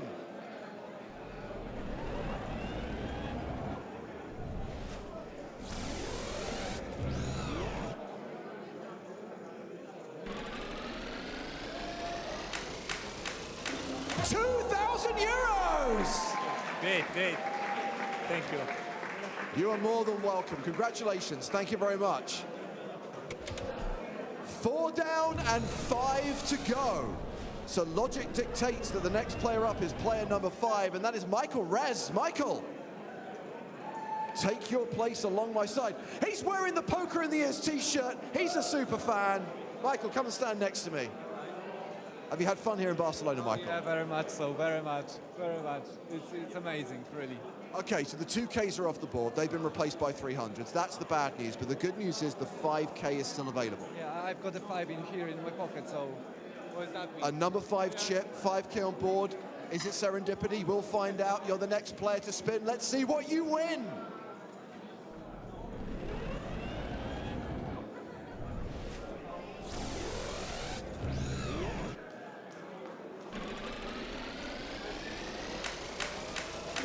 €300. Thank you very much. That's still enough. Good enough. Thank you. I'm glad you're happy. Thank you very much. Thank you for playing. Our 6th player to take part in this spin-and-go spin-a-thon is Joaquin Chentoya Ruiz. I probably butchered that and I apologize. I'll try and make up for it by giving you a good prize. That being said, I have no control over it. It's completely random, but a 2K is back on the board. The 5K is still there. You feeling good? The orange one. The orange one looks very good, I would agree. Okay, you're the next player to spin. Let's see what you win.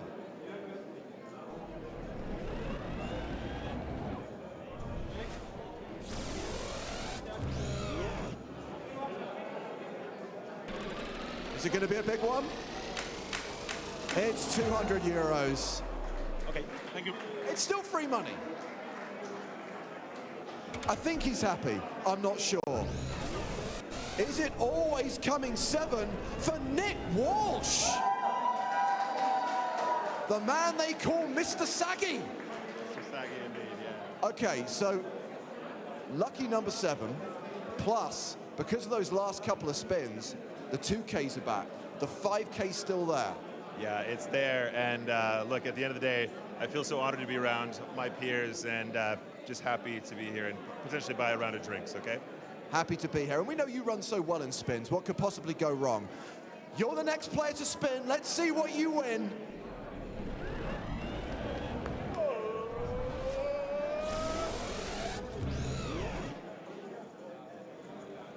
Here we go.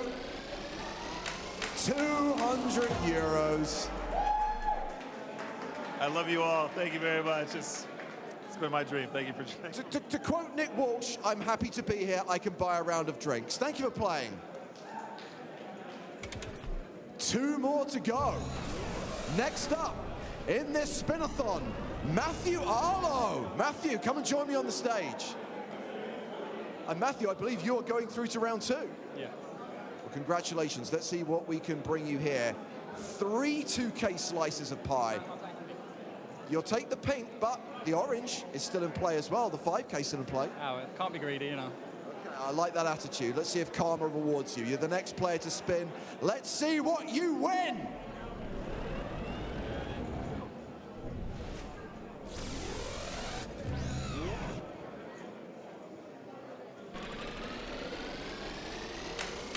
€1,000. Better than a kick in the teeth, isn't it? It is, and of course you're going to get at least another 1K for making round 2. Congratulations to you. Last but by no means least, this spinathon concludes with Javier Ortiz Cruz. Javier, come and join me. Can you believe it that we've reached number 9 and the 5K still there? Plus 3 2Ks, plus 3 1Ks. Yeah, I'm taking the 5K for sure. He's taking the 5K for sure. Okay, let's not get too cocky. Don't tempt the poker gods. All right, Javier, you are the last player to spin. Let's see what you win.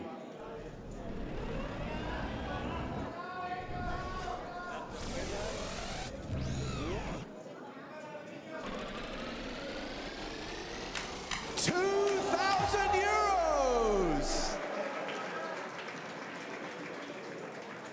I don't know what that means, but I like it. Yeah, with trumpets. Trumpets for the 2K. Nice, nice. Congratulations. That concludes the spinathon, and more importantly, that concludes round 1 of the Spin&Go Championship Live. The 3 starting flights in the books. 27 players have advanced to round 2, and round 2 is getting underway imminently. Well, there we go, guys. Thank you very much, James. Took us through the spinathon. We've sounded the trumpets, folks. We're going to take a short break, but please don't go too far. Stay tuned, round 2, and more spins to come. After the break, we'll be back in about 20 minutes, guys. See you soon.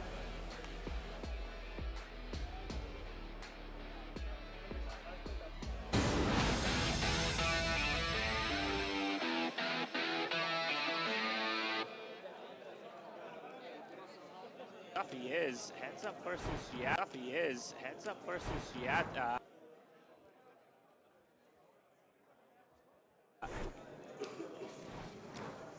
Wow. All of a sudden, in the mix. I was possible. Yes. Shows you how quickly things can change in this format. Yeah, it does indeed, and I like these tense moments. I think this is one of the moments when the audience really benefits. 2 wins, 2 wins, 1 win, and when all the bases are loaded, so to speak, that's when it gets really sweaty.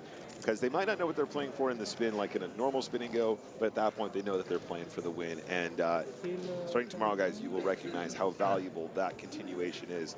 To win your heat and go through the next round is going to be so valuable.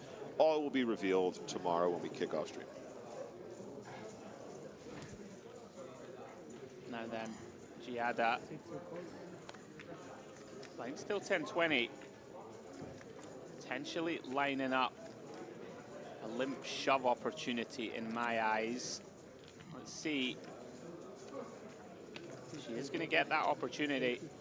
Smash it in. These are the spots that are mandatory in my eyes against aggressive players. I agree. Just no real visibility post-flop if you just call. We'll see. Okay, she's going to go limp call. Yeah, it's so hard to make it work as a call. You just have so little visibility, as you said. Yeah, very tricky. For example, we have the best hand, but who knows? That being said, Jibs' combo, he's hating this board too. He does have, you know, some options, but you do feel that Giada's limp call range hits this board pretty well, but he is finding aggression. Credit to him. Like, you don't expect to get many folds, right? But sometimes we have backdoors, we have the bet and lead. Yeah. Let's try and fold out, you know, the king, 4 of hearts. Yeah. Stuff like this. Well done, Jibs. Yeah, and actually, I'm with you, and I do think that perhaps you can get away with just like a 1 big blind continue there. And because really, if they got air, you're gonna get away with it so often. And that you're not targeting bottom pair to fold there. And if you bet half pot, there's a good chance they continue with any pair. Yeah. So just give them the old 1 big blind continue. I could get on board. ISO. I could get on board for sure. Yeah, or sorry, I don't know, 25% or whatever it is. Yeah. Yeah, you're basically just trying to get hands that have completely missed to fold. Yeah, maybe one's a smidge too small in an ISO pot, but it's quarter pot or something like that. And Giada, big blind. 2 really big hands here, heads up. This time, Jibs is trapping. So again, if we're going to be nerding out here, I think we're supposed to ISO queen 10 suited versus limp, not all in. Raise call, right? Yeah. And again, the raise call is predicated on your opponent limp jamming their small pairs and stuff, which again, we're not sure if that's happening here. However, it's just a hand that has a lot of equity, and the hands that do limp jam probably do end up giving us enough of an edge to call. Interesting flop. Gut shot to Broadway for Jibs. I believe he stabbed, yeah, just a small bet. Giada just calling the middle pair. Makes a lot of sense. Jibs with the decision now. Do we want to barrel this off? Decides not to, and river's the best hand. This is going to be really tough for Giada. You would presume she's going to check, Nick, and Jibs is definitely going to bet. This is tough to get away from in my eyes, a 10. A 10 is really a lot of hand. He's limped, stabbed flop, gave up, and now all of a sudden an ace comes, he's betting, he doesn't rep. You know, in the long term, too many real value hands. Like, basically saying he has an ace, right? He's bet the pot. Yep. An ace or better. And blocking king queen is relevant here too, even though probably that is a combo that probably bets flop, bets turn. May raise pre. Yeah. Yeah. So. Yeah, this is tricky. I wouldn't be surprised to see her pay this off. I think I probably would myself. And like, I don't think we can really credibly check raise either. Yeah, she does make the call. I can't falter. Well done, Jibs. Yeah, this is good. I'd probably end up playing ace king similarly too. Maybe a turn barrel, maybe. Seems like a pretty well played hand by both. Yeah, I agree. Yeah. He's got that one weird one in there. He's got one of the weird ones where he rivers the ace. That's just what it is. Plenty of other stuff in there that feel compelled to just bet the ace because it's a scare card or whatever. Sure. So fair enough. Are we going to the sudden death? Verge, dangerous. 2-2-2. Are we going to the safety tie break? We need to work on this overnight. It's okay. This is the safety zone. That's not going to work. The safety. The verge. I don't know even where I was coming from. Take the safety off. Bases are loaded. I don't know what my verge thing was. I have to apologize. When you said verge, it just makes me think of, you know, the English countryside gentleman trimming his verges. You know. Oh dear. Yeah. Move swiftly on. Hey, it's important. You got to clean up those verges. All right, flop is deuce, 9 deuce. Oh dear. Got to keep the guard looking fresh. You do. And checked over to Giada. I think a check here is totally fine. Actually, I think I'd probably do something similar with Jack High Plus. You know, betting deuce, 9 deuce, totally fine as well. It's super dry. The problem is, I guess your opponent having check back pre-flop will end up with having some deuces and some nines when you don't necessarily need to turn your hand into a bluff. Just controlling the pot a little bit. And also against the right opponents, they just won't lead the turn without a deuce or a 9 or something significant. So you don't need me to be concerned about not taking the initiative and your opponent's taking it away from you on a later street on those kinds of flops too often. Agree with all. All right, so let's look at the chips. Jibs is 40 big blinds. Is that right? 40 big blinds? Yeah, he's really stepped on the gas. You know, been running this one over. Because we got to the heads up so quickly this time. 40 Sure. big blinds to 10 big blinds, so not out yet. Giada has the kind of stack that can get in the middle pre-flop very easily, though. She's been picking those spots quite well so far. Max pressure, Jibs. This is very good. This is exactly what I would do with Queen 3 of Diamonds here. In fact, all my weak offsuit queens, weak suited queens at 10 or 11 end up being a push, as is customary. Yeah.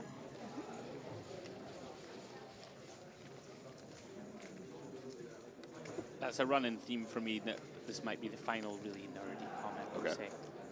But whenever I study in whatever form of poker, I always concentrate on that when you're bluffing, you're always trying to fold out a hand slightly better than yours. And when you're value betting, the reverse, right? So like when you jam the Queen 3, Queen deuce suited, you probably get Queen 5, Queen 6 off to fold. And you might even get some people to overfold as high up as like a Queen 9 and stuff for 10. Right? So whenever you can get a hand that's a little bit better than you to fold, even like a King 4-0 probably will fold. It's never a bad thing. Yeah, and a lot of people say to me like, oh, you know, I don't really study that much. I'm more of a field player. You're like, these spots are so mathematically driven. It just doesn't work to just assume you know it.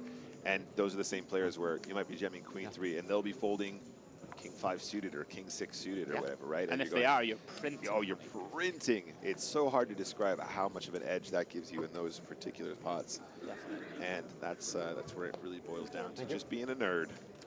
Nerds always win.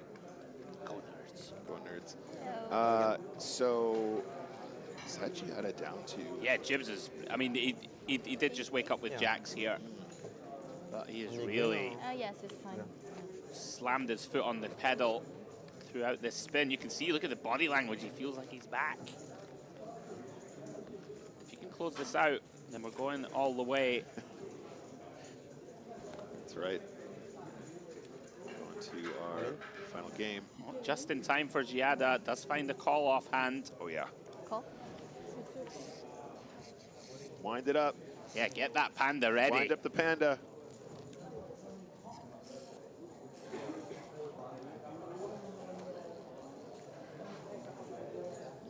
Panda's out of steam. Wind it up.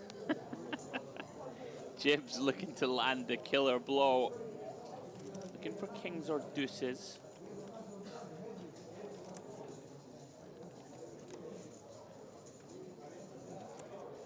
And tray 5, 8.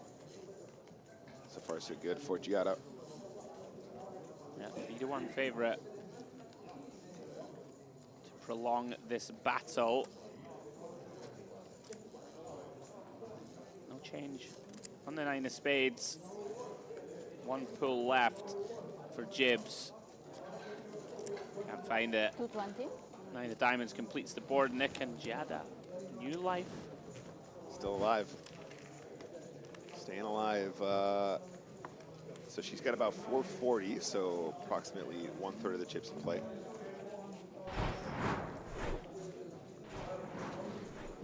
There's a look, guys. So 1,060 for Jibs, Giada 440.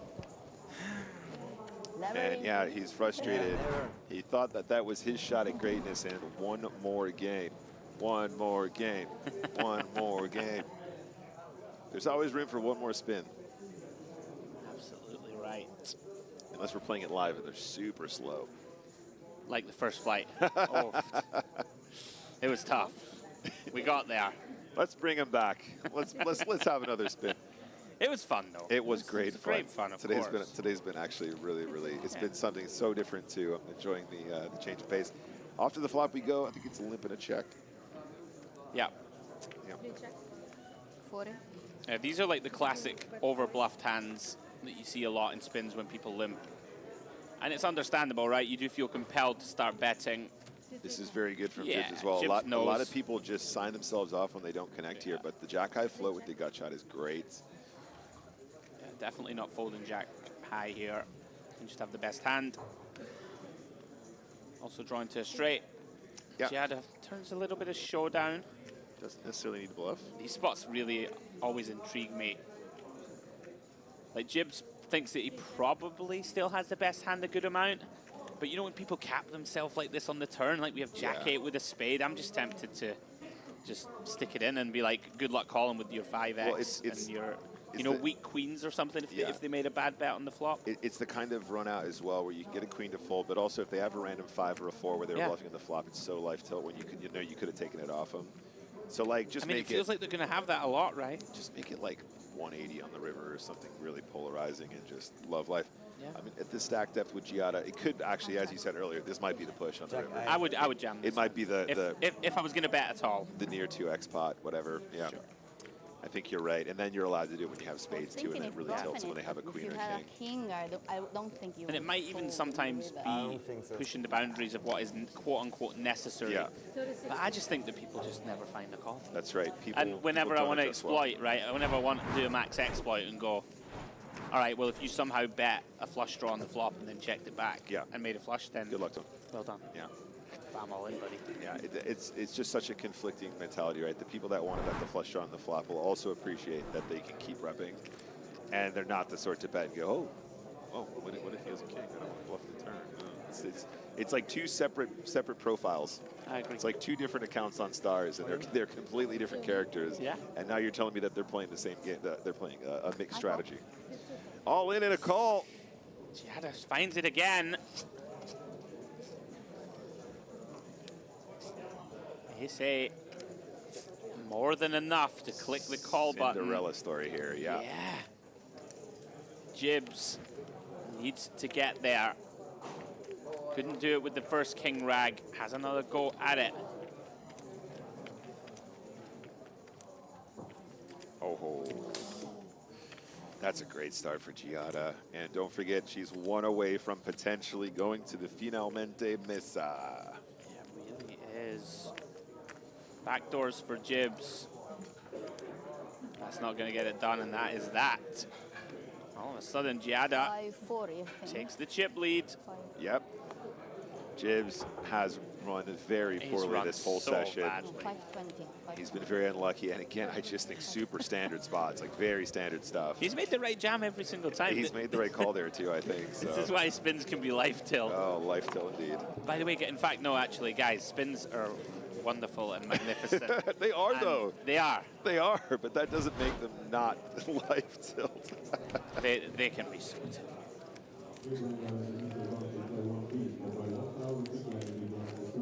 So Giada on the verge. We're back on the verge. Talking about verges again. Great spot though. Can she put her man away? 7 bigs now for Jibs. Unfortunately for Giada, wakes up with the nut low. She's gonna let it go.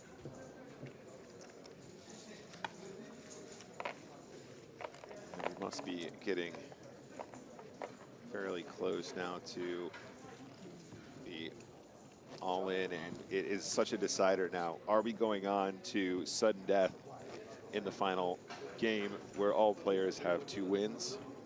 Or are we going to see Giada win this event and proceed to the second round and, of course, our final table? She is close to getting it done. Morning. Jibs. Decides queen 5 is enough. He's going to get through. Giada 950. Oh, so frustrating when you have the momentum and suddenly they're just getting dust. Oh.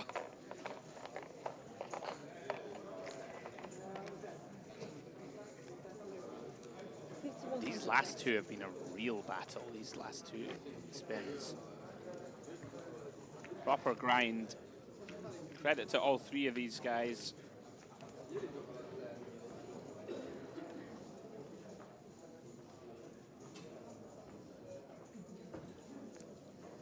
Giada has a pushing hand. Ace-9 is going to be a snapper, though. This is actually a great spot for Jibs to get right back in. I like the push. I like the call. However, part of shoving these kind of combos is that they have a lot of equity against a ton of hands that want to call. Yeah. 2 live cards against Ace-9. It's going to be a 60-40 or something like that. So almost a flip. I'd say mandatory from both. Yes. Can Jibs hold her off? That's a 7 and a 10. That's 2 pair. Jibs has run so poorly all throughout this session. Is going to need a miracle to come back from this, but it's not over yet. Hearts backdoor straight draw still involved. Ace on the turn. Oh, wait one moment. It's never easy. It's not over yet. 9% will increase now to 18. And the river.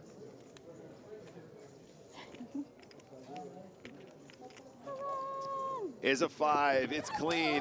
And that means Giada has won this game. That means she will proceed to the final table in just a moment. And James, let's see a spin down there. There's been a win. Let's get a spin.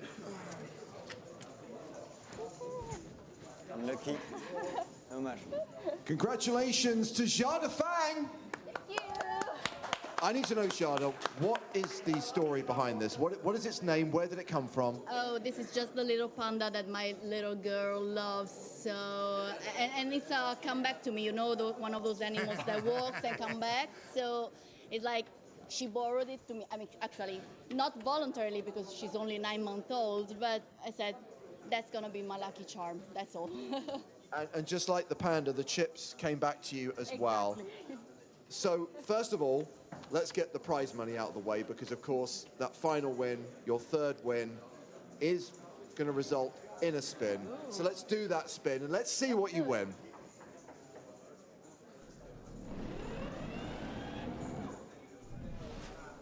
Dai, 5 centino, dai. 5. Okay. Another 100 euros, but here's the thing. There is a lot more prize money up for grabs in the Spin and Go Championship Live. Now, the first thing I want to say is commiserations to Jibs, commiserations to Andy. Well played, guys, and congrats again on the 2,000 euro score. Thank you. So the whole thing was meant to be, Giada, that Rory went through from the first round, Papo went through from the second round, you went through from the third round, and the idea was, let's have a final, let's have a playoff, let's see who gets a seat in the Spin and Go Championship Live. Rory, Papo, Giada, 3 very deserving winners. We've decided, let's not bother with a playoff, let's not bother with a final, let's give all 3 of you seats in the tournament. Let's give all 3 of you the opportunity to play in the Spin and Go Championship Live. Thank you. So congrats, you're through, Rory's through, Papo's through, and of course, the Spin and Go Championship Live starts here tomorrow. See you tomorrow then. That's right, guys. Join us tomorrow for the PokerStars Spin and Go Championship Live, kicking off at 1:30 p.m. Central European Time. From Nicholas Walsh, James Hardigan, Andrew Headley, and the entire production crew, it's good night from Barcelona.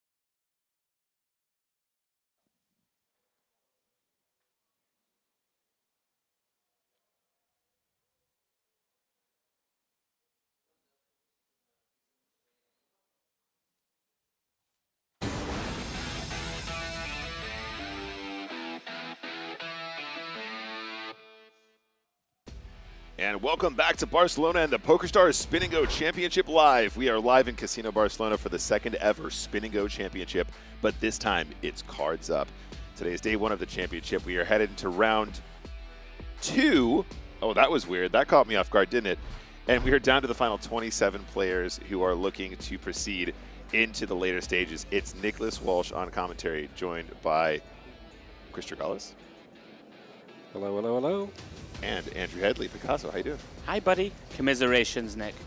Indeed. It's okay. I tried my best. And you guys hopefully will forgive me for that slight pause. Round 2, I never thought we'd see it. Casino Barcelona, where we are about to start round number 2 of the 2025 Spin&Go Championship Live. 81 players have been whittled down to 27. 9 players will advance to round 3. The winner of each table advances, and it is the first player to win 3 games who will advance to the next round. And of course, more spins with bigger prizes. Let's have a round of applause for the final 27 players. It's time once again to spin and go! Excellent delivery. I will sign off on that one. That was my favorite Spin&Go of the day. But yes, guys, we are back in the room, and you will notice we have a full 9 tables. Everyone proceeding from these 9s, the winner's going on to round number 3 tomorrow. Right, we're getting to the business end of things now. Nick, we were saying, myself and Strag, while you were busy doing other things, that Mr. Hartigan, he might have missed his call in as a game show host, Strag. What do you reckon? Yeah, a bit of Monty Hall, come on down. Yeah, that was the inspiration. I mean, also bearing in mind he did a lot of, TV, radio as well, so he should be well-versed in this. Loving this, by the way. Hand 1, Andy PSX back in the mix. Well, he's going to run into it here. Open-ended straight flush draw, hand 1 for Bartosz. Bit of street flash poker. Yeah. Look at this. He's gone for the overbet in a limped pot. Interesting decision point, right off the bat for Bartosz. There's an argument, Nick, to kind of just run your equity, but facing over. Yeah, he is just going to run it. I think I like it. Like, is Andy going to overbet a King X or a 2-pair? It doesn't add up to me, really. I quite like this. I think there are a bunch of, better hands, like a 6-7 or something like this, right? That's just going ahead and bluffing that we can just fold out. Don't mind it. Well played. Yeah, that's right. And also, whenever your opponent does that, there's just more big blinds to pick up at Right. non-showdown. So it just feels really, really good. Yeah. And that's why the sizings pre-flop are so important too. A lot of people saying, oh, I just make it 2.5 by default. You're giving away so much when you 2.5x and fold in a Spin&Go, way more so than when you're deep stacked in a cash game or in tournaments. Sure. And Agreed. so, understandable. Yeah, agreed completely. So, guys, the new feature table here as we enter round 2. Bartosz Zwierzyński. What do you reckon? That was not bad. Way better than I would have done. Thanks, mate. And of course, seat 2, we've got Andy PSX, who we've seen all throughout this weekend on the coverage. And seat 3, Ivan Kusilias. One of these gentlemen will advance to the final 9, which Nick said takes place tomorrow. That's right. And it has been a long day for us. Strag, what do you think? Teething problems? I mean, it's obviously not just a new format from when we were in Prague, but also trialing a new structure. Yeah, I was commenting on this on the last flight that we had. Clearly, it is a better format. It's better for the game itself that the tables are playing even numbers per hand. The downside being that obviously it is being a bit more deliberate. We're seeing people taking their time a bit more than perhaps we saw in Prague. Yeah. And so it is causing the rounds to be a bit longer than we anticipated, but I do think overall better for the players. And we do want to appreciate and understand that the players here are playing for a significant amount of money. Yeah, definitely. And I think also so much to be learned from this exchange here in Barcelona. If we do decide to do a Spin&Go championship in the future, a lot of things to be tweaked, and there's a balance to be found between player experience and viewer experience, and they can be very contradictory. I mean, people want to see the car crash, and the longer the lines are, like the less likely we are to see that. But we also want players to feel like they've qualified for a serious event and they can really make it count. Yeah, some of these players played a heck of a lot of Spin&Go's in order to be here, Yeah. so they do deserve to have some play for that. I think that's very fair, right? That makes a lot of sense. A couple of failed bluffs in the early going for Andy here. Ivan picks off the river bluff with the rivered bottom pair. Well done from him. By the way, just going to have to reference the chat briefly. Nick, people are happy to have you back, buddy. That's all I'm going to say. You know, I said I was going to give him rub downs and a bit of abuse if it didn't go well, but you know what? I love my boy, and it was a valiant effort. Thank you. You know what it's like? The variance is so high in these things. And although the spin-a-thon was a travesty, like pulling the minimum, salt into the wound. So we are looking forward to that round you're going to buy us later. Yeah, in fact, that's true. Brutal. And I actually gave a shout out to a couple of my friends from the community. We may or may not have swapped percentages, and I'm not sure if they're going to call me up on the 10% of the 200, but if they do, it's fair. Fair is fair. A bet's a bet.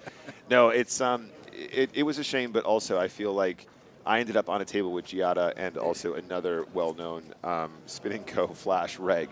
So when I say the game was almost flawless, it really was. And in a game with that few decision points, there's just nowhere to hide. And it came down to me heads up against Alex on my table, and we were all in for 2 big blinds, like in 3 games. Yeah. And there's nothing you can do. Yeah, when there's no kind of skill edge in spins, it often does just come down to who runs better in the all-in showdown. I ended up coolering him on 3 occasions for my second win, and unfortunately couldn't hold it. I think Strag oversaw some of that as well. Yeah, I hate to see it. We did talk about that hand, and I did ask Picasso here what he thought about your call. Was it 5-6 or 6-7 you had? Yeah, it was 6-7. Yeah, it was for like 3 bigs. Yeah, see, for 3 bigs, I thought that it was like 4 to 5. I was like, I'm not sure. Yeah, so but for 3, I don't think we can fold. Yeah, and I asked Alex across the table, and I said, I think that's like 4 to 4.5 or 4, and he went, it's 4, and then he went, oh, to be fair, I had 3 or something like that. So I don't think you can fold. Yeah, and it just looks so silly on camera, doesn't it? No, like Team Pro sure. calls it off with 7 high, but we've been discussing this. You got to be fearless in these moments and just run the equities. You're gonna have like 40% against the range, I think, in general, so like it'd never be bad. And very occasionally you will get it in the head. Yeah, it was it's very occasionally. But your man only had 10-4 anyway, so it's not like he has a monster, right? Exactly. Well, and that's the point. I expect him to turn up with the right range as well. But also, it was the spots where I had him dominated that were the issue. Does that story checks out? Yeah. You need to hold. Watch my streams before. You need to hold, bro. If we know anything about watching Nick play Spin&Go, is that he does not run well in those situations. I think. Oh no! I think I need to buy more crypto or something because I need to learn to hodl way harder. Hodl, baby. Hodl. Just hold one time, please. Anyway, Strag, this has been a long shift for you. Thank you very much for sticking with us. It's been a pleasure, Strag. I can honestly say it's been an absolute pleasure having you in the booth. Love being here. Love watching the great game of poker. I actually haven't gotten a chance to watch a lot of poker, so actually being here in the booth has been fantastic for me personally. Yeah.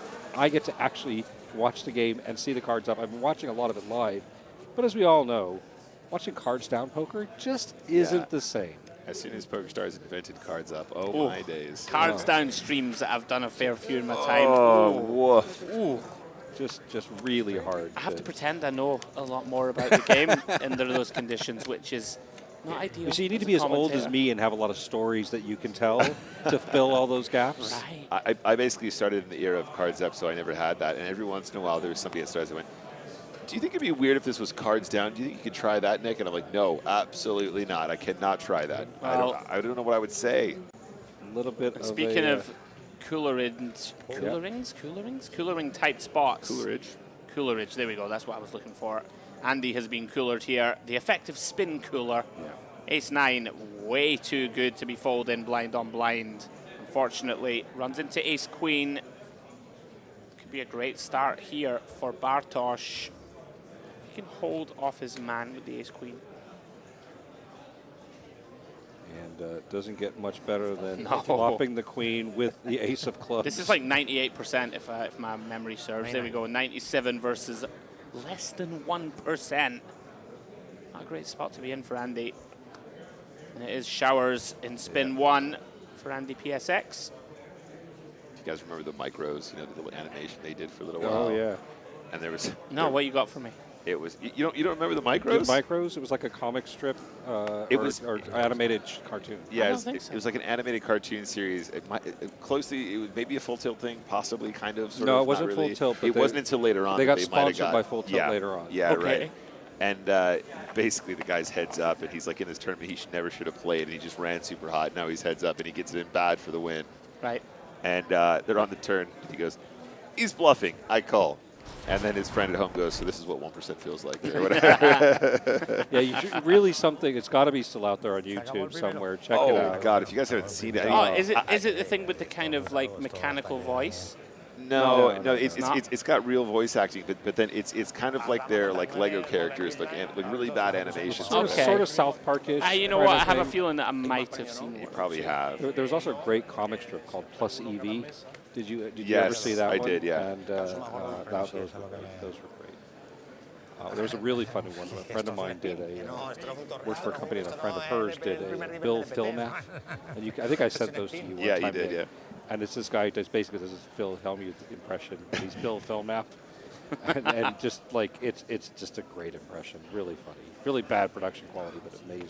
I can't remember, but he has this arch nemesis, and his name is like Max Roffles or something like that. Yeah, oh, wonderful. Anyway, we are still playing game number 1 on table number 1 here in the second round. And just looking at stacks, looks like so far Bartosz running away with it, 995 chips, excuse me, with 33 big blinds. And we are still heads up. Casillas. Yeah, we're up to 2040 now, so bumps pressure up. being applied to Ivan immediately. You really do need a good start, right? Like if you sort of cooler someone, and here we go. Well, speaking of coolers, here's another one, because this is going in, I will tell you that. This is either going to go limp jam call or raise jam call in my eyes. You just don't see anything else happening here, Nick. It's just going in. Yeah, absolutely. And here we actually, go. These two are fully prepared for what's required. Raise jam, and there it is, the call. You're actually pretty unfortunate to be up against something as good as ace-10 here, and vice versa, right? To be up against a hand as strong as 9s. They are going to flip it out, though. Now, this could be the fastest spin we have seen. If this is the way they're supposed to play, by the way. Yeah. Yeah, I can tell you on my table it was curt. We were speedy. All right, off to the flop. 10 high. And he's on for it. He's on for it. Bartosz could win a spin within 6 minutes. Oh my goodness. Incredible scenes. Level Just has to fade a 9. So far, so good. He looks absolutely thrilled about it, the man. Look at him. To be fair, you missed Papo when he busted out. So the great comeback coming down it was from 2-0, to beat. winning 2 in a row, has an amazing hand, gets it all in. Your man spikes the guts on the river, and you can see on Papo's face, he's holding the cards up, ready to slam them down with the winning hand. Looks over the other end, just the crestfallen look on his face. That's how much, even for somebody like Papo, who's played for much bigger amounts he wanted of to money, win strong. really wanted. This is the moral of the story. Oh, here we go. Maybe no next spin, time. No spin. Maybe Should have picked the middle, bro. This is the moral of the story, though. Like, the reason why I think people like Papo are so successful is they just really want to play the game. They really want to play. They want to play to win, and it's not about stakes. It's not about ego. It's about, hey, look, I had fun in that first round, but now I can taste victory. It's on my lips. I want to give it a go. And in the situations like he walked out, somebody said, did he just bust the 10K when they saw him leave the room? It really did feel like that. And then Lizzie goes, I think it was just the Spin&Go Championships. Hey, there is no just the Spin&Go. Exactly. The Spin&Go is prestige. No, it was even bigger. It was the Spin&Go Championship. There we go. That is the narrative that we will change, I'm telling you. Amen. I mean, look, again, it was just like in Prague. Spins are sick. There was people busting the 10K going, Nick, can I buy into this event? It looks like a lot of fun. And I'm saying, no, you literally can't be in. You have to qualify. I tell you what, I was watching it. I want to play. Yeah. And by the way, there's no way that this is like less fun than a normal tour. Like, it's definitely more fun. All right, let me ask you guys this, because I had this thought, right? So obviously we're trying to find a way to correctly speed things along, because this has been an extremely long day for everyone involved. Now, let's say that we all had a bar somewhere, right? It's called the Gut Shot. That's the name of our bar, okay? The Gut Shot. There was actually a poker club in London called that, so I stole it. Okay. And then in one corner, you could literally just go play a normal speed Spin&Go Okay. And people just duke it out. You got a league going. I feel like just playing spins in the corner of a pub somewhere is a really fun way just to go. Do you fancy a really quick game? It's not a bad idea. It's going to take 20 minutes, maybe, whatever. Go play a 20-minute game of poker. I think there's something to be said for these short Dukem Nukem, you know, like Street Fighter, like let's just like, hey, do you fancy a quick game? Yeah.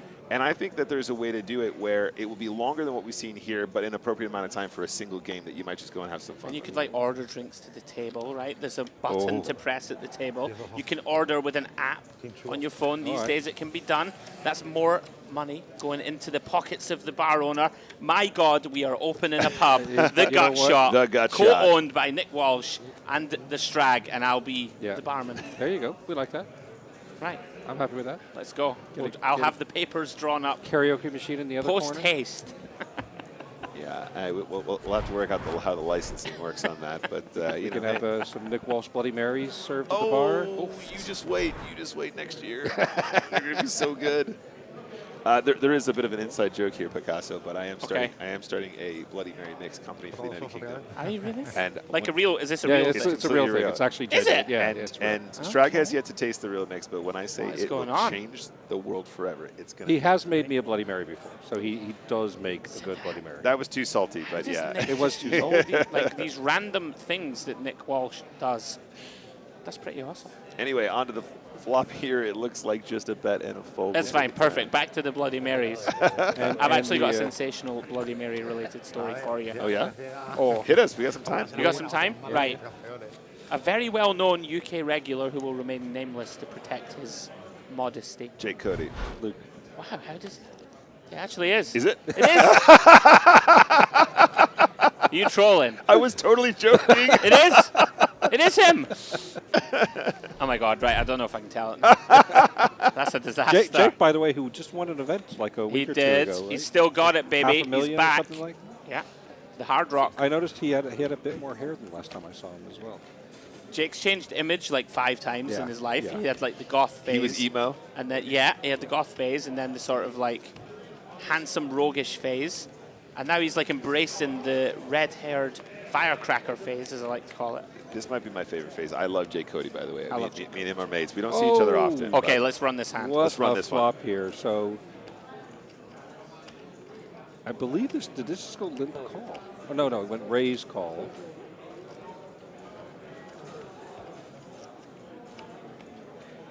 And what a flop for the Queen 8 here. Yeah, very interesting spot for Bartosz in terms of you could feasibly click here in position, but you have such a strong hand, of course, that sometimes you want to slow play, and he even slow plays turn. This is pretty nice. He's going to try and get called on the river by, you know, some pocket pairs like the 10s and jacks of this world and the ace highs. Going to try and get them heroed. This is unlucky for the Queen, though. 3 pair beats everything, right? That's I would value bet 10s here, by the way. I actually think this is a Queen, really good bet. It's obviously not going to work, and we're going to get raised and get the bad news. The 9, I thought the 9 was actually a bad card for Bartosz. I mean, because it is. Obviously, you have a lot of 9s on that flop. And this is 2025. 3 pair beats everything. It is a bad card. This is one of those spots where I think this is a very intelligent river bet, by the way, by the 10s. Because a lot of the time here, Bartosz, when he checks back turn, has loads of king high and ace high, right? And we can feasibly get called for a small bet. But now we've been put in the blender, and we're thinking, how can you not have bet the turn if you have a full house and now you're raising? It makes a really nice laydown. Well done. Yeah. But these small exchanges that in a normal speed spin might just be, okay, cool, I can recover. They get really, really costly with the blinds going up the way they do. Yeah, because your stack's already sort of 40% of it's gone, right? Yeah. And how aware were you when you were playing of where the blinds were and how quickly they were going up and what your position was in relation to when the blinds were up? That's a good question. So because I had been watching all day long, we had really discussed those sort of ins and outs of like what that meant.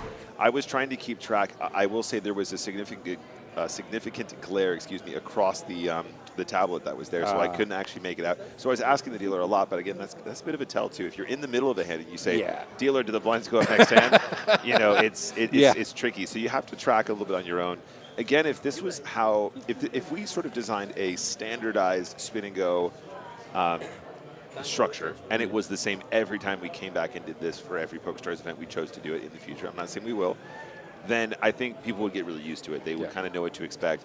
Things were changing on the fly here a little bit. It was difficult to adjust.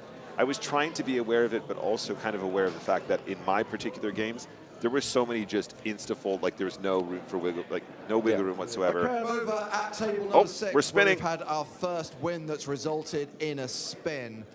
And I said that there was big prize money up for grabs. Let's have a look at what can be won in round 2.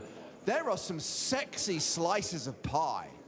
10,000 euros, 5,000 euros, 3,000, 1,500. The smallest you can win is 1,000. Yeah, that's great. Okay, but obviously orange is what we're hoping for, right? Right. Yeah. Okay, well the card says spin. Let's see what you win.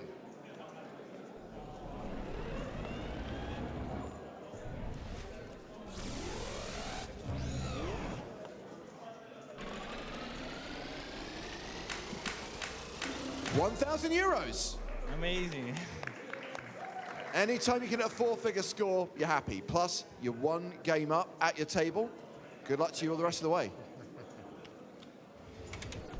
Lovely stuff. Not bad. Well, €1,000 in the pocket, lads. That's the minimum payout. You know, I knew we were making them Love to bigger. see I that. didn't know they were that much bigger. And poor Nick over here, he has literally got his head in his hand. I don't know what's going on here. Just Nick, a bit Nick gutted. looks thoroughly depressed, and Strag, you look sweaty with the extra, you know, 3 zeros minimum now. It's just, wow. I didn't know that we actually budgeted for this. So hopefully the numbers all add up in the end. Oh, dear. We see there, Guilherme Kleist takes the lead at his table, 1-0-0 for him. Pretty sick, though. Get a 10K now, 10K maximum spin. Yep, so this is exactly what we should have done, guys. Reward the people that are going through to the next round more. No, I'm very happy for him. Guilherme Kleist having a great time there. And we carry on over at El Feature Table. I think Flight C was the only one that did not have a 5K winner. That's weird. Certainly there was plenty of opportunity. So you're saying we should spin again. Fine. I think we should let everybody go one more time. Well, if I read the leaflet correctly, there is going to be an opportunity for the quote-unquote lucky losers to fire again tomorrow, which I think is nice. It's a nice touch, especially if you didn't get lucky in the first round. You know, here I think it's nice to have another go at trying winning some prizes. Yep. However, what do you think are the chances of Nick Walsh taking part in that? What does commentary be done? Well, maybe we can find somebody to give you a little bit of a spell so you can jump out. Oh, Strag, I thought you'd never. Excuse me, what about the chances of Andrew Headley taking part in Wait, that? so you have to have taken part in the beginning. Why? Andrew. Why not? Why can't I be a It's called guest? Lucky Losers. You have to be a loser I can first. be a loser. So you don't can have do the it. giant L that's currently emblazoned on Nick's Yeah, you know what? forehead. To be fair, I'm a natural born winner. I would like a try though, at some stage. We have had some casual spins. Did you not try one of those? No, I don't there were know. some walk-up spins that we had. I only flew in last minute. So can I confirm that Emergency. do the casual spins align now with hands per level and all that kind of stuff too?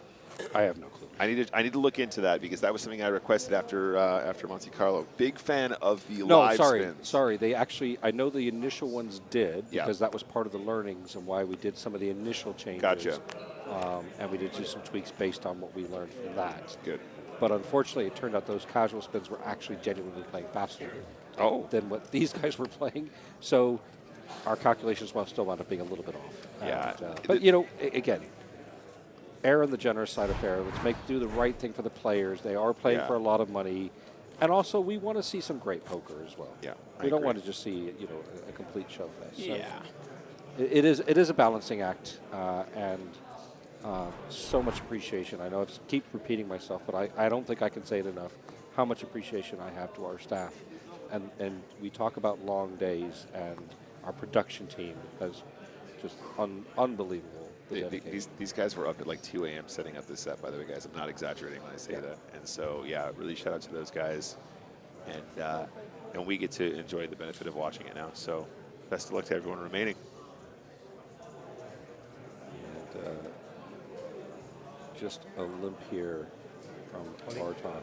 Yeah, I think a jam here is pretty standard. Yeah, doesn't even get a chance to put the chips across before the cards are in the muck.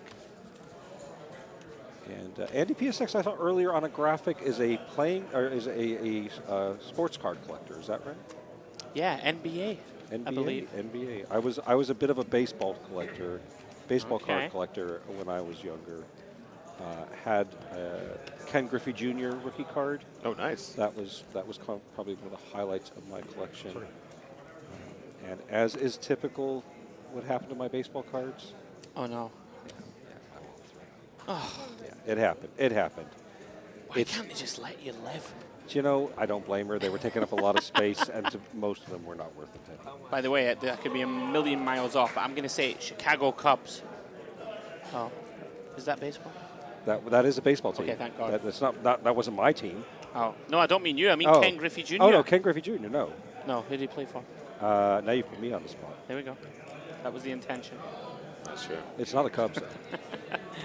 I just took a random shout. I'm not going to lie. Right. Somebody in the chat. Yeah, someone will tell us. Bartosz opening pocket jacks. Ivan defends with the 2 undercards, as he should for the min raise. 8-6 suited. Suited one gapper. Kind of needs to brick here. Doesn't brick, but does connect with the only bottom pair on a 3-heart board. Look at the equities. 87% here for Bartosz. I think we just bet call here at the stack depth.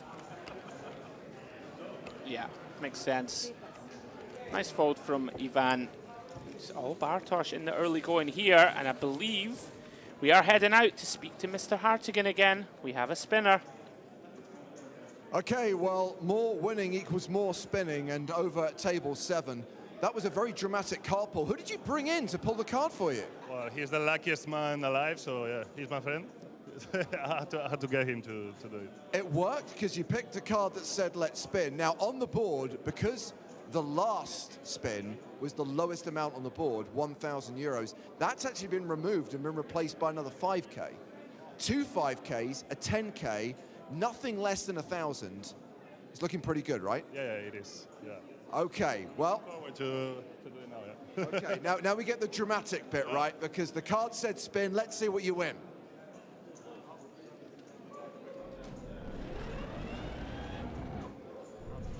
10K coming. What do you think?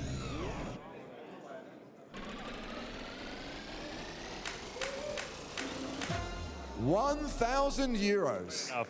Yeah. Okay. We'll keep going. Yeah. To be fair, there's no bad prizes in this round. No. This round is 1,000. Yeah. I'll keep it. Yeah. And crucially, you're 1 game up. Good luck to you. Okay, well, there has also been a pull over at table number 9. And again, because that last spin was 1K, there are now 3 5,000 euro prizes available, plus the 10K. Keep everything crossed. Vamo indeed. The card says spin, let's see what you win.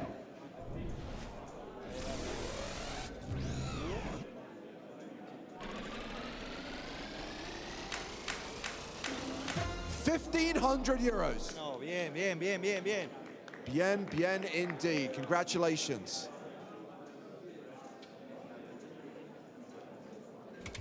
All right, bien to say the least. I think it's fair to say bien is appropriate here. 1,000 euros for Alejandro España. Is that really his last name, the Spanish guy's España? And Axel Pinheiro, who we saw earlier on in the session during round 1, win 1,500 euros. 120. Or as they say in Spain, euros. And we've got a collision hand happening here, guys. Yeah, this is a disaster for Andy. Could be showers. I think we're at 30-60. We are indeed. Yeah, there's no getting away from. Oh, Bartosz jammed. Well, no. I don't like this, Nick. First mistake, in my opinion. Rejams 6.5 from the small versus a button min? No. Not for me. No. Not for me. I'm surprised to see this because he's been not perfect. 100%. What a grim spot, by the way, for Andy now. We can't rule out the fact that might be a misscan. So queen 7, it might be, you know, queen 10 of clubs or something, but... Oh, he's running it too! Whoa. What a spot for Ivan. Fist pump.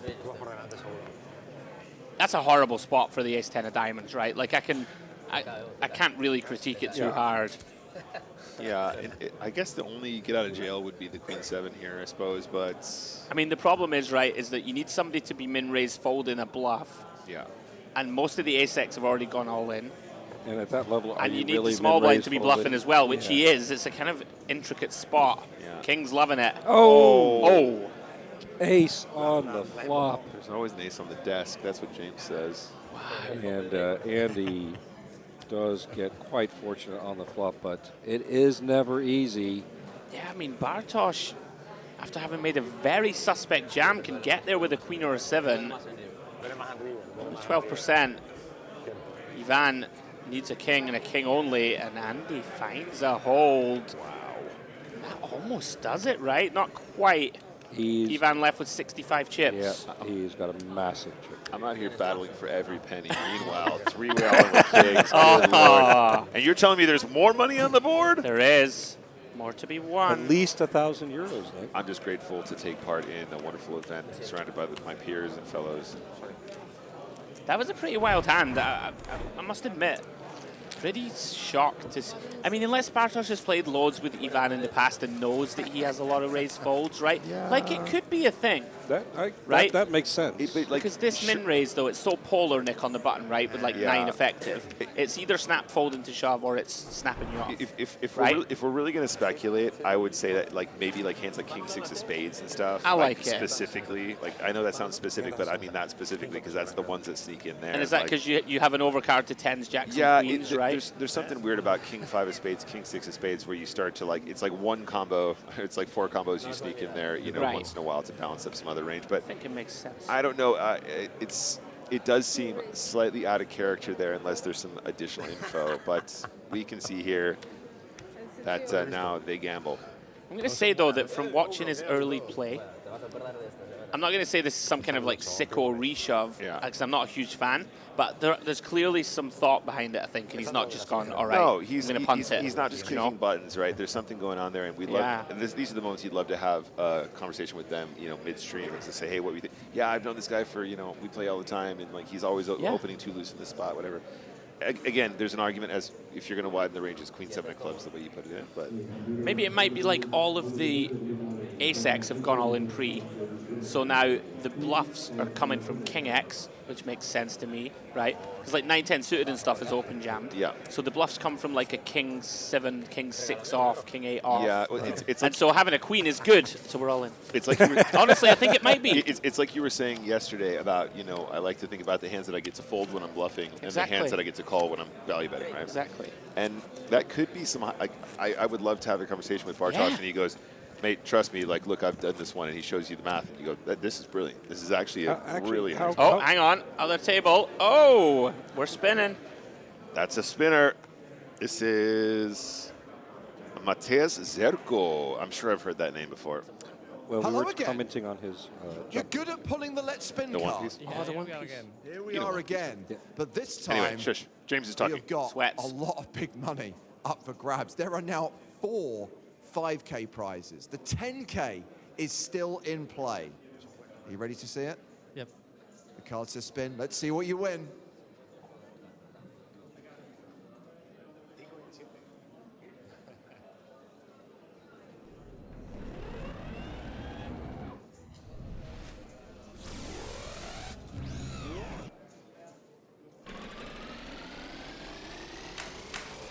It's 5,000 euros! That's nice. That's very nice.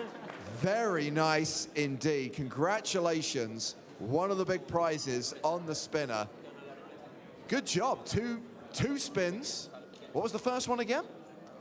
I won 1K. Okay, so 6,000 euros in prize money so far. And still in the game. Yep. Let's hope for the best. Nice. Keep it going. Thank you. Well, those prizes really are getting bigger. I mean, yeah, right. When you start getting to $5 grand, that is chunky. Like that's a decent MTT cash. I'm happy with a 5K. That's a decent second-hand car. Yeah, well, you know, if I drove, I would actually appreciate that. But I haven't driven in a while. We've got another all-in moment at our feature table, as you would expect. Oh, Andy, how can you brick it? 7s, 5s, Just 8s, has hearts. the world here. 18 outs. Feels like he should have more than 63%, right? 21 Adds more outs. outs now. Wow, look at this, a coin flip on the turn. That is a rarity. It That does is happen. very rare. Wow, and it doesn't come in. It is too many Aye, aye. outs syndrome. When you have that many outs, you cannot hit. I mean, you're just sitting there thinking, what is happening? How? And it's what we talked about earlier, right? Casillas now has doubled again, and one more double, it's back on. Yeah, absolutely. Spins are volatile. And remember, there is still a bit of play here. It is 30-60 now. Hey, do you know what? I'm going to have to give a shout out to Raksha, right? Fielding relentless requests for Lochi. Like just non-stop. Lochi, where's Lochi? Guys, you will see Lochi again at some point, but just be patient. Give Raksha a break. I will. She doesn't want to constantly rebuttal the Lochi love. I love Sharon. Raksha, one of our top flight mods, always here, there, everywhere is what Nightbot says. Legend. And we see here another all-in moment. Just to update on Lochi's table, by the way, there is no scorer. There has not been a winner yet on the Lochi table. Yeah, you're right. Very long first spin. All right, Ivan gets it in good again, by the way, and you said it. Could come back. It's not a good flop, though. Andy takes the lead, pairs his 9. Yeah. And this could be Andy PSX squaring it up with Bartosz. Yeah, just has to fade a queen. And does. 3 not good enough, and we're well going done, to Andy. square up the stacks. But before we do, there is going to be a selection here for Andy. Remember that our first winner, Bartosz, did not select. Oh, that's right, right? The spin card. Oh, 50-50 sweat. And Andy's handing it off to his competitor. Oh, he's getting his mate to pick it. Oof. He's telling him what to pick. That's a risky strategy. Ah, he hates to see it. It is a no spin. So what that means is that the winner of this round will definitely get to spin. Yeah, always adds a little bit of extra spice to this third piece of competition. Whoever wins this one will get a spin.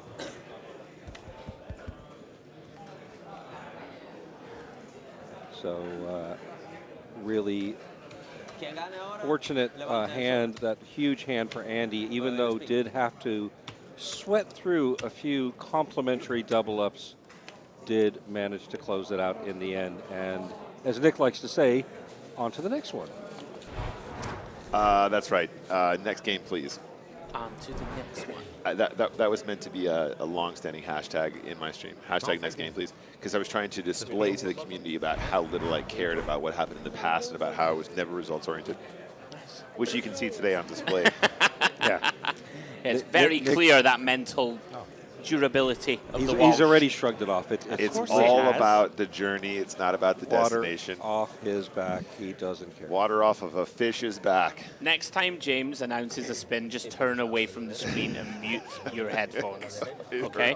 I didn't think it would hurt that bad. Congratulations, Mr. Matthias Zerko. 5,000 euros to you. What a life. What a life. The life of a dreamer. Life of a Zerko. Now, I can announce that at table 7, Christian Lizowski, there he is. He's won the first match, and he's pulling his card. Oh, no spin, Christian. Yeah. Maybe next time, but a point on the board. If I could just say, though, actually pulling the spin card in itself was a great moment. It felt really good. I could tell that, actually. That was like, okay, I won one. I've accomplished and something. I got the spin. In my life. Little did you know, it was going to be a 200 euro spin. But, you know, all in all, that's 200 euros in your pocket you did not have earlier today. That's right. And successfully showing the haters that not a complete loser, just mostly. I also have to give credit to Nick. This is, by the way, people think our commentators just come here and they show up whenever they like, and it's no big deal. It's very posh and everything. Nick doesn't just show up to do commentary. He is a true ambassador of the game. He was giving lessons to some of our influencers and some of our special invited guests as well. Jumped into the media tournament and played that as well. So it is.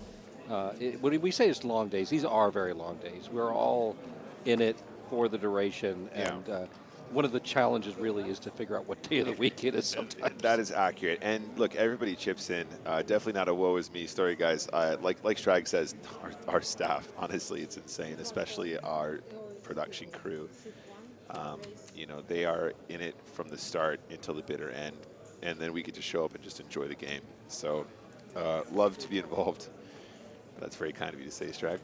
All right, off to the flop we go. Blind v blind. Oh, that's a nice flop for Queen Deuce.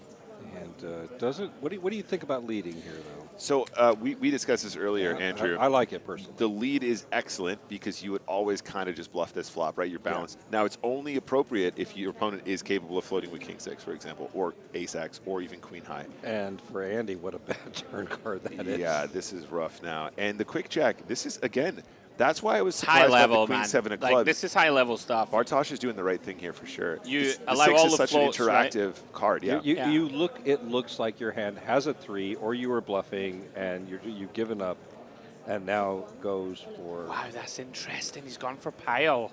See, now this bit feels a little bit. Look, and it's turbo called. Call. Wow. And look at Andy was very confident his hand was best.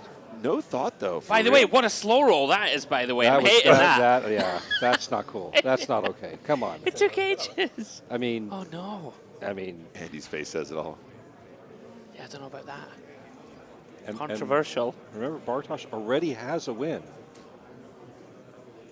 That is a horrible feeling. Andy, turboed his hand over, and his opponent just didn't turn his over. He's like, oh, I'm definitely winning. That's grim. And that's not an unusual thing to see, right? And it feels like it's an unintentional, intentional slow roll, if you know what I mean. It's like you're trying to make it sound like you really didn't mean to slow roll, but you really actually did. That was a sick played hand from Bartosz, by the way. I don't know. Snap jam turn. The fact that it gets snap rewarded is kind of wild to me. I'm not saying King 6 is folding forever. Sure. I'm just saying. I think you tank. I think you go. What kind of a hand does he do this with? And the answer might be, I don't know, 6-7 or something. Fine, but you're going to give it some more thought. That was snappy as hell. It really was. Does 4-5 do that as well? I mean, yeah. Well, right. And the answer is probably no. So what does it end up being? An overpair, like a deuce. It's like all these hands that beat you, right? Yeah. I mean, you might run into Jack 6 and stuff like that too. The I nut suppose. flush draw occasionally might do this. Yeah. But I feel like maybe not. I feel like the nut flush draw tries to make it look Nate's Hollywood more. Sure. We've got this actually could be. That was an interesting hand. This could be over for in Bartosz's favor here. Obviously, Andy all in for just the 40 chips. Yeah, decision point on Ivan. There's some argument to send this. I think our hand is too good, and you're gonna have a dry side pot, right? And Bartosz is not really going to be incentivized to bluff. I would call here, Nick. I don't know about you. This is kind of an intriguing spot. Yeah, and now we have to call it off. This is the problem. You can't 3-bet fold King Jack suited. Yeah, it's a complex spot made more complex by the fact that we're playing hands per level. Yeah. Right. If you can just dump this one or play it however and then carry on and play a few more hands at this level, it's a very different proposition. So there's an argument for maybe just getting it in and playing for the pot now. I actually like 3-bet call more than jam. The more I reflect. I agree. Because you can keep in some stuff that might just peel pre that you crush, and you can still do okay against the 4-bet jams. Unfortunately, here we've run into it, and it's a disastrous spot and a dream of a spot for Bartosz. 2 of the king, Andy having a king, excuse me, makes his hand and dominating with his jack. This is about as good as you can get it in for the win, by the way, 3 ways. Oh no, Casillas covers. I'm very sorry. I thought that Bartosz covered. Apologies. No, it's all good. It's fast and furious, and actually, shout out to our graphics crew in particular. These guys are doing this on the fly. They usually have ages to input these things as it goes.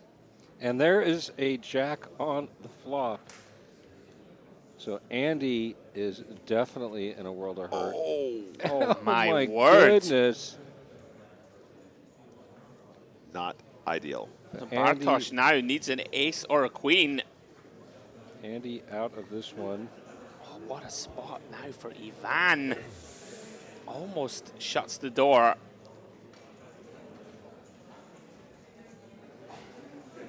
So is Bartosz like almost felt it? Maybe the graphics did jolt around a little. I'm not sure. Bartosz definitely had was the covering stack. That's what I thought, right? Yeah, and then I thought I was having like I was having a mental No, embolism or a stroke.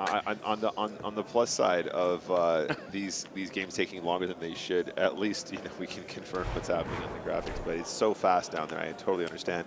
Yeah. Okay, so is that the correct breakdown? Yes, so. that is correct. That looks like it looks it. Yeah. I knew I was still sharp. No, that's correct. They made me question that. No, because remember Bartosz doubled against Andy.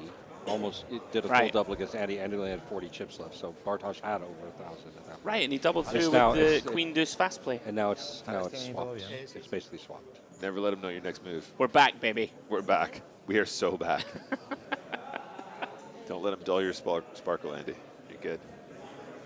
That is a really interesting hand, though. The 3-bet call with King Jack. Yeah, there's so much to consider, and so and actually, funnily enough, hands per level, you can actually sit there and really well, and there's no real penalty. I mean, outside of being kind of mean to your opponents if you take too long. But I guess that was the whole point, right? If we're going to do hands per level, there's no time bank, but in 2 hands time we're going to go up. In 3 hands time we're going to go up in front. Right. So the problem. This is why I think it's contributed to the length of these being longer than we expected. Yeah. Is that without the time pressure of thinking, well, I want to get on to the next hand, people are dwelling more. Yeah, but now that we are seeing people that play spins regularly, now there's so many autopilot decisions, and actually that might have been the moment to go turn off autopilot. Let's think about this spot and let's see if we can maximize value here. Bartosz does catch up on the turn, picks up the jack for the 2 pair. This is a really tilting spot for 7s. So there are quite a few natural bluffs, and they're mostly the 4-5, deuce 4s of the world, right? That will check call a min bet. Now, this is a tricky one for Ivan because you're thinking, right, I don't think a 9 will ever bet this size. I think that's fair. There's not many Jack X in the range. Okay, there are going to be some Jack 9 and Jack 3 specifically. And is like a naked king going to pot the river after check call and flop? Maybe, maybe not. So there are still quite a lot of bluffs, which is why you can see he's looking perplexed. I can see him calling this, Nick. Like, it's one of those. Yeah, well, I was about to say. Thought he would call. One of the cool things about covering this with you guys is we can fully appreciate how on Trey Ace 9 Jack King in a spin and go 7s is like, actually I can see why he's going to call here, where it's so outside the realms of possibility for somebody who's used to playing full ring. You know what I mean? It's just like, what do you mean? Think about how many hands beat us. But there you are. And like, this is why spins, I think, can get a over bad at rep. table Over 5. to We James. meet again. Spin time. Multiple spins must be nice. So if you look at what's up for grabs, 5Ks, 3Ks, plus the orange slice still live, 10,000 euros. Orange. So here's the question. Are you about to become the first player in this tournament to win a 5-figure score? We're about to find out. The card says spin. Let's see what you win.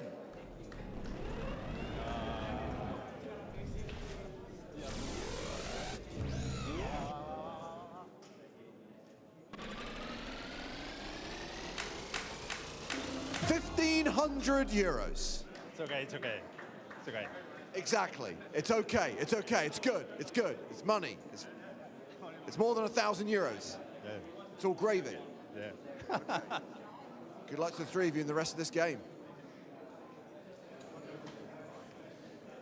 Very nice, guys. Another spin in the books. And apologies, James, if we are stepping on you a little bit. It's getting late in the night now, and trying to slot in these spin bits are difficult, especially when some of the spins aren't spins. Sometimes there's a card without a spin, without a win. So I guess back to the feature. Yeah, and Bartosz here with the pocket kings. Seems like a good spot. Domination situation. 7-9-4. Does have the backdoor diamonds for Ivan. I feel like Bartosz is like playing really well and running really well. It's it's ominous What for a the rest of the combination. table. Oh, there's that hello. diamond. Oh, it's always a sweat, isn't it? Yeah, diamond or an ace for Ivan. We'll get him a point on the board. Oh, wow, drills it. Sick. And I think that is a win That for is a win. Casillas. It Very is. nice. All square. All square. And yeah, that is a nice little spot there for the running diamonds. And that note, I would absolutely love to throw over in time and not talking over him to James Hardigan. I believe we have. Oh, this one's a guarantee, right? Because it's 1-1. That's right. Course. This will, our feature table is You've called it. guaranteed to win. I would say, let's go to James. Beautiful. Over to the feature table, where we're ready for a spin. Have you seen what's happened to the board? I don't speak English, but I want to thank you. Okay, that's fine. That's all you need to say. But bear in mind, there are also 4 5Ks as well. So it's looking pretty good. 5K not good enough. Has to be 10. All right. 5K, I don't He's know. a man on a mission. He wants the big one. The card said spin. Let's see what you win. Anything short of 10,000, he's going to be disappointed.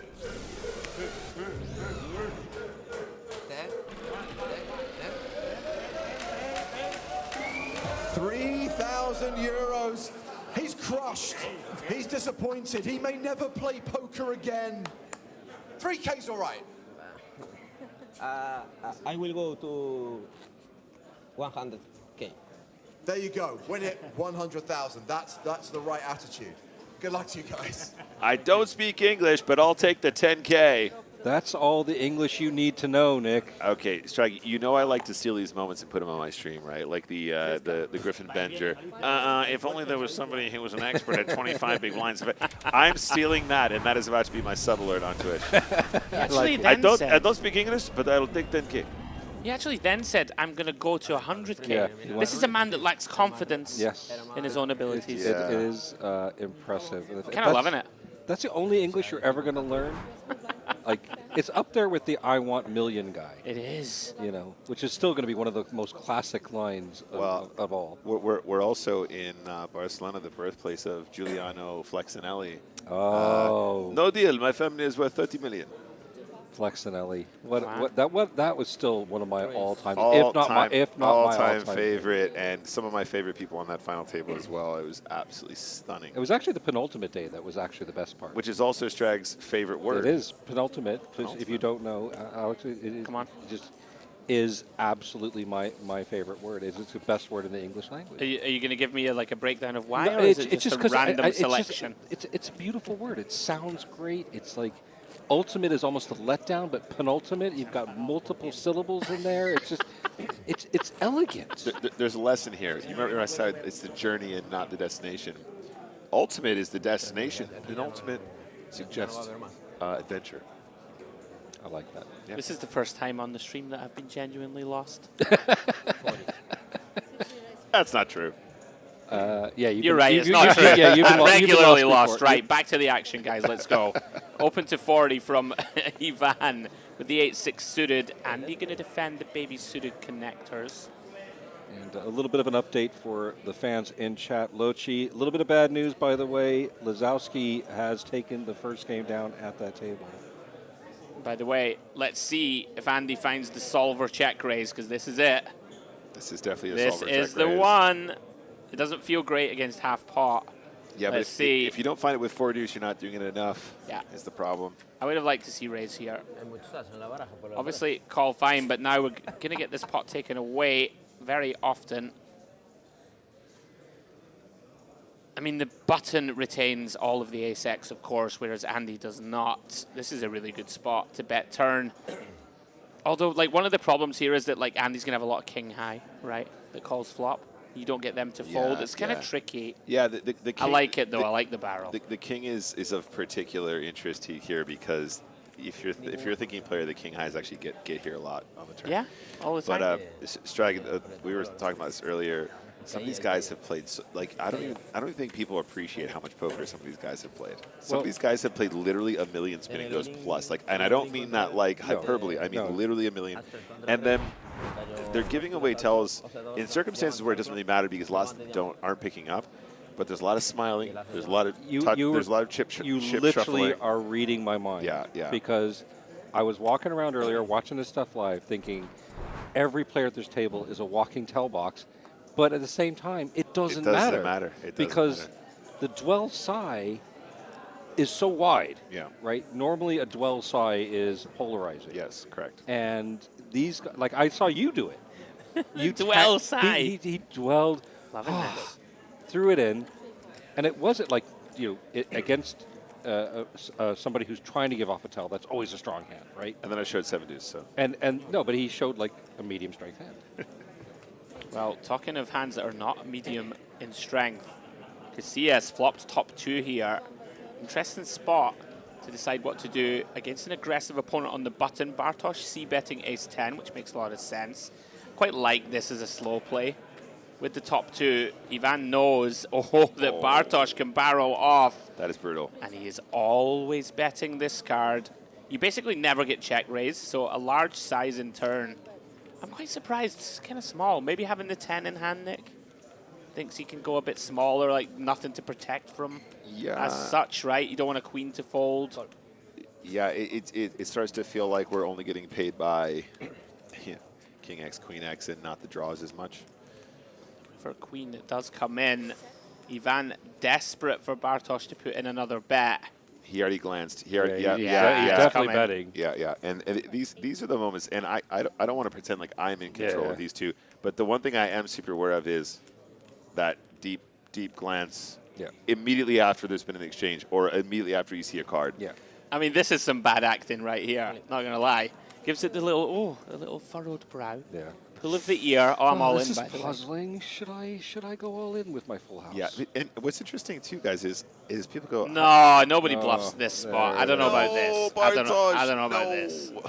No. I think you got to take a bit of time. I'm happy to see the speed of play increase. This is wonderful.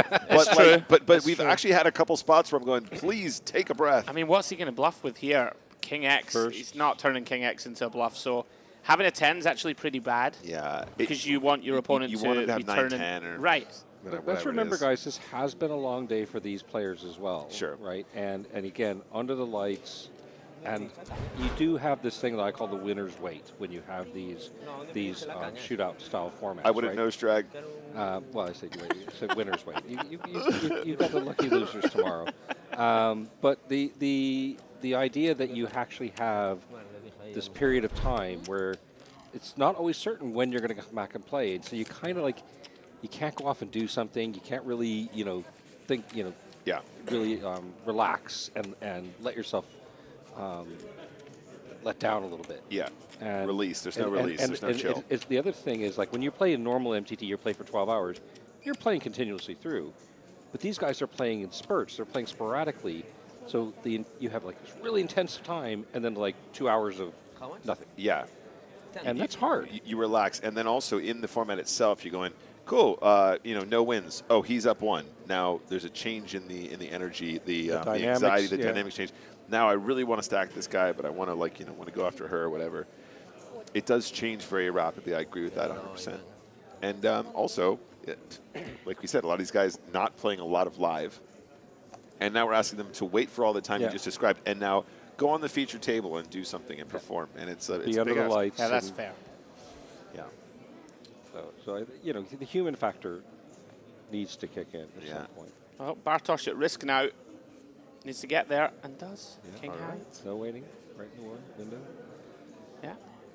Chip in a chair. Can get back to 60 chips. If you can fade one of the 7s remaining in the deck. And does. No problems. It is not always coming 7 at the Spin&Go Championship Live. It has been all weekend, I gotta say. Not on this occasion. It is a PokerStars thing, though. There you go. No matter what events we run, there is going to be 7s. Yeah. Look at the chip counts. Ivan, 1,060. Andy in second with 388. Bartosz, 60 chips and a lot of work to do. Scores on this one, guys, are, of course, 1-1-1. So to be fair, this seems like a very evenly matched table in terms of skill level. You know, like, it's pretty close, I think. Yeah. And we're just seeing, we're seeing them paint outside the lines a little bit on occasion. And again, there's a question mark as to whether or not that is actually an adjustment for play, specifically to do with experience. Just a reminder, some of these guys might have played hundreds of thousands of games together. Sure. Not exaggerating. I wish we had better notes on Bartosz and Casillas here, but I like how they're both playing. yeah, we've gotten to the point now where the three-handed has gone on too long now, so the blinds are about to go into overdrive in a spot where everyone's just going to be super short stacked, and it's always better when there's an all-in exchange early and then you get a deeper heads up. But here we go on the flop. Look at this, good spot for the Jack-6 of diamonds. Yeah, to improve. Bartosz looking to spin. 6s and diamonds would get the job done. And does find it. Once again. Not dead yet. 150 chips coming his way. Staying alive. I feel like there's a bad lookalike for Bartosz here, but I come can't on. figure out what it is. I've got it. Gene Wilder. Oh, it's a brilliant lookalike. Gene Wilder is good. Right? Yeah. I knew there was one there. You told me that I can't Or- sing, right, or we might get copyrighted. Or- Oh, I was so close. I was going to go for it. I think I might do it.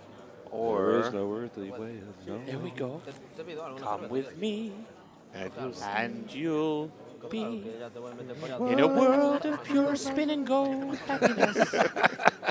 You're all in. Take a look, and you'll see that we're gambling. If you want to pull the min spin, speak to Nick Walsh. He'll do it. Okay, guys, we are getting to that kind of crazy part of the night. But that was very nice, though. It is late. It is late. That's a great shout. What is chat think? Strag is all I can say. It's a brilliant shout. Like a very unhappy, forlorn Gene Wilder. Which, by the way, was a lot of Gene Wilder's roles. See no evil, hear no evil. Yeah. Oh, no. That Nick Walsh is about to throw in a separate lookalike. I'm not. You're not? This is incognito. Okay. That's good. Fair enough. Tell me that is not. Yeah, you're there. I like mine better, but I think that's a good second. He just grew up. Yours is a phenomenal shout, actually. I can see it. I actually can only see that now. By the way, one of the best movies of all time. Just going to put it out there. Right, all in and call. Ivan about to go 2-1-1 up if he can ping a jack or a 10. No good so far on the king 5 deuce. Oh, max outs.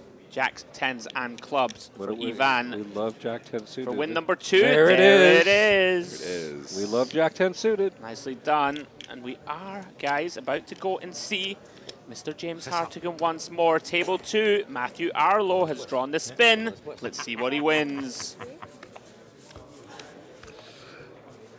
I've come over to table 2 where it's Mr. Arlo's turn to spin again. Last time we spoke, I got the impression you were still a little bit shell-shocked that you actually won your round. No, it's fine. It's just the that work, isn't it? Yeah. Obviously, you had a pretty tough table draw in round 1, but you made it through. You get to spin again, and as we can see, plenty of big numbers on the board. I got a pink last time, so I'll take the orange this time. Okay, we've got a pink. We want to add an orange to the collection. The card says spin. Let's see what you win.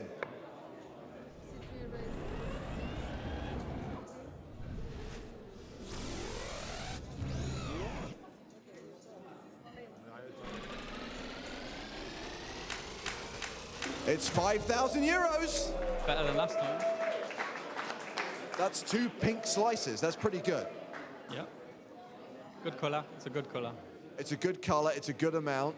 Congratulations. 2 spins, 2 decent prizes, and still in contention to go through to round 3. Thank you. Good luck. 5K. Are you? It's okay, Nick. It's okay. No, I'm just happy for. Oh, hang on. Matthew Arlo. Right, it's okay. We can pick the action back up. Andy's all in from the big. Looks like an. Okay, wait a minute. Didn't that spin finish? Is this a new one? Yeah. El Rapido. And what a flop here. Top pair, backdoor for Andy. The just direct flush draw for Ivan. Does pick up a pair on the turn. It's never easy. Yeah, so you want 13. I'll take 13. Unlucky for some.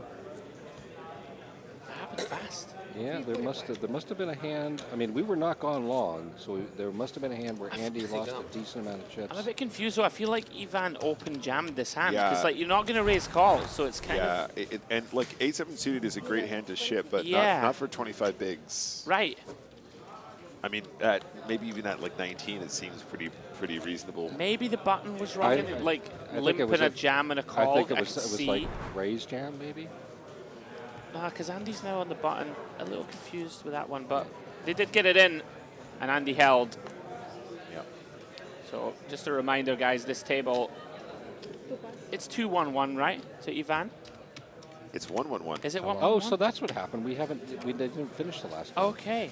I thought he took the lead. Excuse me. Right, fair enough. I mean, it is quite No, difficult to follow. it can't be because he pulled the big spin.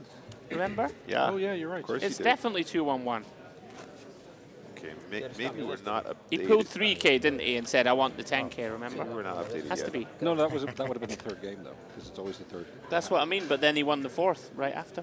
I thought he did.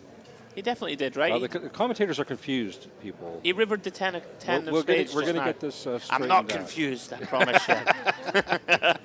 I'm fairly sure. I'm anyway, saying I all am. good. We'll get some clarification. All right, heads up we go. Andy versus Ivan once more. 10 high flush draw for Andy. Overcard and gut shot to Broadway for Ivan Gusillas. Comes with a bet. Broadway.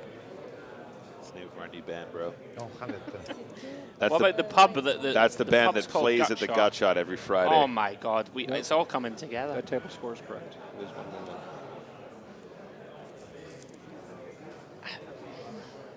I'm perplexed. We're not confused, we promise. I am. Anyway, on we go. Okay, on we go. It is obviously action stations on the flop. This is pretty interesting. Andy's check raising. Don't mind this. We have backdoors, and you can just fold out some ace high type holdings. Starts to get tricky on the 6th turn, right? Because we're obviously targeting folds on the flop. Now we've improved and we can beat some stuff. Ace Jack, Ace 10, and Jack 10 being the obvious ones. I think the thing about check raising 10-6 is you kind of like low-key have the best hand some of the time. But Right. But then also on top of that, on King Queen 8, people will just bet and give up so much. So if you miss your diamonds, you can still turn it into a bluff in later street. I think I'm with you. On the King High specifically. But, like, you do see a lot of this sort of check raise with... The worst diamonds. Yeah, and also the ones that are 3 to a straight as well. So I can see where he's coming from. Yep. Yeah, it's never going to be wrong. I think it's just that like you might skew this more towards like 5, 4 of diamonds or something more frequently. I like that a lot. Yeah. Or like the 6, 7 of diamonds maybe wrapping around the 8. This is nasty now because what do we do? It's like, how can we fold our hand? Like I think we have to check call. Well done, Andy. Finds it on the turn. A huge river coming. This is going to be really interesting. It's a big swing. I want a brick just for the content so we can see what happens. Well, I did not get a brick. It's not a brick. Yeah, and like, can Ivan bluff? Like, what are you trying to fold out now? I think you've got to shut it down. Everything got that, right? Everything but 10 Jack. I mean, you're basically trying to fold out a king now, which was not the plan. Yeah, Andy's trying to not let a king check back. And to be fair to him, our opponent is going to have value a good amount, Nick, I would say, on the turn, right? Well, right, exactly. And so, when you see this sequence of actions, he's actually going to turn up with some good queens too, so you can take on that. Yeah, it's so hard for the 10-6, for the player out of position to play their hand as a bluff this way. You can't really. Yeah, we have none at all. Jack 10 with a 10 of diamonds or something, maybe. Might even jam turn. Exactly, and also the check raise on the flop starts to make it look really goofy. So yeah, fair play. I mean, look, I think it's fine, but I think that even if he turns up with the top pair there, I think we're gonna maybe fold river quite often. One thing I'm really enjoying about this kind of second round is you can see, without being disrespectful The to levels. previous tables, like the standard of play is skyrocketed here. 100%. These three are very, very capable. Yeah, and I actually, talking about the idea of like, why are we doing the Spin&Go Championship? Yeah, like, the default answer is we're giving Spin&Go players a platform to actually be seen, where like it's very much sort of like in the shadows. They're playing online a lot. They're playing a lot of volume. It's not getting seen in the forefront of like, modern poker. But also giving it a stage to be seen where people are like, I didn't even realize you could play 12 big blinds as a limp. I didn't realize there was a bluff for 2 big blinds on the river when you started 10 big blinds effective in the spot. And these are the little intricacies that make them super ninja. And again, even if spins is not your jam, that's cool. We're not here to try and sell you spins. You learn a lot. You learn so much. Yeah. And you're going to find yourself in a situation in a game, in a cash game, or like more frequently in a tournament when you're short stacked. And you're going to go, watch this one guy like turn this hand into a bluff in a way I've never seen before. And you're going to learn that from these very specific short stack spots. I wanted to talk about that a little bit anyway, because that is the huge benefit of the Spin&Go Championships coverage that we're doing, is we're getting a chance to cover short-handed, short-stack poker to an extent that we just don't normally get to do. It just doesn't happen. Usually, if there's short stacks going on, there's going to still be a dominant large stack, right? Yeah.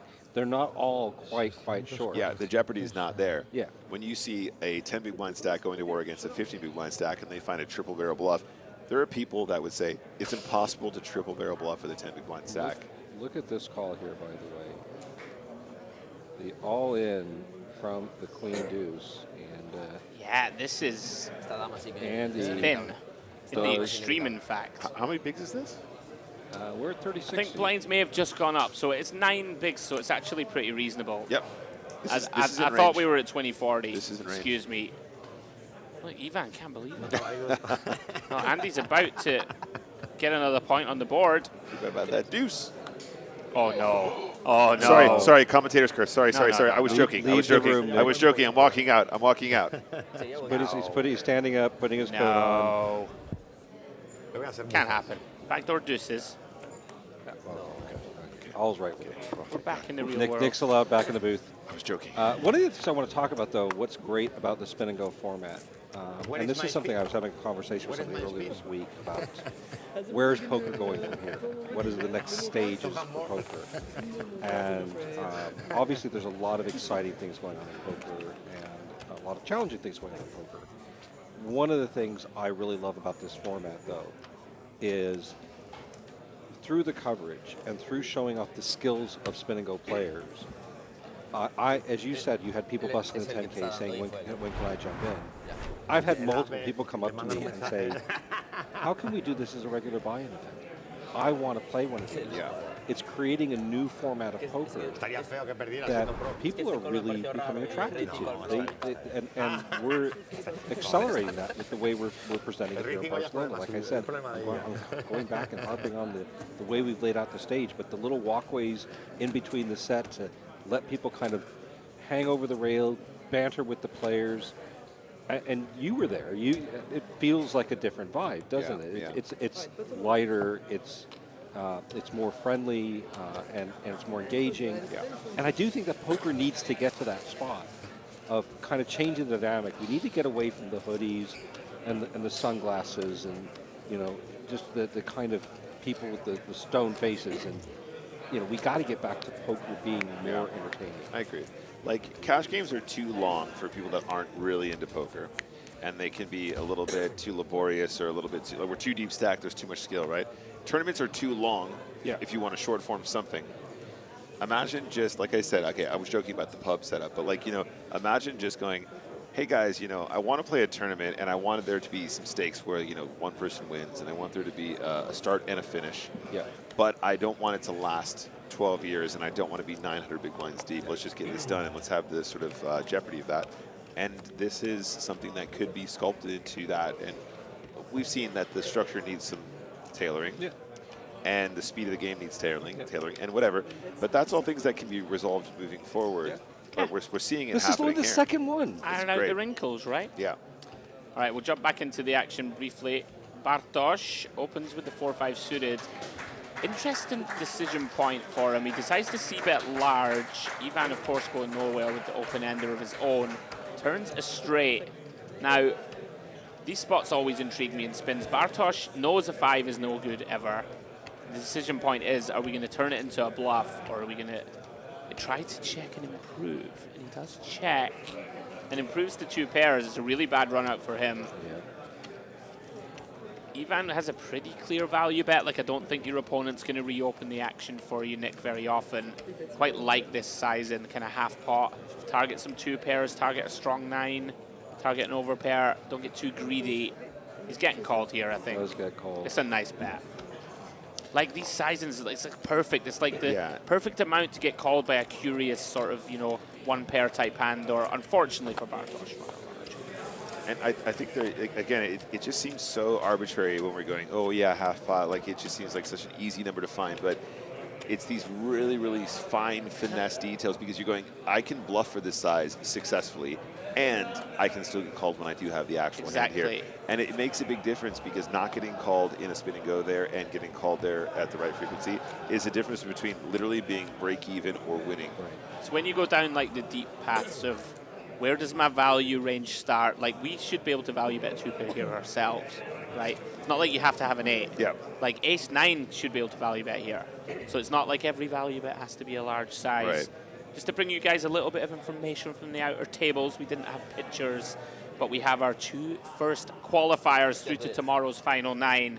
Guilherme Kleist, the Brazilian, wins 3-0-0, whitewash.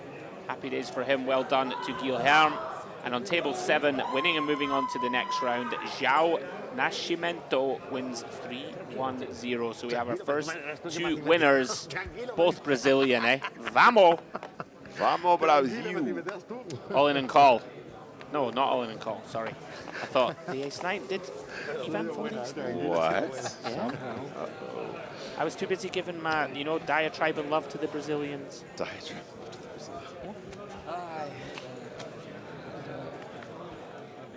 I love seeing the people, by the way, the Brazilians wearing the Brazilian football shirts, Argentina representing as well.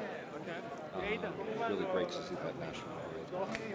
Yeah, the Brazilians do it the best. Table 7 wins, 3 going to Nascimento. Here we go, we do have the pictures. Yeah, he was so pleased. He got the interview from Akari as well when he won his previous round too, which I love. Brazil! What a hero Andre Akari is in Brazil. And Bartosz just flopping trips again. Small bet just takes it down. Está bufándola mucho, Ha hecho no sale, ha salido la otra.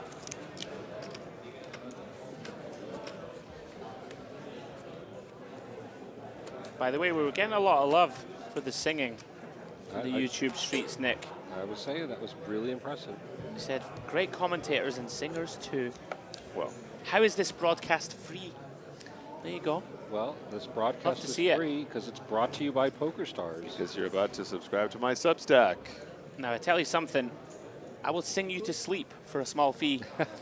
Text this number, guys. It's plus. No, it isn't. Never. I did have somebody on my way back to comms on the break say to me, "I'm glad you're going back in to do comms. Your voice is very soothing." You do. I think you have a bit of a telephone voice on stream as well. It's not far different from your real voice, but I think you apply it like a butter knife across bread. Like the extra little varnish. This also reminds me of Carrie Jane, who many of us know, the director of poker at Hippodrome Casino.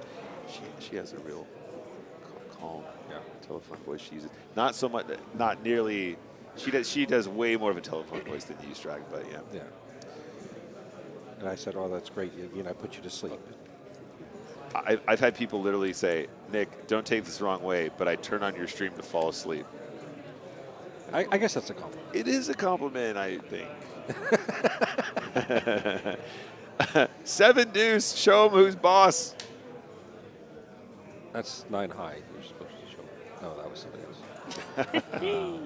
No, we won't talk. By the way, sorry to interrupt, fellas, but we have been live for so long that we have now started a new stream. That's right. So we had to wrap around. Please flick over, guys. to the new stream. It is written in the chat. Don't want you to lose focus on the action. Interesting spots, these. I believe Ivan's in the tank, right? No, he checked, okay. And Andy's first to act, excuse me, sorry, I got a little confused, thought he was on the button. Just a show. Yeah, it goes for max value. And by the way, very reasonable bluff catch in my eyes. Don't have a heart in hand, don't have an 8 or a 9. There's a bunch of bluffs, Nick. This is pretty grim. Yeah, and look, I know it's a bad kicker with the 7, but at this point, such a polarizing spot. The kicker doesn't really play a... Exactly. I mean, like, if your opponent is really thinking, he might turn up with, like, King 7 here and be really clever, but, like, that's not really how this hand plays out. You don't make a bet like that with King 7. Yeah, like, you can. Real sickos might. Yeah. In this spot. Yeah, but also, the run out isn't such that I think we see a lot of that. And so it's really all or nothing. He's full.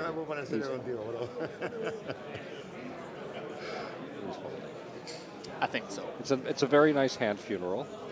Head funeral. We love those. David Doherty. Yeah. PM. Also, shout out to David Doherty. I'm really glad to see he's making a big recovery. He was on for Player of the Year.